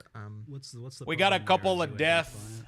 I mean, you've got this issue where We got a couple of death throughout the and we are key, doing some and stuff to address this, but and then on effectively the you've got, like, boss, pinnacles at the end, end you've got, boss. at the start, you've got a bunch of content, but it doesn't feel like there's those kind of mid. I mean, mid-end so game goals that, multiple you can thing really happened, achieve. right? But yeah, that's kind of ultimately, the I issue died that to we like have. one of the Direction, final right? thing. I Right, couldn't right. see it No, through there's my enough, one of like, my really spell shit, and guiding, then like, the narrative I kind of died, falls then the apart, paladin whereas died, it's just like and then not enough you healing want came a out of the bit more top, of, and then we lost telling you more where to people go, before we what to could do. be It res. has those We goals could have where be you're res like, the I wanna paladin, do but this next then and this next, as opposed to, like, I could we do didn't this get enough as healing opposed to It's survive nice to have the those, but it's nice to also have the teleportation up things kind top, of directing and we you as died. to, like, Right. this is exactly what I want to do. We're not gonna watch the Q&A. Q&A. Gap there. We want to add a whole bunch of stuff in the middle there. We're not We gonna have a watch huge the plan, Q&A but chat, again, but I want to get your feedback. How you feel? Are you guys excited about Path of Exile 2? Honestly, this made me way more. By the way, we're not done. We still have more gaming to do, but I just want to do a quick recap on. I just wanted to do a quick recap. This made me way more excited than I thought for this.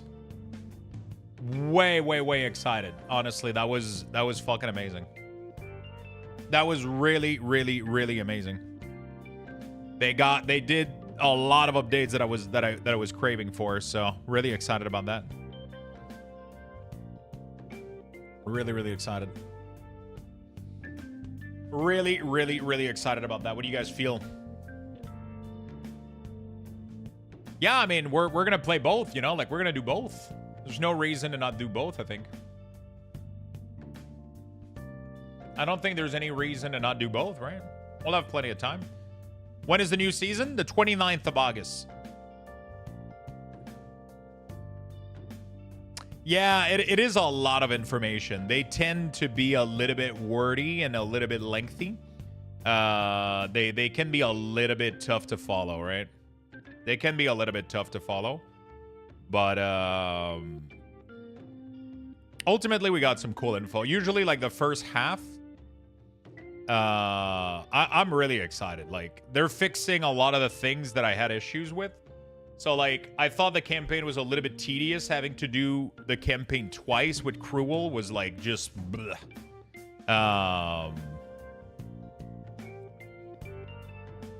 Like, You know, like, it felt like a slug, right? Because you go through the first time, and then you have to do it all over again on Cruel again. So now they're fixing that.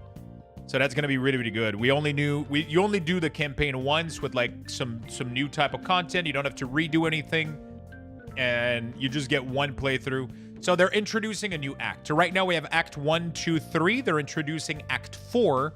But now instead of making you do Cruel, they still don't have Act 5 and 6.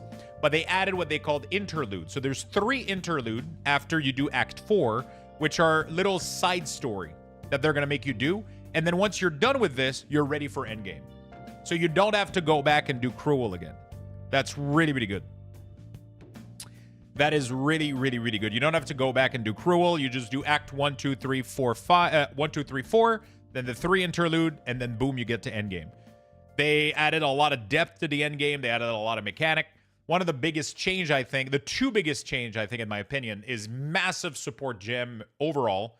So you can use a support gem multiple times now. Let's say that you want all of your damage to do more poison damage. You can apply the support gem for all poison damage on all of your skills, instead of being limited to only using 1 in all of your skills, and then that limiting a lot of build and causing a lot of issues, right? Like minion build, for example. You want to have the fucking gem that increase your minion skills, but you couldn't apply it to all your minions, so like it kind of made having multiple minion and having an army of minion a problem, because you couldn't have a lot of skills and you couldn't duplicate all the gems. So that's like really, really good that they're doing that. The second thing I think is asynchronous trading. So the way that they're doing it is they're doing like an auction house system, but with like a bizarre feel to it. So like you put all of your loot to sell on a vendor. 55 whole minutes. It's a long time, dude. It's a long time. 55 fucking months, dude. Thank you so much, Giggity. Welcome back to the club, man. Their panels are exactly like their games, dense and needlessly complicated, but when you understand it, Chef Kiss. Yeah, it's a little bit, I mean, I think one of the reasons Path of Exile is cool is because they have a lot of depth and complexity. But it can also be overwhelming. It's like a double-edged sword, right?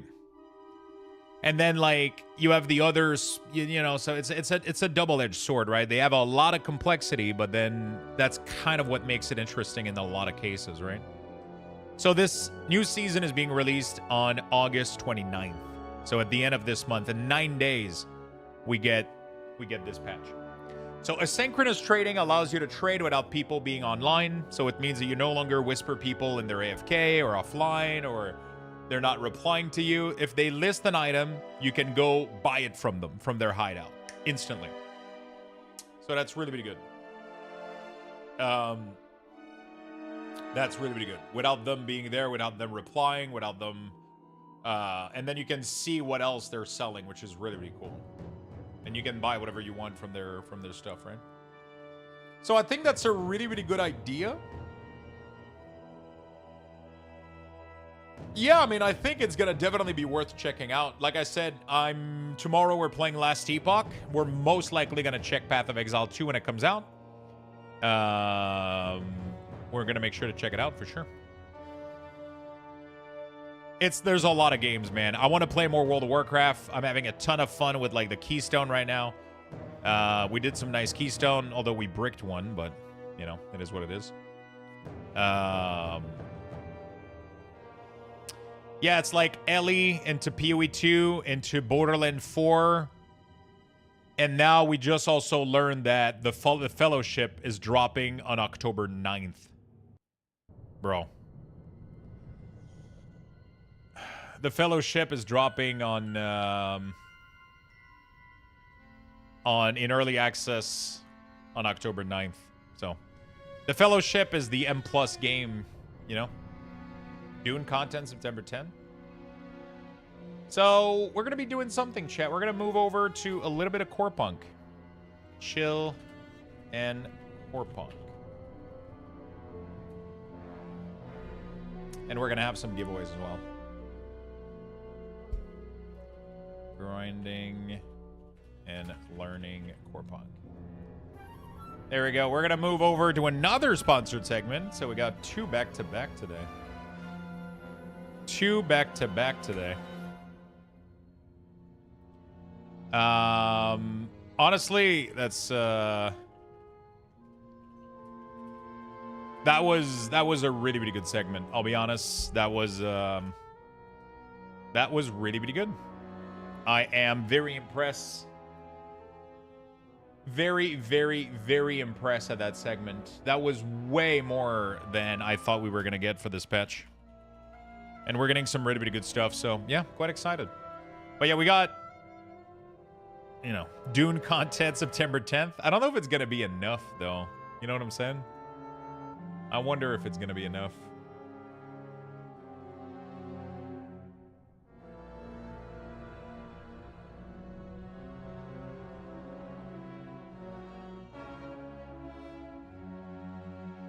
I don't know if it's gonna be enough, you know. All right, let me do a quick post on the socials.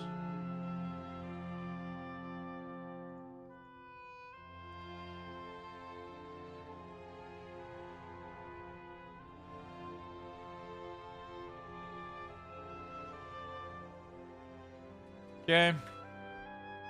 Time for some more core punk. Good times, learning, grinding,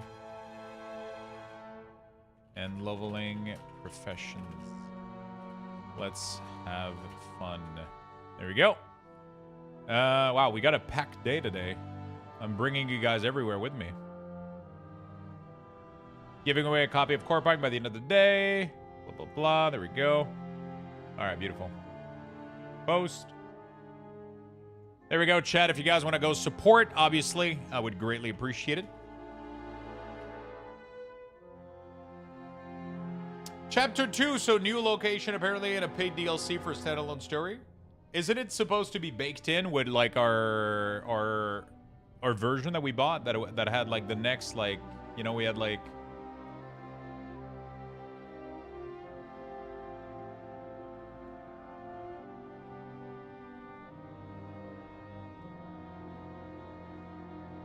Season pass? Okay, so it's free. It's included for free with the season pass.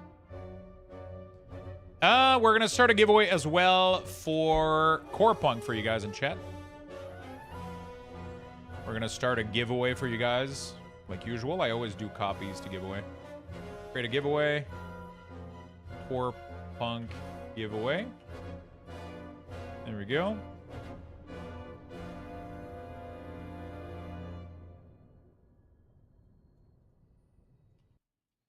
There we go, chat.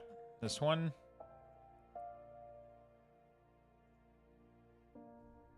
Beautiful. Okay, good stuff. If you guys want to win a copy of Core Punk, just type free Core Punk in the chat. And I'm going to give away a copy as well on Twitter. So make sure you guys go like, retweet, and all the good stuff over there. As usual, like, follow, repost. And then we're going to give away a copy here at the end of the day. And right now, let's get started with some gameplay. Let's go. How you doing today, Void, by the way? How was work today, man?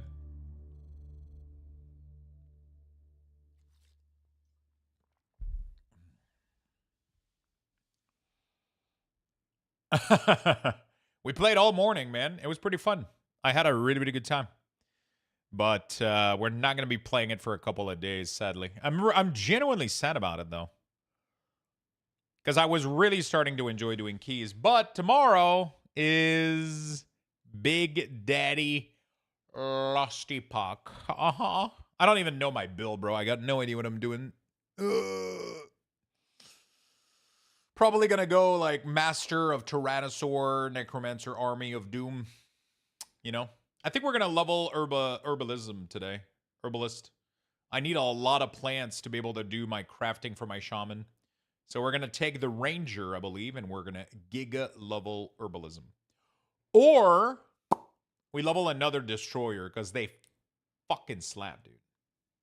I don't know how good Ranger is. Destroyer slaps some fucking dickorino, dude. Yeah, I mean, I'm going Necromancer for sure. It's just the problem is I'm going Necromancer for sure. It's just the problem is I don't know which minion. It sounds like the only good minion build is going to be Abomination. And that makes me a little bit sad. But it is what it is. Ranger's good.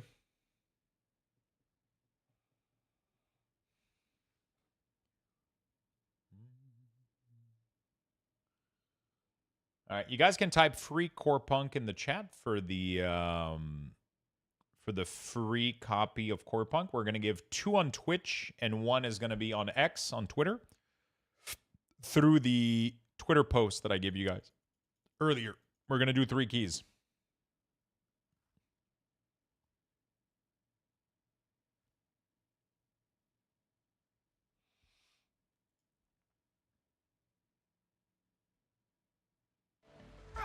All right, we're gonna level the ranger today. We're gonna herbalism level this guy.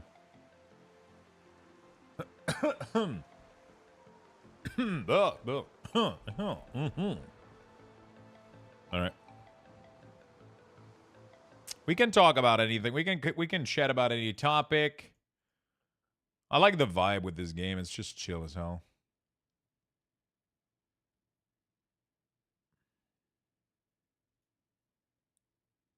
It is chillerino. Is there anything else I need?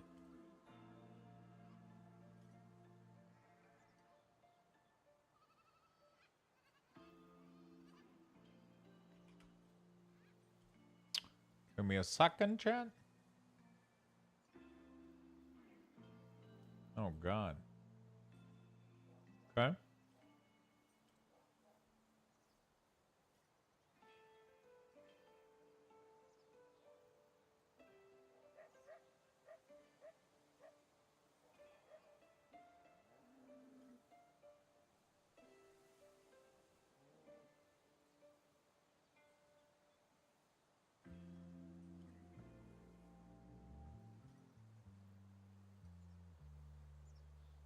Okay, beautiful.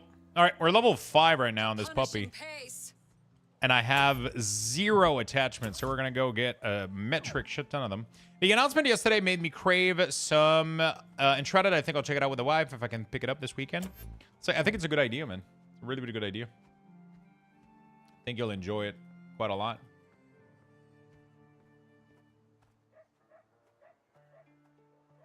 I think you'll enjoy it quite a lot, friend.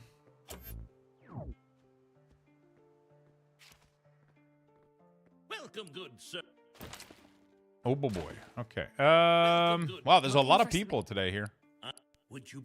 I would pay you for your trouble if I knew how. I'll do it. Oh, and out.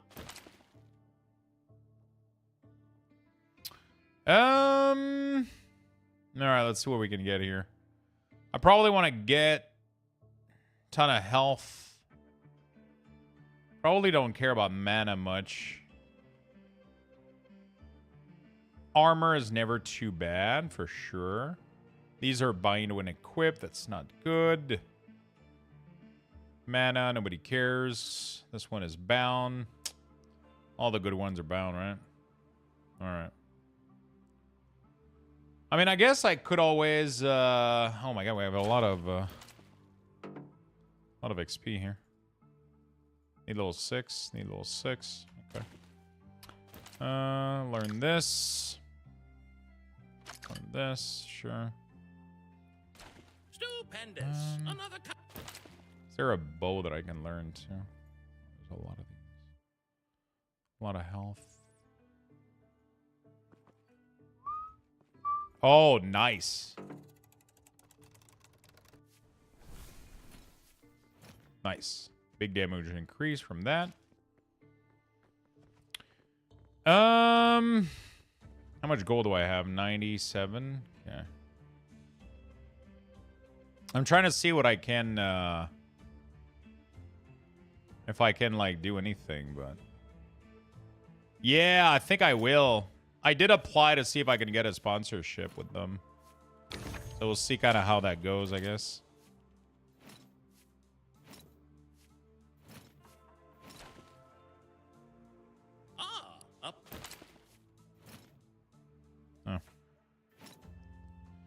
I did apply, but the rate that we're offering was a little low, so we might have to... We'll see, I guess. Wrong type of item. Your mom is the wrong type of item.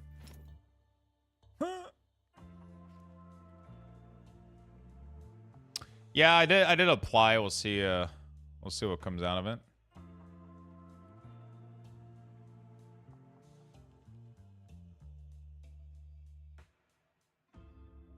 Health regen point is not a bad thing. All right, let's use that. There we go. I gotta make a route. Wow, our Corpum stream pop-ups. Nice. Yo, what's up, my friend? Where do I get the best bushes in town? Thick bush?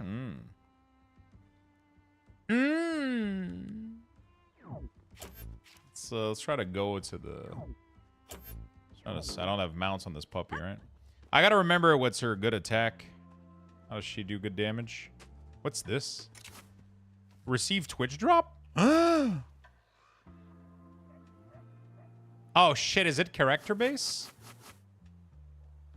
Oh, I got it for every single... Oh, okay. I see. I must go The best bush in town?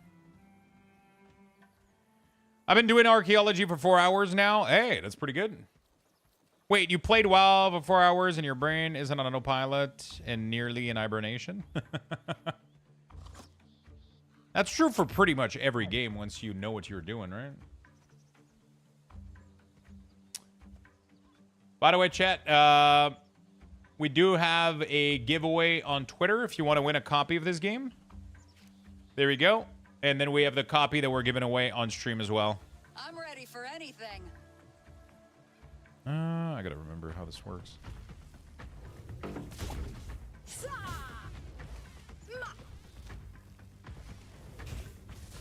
Should probably shoot single arrow. Oh, wow. It does big damage.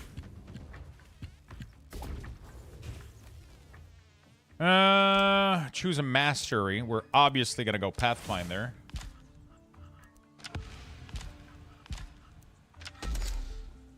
There we go. Weapon mastery. I don't have anything here. I don't know which one is gonna be the best. The ability now applies harpoon arrow on impact. I don't know what that is. While the ranger is in standard stance, he ignore 2% of armor. The ranger moves faster when moving towards a target with 5 or more arrows. Oh shit! Do we have arrows? Is that like a thing? Harpoon arrow. The fuck is that?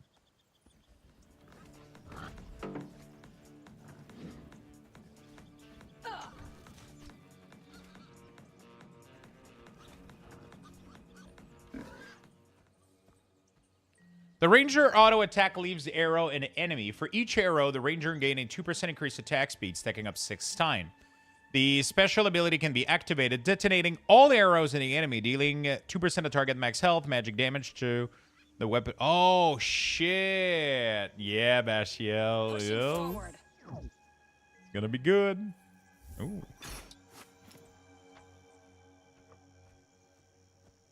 I want Pala, dude. I want what is it called?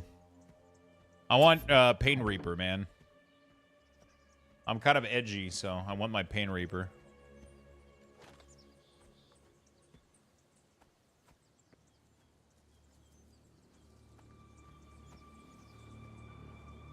Okay, so let's start with a route, maybe. Interesting. Let's make a route.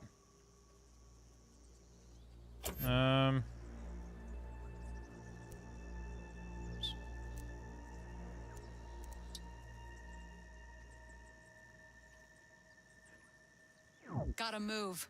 Oops. I just typed P in chat. Finders keepers. Yeah.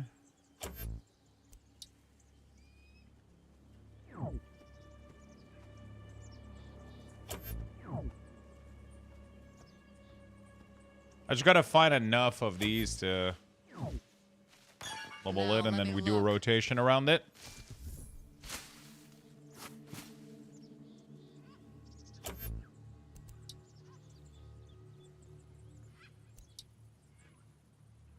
Just you Sturdy gotta do a steps. rotate. Gotta find enough, mark them, and then randomly go through them.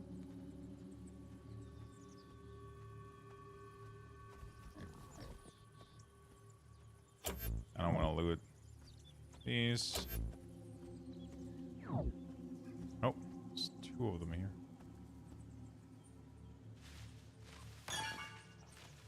Ooh, nice.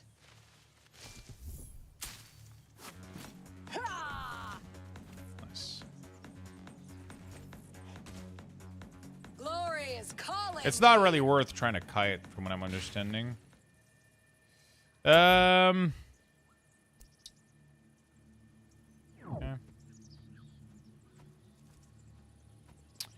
3K hours I played before 0.9 were the best. I mean, the game is amazing now. Dwarf, Zerker.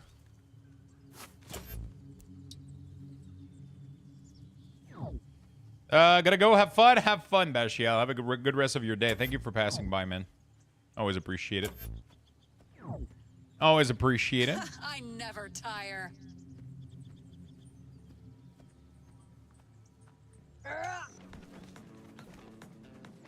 By the way, is the old exploit still in place where you jump on the boat and kill the nearby camp and they can't reach you because of spaghetti code? Which game are we talking about? I'll take that. Which game are we talking about? Oh, it shows you the skill increase in chat now. It tells you herbalism skill has been increased to 38. Fair Pretty tribute.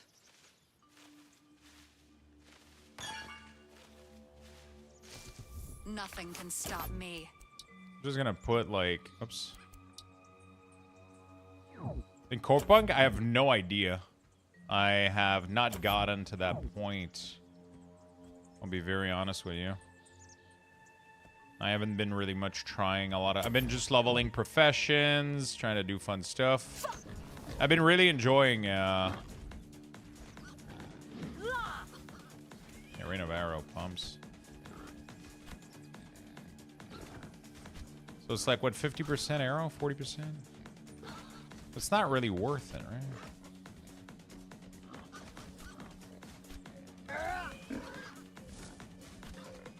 It's only worth it if you have 3 target or more, I guess. 2 target, it's not worth. I think. Nope, there's one here. I'm just trying to make a little bit of a route so I can kind of run around. Professions are fun till you need the last bit. At least if you want one fun. Yeah, one full. Yeah, I got all my gathering full right now. All of them. Except herbalism, so we're doing that. Because why not? After that, I'll be able to level some of the crafting a little bit better. I mean, I just want to be able to craft some stuff for my shaman, and I want to be a little bit more efficient at it, I guess. Which is kind of fun. Which is kind of nice. I just love the way the crafting profession works. It's a little bit annoying that server maintenance in 10 minutes, downtime 1 hour. Oh, bro. It's every time it's in my sponsored segment. Moving along.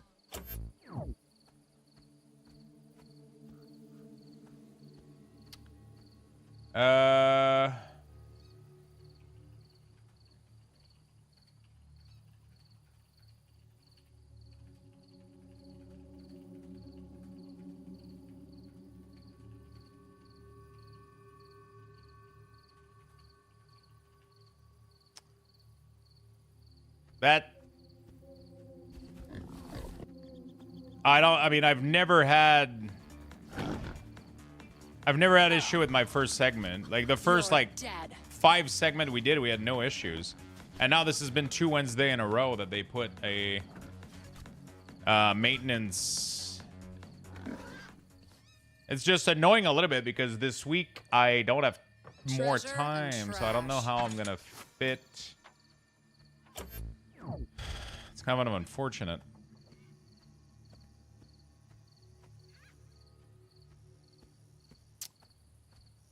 It's been 2 weeks in a row now since this has been happening.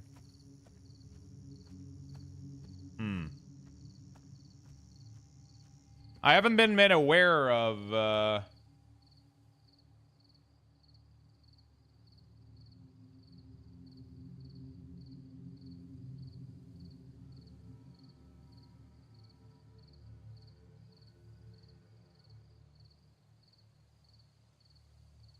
I notified my team, but I don't think they can do much.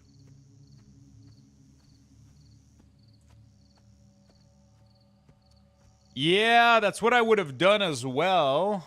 A punishing pace. I don't think they really plan this sort of stuff. It's just we don't get a warning in advance. Like, the warning was literally, like, now. There was no... From what I'm seeing on their Discord, they don't have anything alerting people that it's going to happen. So there's no way for me able to plan this sort of stuff.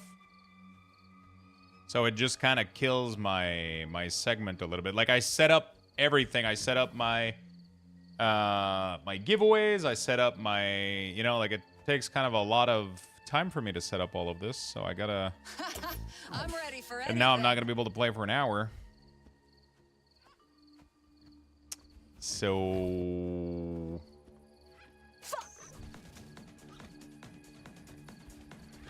That's unfortunate. That's a little bit unfortunate.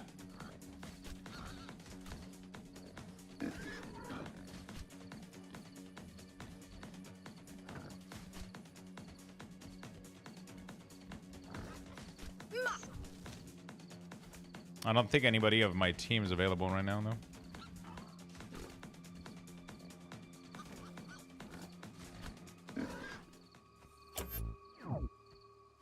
So I guess we're just gonna go down. Server maintenance in 5. Yeah, I'm not sure what I'm gonna do about that.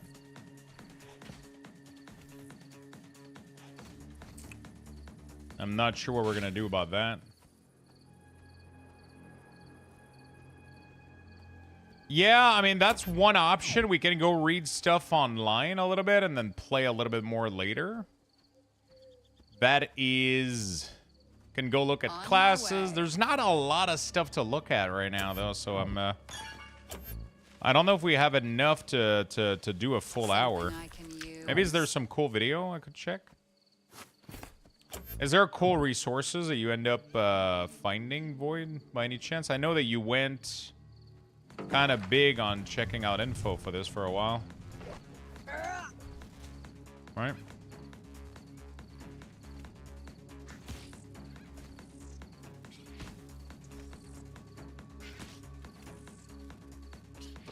I move along.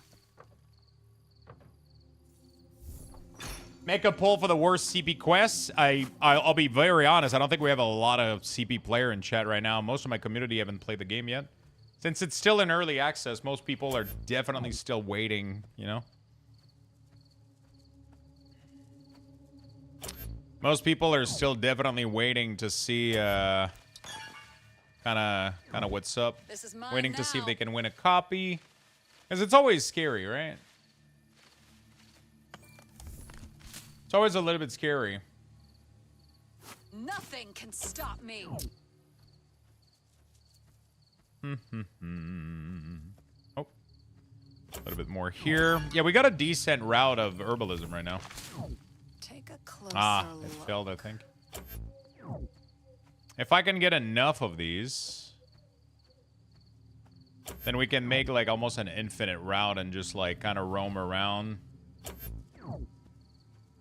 And yeah, there we go. Oh yeah, this is getting pretty good. Beautiful. Now, let me look. Beautiful. Always onward.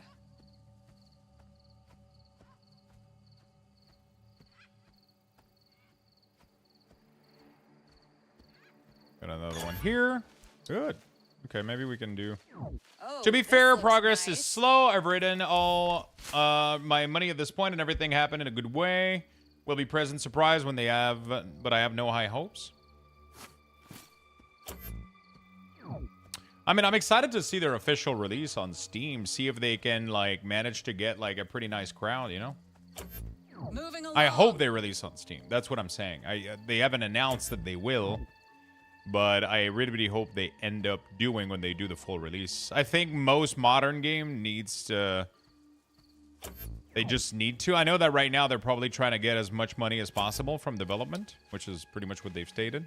So it's understandable for the early access. So a lot of game will do this. They'll have like a closed early access with like standalone, like, you know, and then once the game is ready to go, they can do like a full launch once the game has been kind of funded and they can actually like, you know, dead. get things rolling.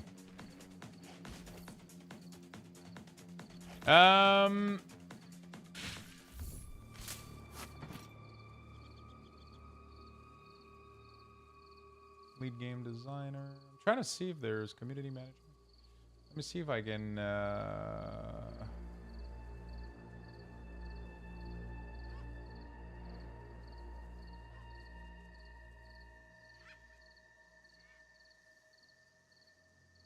I felt like it was supposed to go down a couple minutes ago. It hasn't went down yet. On. Am I crazy? Given Steam at least a 30% earning will kill them most likely. It's a niche game in a little niche that could be problematic. I think the 30% you end up getting it back by just selling way more copies though, Cornaga. Like it's big 30%. I'm honestly hoping that they saw that. I'm really hoping that's what is happening right now, is that they delayed the maintenance. Please delay it until later this evening. Nothing can stop Please, me. if you're watching. Disconnecting, no! Bro, literally as I said it, they were like, fuck you, Lux. You're nobody. Hi, Luxthos. Would it be okay if I bug you? Yeah, sure. What's up?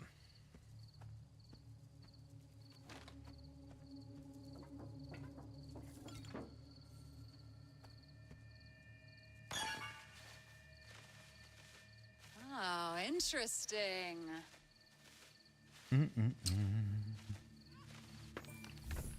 Blue Lotus. Nice.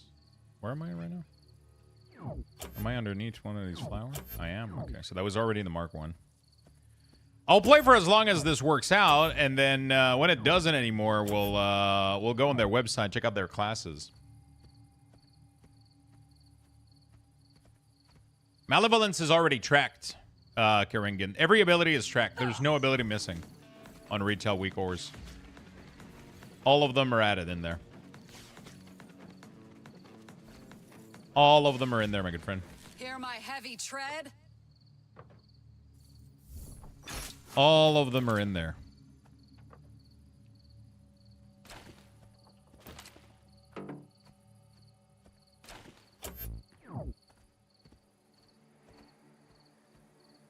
I wonder if I somehow grab an outdated version then? You might have grabbed the Mist of Pandaria one, maybe.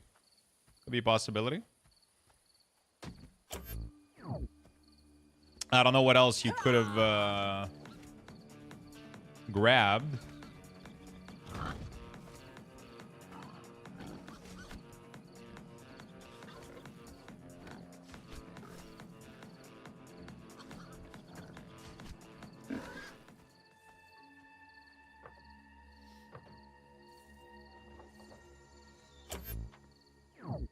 Let me know. Just make sure you go on my website, luxthos.com. Go to War Within, load up the Warlock one, and then check out. It should that one should work, and it should have Malevolence in there.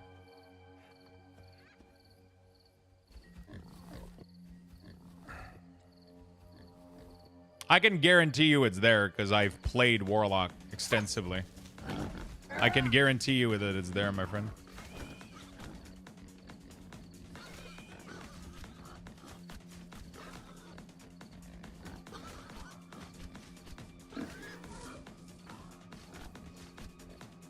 Because I've played the Affliction and Destro, which both had it.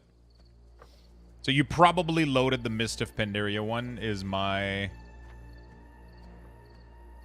yeah, I don't know. Yeah. I don't know what could have happened. I don't know, maybe that's the issue. Take a closer look. I mean, I still haven't disconnected, bro. Are we still here?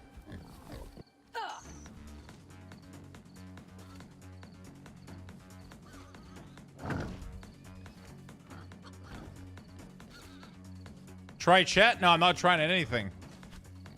No, chat is not happening. Someone said bye right when we said disconnecting. Chat would said bye, and nobody has said a word. Worth having or not? Nobody has said a word ever since. I'm all alone right now. Yeah, they merged me into the streamer client. I've ascended into like a reroll galore to disconnect in time and coming. That would really suck, dude. I'm not gonna lie. I'm already 76 herbalism. I mean, not 76%, but, you know, 22%.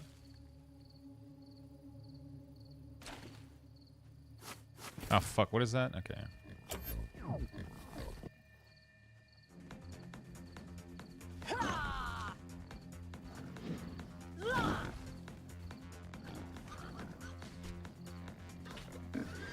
Oh, wow. That's OP.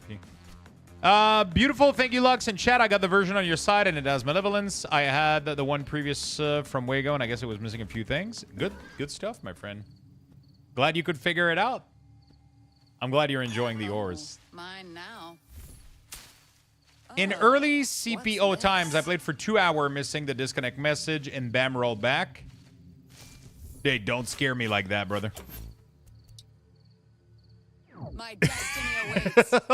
I mean, listen, I'm just trying to showcase the game, okay? I mean, it's early access. Even if I lose what I got, it would just make me really, really sad. Like, it's not the end of the world if we do. It's just... I really, really wish we would have... You know, I would have a way to know when maintenance is coming. So, like, if they're gonna do... Because I gotta plan these things in advance, and, like, the thing is, I'm giving people a schedule so they can know... so that they can know they can come in and get some free copies of the game too, because people love the giveaway for this game, right? So I want to be able to give people a time to tune in. I'm glad I found you. Your content seems wildly helpful, and you seem like a friendly streamer. Thank you so much, my friend. Thank you so much for the Prime. I appreciate it. I do all sorts of game today. We ended up with like 2 sponsored segments. I did a little bit of World of Warcraft this morning. Now we're doing a little bit of Core Punk, and we had a PoE 2 segment earlier. So we do a lot of variety stuff around here. I try to be as helpful as I can with for the week ores and pretty much everything. I love answering questions in general. So you're always welcome here, my friend. Thank you so much for the sub, and yeah, thank you for using the week ores as well. It's always awesome. This? Big thanks to Frank as well for helping out. He just seems that way. Don't let his image fool you. He sucks. What the? Bro, it took my check 2 seconds to backstab me. Both of you. Jesus.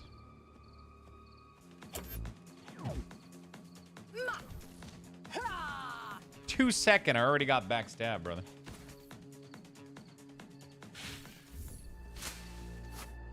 No! Everything was going so well.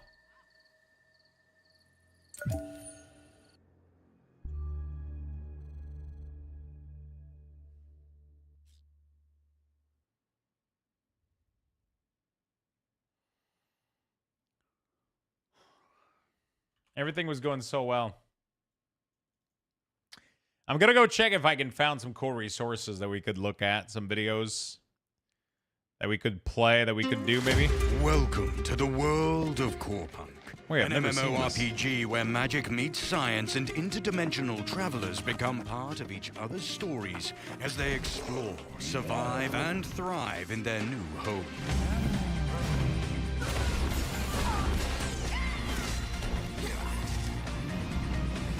Once you have created a hero of your own and travel through the portal from your home planet, you'll arrive in a rich and seamless open world full of dangers, mysteries, and adventure. Embark on epic quests. I'll do it. Great! So make your fortune as a trader and master craftsperson by hoarding resources and creating special items, weapons, and artifacts with unique properties. Meet up with friends in the city and join forces to take on deadly monsters or other players. Wait. Did I see? Hold on a second. So their name was... Hold on a second. Oh, Dr. Medic. Shami, Dr. Medic, and She-Bulk. I thought it said Dr. Mike. Other players. Use the fog of war to sneak up on your enemies and fight them together to claim victory.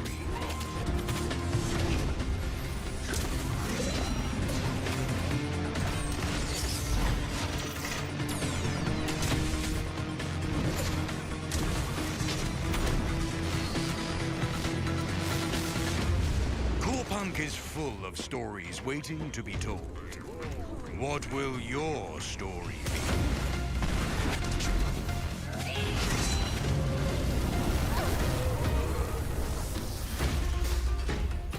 That was a cool-ass trailer, dude. Join early access at corepunk.com. Join early access at corepunk.com. That was good. That was really, really good. I wonder if there's some cool videos that I could learn from.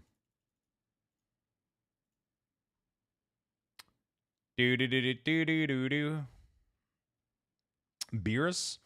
I have no ideas, Ladar. Hoverboard not shown in the first minute is a loss. The hoverboards are pretty good. I mean, to be honest, the hoverboard is nice, but I think there's better mounts than that. They have some impressive mount. I want to check out some video. How to get geared fast as a solo player. At level 10, you have no weapon. Crappy. 300 gold. Okay. Let's see. 30% here, 20, 30, 40 here, maybe 60. Maybe you did 100% something. I don't know why you would before level 10, but maybe you did. It is something you will have to be doing. We'll talk about all of this in a bit, and your crafting is going to be a measly 1 to 2% because a quest made you craft a few weapons or something, or a rune, and we need to boost all of these numbers up, and I'm going to teach you exactly how in the most efficient and fastest way possible. So step number 1 is you need to max out logging and construction. And why would you max out logging and construction first? We're going to talk about construction. So power scaling in this game is have a good night, my friend. And then your weapon, and then the chips in your weapon, and then runes. And apparently now weapon crafting is part of chip crafting. It is no longer under runes. I don't know why that changed. Have a good night. But whatever. Anyway, so artifact stats boost your weapon's damage more than your weapon does. All right, the chips in your weapon let you solo certain bosses and group content, and it's the biggest power swing difference when trying to solo the Dionysies and the Timbers and stuff like that. Now, you won't need chips to do Emperor Brains, of course, but if you do decide to go that far, it'll be a breeze. Now, runes, once you have very high stats, they amplify your weapons and artifact stats on proc. Yeah, so that's what I was told, right? That power scaling from artifact is like one of the greatest way to get your damage up. So you want to go with artifact. Tier 2 artifact are really, really strong, especially for shaman. You want to get like, and then you get for the weapon the chip, and then the runes last. Artifacts. So essentially, you know, like, oh, every time you auto attack, you deal X amount of damage. Well, if you do 1,000 damage and that percentage of X damage is like 25, you're hitting for 250. Whereas if you leveled runes first and you're doing 100 damage, then the rune would only give you 25 damage. Hopefully this makes sense. Okay. Also, runes bind to your artifacts, and if you had like the best runes in the game and you put them on garbage artifacts, you're wasting them, you're throwing them away. So why logging first? Logging is the most powerful starter or main character gathering skill because you can level not only construction, but also alchemy, which we're going to talk about next, to really? level 100 just by chopping trees and gathering nothing else. How do you do this? With mana amulets, and I will show you right now. Thank you so much, Garbage of Eden, with the 27 months. Thank you, my friend. Welcome back to the sub club. If you were to craft... Thank you so much, everybody, for tuning in, by the way. We got Core Punk right now. We were in the middle of a sponsored segment. Core Punk went into maintenance. Their maintenance is planned to be an hour, so we're going to check a little bit of content right now regarding the game. I want to try to learn a little bit more about the game because there's a lot of things that I thought I knew and that I don't know. So we're going to watch some videos. We're going to try to see if we can learn some stuff. And as soon as the server comes back, we're going to go right back into the game and we're going to keep playing. And we're going to have some fun. We're going to level some profession. And later on, I'm probably going to be streaming a little bit later today. So we're probably going to do some stuff as well later on. So, yeah. And amulets. You can see my character has 100 logging, 100% and 100% construction. Construction is basically like very close to being master level. Logging is very close to being whatever is beyond master. You know, I'm already master on logging. That's a lot of logging. But so mana amulet, all it needs is mana resin and treated wood. So mana resin you get from logging, and treated wood you get from logging. And you just spam these until you hit 100. Now, this took me about 24 hours of gathering wood to do this. Not too bad. Yes, I'm not joking. 24 hours. Not too bad. Hey, Lux, I got a question about your amazing week or a pack. Can the dynamic effect groups be used standalone? I'm trying to track my many arcane, but I don't need the CD tracking part. Not really. I mean, what you can do is take out whatever you want out of it, but I wouldn't recommend like keeping the whole pack, right? That's like kind of buying a new car just to take out the tires. You might as well get tires, right? You know what I'm saying? So yeah, I mean, you could go steal the buff from the dynamic, take them out of the pack, and then make them into a new group, and then delete my weak ores. Yeah, you can do that, but don't keep the whole pack. Of gathering wood to max out construction.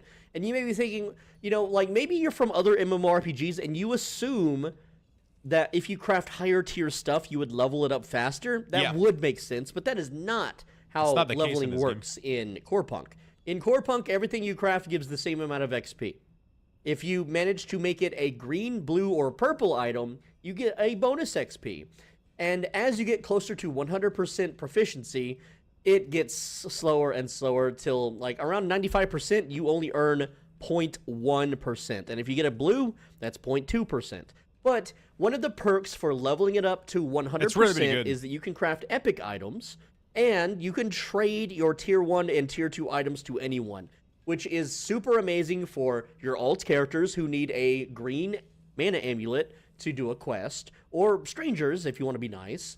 And you can completely deck out a new character in full-blown artifacts the very second they log into the game. That's really good. So not only do you want to be able to craft artifacts for yourself and your alt characters or friends if you have those, you want them to be epic if possible. Now, I'm going to tell you right now, I have crafted several hundred artifacts, and I have never had them craft into epics, ever. The percentage of, if you want to know the percentage to get a green quality at my level at, 2593 out of 3000, it is about 15% chance for a white to become a green, and it's about a 3% chance to become a blue.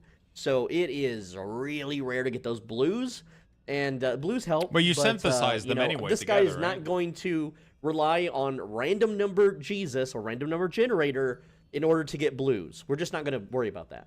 And remember, the entire time you're doing this step, you need every hour, you need to come back to Riverrise City, and you need to go to the construction area and the weaponsmithing area. You need to check the vendor to see if they have anything of value for your character's build, which atomic breastplate, no, that's absolutely the worst thing that could possibly be there, besides the mana resist, or the magic resist one. And you need to check the weaponsmith area to see every single hour it'll refresh, and you need to check your character's weapon to see if there is a good drop, which that one is not, so bummer. But yeah, after you have done 100 construction and 100 logging, it's time to make an alt character. And yes, you need, as a solo player, to make alt characters. There is no other way to progress without doing this step. I'm sorry, I didn't make the game. Don't hate me. I'm just reporting on the news, okay? So step number 2 is to level an alt character to 10.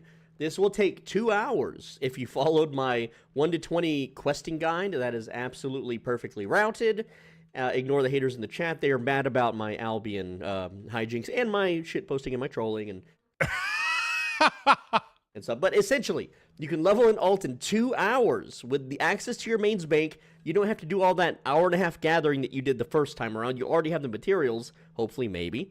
And so you can just turn them in immediately and do all of those quests. Super easy. You get your mount at 7, 250 gold. Just pull stuff out of the bank and sell it. You know, your main doesn't need it anymore. He doesn't need all those small joints or whatever. And then 7 to 10 is 1 more hour. It's a little bit more tedious. But once you're level 10, you can use your alt character now, and every hour your main and your alt share separate vendors. So you come to Riverrise City on both characters, and you check the weapons and the construction vendor. But on your alt, you're going to be leveling 2 things. Step number 3, your alt character will level Herbalism and Alchemy. Why are we leveling these things up? Herb is needed for the HP and attack tier 2, which is literally BIS for tier 2 across all classes. Fuck, yeah, that's what it is. Which is literally why I want to level Herbalism right now. Herbalism is a huge money maker from leftover materials. So, Herbalism is needed for the HP and attack tier 2 item known as Soldier's Implant. This is the best in-slot implant for tier 2 across all classes. The reason why is because most characters' abilities and, you know, class identities do not unlock until tier 3 gear.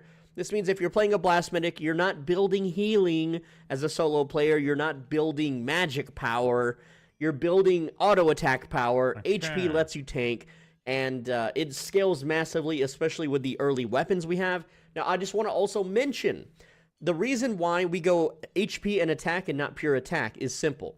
The enemies that we will be grinding on for gold and leveling, they hit for like 50 damage. If you were to stack all armor and attack, they would hit for like 25 damage, but you would still have like 800 health. If you build for health and attack, you'll have, you know, 4,000 to 5,000 health, and they're still going to hit for 50. So you can absorb more hits with HP than with armor. And with auto attacking, you never go out of mana. You just push A, left click the enemy mobs, they die, you collect gold, you collect XP, you go next. It is absolutely faster, and every class currently in the game has some skill, ability, or auto attack that scales off of attack damage. It is just more efficient to do this, and some of the better slot items for almost every class and build that builds into tier 3 require the Soldier's Implant as an ingredient. That's pretty insane. This guy, I wish I would have, I mean, this is what I've learned already over the past couple weeks, but I very much wish I would have watched the video sooner because it gives really, really good info. And then he gives even more info on how to make gold afterward, what to buy from vendor, how to make soldier implant. Holy shit. And so we'll talk about that towards the end of the video. This video was loaded with good info. Just getting it now helps you in the immediate. It's the biggest power spike that will let you solo imps. And if you get good ones and you have good chips, you can solo Dinodroides, however you pronounce that, and the Timbers. Dinodroids, I don't know how it's spelled, whatever. But Alchemy. Why are we going Alchemy? Well, Alchemy uses your leftover ingredients from all the gathering you've been doing, and it is a huge moneymaker, especially for alts. It is how we are able to trade gold, kind of, sort of, across characters. Oh. And so, maxing out Alchemy, I will show you now what that does, because I have done it. Maxing out Alchemy gives you the chance to craft 10 items instead of 2. Now, early on, you know, Alchemy gives you a chance to craft 4 items instead of 2. From my experience, I get a lot of 3 crafts, maybe, you know, a 4 craft every once in a while. I've never seen a 10 craft. I don't even know if it actually works, but it's still something to do. And how do we level this up? Leveling Alchemy comes from your logging, and you're going to be crafting small joints. Small joints require transparent leaf, that's from logging, and tissue paper, this is from logging. The only thing that you lose out on by making tissue paper is campfires, which you shouldn't need yet or ever really, because I'm already making a food guide, and the food guide has food healing so good, mana regeneration so good that you never need to place a campfire. You just eat on the go and be very time efficient. Setting at a campfire is not time efficient. It's useful early on when your food sucks, but when your food gets good, you don't need the campfire unless you're trying to like super double heal because you're running from a PvP match or something. I don't know. We'll figure that stuff out later. But right now, interesting. Leveling up herbalism and alchemy because we need materials from herbalism for the next I can't right now, crafting BC. step. And before we proceed, I want to show you just how much money you can make with alchemy, okay? So this is a food tab. The rest of my tabs aren't really sorted. But you can tell I have like a lot of stuff from gathering, okay? I'll check it later. You know, just a whole lot of junk here. And so how much money can I make if I turned all this stuff into consumable items, which, you know, we already have like a stack of joints here. You can see one stack of joints has a sell value of 15. Oh, fuck. And whenever you sell to a vendor at 40% value, it's more like 22, 23 gold, you know, and you're going to get so many of these on every single gathering trip that you do. And here's how I would go about, you know, sorting my inventory. So I'm just going to click on everything I can craft on my alchemist. Counterfeit painkillers. Okay, Blue Lotus is from herbalism. I've got a ton of those. Powder filler is from mining. My miner isn't at 100 yet. I'm still working on him. He's an alt character. That's for the future, so it's not important right now. That's so we're gonna insane. I didn't know that's what alchemy I've already did. crafted all the small joints. I don't have any more wood. And I haven't done any wood gathering. Now, mana pipe. I have a lot of magic weeds and a lot of jewelry wood. So let's go craft some mana pipes. So in total, I have 112 magic weed, which means I need 336 tree root. Now, tree root can only be made into like 3 food items, which all suck. A campfire, a tree root campfire, which is 10% armor, which I don't need. And so the only obvious answer is to use all of my tree root for crafting magic pipes, which can be sold or consumed. And as you can see, I still have plenty of tree roots remaining. I have some here. I've got a whole bunch still in this tab. This tab doesn't have any. So I'm putting these to good use. Also, if it's not obvious, you should lock these skills when they hit 100 so that you don't accidentally bump them below 100. But what we're going to do now is we're going to now craft all of the tree root into jewelry wood, because that is what we need. We have 112 magic weeds, and we're going to turn those into mana pipes. So I'm going to go look at my XP bar. It's right now at 3360, and I get 2 XP each. So I'm going to cut ahead, and we're going to see how much XP I get. Now, each craft takes about 3 seconds, and if I have 103 to go times 3 seconds, well, 103 times 3 is 309 seconds divided by 60. That means 5 minutes. I have 5 minutes to go make a sandwich if I had bread and meat. I don't have those things. So if you want to give me bread and meat, click the things button down below. Why not lock your crafting skill? Just lock gathering. Because he locked both, didn't he? This one is locked here. Again, my videos don't have... It takes gold per craft on crafting. He's about to fuck up? Oh, shit. Have shills or sponsorships or anything.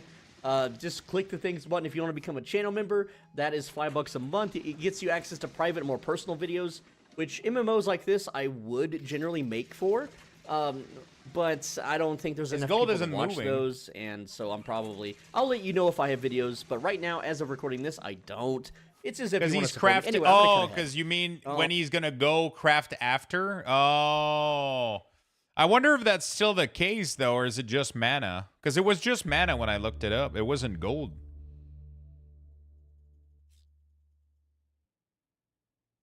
Mana's gathering. Okay, so I'm gonna look it up then. By the way, chat. If you guys want to win a copy of Core Punk, we're giving away a copy of this game. I mean, I'm giving away 3 copies today. We got one of them. Yeah, servers are still down. Yeah, I just wanted to check. We're giving one of them away on Twitter or X. You just have to go follow, like, and repost. And I'm giving away 2 copies on Twitch. You just have to type free Core Punk in chat, and you're automatically entered and eligible. At the end of my segment today, I'll pick 2 winners here and 1 winner over there, and you guys will be able to just claim your code and start playing if you want to. All right, now that it's done, our XP is 3586. So not a big jump, but it's you can still kind of see it here. And because this character is only level 12, it's still a good way to level, right?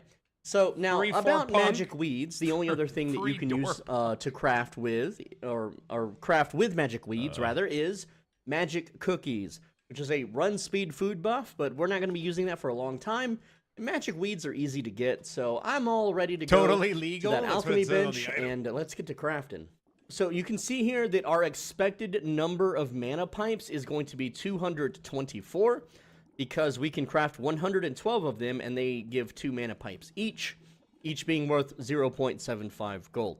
And again, these are just things that we're using here. I have watch this gold. I laugh so much at work. It is what it is. I'm gonna hit craft now, and just kind of show you the process. And oh my god, so you can see this actually takes a little longer than 3 seconds per craft. Sometimes it's fast, sometimes it's slow. And remember, this is at 100 crafting, which is gonna make it as fast as possible. So you can see here I got 3 that time instead of 2, so I'm already up +1, and that one's only 2.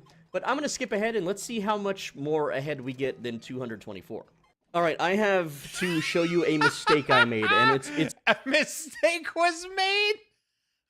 It's not really that huge. I know the caps lock and the big text on screen is like, oh, it's a huge deal. It could be a huge deal, and I want to show you what I did wrong, so that you don't do this. But okay, but that doesn't make any sense though. That it cost gold for your locked profession. It should only cost gold if you craft the other profession, not your main profession. Like, the mana cost only applies to other gathering. Is it like that now? Are you sure they didn't fix that? Okay, I'll have to check. That's weird if it does. Hopefully that's just the bug, because otherwise... Can you give me the link to the server status, please? That would be fucking amazing. Now, to me, I lost best stuff and tradable with 100%, that's why. Yeah, but just don't lock it then. What's the benefit of locking it?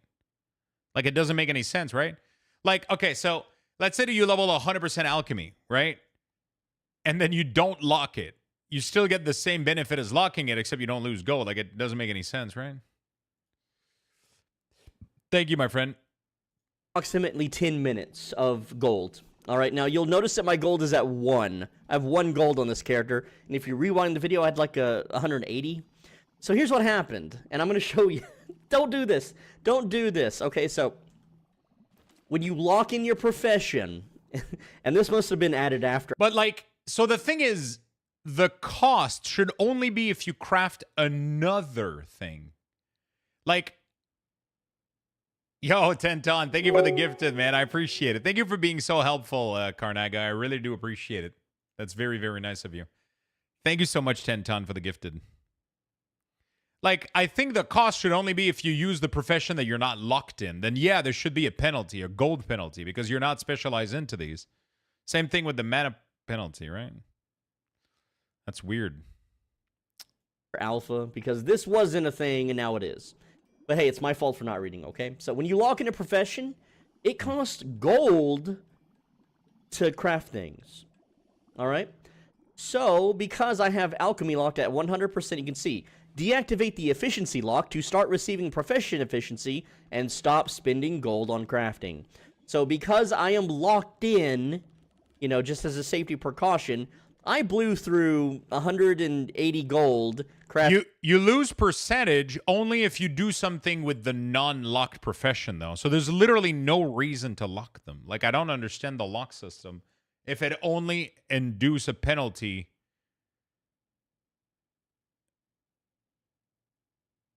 Yeah, but locking doesn't make any sense. I'm 99% sure that this is a bug. It should only incur a penalty and drain your mana and gold if you're using the non-lock profession. It doesn't make any sense that locking it down penalize you for using the profession that you just spent hours and hours and hours leveling. Like, it doesn't make any fucking sense. It has to be a mistake. It 100% has to be a mistake. Like, the only reason the lock system is there is to prevent you from making a mistake and de-leveling your profession. I get that. But then it should only have a penalty if you do like another profession. Yeah, I understand why the lock is necessary, but it shouldn't penalize you for doing the profession that you just became a master at, right? Like, you're a fucking god at herbalism and alchemy. It shouldn't cost you gold to craft. Like, it's dumb that, like, unchecking this and then crafting the same item stops costing you gold. It makes no sense, right? It doesn't make any sense. The locking of it shouldn't make this cost gold. This, crafting this should cost gold if you lock this one, though. 100%. But this one should not cost anything when you lock it. So that has to be an issue. That's right. The lock is only needed to avoid unnecessary resetting by forgetting or clicking the wrong button. Yeah, exactly. Yeah. I understand that, but I'm just providing feedback for developers, right? Because that feature makes no sense, right? So these mana pipes, which sold at 40%, would only get me 160 gold. So what I'm going to do is unlock it now and finish crafting the rest, which is free. If you don't lock your professions, it's freaking free. So, oh, dude, why is that in the game? That's exactly. They need to change that. The dumbest thing ever. But yeah, learn from... I like that I was paused right before he said that, and then I said that, and then he says it like, he's just like, yeah, that's fucking dumb.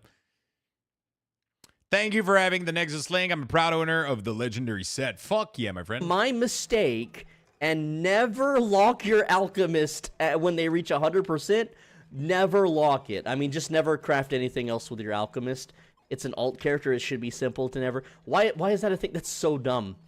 All right, 180 gold is nothing. I can go out into the gnat fields, and, you know, I get like 3 gold to kill. I can kill 5 in 10 seconds. So that's 15 gold. You know, I do that 10 times. Thank you for using the link. Gold is easy to get. I'm not pissed about the gold. I'm pissed about whoever programmed this shit into the game, because that's dumb.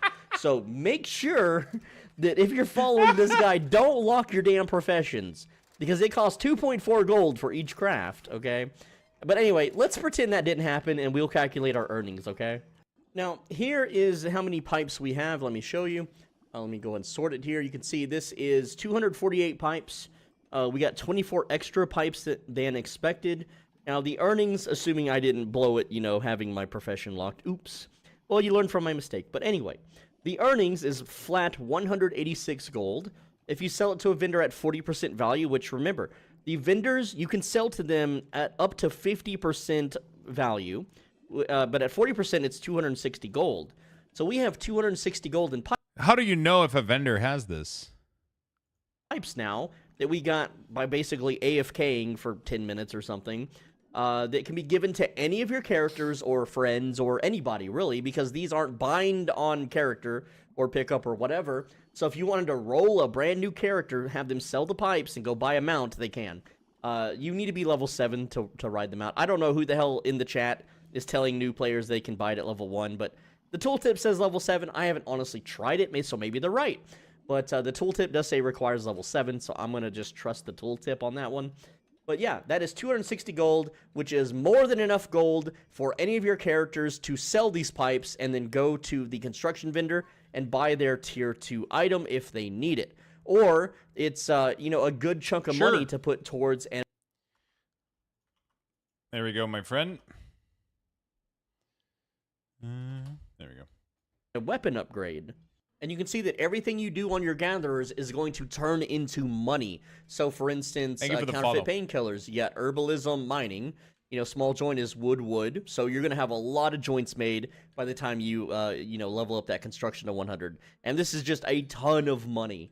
All right, mana pipes. You know, this is also wood and your herbalism. So you can see, you know, just a few hours of gathering on my herbalist. I got 260 gold. Again, this is not a lot of money when you compare it to gnat farming. It's just not.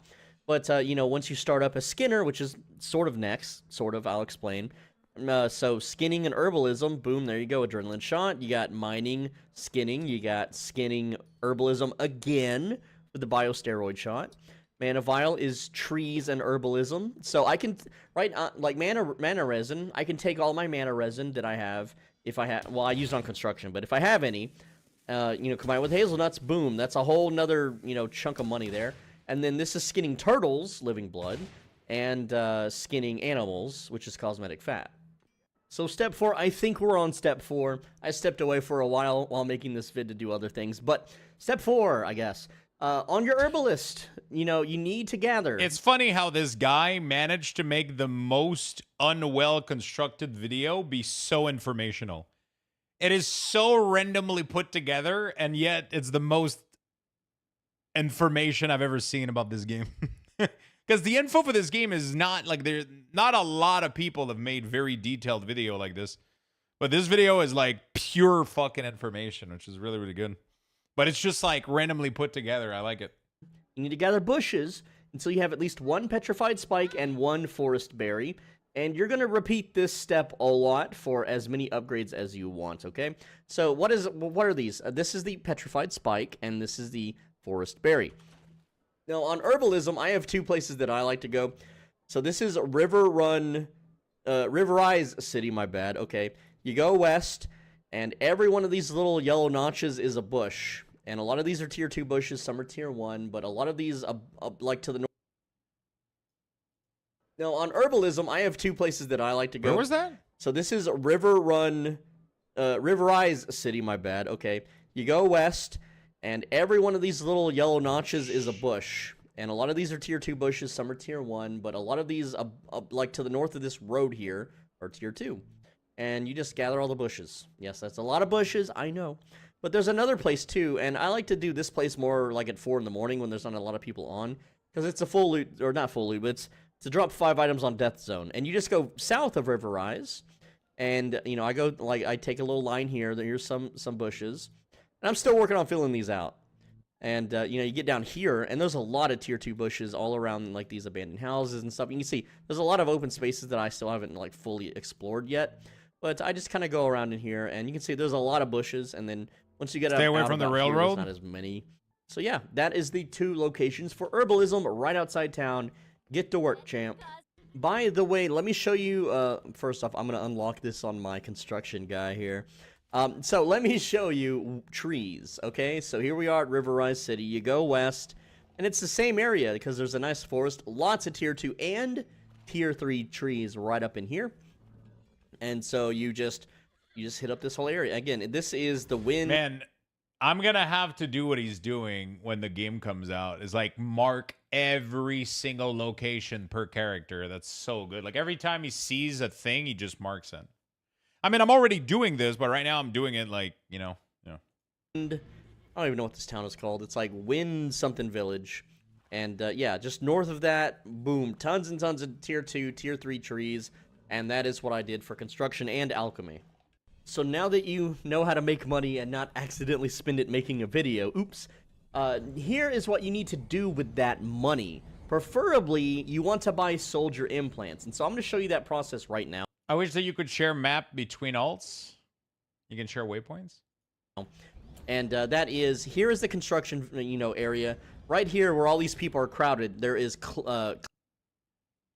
Yeah, everything he's saying is still relevant. Because I'm currently doing it myself. Most of the info, everything that I've heard so far has been relevant. Because I'm already doing all of this. And this is what people have been telling me. It's just, it took me like almost 2 months to understand this when I could have understood it in 25 minutes. People were trying to explain to me like the whole profession thing and all that shit. And I could have just watched 25 minutes of this video and understood everything like so easily. Right? Clank. And you talk to Clank and you go to shop and you go to his last page and you see what he has for sale. He will always have 1 tier 2 random artifact on sale at, it changes every single hour. And so, this one's Matter Shaker. I don't need spell power. You want this one, Soldier's Implant. Attack power and HP. Now, these are all upgraded, so they have an extra stat. But this is the one that you generally want for just about every character in every class when you're doing your tier 2 grind. Also, this YouTuber is a bit controversial, by the way. Who is he? Oh. I don't know who they are. So on your He's construction, just doing a really good explanation video right now. So character, you want to buy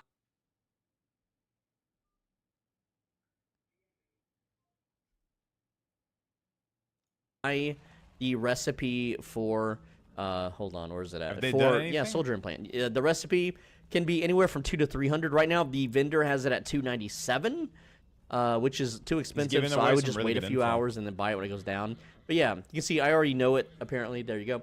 And so you're gonna see now that on your construction main with 100 construction, you can trade to other characters. This means that once your main character, or whatever character you want to focus on, has a few of these soldiers implants, they can continue the game.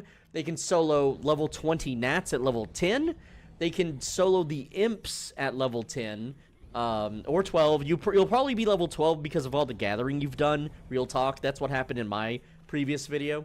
But let's also talk about the weapon vendor. So just south of construction is heavy the trolling weaponsmith. mostly. Okay. I mean, he literally has probably the only info video out there on YouTube. So sadly, there's not much else available. There's literally nobody has info in this game, and he has probably the most complete video right now. It's kind of crazy. His video is really in depth, so it's very good info.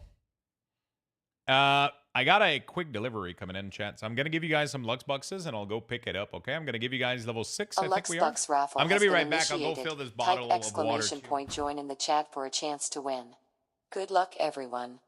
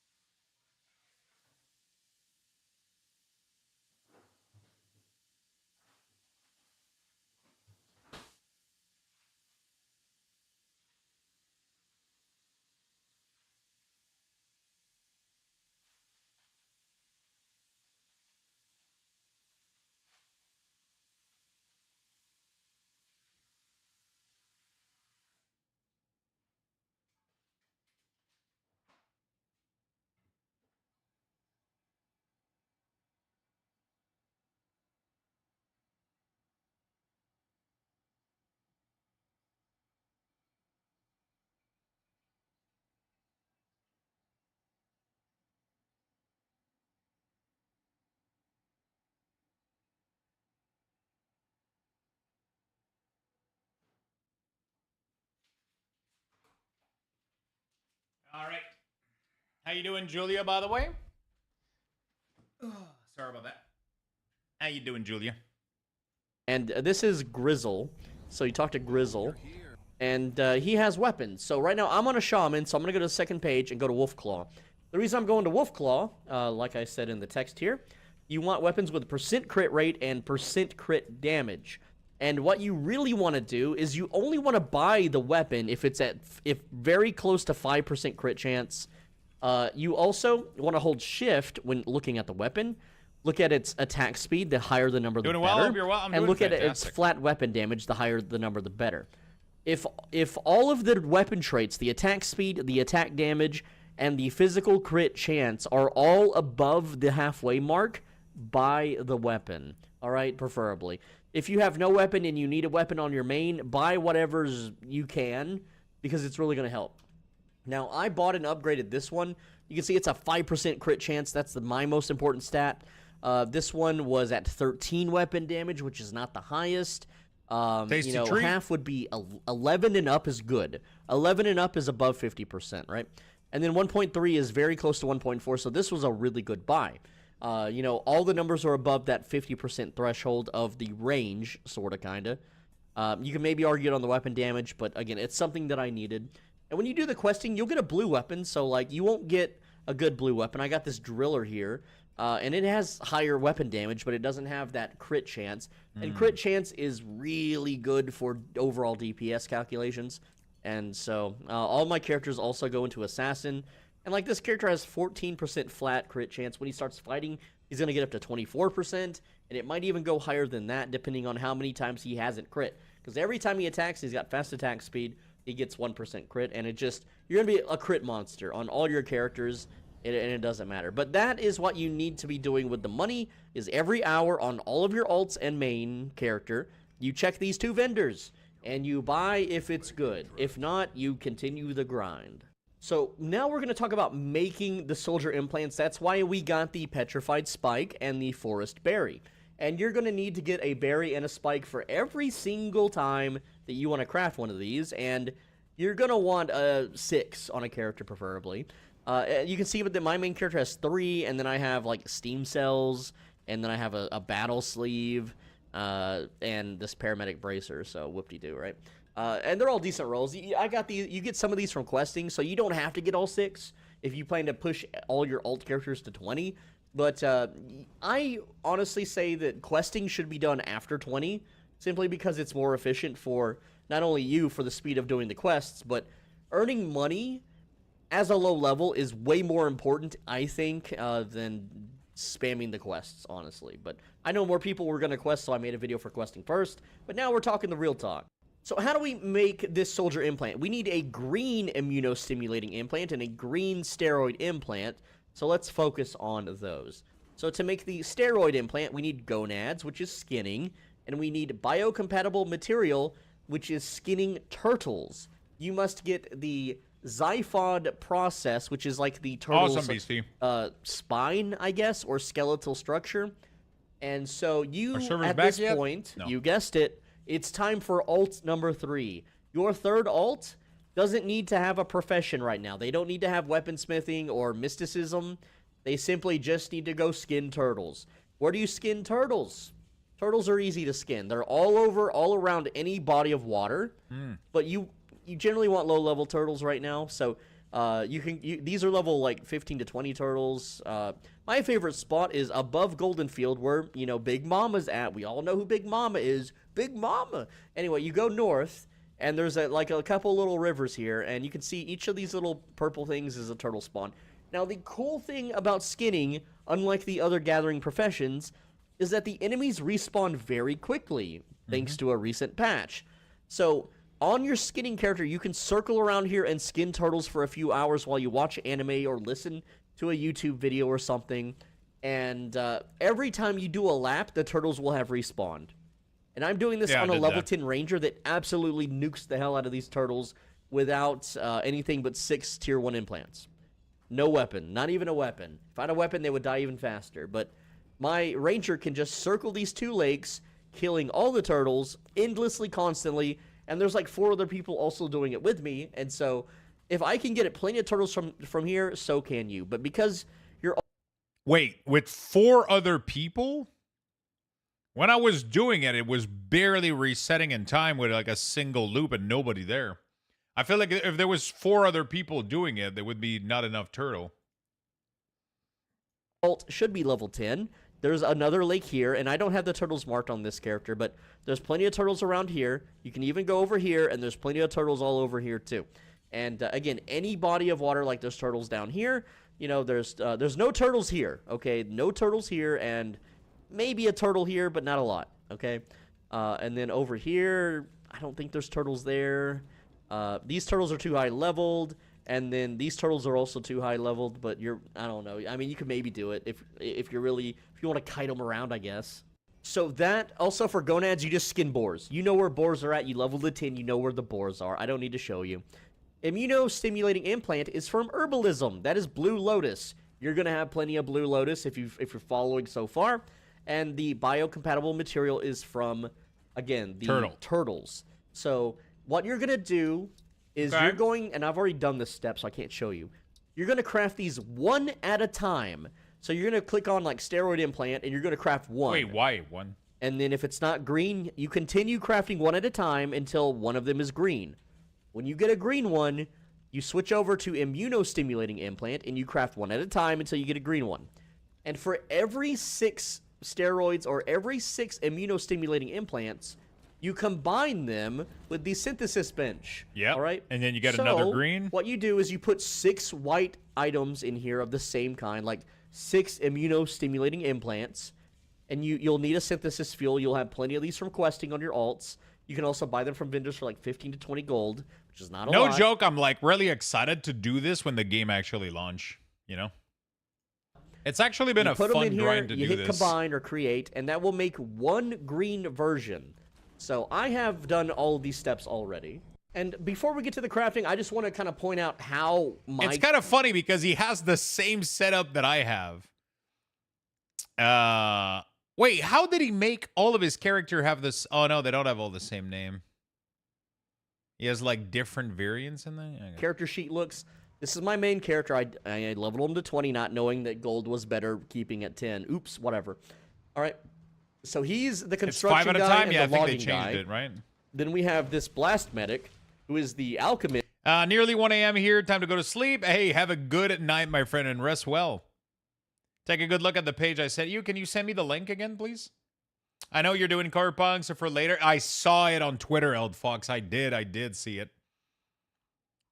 What's up, also? Yo, what's up, Jim B? And the herbalist. Okay, then we have this character, who is, and the order's messed up, I don't know why, but this character is for mining and eventually weaponsmithing. And then this character is the ranger, which is the skinner, and will be the rune crafter, but that's not until way later. So yeah, that's one main character and 3 alts to cover all of the gathering, which we don't even need mining right now. So you only need 2 alts if you're following along. And remember, on every single character, I check the vendors every hour. The more alts you have, the more... If you want to successfully start the launch, you definitely need to figure out the synthesis machine. What do you mean by figure out the synthesis machine? Now, in Corepunk, everything is much better. Collect loot from chests, sell at auctions, but everything you need more, and there's no problem. Efficient this becomes. So here I'm on the... Destroyer, let's check the sword. All right, 3.9, not bad. 32 out of 50, not bad. 0.9 out of 1, no. So this is a no, because 0.9 is only a plus 0.1, whereas I need it to be at least 1 or higher, preferably higher than 1, so that's a no from me. This weapon has 65 out of 133, that's below half, and these other weapons just kind of suck, so. Now, you cannot buy recipes and give them to your other characters. For instance, this Neural Accelerator recipe, it's a rare, it's not always on this vendor. This is attack power, spell power. Why would you mix both and heal? So this is like, this is some sort of weird triple hybrid item. I don't know what build would ever use this garbage, but you can see, you're gonna need green tier 2 items to craft this.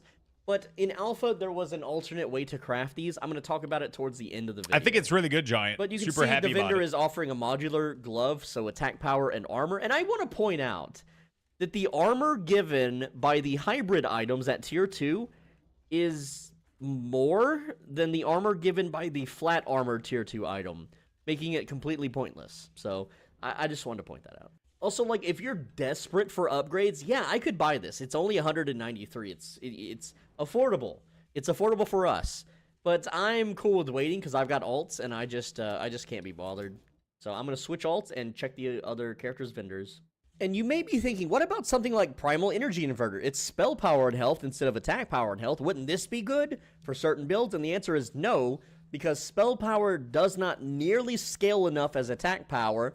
And at the same time, your character won't have talents on a spellcaster. I'm not a spellcaster here, but if I was a spellcaster, you're not going to have high enough weapon mastery level to make the spells do cool stuff like chain lightning and damage over time on the ground stuff effects. So don't even think about it. And another thing while checking the weapons, make sure that it does not have something that requires a PvP rank. This bow, because I'm on a bow character, requires a level 2 PvP rank, which means I have to go kill actual players and level that up, or kill friends and level that up, which is what everyone's doing. They're just kill trading.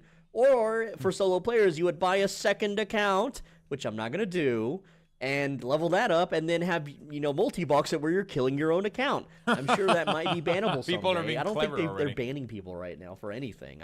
I've been really mucking up the chats for a whole week, and not even a chat mute. So maybe they're pro freedom of speech. Maybe there's just no chat jannies. I don't know. But make sure you're...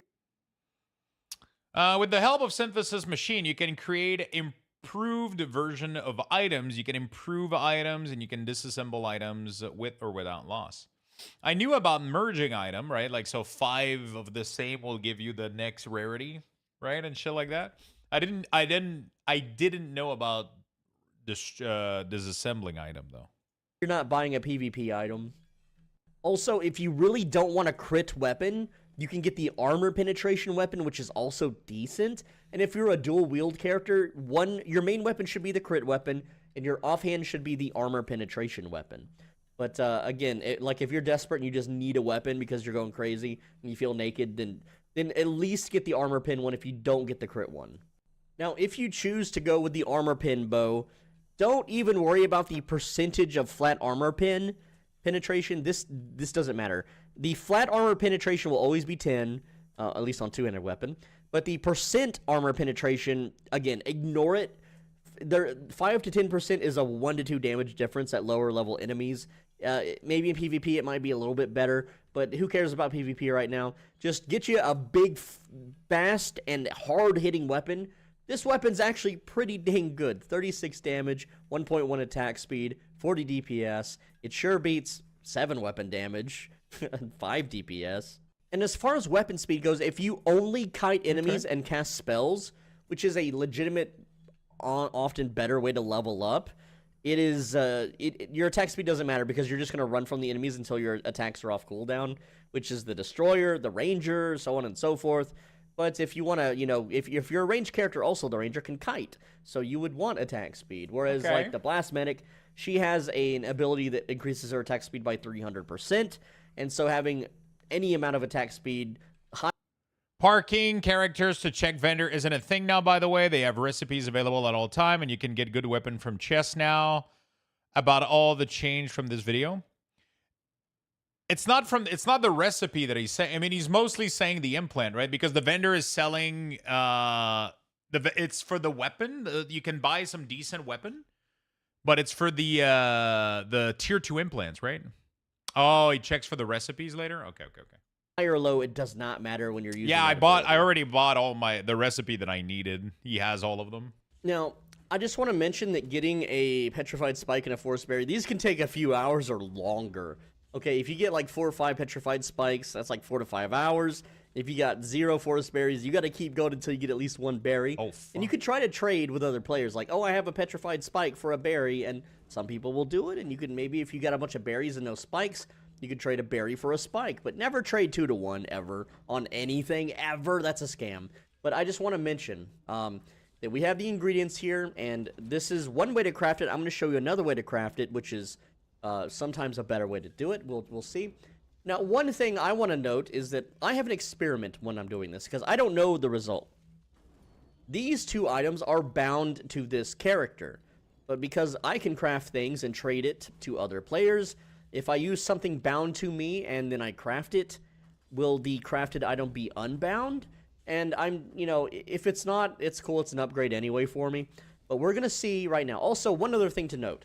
If you're a troll like I am, make sure you're crafting around people that don't hate you. Like, I don't know these characters, but if there are people that hate you and they want to mess you up, never craft around them, because there are ways to bump players and interrupt their crafting. And if you interrupt their crafting, say goodbye to your materials. Now, at 100%... Good thing it has been fixed. Failure is impossible, so we don't have to worry about that. But if you move or cast a spell or try to type in the chat, you will accidentally cancel yourself, and you will... I don't mean cancel yourself as in what you say. I mean cancel your crafting, and you will lose your ingredients. So we're going to click create right now. We're not mounted. We're going to maybe left click right there. And that's it. We're not going to push any buttons. We're not going to try to talk in the chat or alt-tab or anything. All right, so we've created the soldier's implant. I feel like they would need to make it so that the items aren't consumed until... So you can't cancel the process, right? Like... Or that you're hard locked into it so you don't... Because I've fucked up so many times things like that. And this is not bound to me, so we know the answer. Also, we got a high attack roll, not so high health roll, that's fine.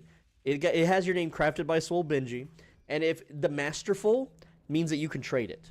Now, you can trade it once. Okay. If I trade this to my alt, which, well, trading to your alts, you put it in the bank, the alt pulls it out. That doesn't count as a trade. If I open the trade window and give this to a friend, which I don't have any friends, but if I did... They cannot then go and trade it. Okay. And you may be thinking, well, that's dumb. And it is. It prevents someone from scamming someone and then selling the item that they scammed. That's all that is. So if you trade this to a friend, they are stuck with it. All right? It binds when traded. So just keep that in mind. Okay. Now, I want to teach you how to craft a better one. I don't mean a green one. I mean an upgraded or an overclocked version of this. So why did it not? I guess that's what changed from this video, because normally 2 green here would have created a green soldier implant, and you would have not done it here. You would have done it through the synthesis machine, right?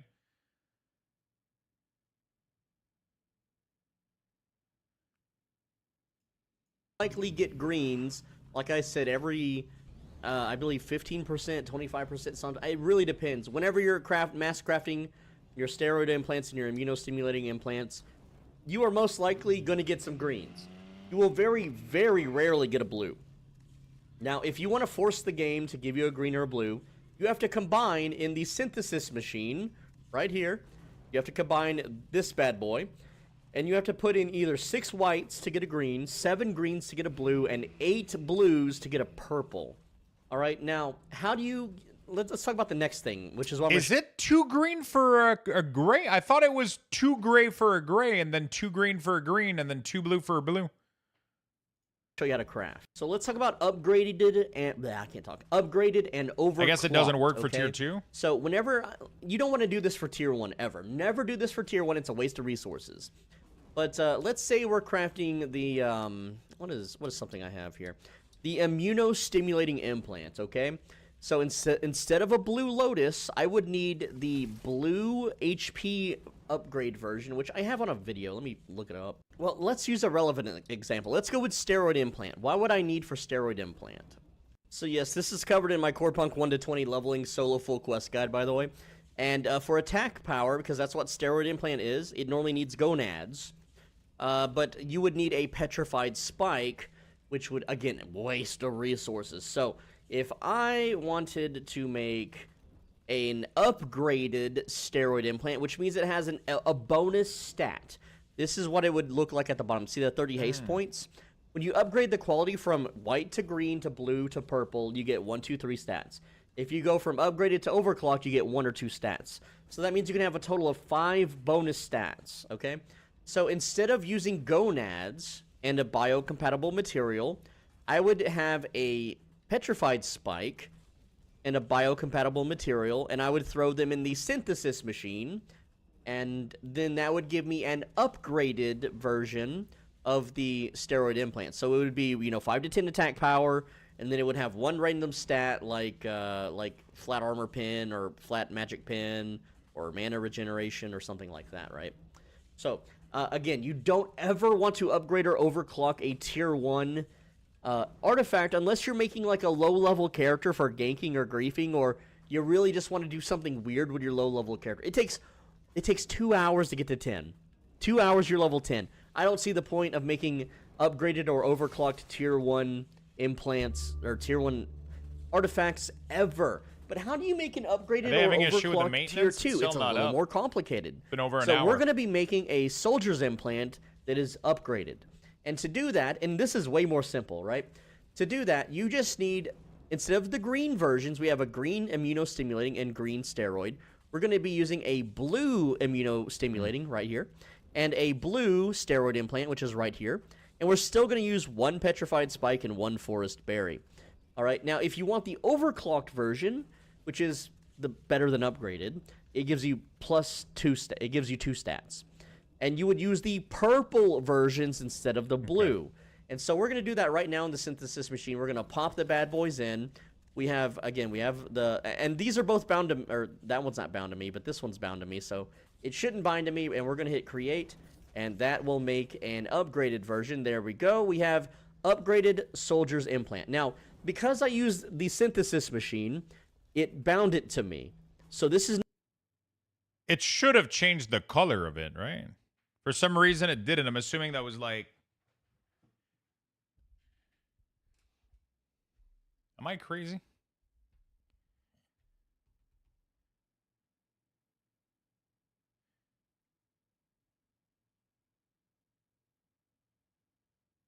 Not tradable to my alt characters, which is good to know because I didn't know that. I'm learning as I go. And if you want to know why, synthesis machines do not count as crafting. They count as making your own stuff. So my 100 bonus to construction does not apply here. But using the synthesis machine, you have a chance to make epics and rares and the green version, the uncommons, regardless of your construction level. So you're going to see a lot of Twitch streamer pros and people gatekeeping and people in cartels who, whenever they craft... What cartels? Always use the synthesis machine. And for tier 1 and tier 2, I don't recommend it. This way you can gear up your alt characters. But for me, like, I don't need resource. Can you give me the link to that video? Points, and this really sucks. And now my character's stuck with it. But he can still use this as a crafting, mechanic, Or I could sell it for 8 gold, which is a waste, complete waste. But yeah, there you go. That is how to upgrade and overclock. In case you're curious for your main character, you can't do this for alt characters. So, question, why not all attack power if you're just going to kite? And there's 2 reasons. Reason number 1 is that, well, for most builds, you're going to want what's called power and almost perfect HP. That's a juicy one. That's a good one. And remember, I can sell this to a player. I can be like, hey, I'm selling this, and people might pay me. And let me just show you a map of where you should grind. So, this is River Rise City. If you go out, if you go towards the left here, you'll see each of these red ones. This is gnats. You want to grind gnats. These are the easiest things to kill. When you're level 20, you can come out here and you can fight leaf monsters, but they're a lot harder. But at level 10, you can kite them around, you can dodge their attacks. And that's all you need. And if you're a melee character, even the Destroyer can kill them. You just need to kill them one at a time, or AoE them with the Destroyer. As a Shaman, you should be able to use your Wolf and Tank and kite around, and you can do this at level 10, especially now that you have tier 2 items. And preferably What's up, a weapon. Cisco? How you doing, man? So here's the locations. I'm going to zoom it out a bit so you can see. So there's some gnats. These are spider fields. You can't do these. You can't do these. They're spider fields. But the outer fields here, you got 3 gnat spawns. All right, the field above that, there's 2 gnat spawns. 2 gnat spawns. Good, just got home. Nice, dude. Mini vacation? Oh, shit. That's good. We like vacations. So their servers is still not back. It was supposed to only be an hour. At least their website says it's not back. Yeah, I mean, I'm not doing this anyway. I'm going to be leveling herbalism when Hey it comes everyone, back just wanted to online. make a quick video. When it comes back online, we're going to be leveling herbalism anyway. I'm not going to be grinding anything right now. I just want to run around, gather plants, get my shit ready so I can level some professions and craft myself some tier 2 stuff. Why does the play button doesn't work? Let me shut this down. There's probably an update. Right? Oh, I got logged out. I'm getting logged out? Oh, updates. There it is. All right.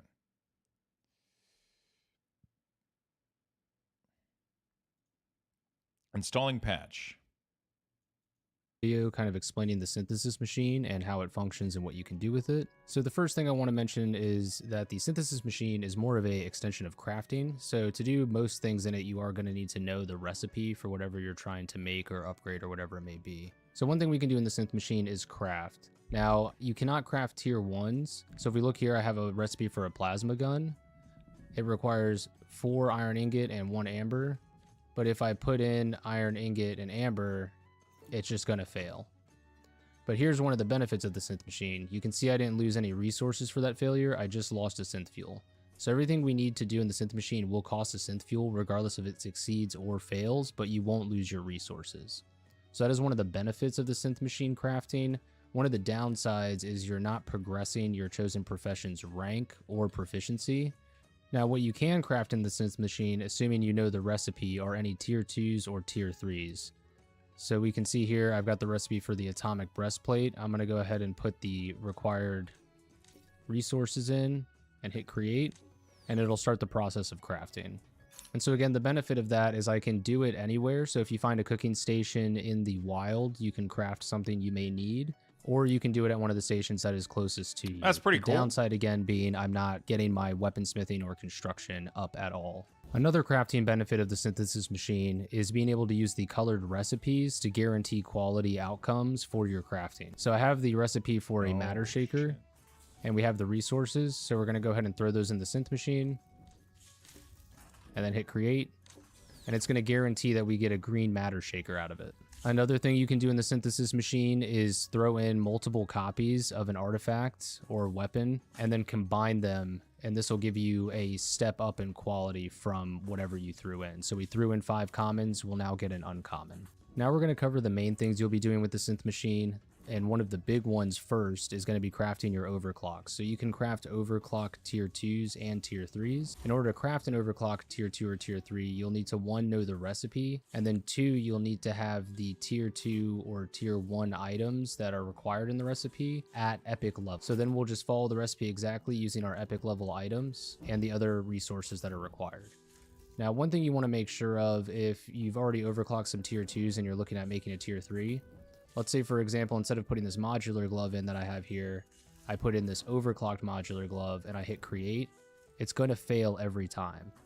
You'll need to have either 3 overclocked epics or 3 standard epics if you want to be able to craft correctly. So now that I have just a regular modular glove at epic, a regular paramedic glove at epic, and a regular soldier's implant at epic, we can now craft our overclocked tier 3. The next thing we can do in the synth machine is upgrade our gear. This works for weapons or artifacts. So we can go ahead and throw a artifact in along with the corresponding upgrade kit. So this is a T3. It's going to require a master item upgrade kit. And after we hit create, we've now got our upgraded overclocked T3. When upgrading an item, one thing that's important to remember is that if you use a purple or epic upgrade kit on a green or common item, that's not going to bring it up to purple. It will still only bring it up 1 level. So if you use a purple upgrade kit on a common white item, it's only going to bring it up to green, and then if you use it on a green, it's only going to bring it up to blue. So we want to make sure that we go from green to blue to purple. And I think the only thing that ends up being confusing for me is like it's the difference between, so there's white, green, blue, purple, but then there's upgraded and overclock on top of that, which have nothing to do with the color of the item. I think that's where I got confused. And I thought that crafting with green item or blue item guaranteed that you were going to get a blue implant. But apparently you need to put the recipe in there to guarantee the blue implant, or like Is there any way you can guarantee a blue implant? Not really, right? The only thing you can guarantee is a green one. And then you need to craft, what, 6 green one to get a blue one? And then 6 blue one to get a purple one? Is that how that works? That sounds insane. That sounds crazy grindy. There has to be a better way, right?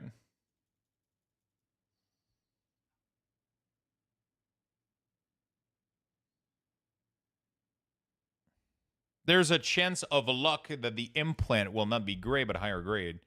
Yeah, but how do you get an item to be purple? How do you craft a purple implant?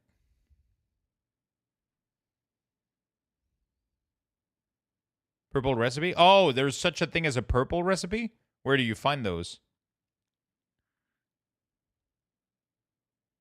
Upgrade kits. Okay, so upgrade kits and purple recipe would be the best way to do it. Got it.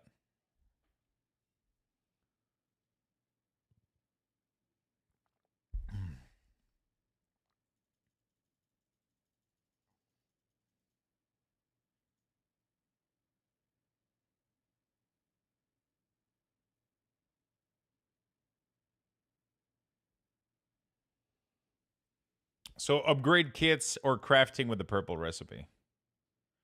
Where do you get the purple? Can you buy the purple recipe from a vendor? You receive better recipe by combining 5 recipe of any previous rarity. Oh, fuck. So it's just a massive gold dump then. Like the base recipe is like, let's say 100 gold. You have to buy, what, 25 of it? So you buy like, what, 25 of the white recipe? You merge it 5 times. Am I mathing this correctly? Is this how that works?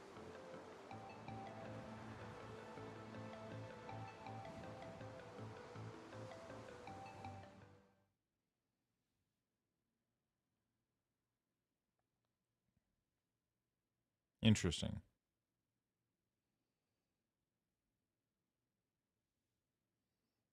Interesting.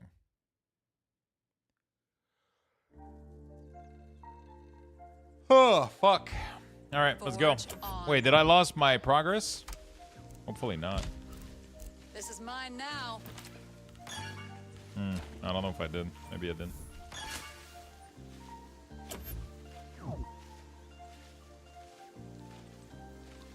As said, currently you better buy an upgrade kit to upgrade any item by 1 level. Okay. So even a...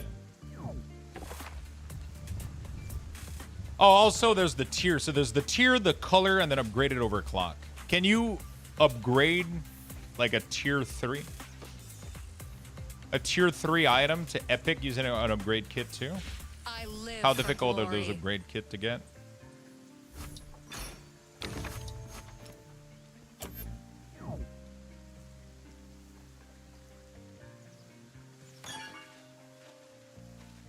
No, it doesn't work that way with a recipe. You need to buy a recipe, buy it or from a monster. Really? Didn't people just tell me that you can merge recipe together? So 5 white recipe gives you a green recipe? So 5 green should give you a blue, and 5 blue should give you a purple, right? Or isn't that not correct?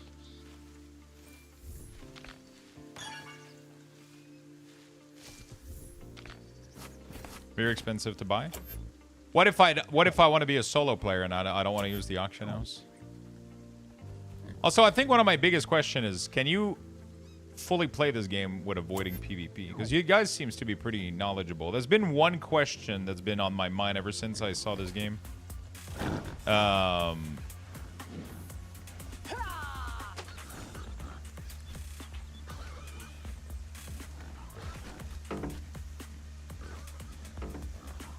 Ah, shit, I fucked up.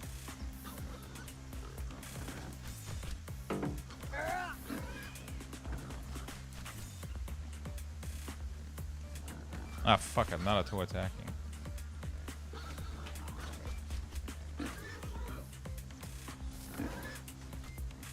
Happy Wednesday. Yo, what's up, Irish fan? How you doing, my friend? I'm ready for any anything.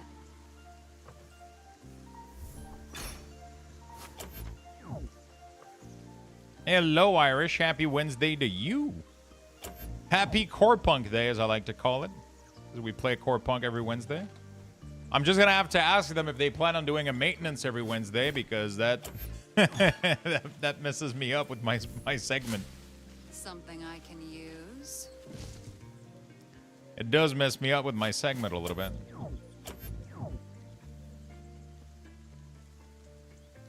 Happy Maintenance Day. Yeah, pretty much. I would not linger here.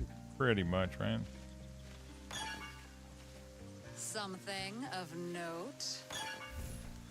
Oh, magic weed.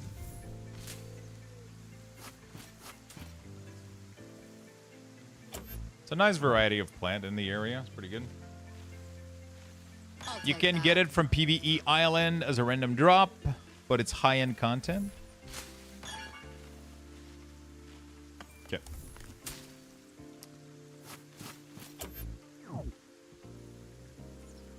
I never tire.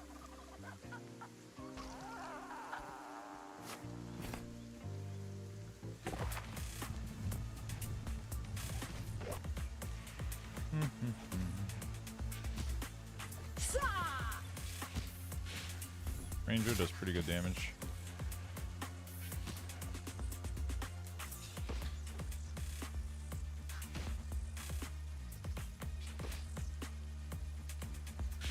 There we go.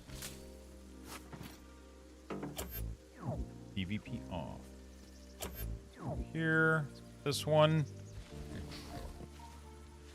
I'm super curious to see what happens when this game comes out. When this game has its full release. I really want to play Pain Weaver, though. I really want to play Pain Weaver. I'm super excited for them to release Paladin. No, Pain Reaper, I think, right? Warlock? I want to play Warlock really badly. Warlock and Paladin seems so cool. I don't know when they're going to be out, though. Do you guys know if they have a roadmap? Pain Beaver? I mean, sure. Probably a different kind of game, though. Probably a different kind of game, I'll be honest. Treasure and trash. I hate when this shit fails.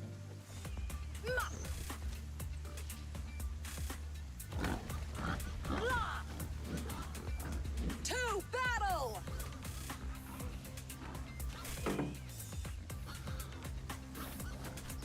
Wait, does it detonate the arrow in every single one of them? Or is it just one target? That's insane.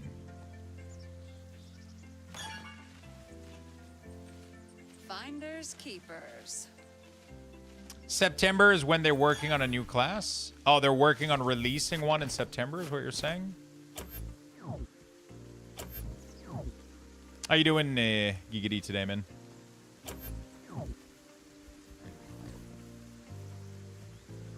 I really hope it's going to be Warlock, man. I want to play Warlock so much. Interesting.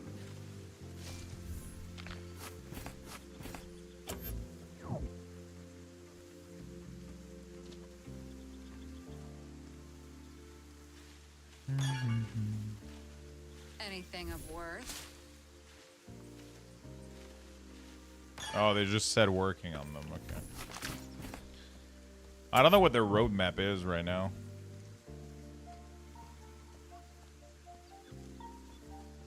Forge on. Oh, this looks nice. I don't know what their roadmap is.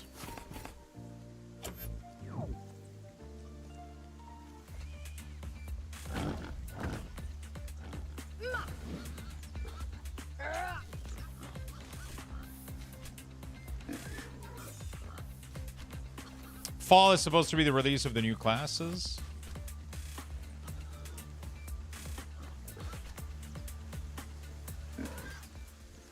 The Mystic Profession. Onwards. I just want like a caster like the Warlock. That would be so fun. They have a giant post side link that goes over everything. This? Nice.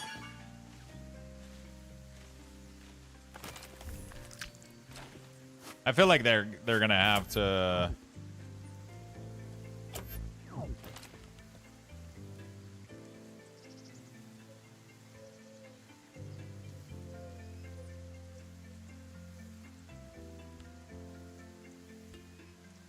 Mana costs, activate lock, stop growth, decrease it. You spend 1 gold for each craft. Okay, so they made it 1 gold per craft, but it still makes no fucking sense.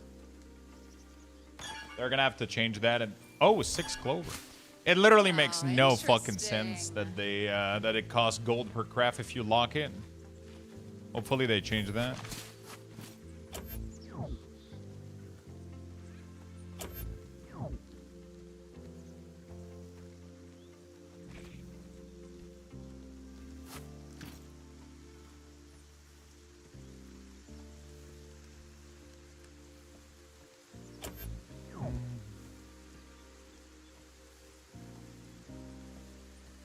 The horizon awaits.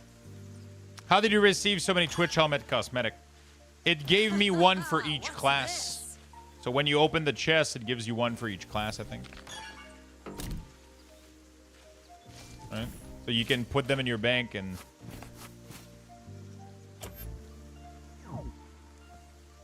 Yeah, I know. And I know there's a way around it. I just have like a curiosity of like... I just have an unhealthy curiosity about why the fuck they implemented it this way. Like I want to know what went through their, what was like the idea, you know, behind this. It bothers me. This way. Oh, nice. Oh, you can use them all, even not on the right class. Oh, nice. Yeah.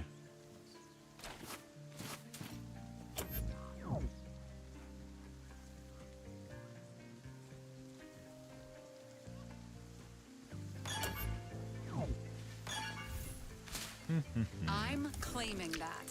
I'm claiming that. The right foot left. Time is money, friend. Worth having or not? Yeah, I don't understand like the gold lock system. Like it makes no sense. Hopefully they change it.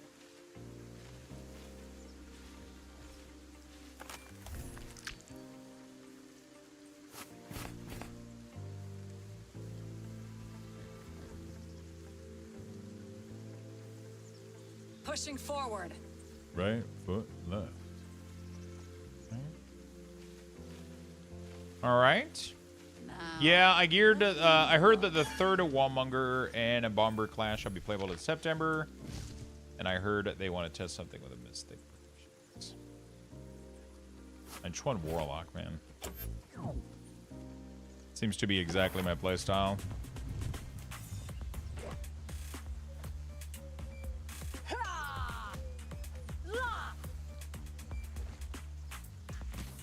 Taste my blade. There we go. Take a closer look. Yeah, Ranger kind of pumps, kind of does good damage. There we go. Gonna go down. No.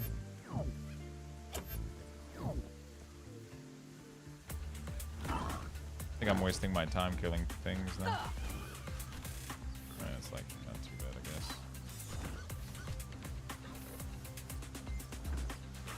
Oh, that's the cooldown. I mean, I get a good XP, I guess. Get a good XP and gold killing stuff.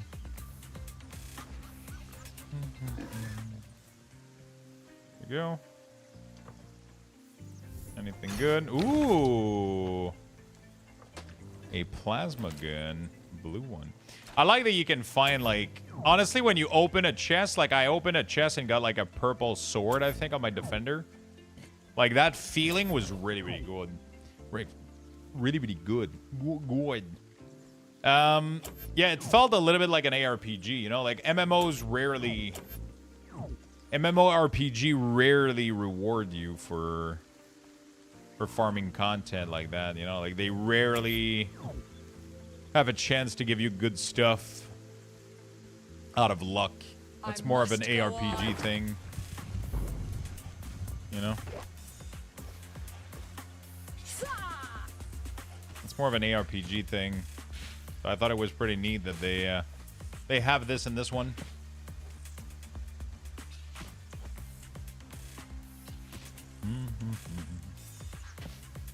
There we go. Give me those nuts. Make sure you guys get in there, by the way, for the copy of the game.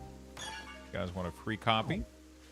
Free Core Punk in the chat, or like and retweet this tweet right here. I'll give away, by the end of this segment today, I'll give away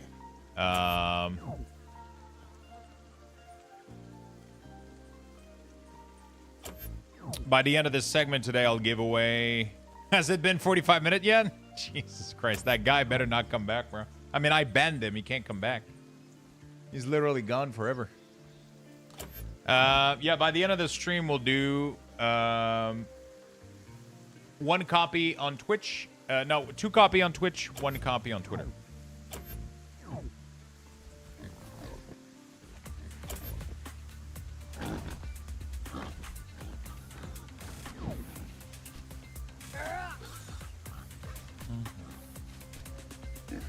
A 45-minute guy, dude. He was testing my patience.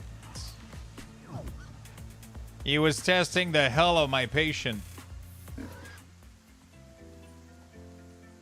I'm personally a bit disappointed by T1 and T2 rarity system because a purple tier 1 is literally a level 7 equipment. Just at level 20, tier 3 finally hits my expectation with the rarity system.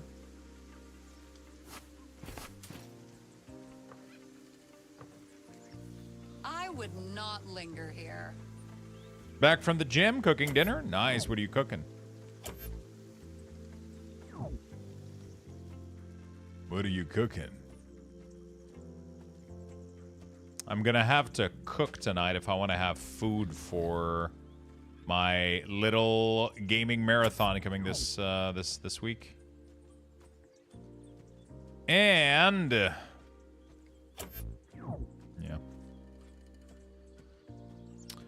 I gotta figure out what I'm eating for dinner. Been snacking all day, but I don't have any plans for dinner. It just depends how long I'm streaming after this. If I want to stream more.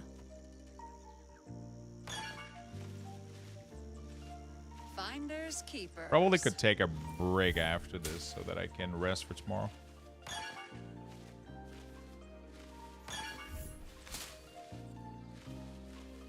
Cheddar crunch burger and coleslaw. That sounds fucking delicious.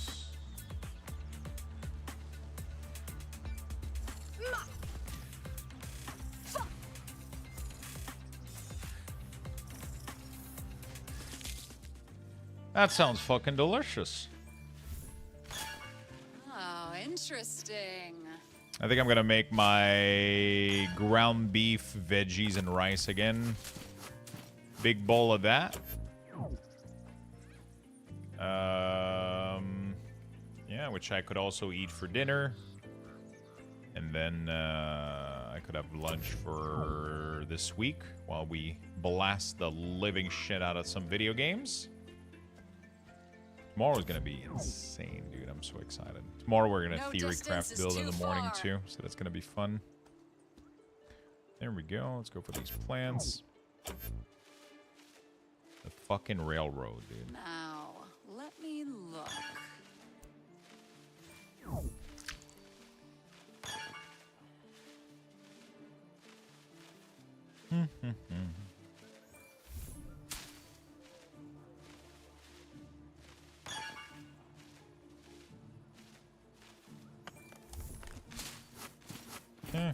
There we go.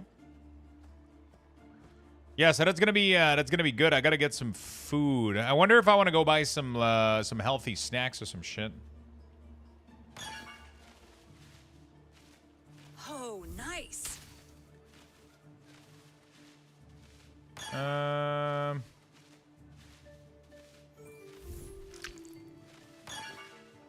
Those closed too early.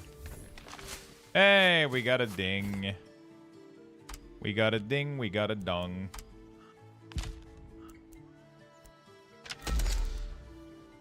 Okay. These are level 6. We're going to use them. We got an animal carcass. We're going to be able to roast that for the quests. I don't know which one for Ranger.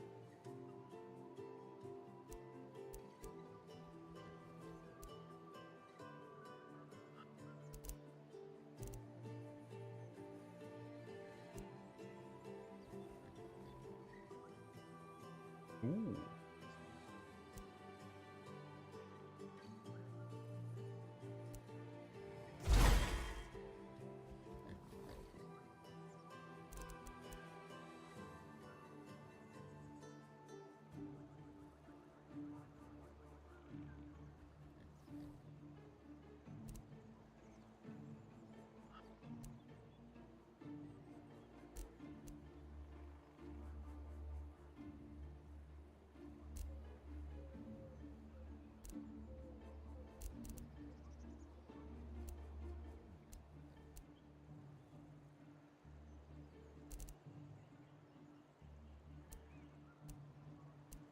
Dude, somebody's ability later are insane. What the fuck?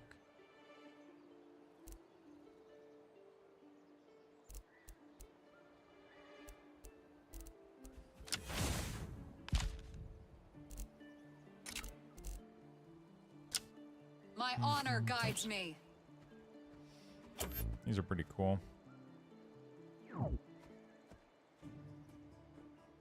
These are pretty cool.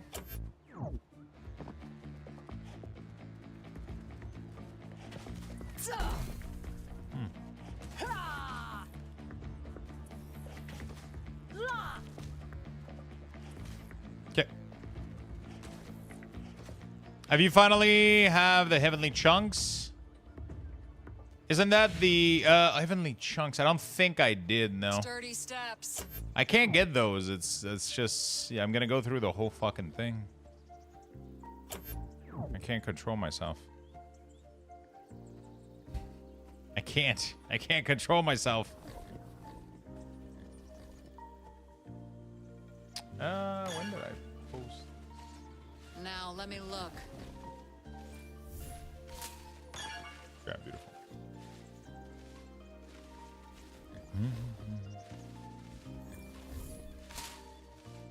I didn't get the heavenly chunk, but one time I bought the Australian bites or whatever. I don't remember what they're called. Like they're made out of coconut and something else. Oh my god, those things! I couldn't stop eating those. It was bad. They were so good.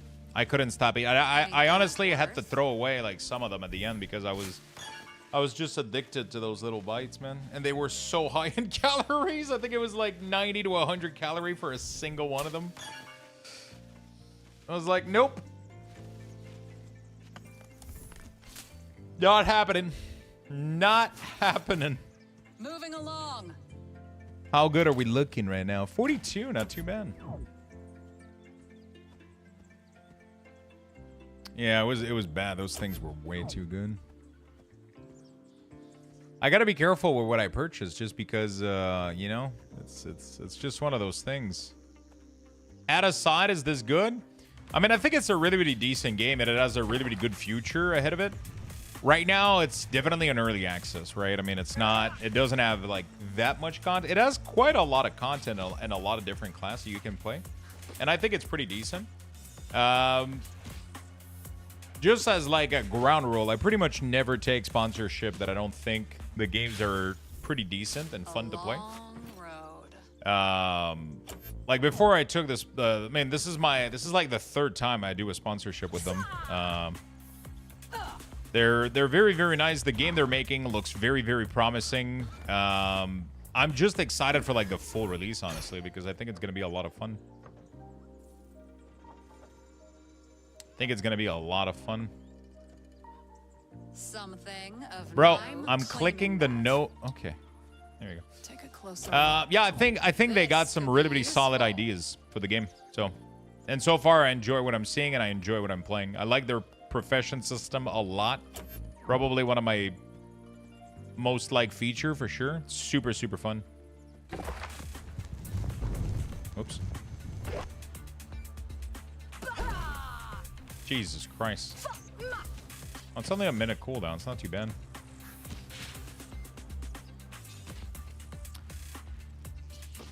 It's an MMO. Max level is level 20. They have a ton of like heroes possibility with tons of build and tons of... Oh shit, I'm completing a bunch of quests with these. Resource cost. It's actually a really, really good one too. Yeah, they got honestly like a really, really solid game. Main game, there's a lot of PvP in this game, so a lot of areas are open PvP. There is world bosses, roaming bosses. They have extraction type arena games, so there is a PvP and a PvE arena extraction game, so it's like a big area, and it's either loaded with monsters and bosses, or it's loaded with player. And then you gotta extract as much loot as you can out of it, pretty much. That's pretty cool. I haven't tried it yet. I haven't made it to endgame yet. They plan on adding dungeons. I'm pretty sure they're probably going to be adding like more PvE content later on. They're currently working on finishing all of their classes and like clearing up pretty much everything else. Their mastery, their all that stuff. But right now they're fleshing it all out pretty much. That's why that's pretty much what they're working on in their early access. They're fleshing out all the game. And then at the same time, they're working on some of the end game stuff a little bit. Mine now. They're working on some of the end game stuff a little bit.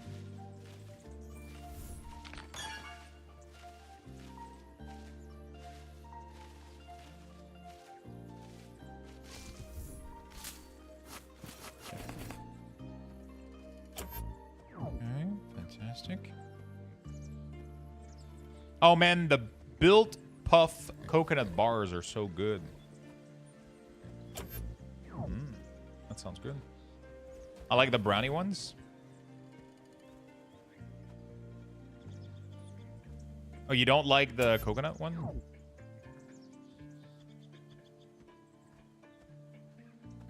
I love coconut stuff. It's really, really good.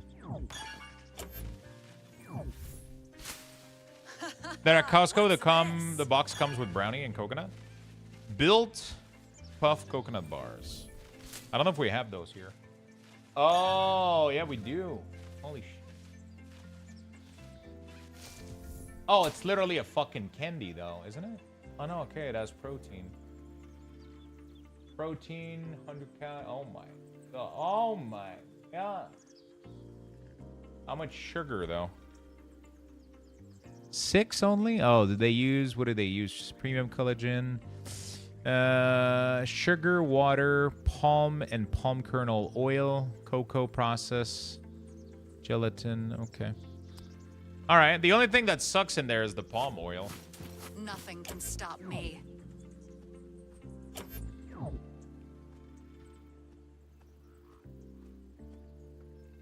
Protein bar that doesn't taste like ass? What's wrong with ass?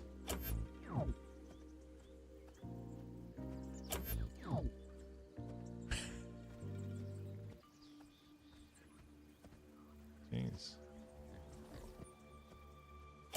A little bit of ass never killed anybody. She goes, okay, fair. Nah, I get what you mean. Sometimes they taste too much like protein. The Irvine bars are pretty good, honestly, but they're loaded with like really shitty ingredients, honestly.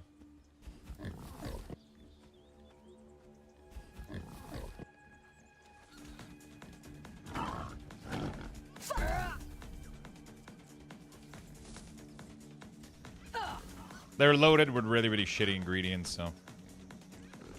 But they taste pretty great. What the hell? Oh, it worked.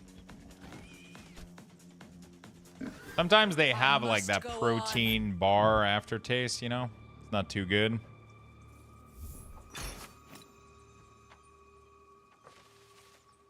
Not too good. Fair tribute.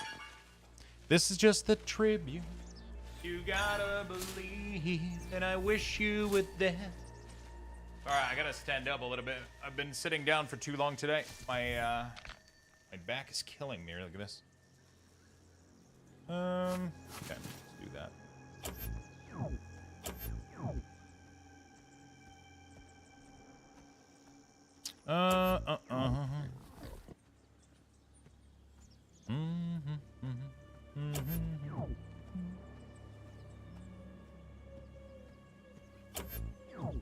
Yeah, there's nothing here. Yeah, tomorrow we're going super fucking big on Last Epoch, friend. So I'm gonna have to go prepare some food a little bit later, get all my stuff ready to go. Tenacious, he just says D. You know it, my friend. You know it. Gotta move. Yeah, so tomorrow we're going big for the Epoch. We're going massive for the Epoch, so I'm gonna have to go make some food a little bit. Try to get myself some meals in advance. Treasure and trash. Treasure and trash. I'm gonna have to go make myself some food.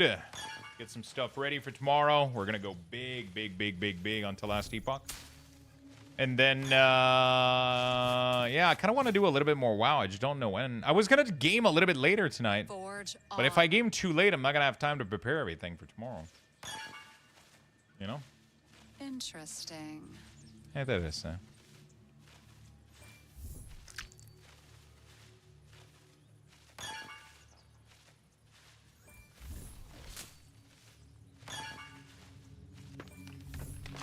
there we go.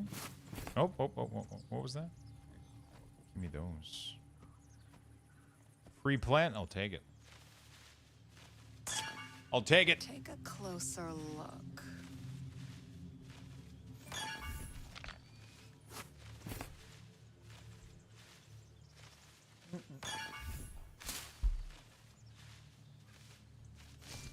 Okay, there we go. I walk my path. By the way, remember, chat, we're going to be giving away 3 copies of this game. Just type free Corepunk in the chat if you would like to win one of them. And also go like my Twitter posts. Like, retweet, and follow. All the good stuff. Then you'll have a chance over there as well. The odds of doing it of winning the copy over tweet is pretty good. So if you guys want to... I love how Tenton is doing everything he can to not enter. He's just like...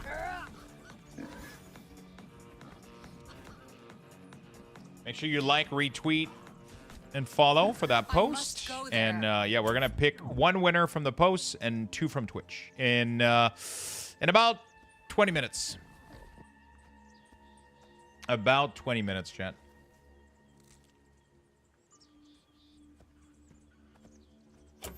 In about 20 minutes. Yo, MacD with the 57. Worth having or not? I'm gonna go like, retweet, and unfollow. Jesus Christ, so toxic. Thank you for the 57, my friend. Thank you.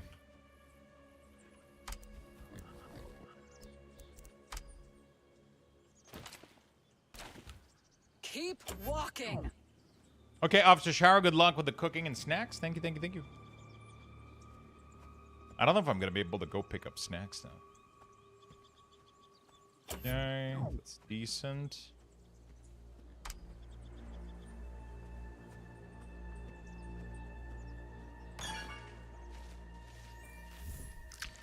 This is mine now. Okay. We're getting some good work on the professions. We're getting some good works on the professions here. My destiny awaits. There you go. Get in there, my friend. Oh, this looks nice. So what is everybody's month of August gaming plan looking like? Are you guys excited about any of the games coming up? What are you gonna guys be busy with for the rest of August? I feel like we got a lot coming up.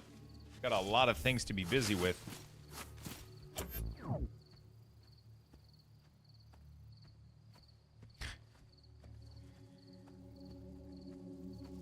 It would be really funny, though, if it actually put you in the giveaway. Let me know what you guys are going to be doing for the rest of the month of August. I feel like there's a lot of crazy stuff happening right now with gaming. I want to know what everybody's going to be into. I never tire. Ellie, Ooh, nice. Have you chosen your class? There we go.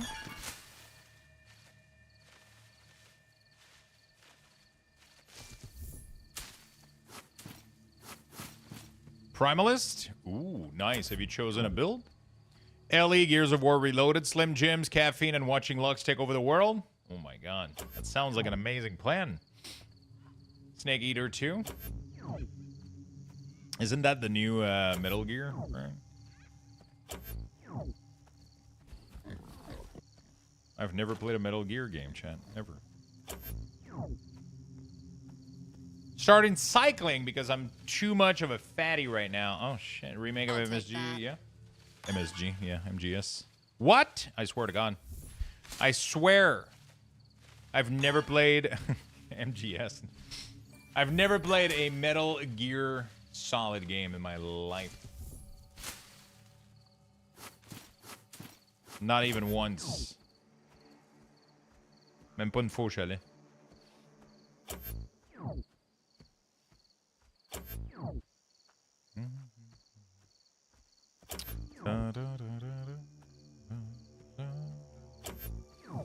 La la la la la. All right. We're going to be pulling the winner in about 5 to 10 minutes, chat, for the giveaway. So make sure you guys get in that giveaway if you want to win a copy. We got 3 copies to give away today, so 3 distinct keys for you guys. So we're going to hook people up with a bunch of copies of this game. Boom.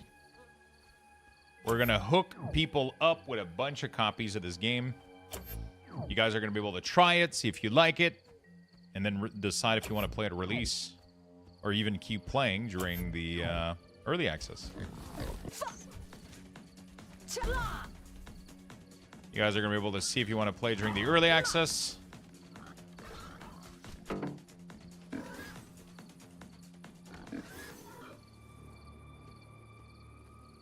Which is great.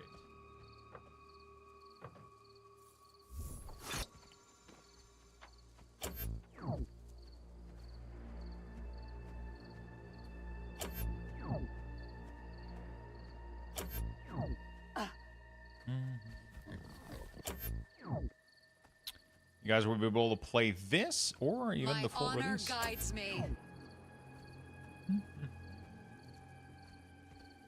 All right, let's finish this round, and then we'll pull some winners.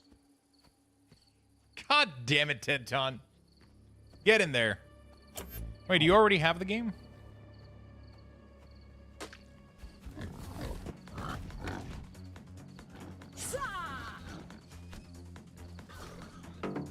Wait, why does it light up? Not sure.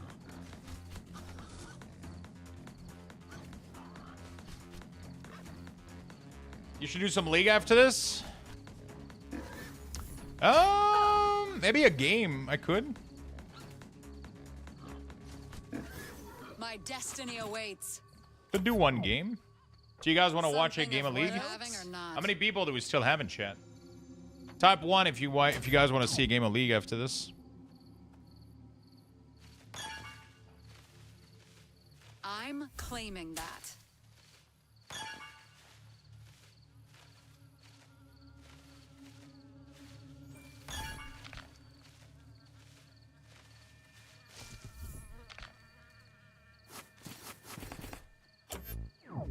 Oh shit.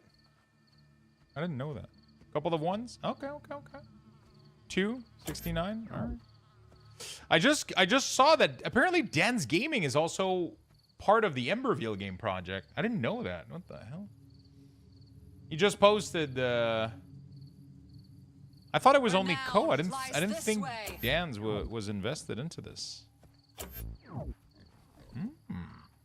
Holy shit. Dan and Co teaming up. I'm here to lurk, play whatever. Yeah, I know. I just, you know, like, Sometimes, like, late at night, like, things get kind of quiet, especially on Wednesday, right? So sometimes it's like, if there's going to be nobody, you know, like, really paying attention, it's not worth for me to stream too late or push it, right? Well, if we got some people hanging around and we can do a quick game or two of League of Legends, I'm up for it. Yeah, I mean, I've always attributed it as Ko's game, but Dan's Gaming just made a tweet that says, our game has hit over 100,000 wish list. Thank you so much for supporting. So I was like, eh? I thought it was only a Ko thing. And now I just kind of learned that apparently, maybe Julia knows about this. Julia knows everything related to Dan and Co, at least. And random games. Random MMO.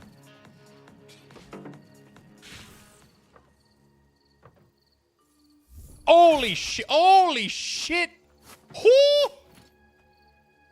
Yo, that was sexy, dude. Oh my god. Right at the end, just like fat fucking purple chests. Filled with nothing that I need, but I'll still take it. I'll still take it. This is mine now. This is mine now. There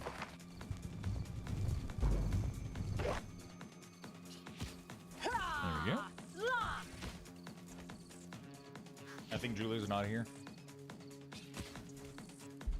She's probably lurking.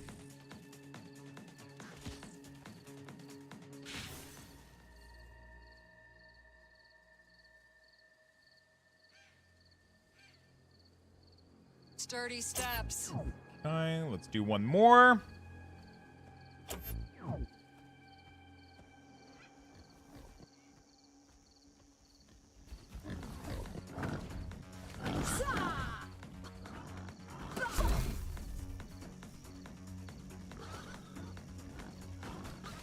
Yo, Ranger is insane in AoE, dude. What the fuck? He's really, really good. He's really, really good. I move along.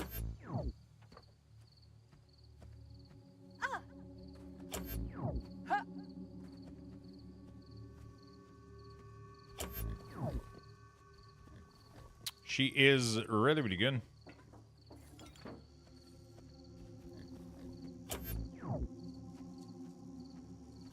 All right, beautiful. Let's get this. Interesting. All right, chat. We're going to wrap it up here, and we're going to pull the winner for the giveaway. So I'm going to give you guys a couple more seconds. We got I mean, I didn't get to do everything I wanted to do today, but it's fine. We got a maintenance. It's not the end of the world. I wanted to get a little bit further in herbalism because I want to get as much material as I can to be able to start crafting a little bit more on these characters. So I was able to get to 51, which is not too bad. So we're going to keep continuing the grind for this next week. We're going to try to put a little bit more time into this next week.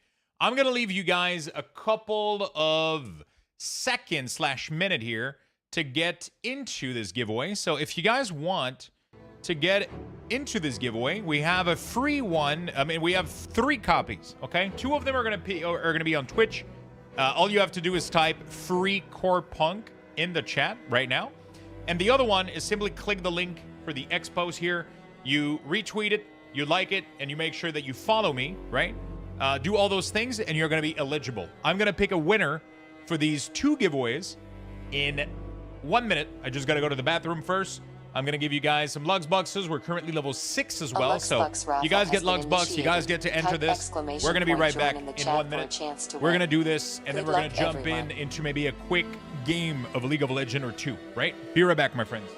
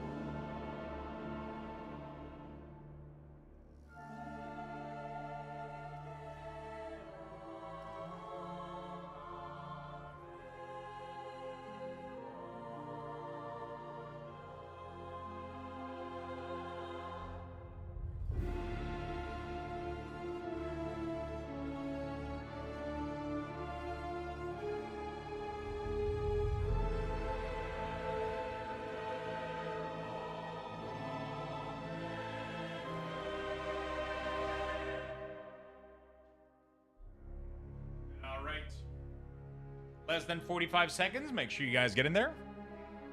We're going to pull the winner from Twitch right now, my good friend. If you haven't entered, free core punk in the chat. Fucking 10 ton, dude.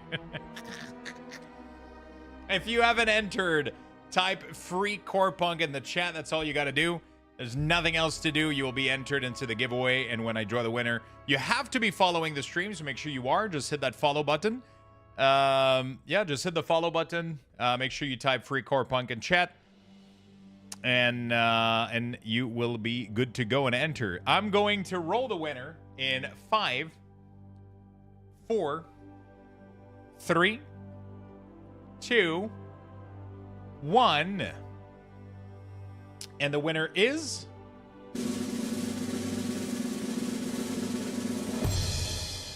Tech Gamer Dad. Congratulations, my man. So that's the first key. Congratulations. I'm going to send you a key right now. There we go, buddy. Congratulations. And the second winner is...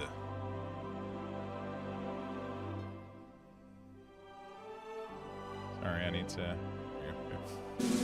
Second winner is... Congratulations to Todd. Congrats, Todd. There we go. Beautiful. Congrats. All right. Let's archive this. Beautiful. And then I'm going to pull the winner from this post here. We're going to pull the winner from this post. This post has a total of 34 reposts. So what we're going to do is we're going to straight up just open the view post engagement. We're going to go for the reposts. We said 34, so random number generator. There we go. We're going to put 34 in here, and we're going to do generate, and we're going to get 23. So 1, 2, 3, 4, 5, 6, 7, 8, 9, 10, 11, 12, 13, 14, 15, 16, 17, 18, 19, 20, 21, 2, 3, 24. Is that it? Was that 24? 23. No, it was 23. It's Wing.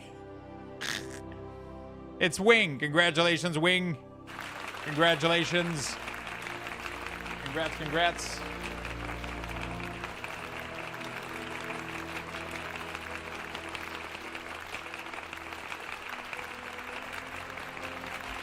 Congratulations. There we go.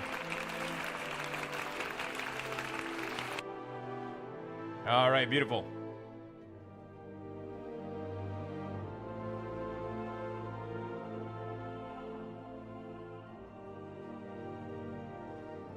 All right. There you go, my friend. So what we're going to do is we're going to move on a little bit to a little bit of League of Legends. We're just going to League and chill.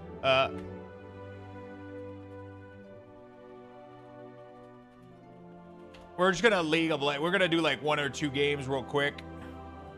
And we're going to do a couple games. And then, yeah, we're going to go prepare some stuff for tomorrow afterwards. Let's do a game or 2. I love to end the night with like a couple of games when people... learning to League and chilling. All right, there we go. Beautiful. We're going to go do a little bit of League of Legends, 1 or 2 games. Dude, if League of Legends had a maintenance right now, bro, League of Legends would never have a maintenance at this fucking time of the day.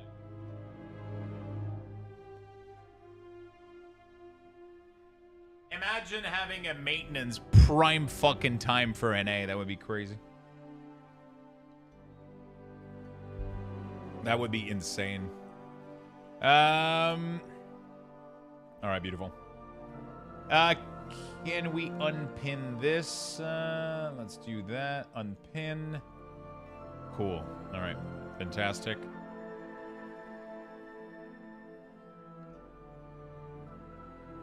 Wait, where's my League of Legends game?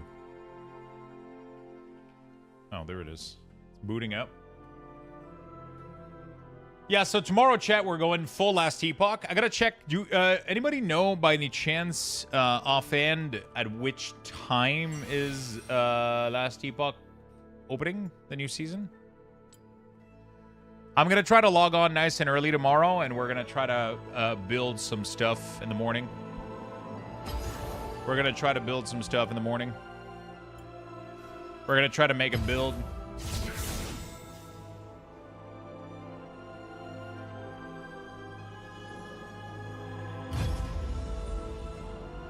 Lux, have you seen the cosmetic heartstone that comes in extra loot in the raid? I have not seen it though. I mean, I've seen the item. I haven't seen what it does, no.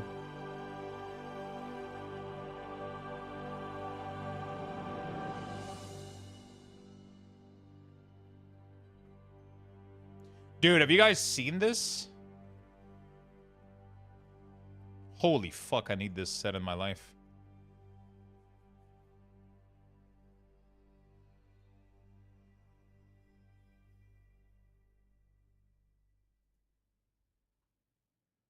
Oh my god. What the fuck? Well, how do you get it? Assuming it's just like the one they had in Dragonflight, right? You just kill a boss and then you roll on it, and then if you get lucky, you're chilling.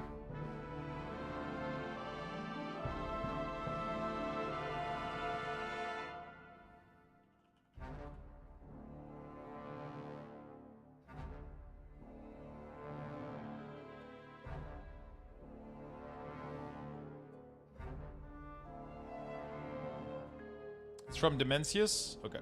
100% drop, it seems. I'm assuming there's only one per raid, right? I really want to do the raid, man, but I just don't know if I want to go through heroic. Also, right now, it's already too late. Like, if you don't have already, like, fucking 8 out of 8, nobody invites you. That's the problem. Yeah, game's a little bit loud. All right, do we try to play Zyra? Do we play Nami? Do we play it safe? Do we play it cocky? What do we do? What do we do here? Let's see. What's going on? Let's see what's going on, dude.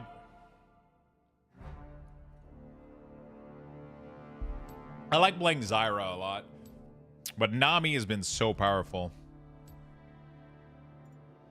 Okay, nobody's pre-picking. I guess we can bind Pike, maybe.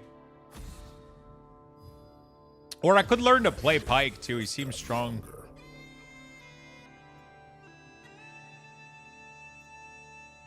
Seems strong.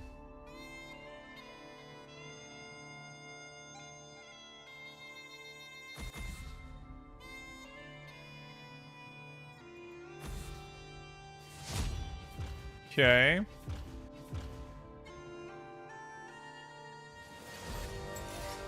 think we'll go Zyra.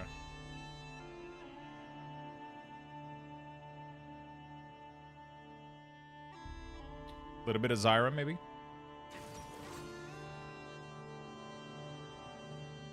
What is this?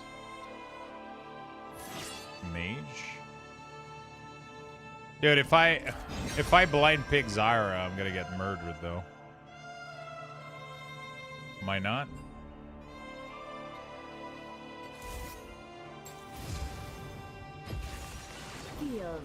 Wait, what's bad against... I mean, she can be countered a little bit. She can be countered picked. Nami cannot be really countered picked too much.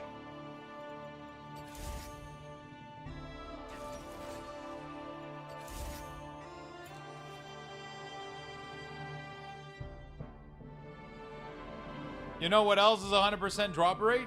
Your pants?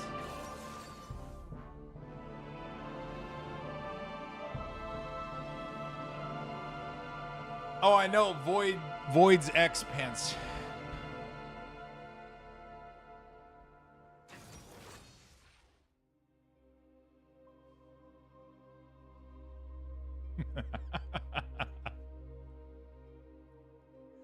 Bro, he's the one that makes the joke about it.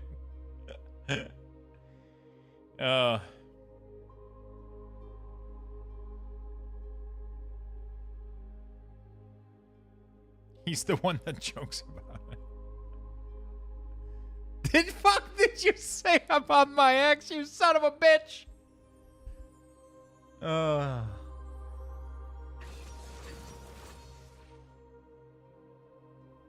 You keep my ex you keep my ex name out of your goddamn mouth.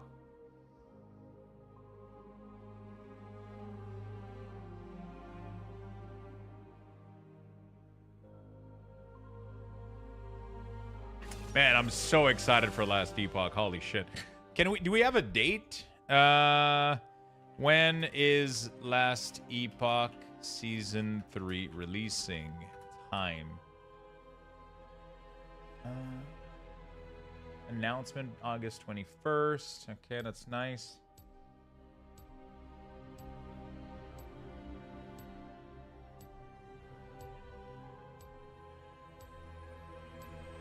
$4 p.m. UTC. What the fuck is that?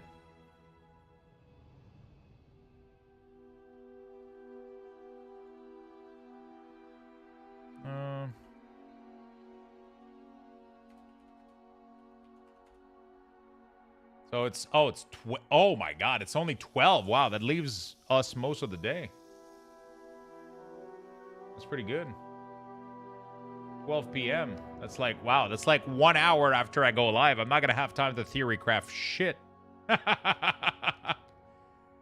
not gonna have time to theorycraft shit.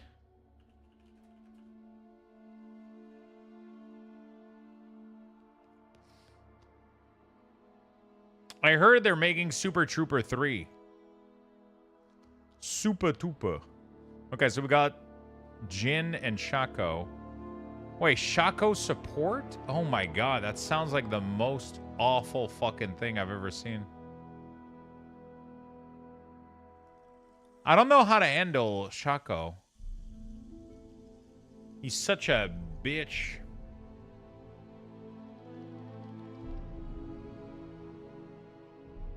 He's so annoying to deal with. Scion mid? What the fuck is my team doing? It's gonna be great. How you doing today, Suki?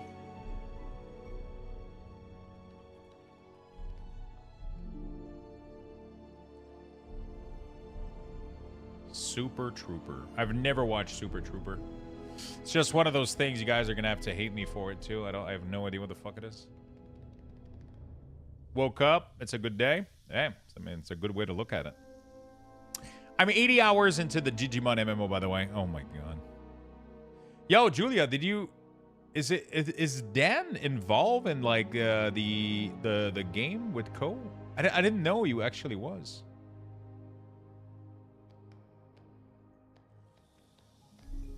I just saw a tweet earlier.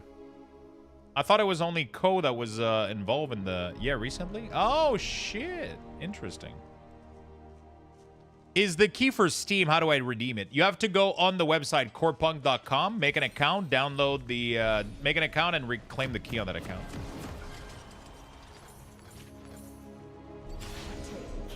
Found out that baby squirrel I linked in Discord pet channel last night was 3 to 4 years old, male, name Gizmo. Shit. Emberville? Yeah, exactly. Emberville. Why did you redeem it? The card. Welcome to Summoner's Rift. Just a harmless flower. 30 seconds until Shaco is really, really annoying. I don't know how if I can deal with him.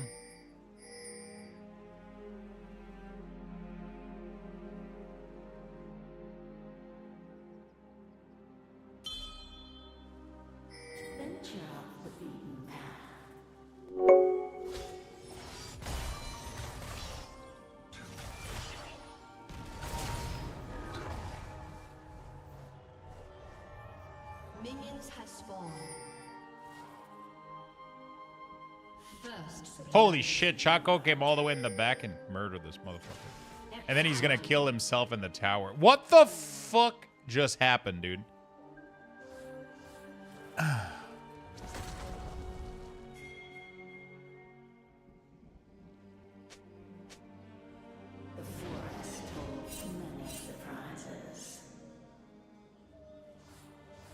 What is this game of League of Legends, dude? What the fuck?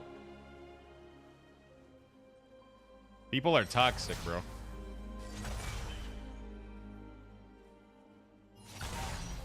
Wait until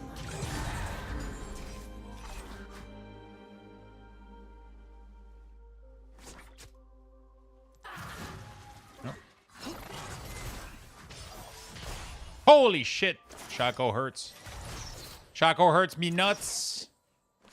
come closer. Okay. So Shaco can just stealth himself like a bitch and just like damage the fuck out of me.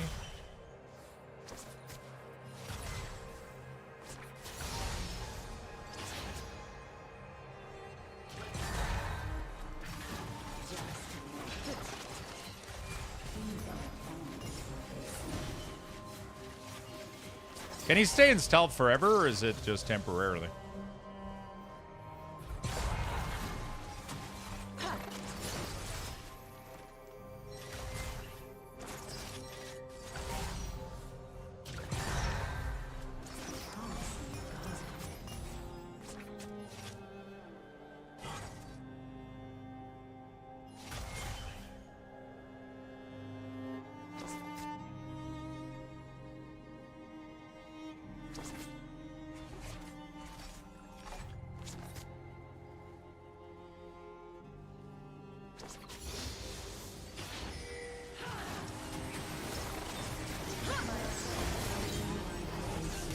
Un allié s'est fait dévisser. Sorry. Wife aggro? Lurk? Oh, shit. Don't upset her. She's dangerous.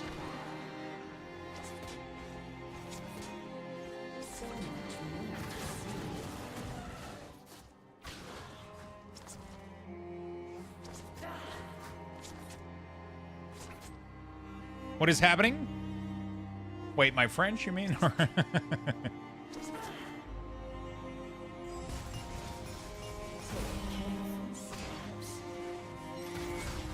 No, this game, yeah, I don't know, man. People are being ultra aggressive, I guess. I don't know.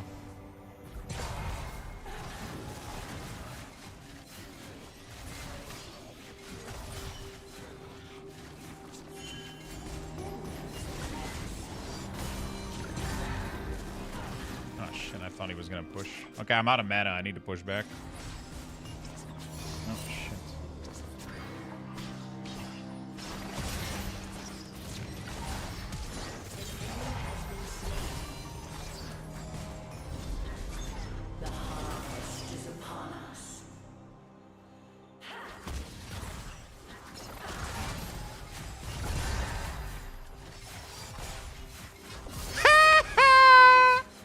Get fucking wrecked, nerds! Bush into the... Get obliterated. I'm out of here, bro. I'm out of here, brother. Save your life. Save yourself. Hide your kids. Hide your wife. Dude, he got wrecked.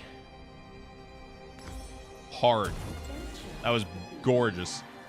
I knew, like, he ended up shielding himself, but then I went back into the bush, and then he warded, but I got the auto attack off before he did. That was so nice. We got double kill there, and we both survived. Okay. Good start. We got Faded Ashes, so we should be able to harass even more. I think they're going in for the...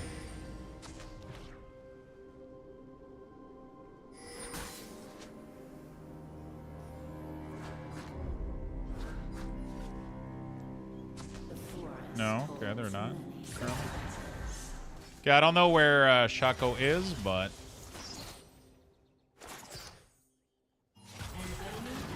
Okay. Okay, apparently I don't know what the fuck I just did, but I fucked it up.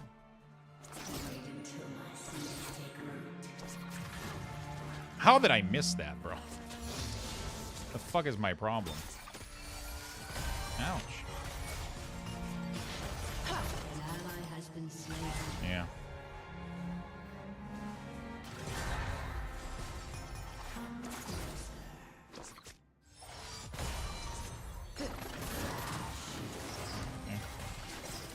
Dude, he's really, really good at avoiding my, My stupid root, man, he's like instantly getting it every time. He's really, really good at avoiding the root. Really annoying. He's level 6 already.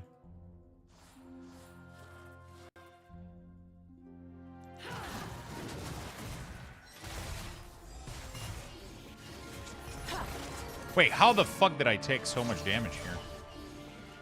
I'm afraid of Shaco being stealth right now.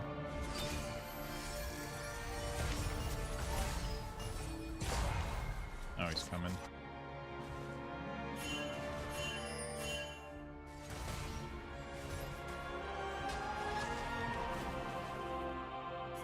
So much more to see.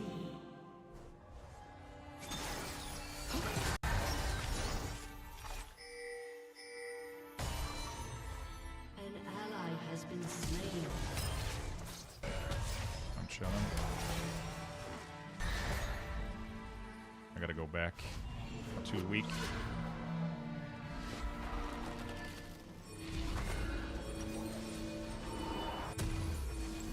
Holy shit, the ping, dude. Ping, ping, ping, ping, ping. Ping, ping, ping, ping.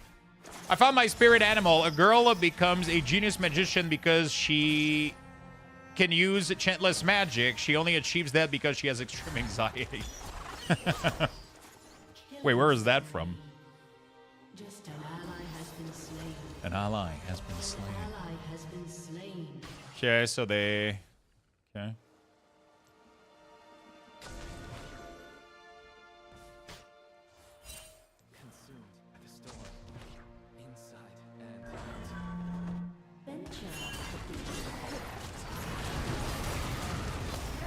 Fuck, dude. I thought she was down there. I didn't think there were going to be 3 down here, man. Fuck. I was just dropping the ward and like... I mean, it was already too late. There was no path I could have gotten. Actually, I could have went back here and try to go around.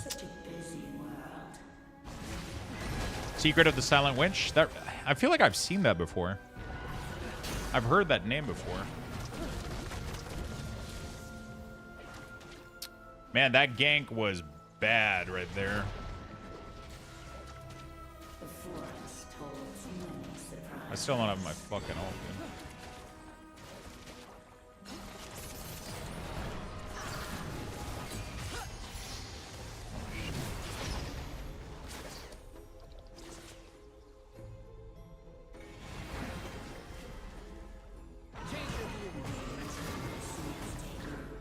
People are so fucking annoying at dodging my shit, bro. People are dodging my shit left and right. Can you guys suck instead and not dodge it? Thank you. Come closer. Everybody is really, really high level right now. I need to get some massive XP.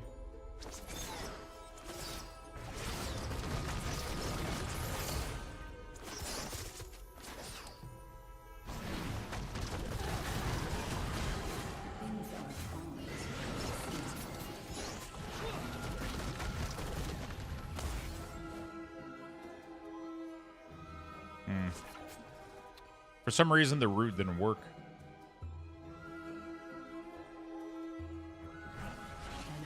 Oh my god, really?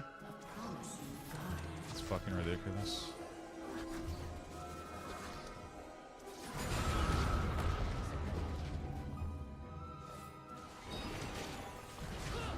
Let me go attack the tower a little bit.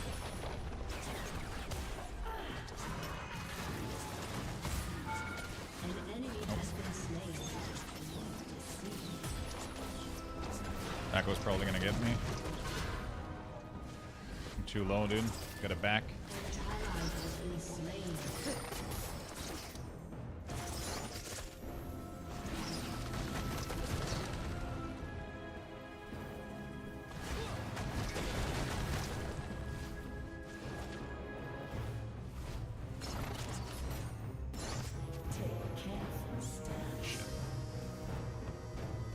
This is so risky, man.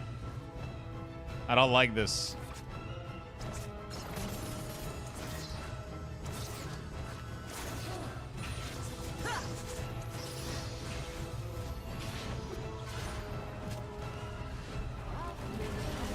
get the fuck out of here.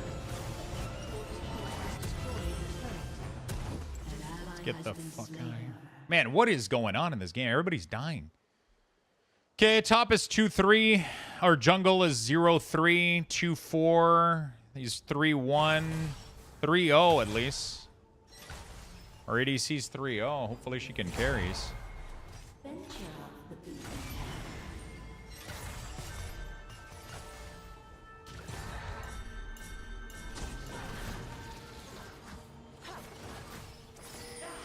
Okay, we're chilling.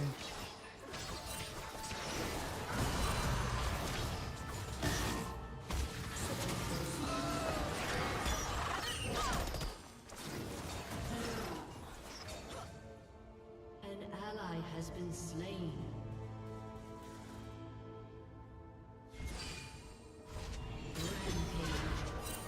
Okay. Did we kill him? I don't think we got Chaco. Stuff. That was scary, dude. Alright, let's go back. The anime is currently airing. Man, I'm getting bullied a little bit here. I almost had Chaco too. I need the full burn and then the magic pen and then all that stuff. Solar vest from the week. Yeah.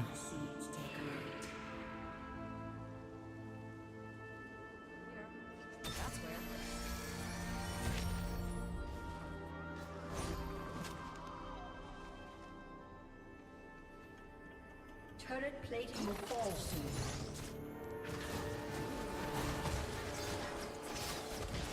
Nice. How did we manage to see him like that? That was so weird.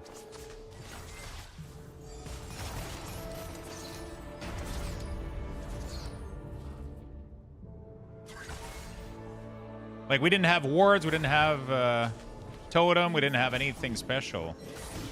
But for some reason, we saw like a shadow or whatever.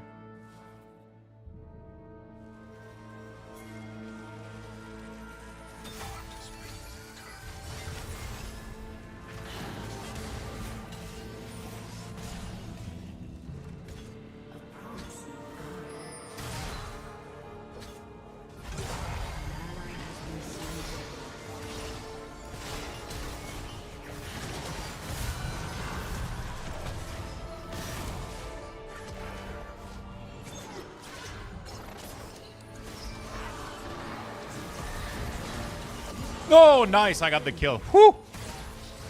Whoo! That was worth. That was worth. That was worth. Nice, nice, nice. We get to buy this, and then we're almost buy this. Not too bad. All right.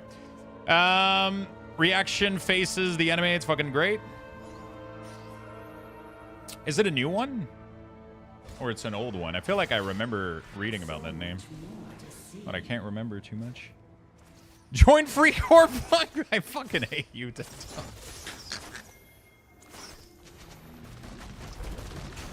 August 2nd. Is it on Netflix?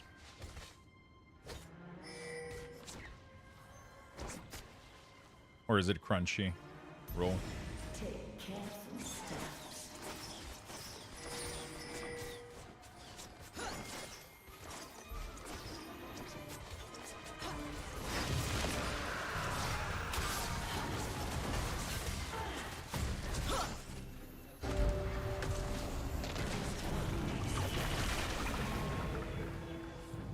Enemy killing spree.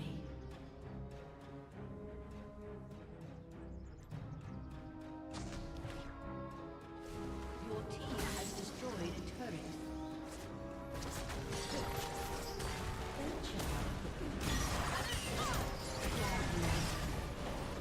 Yeah, I gotta get there.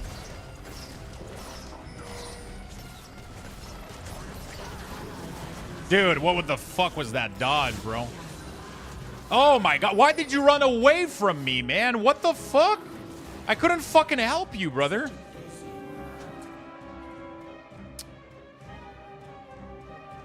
Like, I can't fucking help you if you literally kite the motherfucker away from me.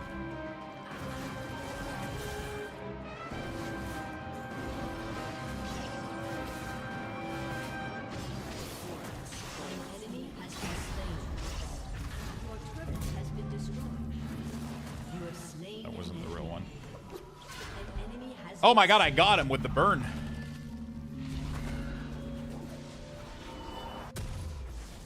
Yeah, if you kite from me, I really can't help out, right? I mean, it's fucking tough, dude. Do I go for double burn and then malignance, or do I go for the slow, chat? I don't know which is better.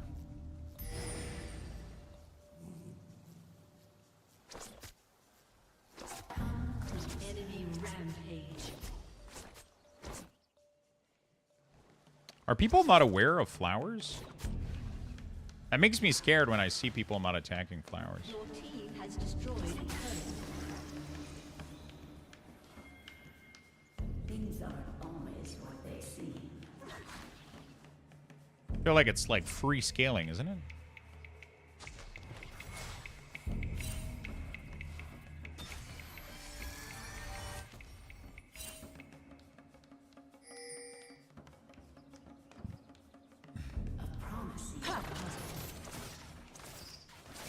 An ally has been slain.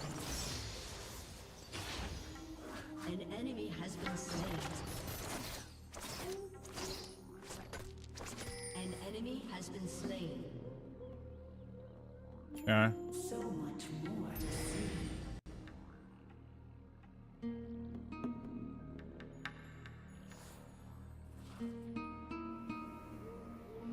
An enemy has been slain. Nice. Easy peasy, lemon squeezy.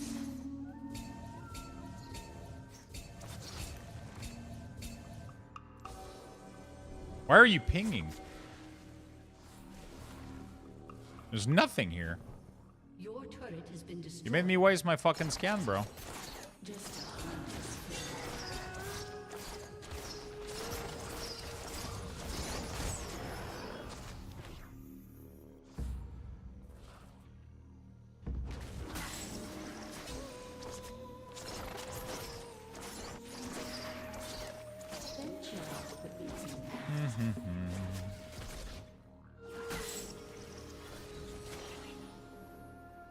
Okay, we're chilling.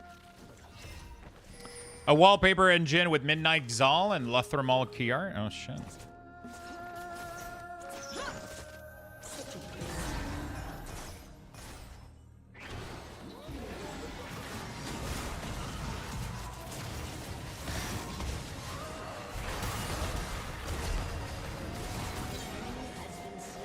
Well, I fucked that one up badly.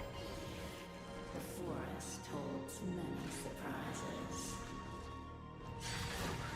Your team has destroyed a turret. Your team has destroyed a turret.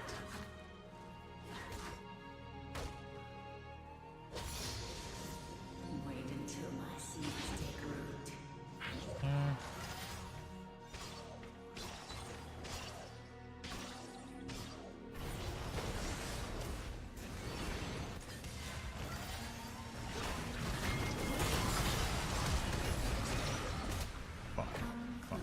I got baited. I got fucking baited, dude, by Ramis. Why did I go, dude? Everything was fine. And then Ramis was like... Yeah. I thought I could help him, and then they all went me, man. Ally has been slain. I should not follow the dude that's fucking too sick, bro. Like, I'll be honest. Probably not a good idea.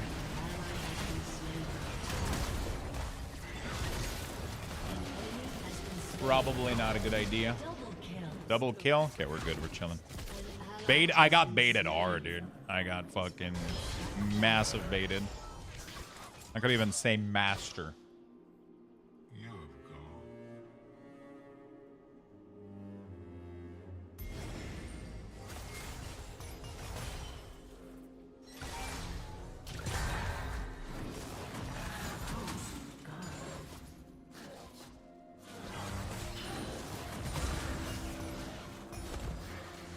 Oh, you like that bitch, huh? You like that did that damage, bro?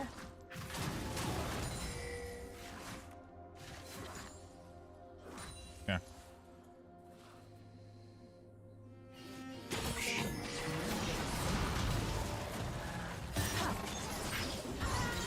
Oh, fuck, dude. He was just waiting in the fucking bush like a bushy. Dude, who's waiting in the bush there for 3 hours, bro? I mean, that explains why this guy in mid was so cocky, right? It explains everything. It explains everything, dude. I was like, why is he, like, being so cocky over there? You know? That's why. Alright. I'm gonna start fucking slapping some Dickorino pretty soon. I'm getting some good gear here. If I can get the... I need, like, what, 700 gold?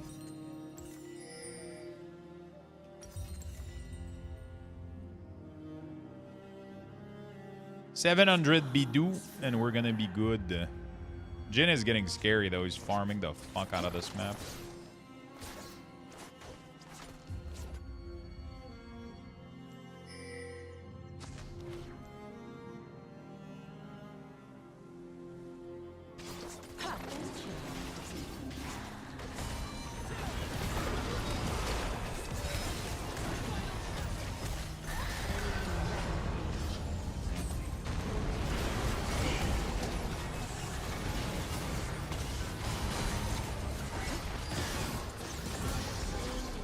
You have slain an enemy.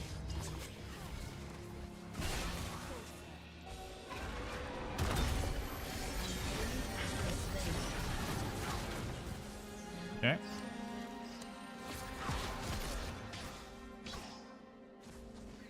The forest holds many surprises.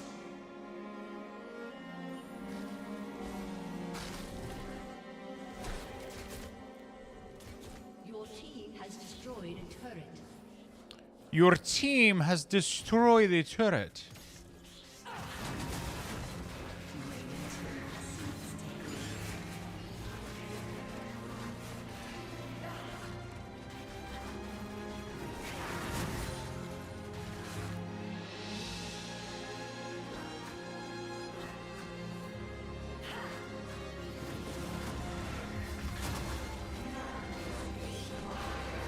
Okay, I should not stay here. I'm gonna get killed by Shaco.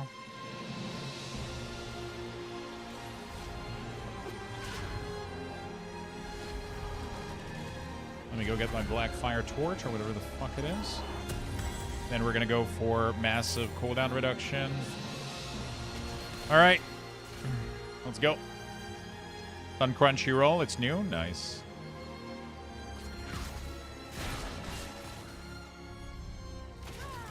Okay, now I should be doing enormous, chunky fuck damage. Chunky fuck it is, dude.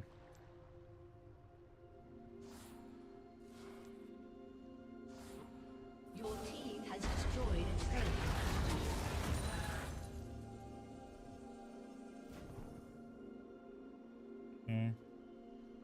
A promising garden. Your turret has been destroyed.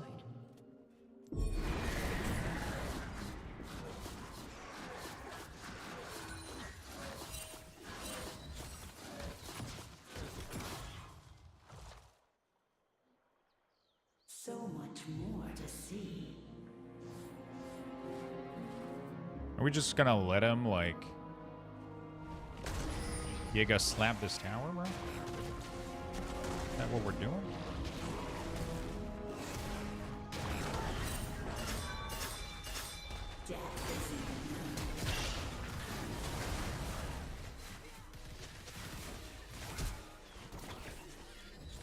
Okay.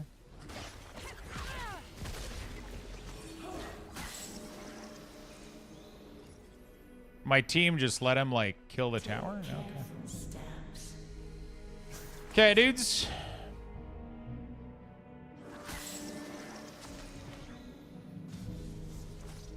We're not gonna contest anything, not anybody. Okay, okay, cool, cool, cool.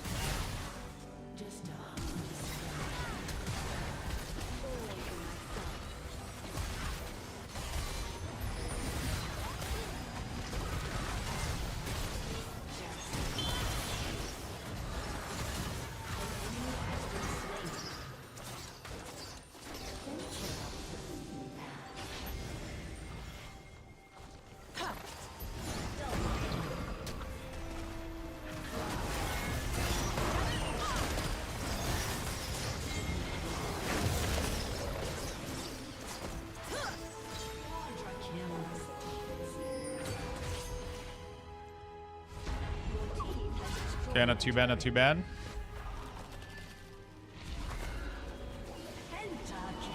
Pentakill? Aced. Jesus Christ. Your team has destroyed an inhibitor. Pentakill!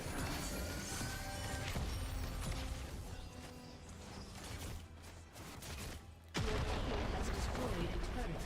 On their website. Your team has destroyed an inhibitor. Go. Wait until my seeds take Your team has destroyed an inhibitor. Enemy has been slain. Did we kill Baron? What did we kill? Bored now.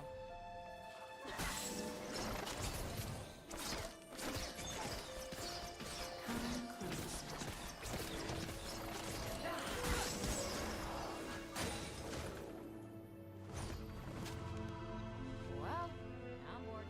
Okay, not too bad.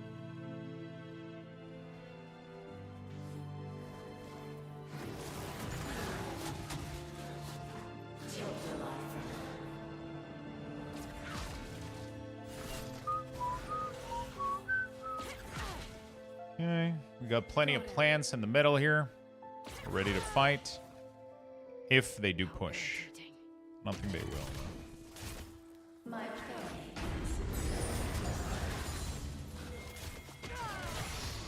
Really, Baron? I don't think that's a good idea.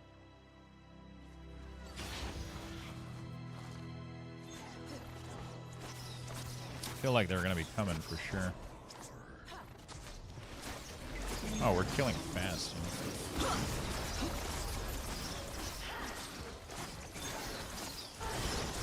Killing really fast. Holy shit.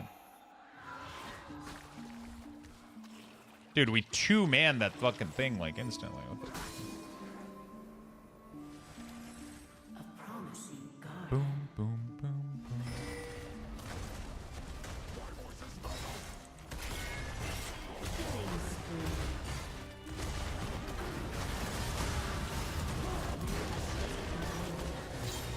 Double kill? Huh? Okay. GG. GG, lemon peasy, easy squeezy. Wait, I'm sure that's not what it is. Good fight. Not bad, not bad.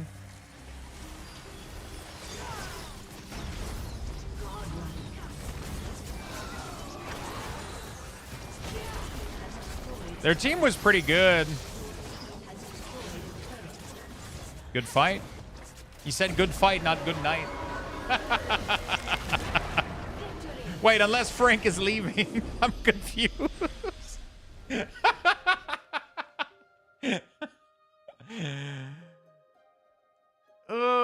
I'm confused.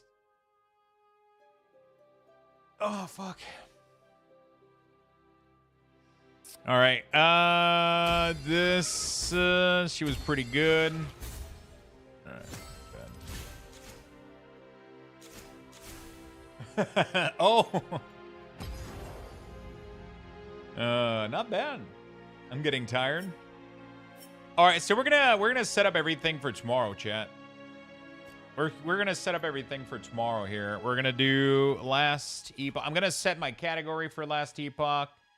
We're gonna set up everything. We're gonna do drops, and then we're gonna do waiting room. What do we do? Drops, and then what's gonna be my title for tomorrow? Waiting room. Or Minion Necro. That's what we're going to do. Minion Necro. There we go. Minion Necro. And then I'm going to set up all my stuff. And we're going to set up everything for tomorrow, pretty much. Minion Necromancer. Minion Necromancer. There we go.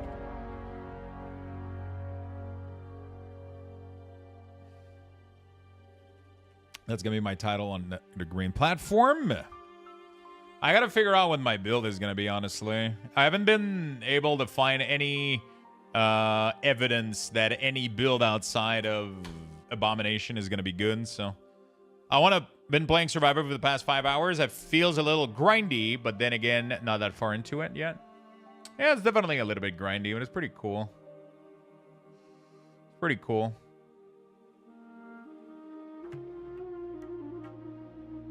Infernal Shade. It's not. They don't even have a build yet for it. Wraith Necro sounds boring. Harvest Sledge.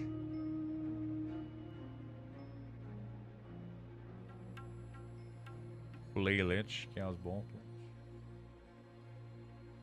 Bear Beastmaster? The fuck is that?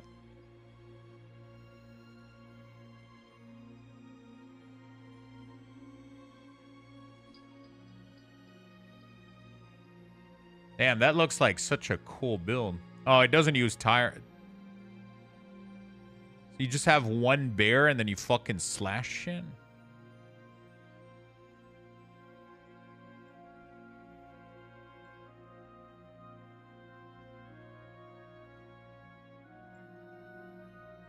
I don't want to play A-Bomb, though. Is there another, the other use TRX? Yeah.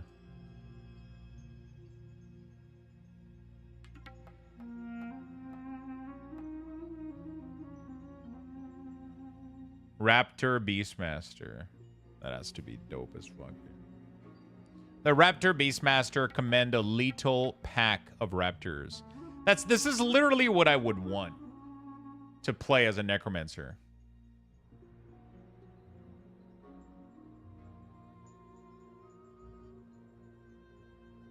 It's just, I just want an army of fucking thing and then you buff them. Like, look how cool this looks. You just buff them with Frenzy Totem, Fury Leap. But Necromancer has to have some dog shit like... I don't even know what this is. It looks like we're wearing two shit. This is one-ended axe. I'm not gonna lie, I have no idea what this item is doing. I guess it's just like a good block effectiveness, so it makes you tanky as fuck, I guess. Such a weird build, man. 20% of current health loss per second. Ward, really? Interesting. +2 to strength skill. Interesting.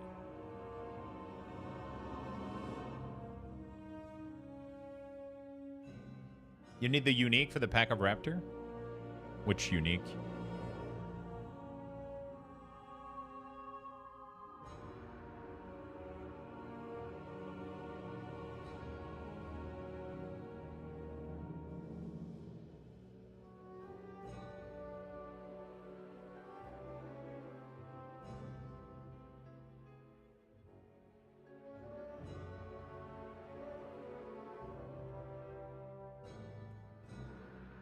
Doesn't seem to have any unique in here for the pack of Raptor.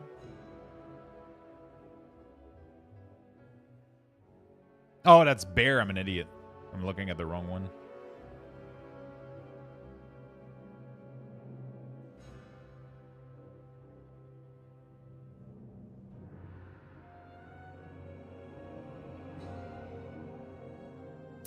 I'm not gonna lie, this one looks dope, man. Is there another website? Last Epoch builds. PoE 2 is releasing August 29th. Last Epoch Season 3 Necromancer Minion build. I want to see if people have come up with like stuff or if I'm wasting my time. The Fire Army.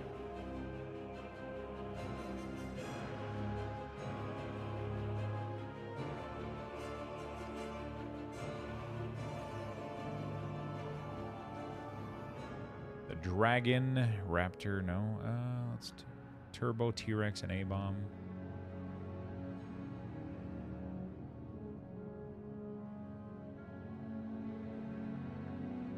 Necromancer.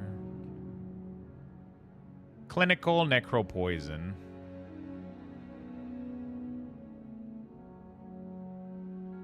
This is one that I wanted to do, actually. With the poison, because you get the poison aura with the can I see is there a written version of this build planner? This is pretty much what I wanted to do originally. It didn't have let me see some of these real quick. For Season 3, Clinical Toxic Tyrants. I'll walk you through my original Season 2 build guide video and reveal the huge Season 3 changes as we go along. Will this build be as strong as it was in Season 2? You're about to find out. Do you want to break from mini crit builds? Then you should try this pure mini damage over time build with over 1 million DPS and close to 10,000 passive ward. You'll have a sweet unique weapon giving way over 600% increased mini damage alone and a massive minion health leech. It's already breezing through 769 corruption with suboptimal gear, so there's a lot of room to push further. And the best thing about it, you only have to move. No active skills. Welcome to the Toxic Tyrants. So, what makes this Wait. That's literally what I was gonna make. Okay, I am not sure I want to watch this now because I kind of don't want to follow a build or make it seem like I want to make my own shit, but that's literally what I was gonna make is the fucking poison wraith. Fuck. I mean, I guess I can watch what he's doing and then make my own shit if I don't like, because I don't like Infernal Shade, but that's what I want to see is if Infernal Shade works the way I think it does, or... Special. Well, extreme minion ailment damage with poison as the star of the show. Up to 130% minion attack speed. A unique weapon with over 600% increased minion damage alone, with up to 1100% in total. Bro, he's trying so much to make us stay in the video in the first 1 minute that he's making like a trailer and blurring the fucking unique. Like, he's trying so much to, like, because that's what it is, right? You want to keep people in. I get it. I get what he's doing, but like... Come to the Toxic Tyrants. So, what makes this build special? Well, extreme minion ailment damage with poison as the star of the show. Up to 130% minion attack speed. A unique weapon with... A unique weapon, and then he fucking blurs it so that we don't just leave the video after seeing what to keep... Well, I wonder which fucking weapon this is.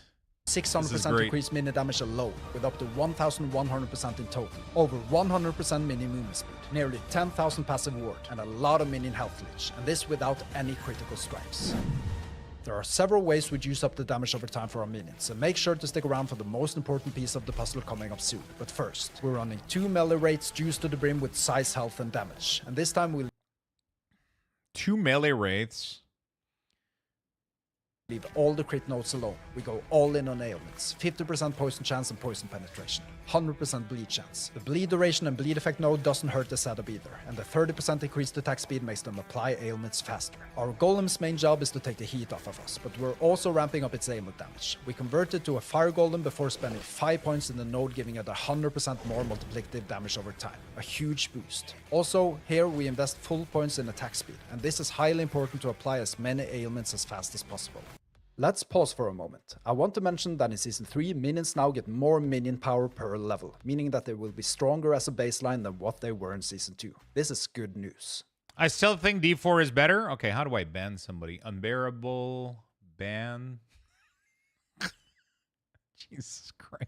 And before we unveil the most critical parts to this setup, bear with me, because we have to look at how we crank up the attack speed of these bad boys to extreme heights. Enter Infernal Shade, and this time it's not being used as a slow-burning damage over time spell tormenting our enemies. No, this time we're tormenting our minions, but trust me, they love it. You see, even though they get the negative effects of the spell, they also get some insane buffs, the most important being the increased attack and movement speed per second Infernal Shade has been active. And since we spec into the unlimited duration node, the Shade never expires and gives our minions the maximum buff of 72% attack and movement speed in just 6 seconds. And the node giving them haste on top also cranks their movement speed up to 102%. These buffs turn our minions into caffeinated plagues on the battlefield. But we're not done. We're still to unveil our awesome unique weapon and 2 more juicy buffs. 2 buffs that are arguably even more important. First up, Dreadshade. Let's start with the cornerstone node, Vile Ghast. This converts the Dreadshade damage buffs from necrotic to poison damage. Oh shit, I didn't know that Dreadshade could be poison. That's good. With this build. Further, we follow the tree to end up at the node giving Dreadshade 45% more multiplicative damage when used on a Wraith. And since 2/3 of our minions are Wraiths, this is a huge boost to our damage output.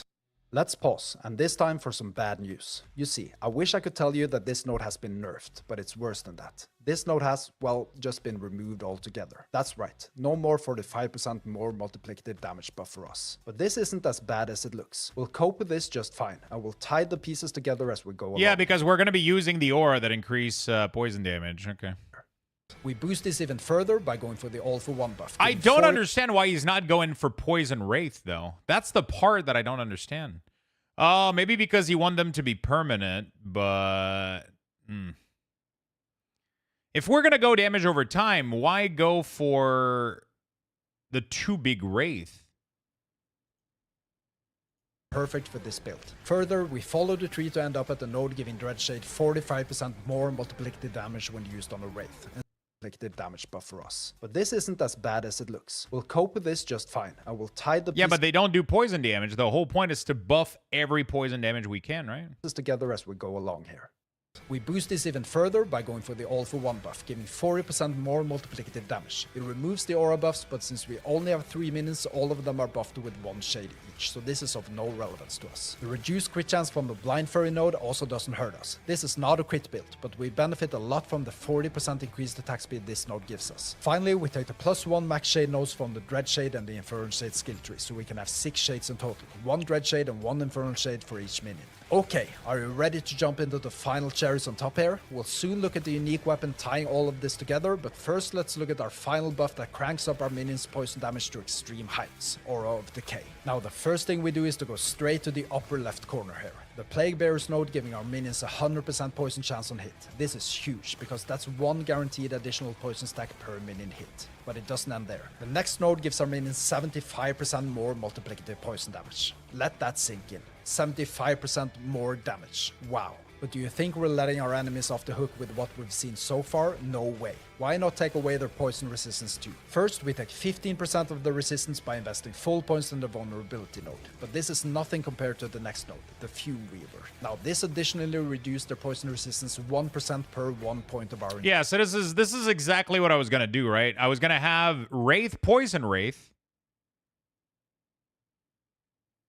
I was going to have Poison Wraith. I was going to have Aura. I was going to have Infernal Shade and Dread Shade. I just didn't know about Golem, because Golem can't have a good poison build. They have like they don't have, so you just put them fire, but then I guess, I don't know, I guess they're just there to take off damage off of you, but I don't know. Intelligence. And since we got 97 intelligence, well, that's 97% reduced poison resistance. 112% in total with the other node. That's insane. And no wonder our minions' poison damage scales through the roof. Let's pause it for a second. I want to briefly mention that from Season 3, we'll take much less damage from Aura of Decay, or from any source of poison when Aura of Decay is active. This is a great buff for this build. And when we're this deep into the damage mechanics, sit tight, because what I'm about to tell you makes this build highly interesting for Season 3. You see, we have a very good reason to stack Vitality this time. Defensively, it gives us 6 health, 1 necrotic resistance, and 1 poison resistance per point. But this time, we also get 1% more multiplicative minion damage over time per Vitality, with the threshold bonus on the new Necromancer passive node Forbidden Teachings. This is a great bonus for this build, as our minions will get more damage over time per point we spec into Vitality. This applies to both the bleed and poison they inflict, which is awesome. This is why we spec into a lot of Vitality in the passive tree for Season 3, and you should consider trading the intelligence on gear for more Vitality as well. Let's continue. Okay, so we have determined our damage is great, but there's one huge problem with minion ailment build setups that we need to address. You see, there's a lot of great options for minion health leech for melee and crit setups. For instance, you got the Necro passive node giving a mind-blowing 20%... Dude, he's fucking wrecking everything at like 700 corruption, but I haven't seen him do a boss though. Or the Dawn of the Fall node in the Wraith tree giving up to 6%. And then there's Scare, such as the Ribbons of Blood Ring giving up to 4% of minion melee damage leech as health. But how on earth do we sustain health leech for pure damage over time builds? You see, we got all of these buffs drastically reducing our minions' health constantly. Everlasting Poison from Dread Shade, Fire damage from Infernal Shade, and Aura of Decay poisoning them every second. Without a good minion health sustain, our minions die before we have even managed to juice them all up with the buffs. Well, one important thing we do is that we actually turn Aura of Decay into a healing aura for our minions. You see, the absence of life node heals our minions by 8% of our total missing health each second. Let that sink in. 8% of our total missing health. This means that in order to heal them,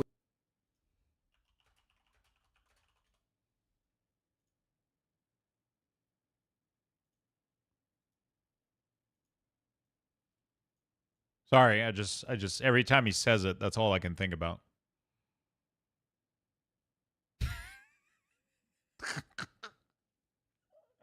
I'm so fucking tired. Holy shit, I need to go get dinner. We cannot have full health. Actually, we should have as little health as possible. This is the reason we have gone for a low life setup for this build. As I mentioned in my other build guide videos, I'm a huge fan of a hybrid Warden health setup, as this gives much more gear flexibility for builds. But this time we have little choice. We need the healing benefits from Aura of Decay to sustain our minion health, and to do that we need to go for a low life setup with the Exsanguinous body armor, last steps of the living boots, and a tier 6 missing health gained as ward per second gloves. This makes Aura of Decay in low life not just viable, but essential to the whole setup. But even though this node drastically reduced the life draining effects of our minions, it cannot alone sustain our minions' health in combat. There's no way around. We need a way to give them health leech. This is a perfect time to present a unique weapon for this build, the Lethal Concentration Spear. Now, I've already done a Necro minion build based off of the spear taking advantage of the 400, and damage increase over time for minion. Melee damage, increase minion damage. Chance to cast Jade Dust on hit whenever. Your poison damage modifier also applies to your Skeleton Rogue and your Falcon. Minion Leech, 8% of poison damage as health. +1 to throwing minion skills. Interesting. Interesting mechanical stat giving skeleton rogues our own increased poison damage at a high applied effectiveness. But this time, we're here for a very different reason. The hidden gem of this weapon, the insane 8% poison damage leached as health. This is the final piece of our jigsaw puzzle that makes this build viable. It enables our minions to leech health while in battle, which keeps them alive with a very good minion uptime. Let's pause here, and this is a crucial pause. You see, so if they're not attacking, they just die? Necro passive node in Season 3 that has turned this upside down. While we previously were fully dependent on the Lethal Concentration Spear to get enough minion health leech, we can now get 5% health leech from the passive node Blood Feast. I think this might be enough health leech to sustain our minions' health, and in which case we can discard the spear altogether, since it's arguably not the perfect fit for this build. I got some intriguing ideas here, and I'll share them with you in one of the next sections coming up. Now, before we proceed, you should know that there are plenty of Season 3 I don't want to play A-Bomb. The idea that I have to put together the A-Bomb and change my skills every fucking time I die is like the opposite of fun to me. I hate that idea. One of the reasons that I didn't play Necromancer last season was because I hate this kind of like boring fucking setup where, okay, let me equip all my gear. Let me summon my minion. Okay, let me swap all my I don't want to do that every time. If I die, I just want to summon my army and go back in there. I don't want to fucking spend 3 hours setting up my bars. No, fuck that shit. They're gonna have to fix this because it's not fun. It's really not fun. That's like I want to go full minion. I want to have an army of minion too. I don't want to have one minion. I want to have multiple of them. Necro build guide videos coming right up, so make sure to subscribe to not miss out. Want to go the extra mile? Support me by clicking the join button or through the Patreon link in the video description. Thank you so much for all your support. Let's continue the original build guide video. Let's see how we fare against Aberoth. Now, we'll finish him off quite quickly, so make sure to stick around for the entire fight, as there are some highlights and important information about the build here you shouldn't miss. So, this is quite a decent start. Got him down to his first ward shield, which is a good sign that our DPS is solid. At this moment, there's a good full minion poison build that's going to be good. Do you have a link? I'm trying to gather as much info as possible to make my own, pretty much. We took quite some damage, but due to our I 100% want to do a minion poison build, but hey everybody, Sakar here, and today we're going to be going over... This is what I wanted to do, man. Fucking Skeleton Rogue with that staff. Some starters for Season 3. We're mostly looking at Acolyte starters, and I have a couple of Necro ones. I have a Lich starter as well. I'm kind of deferring a lot of the starting stuff to some other planners or builds that people made, but I do have like kind of like in-game goals or transitions you can make from those planners that are options outside of just like whatever else is available. But the first build, and the build that I think I will be starting, there's no corruption in here though. Funkiness here. Oh, I should probably change. You can get health instead of the damage as well, but we're using Twisted Heart here with Rip Blood and kind of like scaling cast speed. Maybe Mage Lux?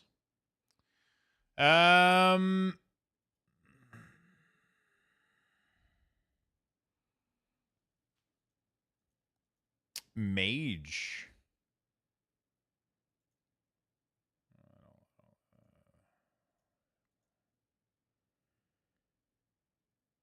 Yeah, but the problem is Mage don't have poison either.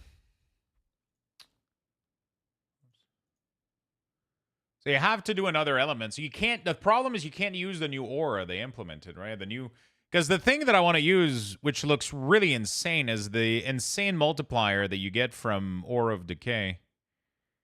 So not only do you get to heal your minion like crazy with this,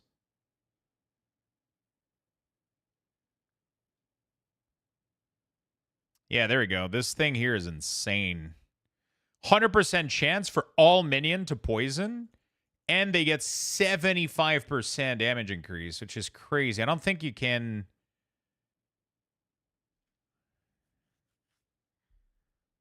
Like, I don't think there's any other scaler in here that's this crazy, plus the poison resistance as well here.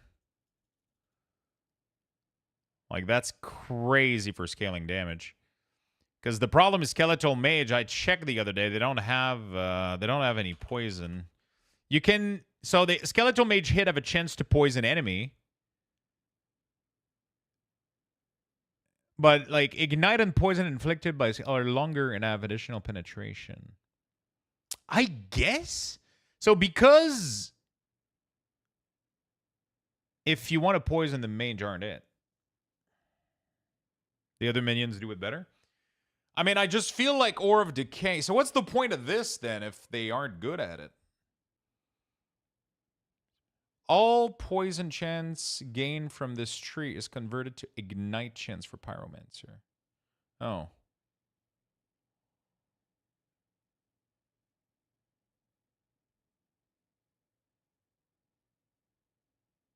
They would still do Giga Poison damage, wouldn't they? And they would have Giga Penetration too, right? Am I crazy? Because...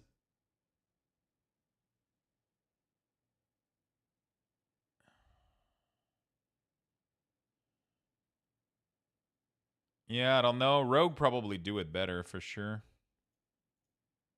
It feels safe and we can take it. Here I basically face tanked everything, and even that we managed to survive. Now we're taking a more controlled approach again. The best thing about it is our solid and steady DPS.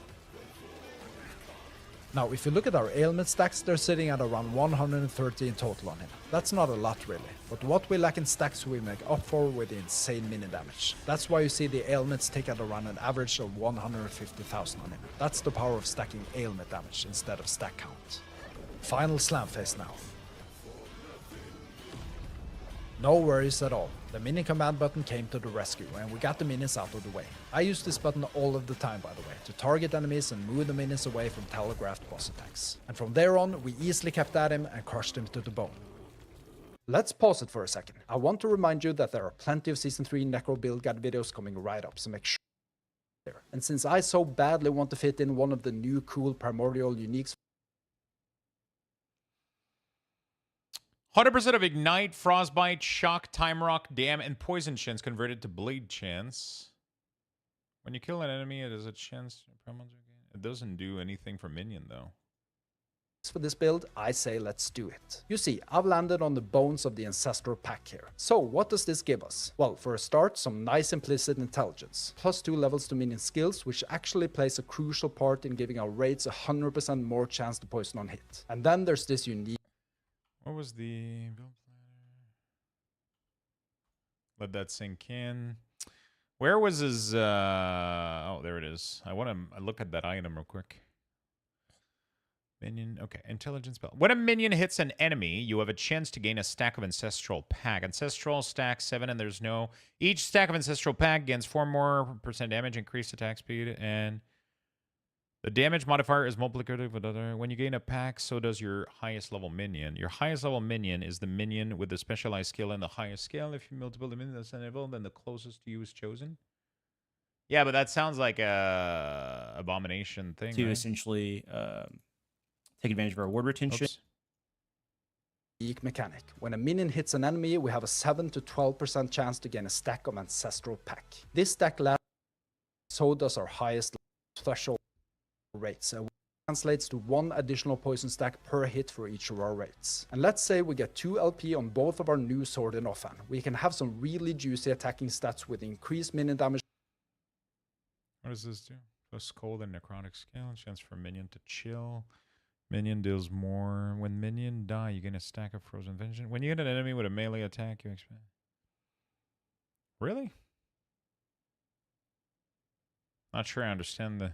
Over time, minion poison penetration, and increased minion damage. Our new sword in offhand. We can have some really juicy attacking stats with increased minion damage over time, minion poison penetration, and increased minion damage. I think this is threshold. And finally, increased attack speed. I've landed on the speed that we will use this to spend full points into the Reaper's node, giving them 20 flat necrotic damage. Why? Well, remember the Vile Gas node from Dreadshade? This node gives our minions 5% chance to poison on hit for every 1 added necrotic damage, either from Dreadshade itself or its own skill tree. This means that the 20 flat necrotic damage we just added in the Wraith skill tree is converted to 100% poison chance. That's wild and translates to 1 additional poison stack per hit for each. And then because of that, he does more. Interesting, but I'm not sure that's. To our rates. And let's say we get 2 LP on both of our new sword and offhand. We can have some really juicy attacking stats with increased minion damage over time, minion poison penetration, and increased minion damage. I think this will be a very good setup for Season 3, and I'd like to hear all of you and guys' everyone remember the opinions on it. Flightmaster Leave a whistle. comment Yeah, below. that was pretty Like dope. what you see with this build, make sure. That was pretty dope. Necro Exploder. I'm about to show you a merciless Necromancer build for Season 3. No issues here. As you can see, his health is just quickly decaying while we stand still spamming our skeletons.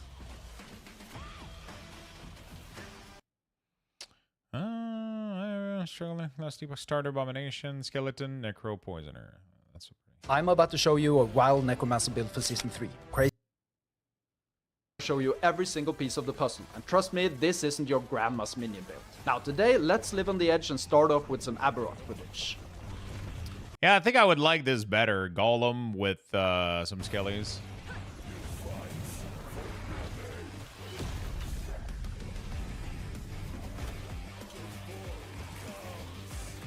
As you can see, our minions can face tank basically all of his attacks and take most of the heat.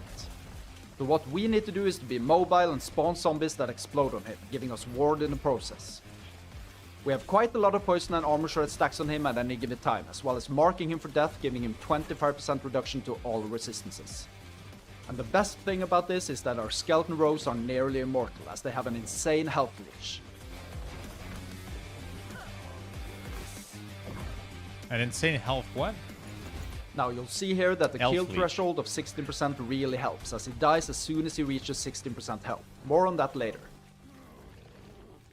Here's Abomination on 528 corruption, melting away by the swords of our saucy little skeleton rogues. How much corruption?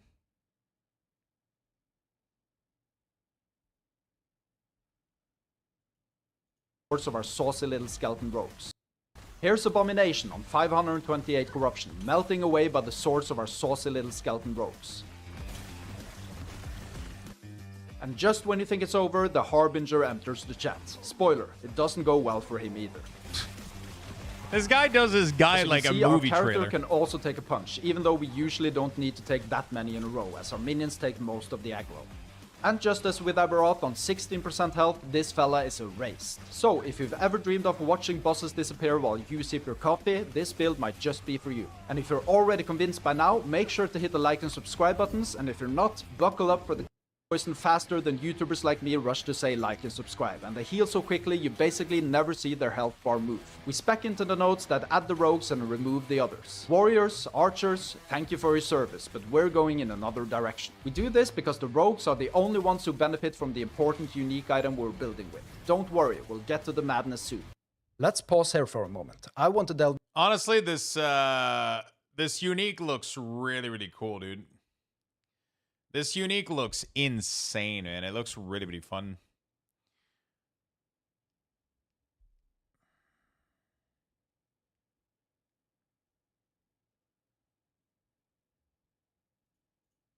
Into an important new necropassive node that synergizes just perfectly with this build. The brand new node Invigorated Death has a threshold bonus that gives our minions all of the flat added minion melee physical damage as physical throwing damage. And even though this is mainly a poison damage build, our skeleton rogues do inflict a lot of damage with hits as well, so this is a great boost for us. Let's resume the original build guide.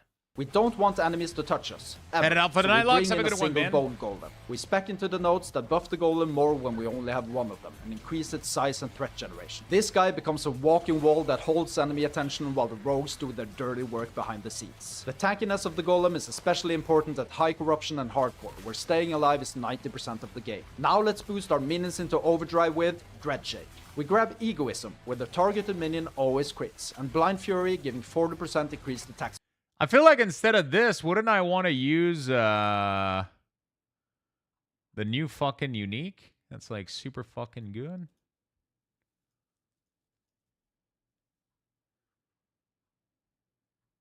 I don't know if it's new, but it's like a unique for minion. This thing, Mental of the Pale Ox, I think.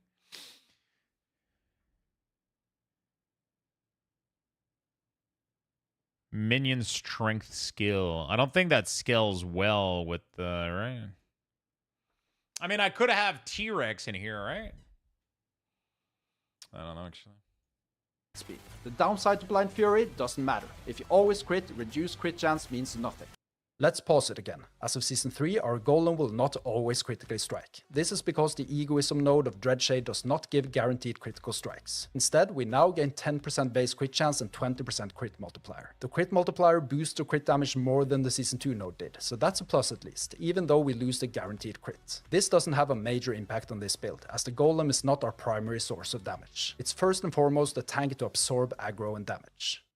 But we're not done. The real juice comes from Vile Ghast, which converts Dreadshade's necrotic damage buffs into poison and gives 5% increased poison chance per added necrotic damage from the skill tree. This node is a massive poison boost for all our minions. Let's crank it up even further. We go for Aura of Decay. The great thing about this skill is that it can buff our minions' poison damage greatly through the Infectious Bones node, and their chance to poison on hit with a Plague Bearers node. Further, it reduces the enemy's poison resistance by 15% through the vulnerability node, before we get to the icing on the cake, Fume Weaver. This node gives the enemies minus 1% poison resistance per intelligence. That's and since good, we that's spec good. heavily into our intelligence and end up at 100, this alone gives 100% increased poison resistance for our enemies. Yeah, 100%. That's basically deleting their health bar before they even play the game.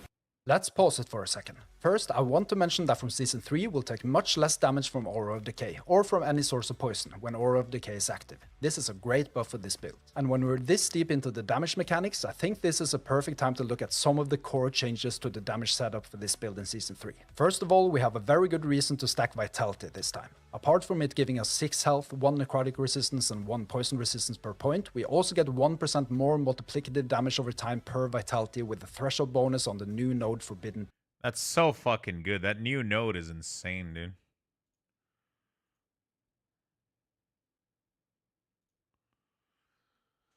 Your minion have increased critical damage over time. Multiplicative per multiplier. Minion more damage over time per vitality. That's so fucking good. It's just raw fucking teachings. This is a great bonus for this build, as our skeleton rogues will get more damage per point we spec into Vitality. This is also why we spec into a lot of Vitality in the passive tree for Season 3, and you're welcome to stack as much as you can on your gear as well. I should also point out that minion power now scales much higher per level in Season 3, which means minions deal more baseline damage compared to Season 2. Volatile Zombie isn't just flavor, it's actually vital to the build. Why? Each explosion gives ward with a vital ward node. Their explosion has a good chance to poison on hit with the Army of Rot node. They do more damage to bosses and rares with the Ravenous node.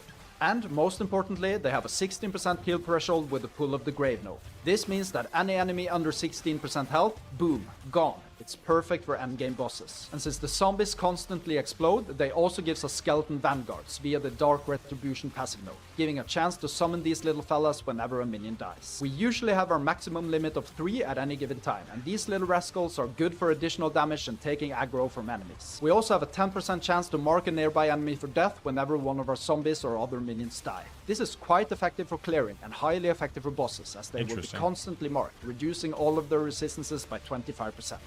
Let's stop it for a moment. For Season 3, the passive node that enabled us to mark a nearby enemy for death when our zombies died is now removed from the Necromancer passive tree. This means that we don't get this benefit anymore. But there is another way we can mark enemies for death with this build. We can go all the way up to the upper right corner in the zombie tree to get this node, where the zombies mark enemies for death when they hit them with the explosion. This is even better than the passive node we had for Season 2, but it does increase the mana cost drastically, which means that we cannot use the skill that often. This would in turn give us less ward generation with the vital ward node. However, I think this is a fine trade-off, since we make up for this by speccing into the new node in the Necromancer passive tree, giving us 10 ward per second per active minion.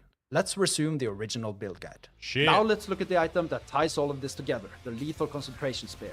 This spear gives us a good amount of minion damage as well as +3 levels to our Summon Skeleton skill now that it has a throwing tag on it.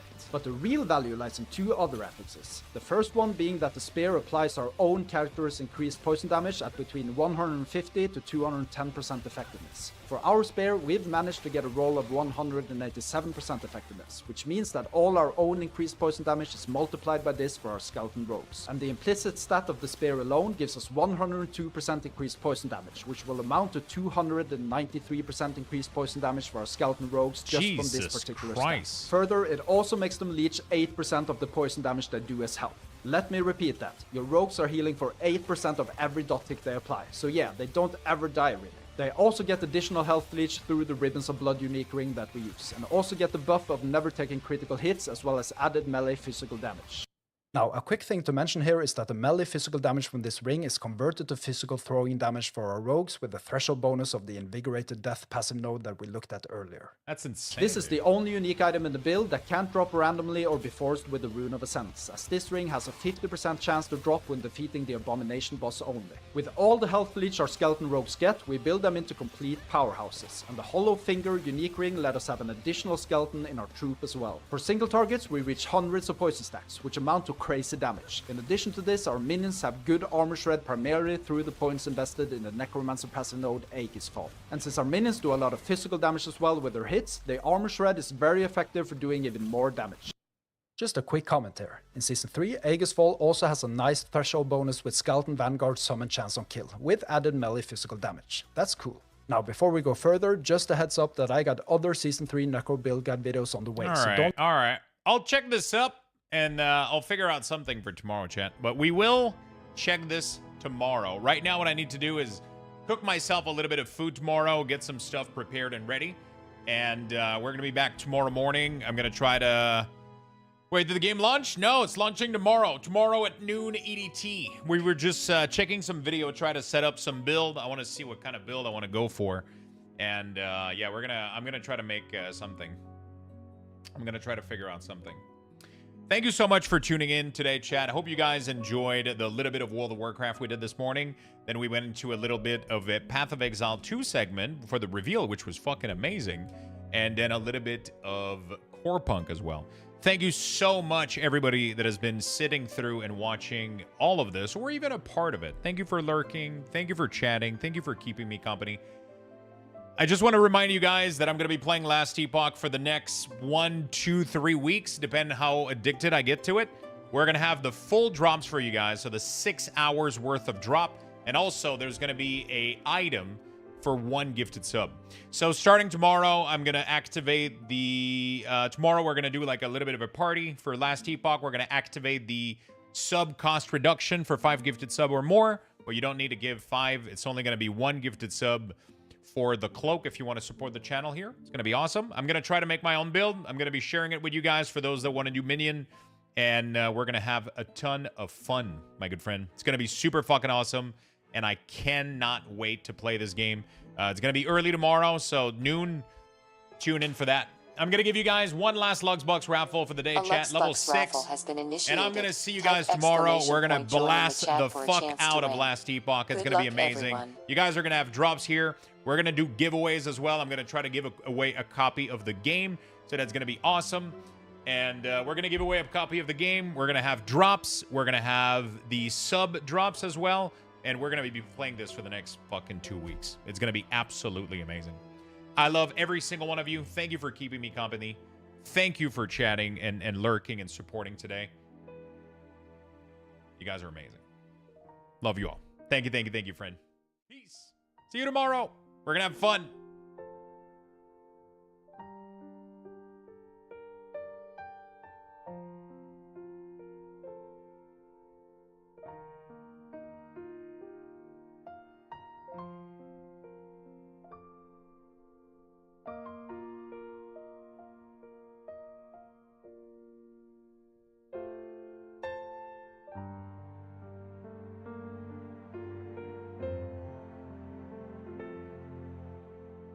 Hey, what happened?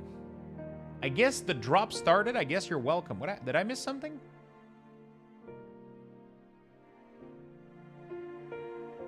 Did I miss anything? No? You said thank you. Oh, shit. I thought I missed something. I was like, I fucking felt bad for a second. I thought you said, like, oh, I guess you're I was like, what the fuck? I felt bad for a second. Anyway, I love you guys. See you tomorrow. Jesus Christ. You guys are awesome. Ah, for fuck's sake. Let me go, dude. I need to fucking piss. Jesus Christ. All right, there you go, bro. I'm hungry, okay? I love you, man. See you tomorrow, friends.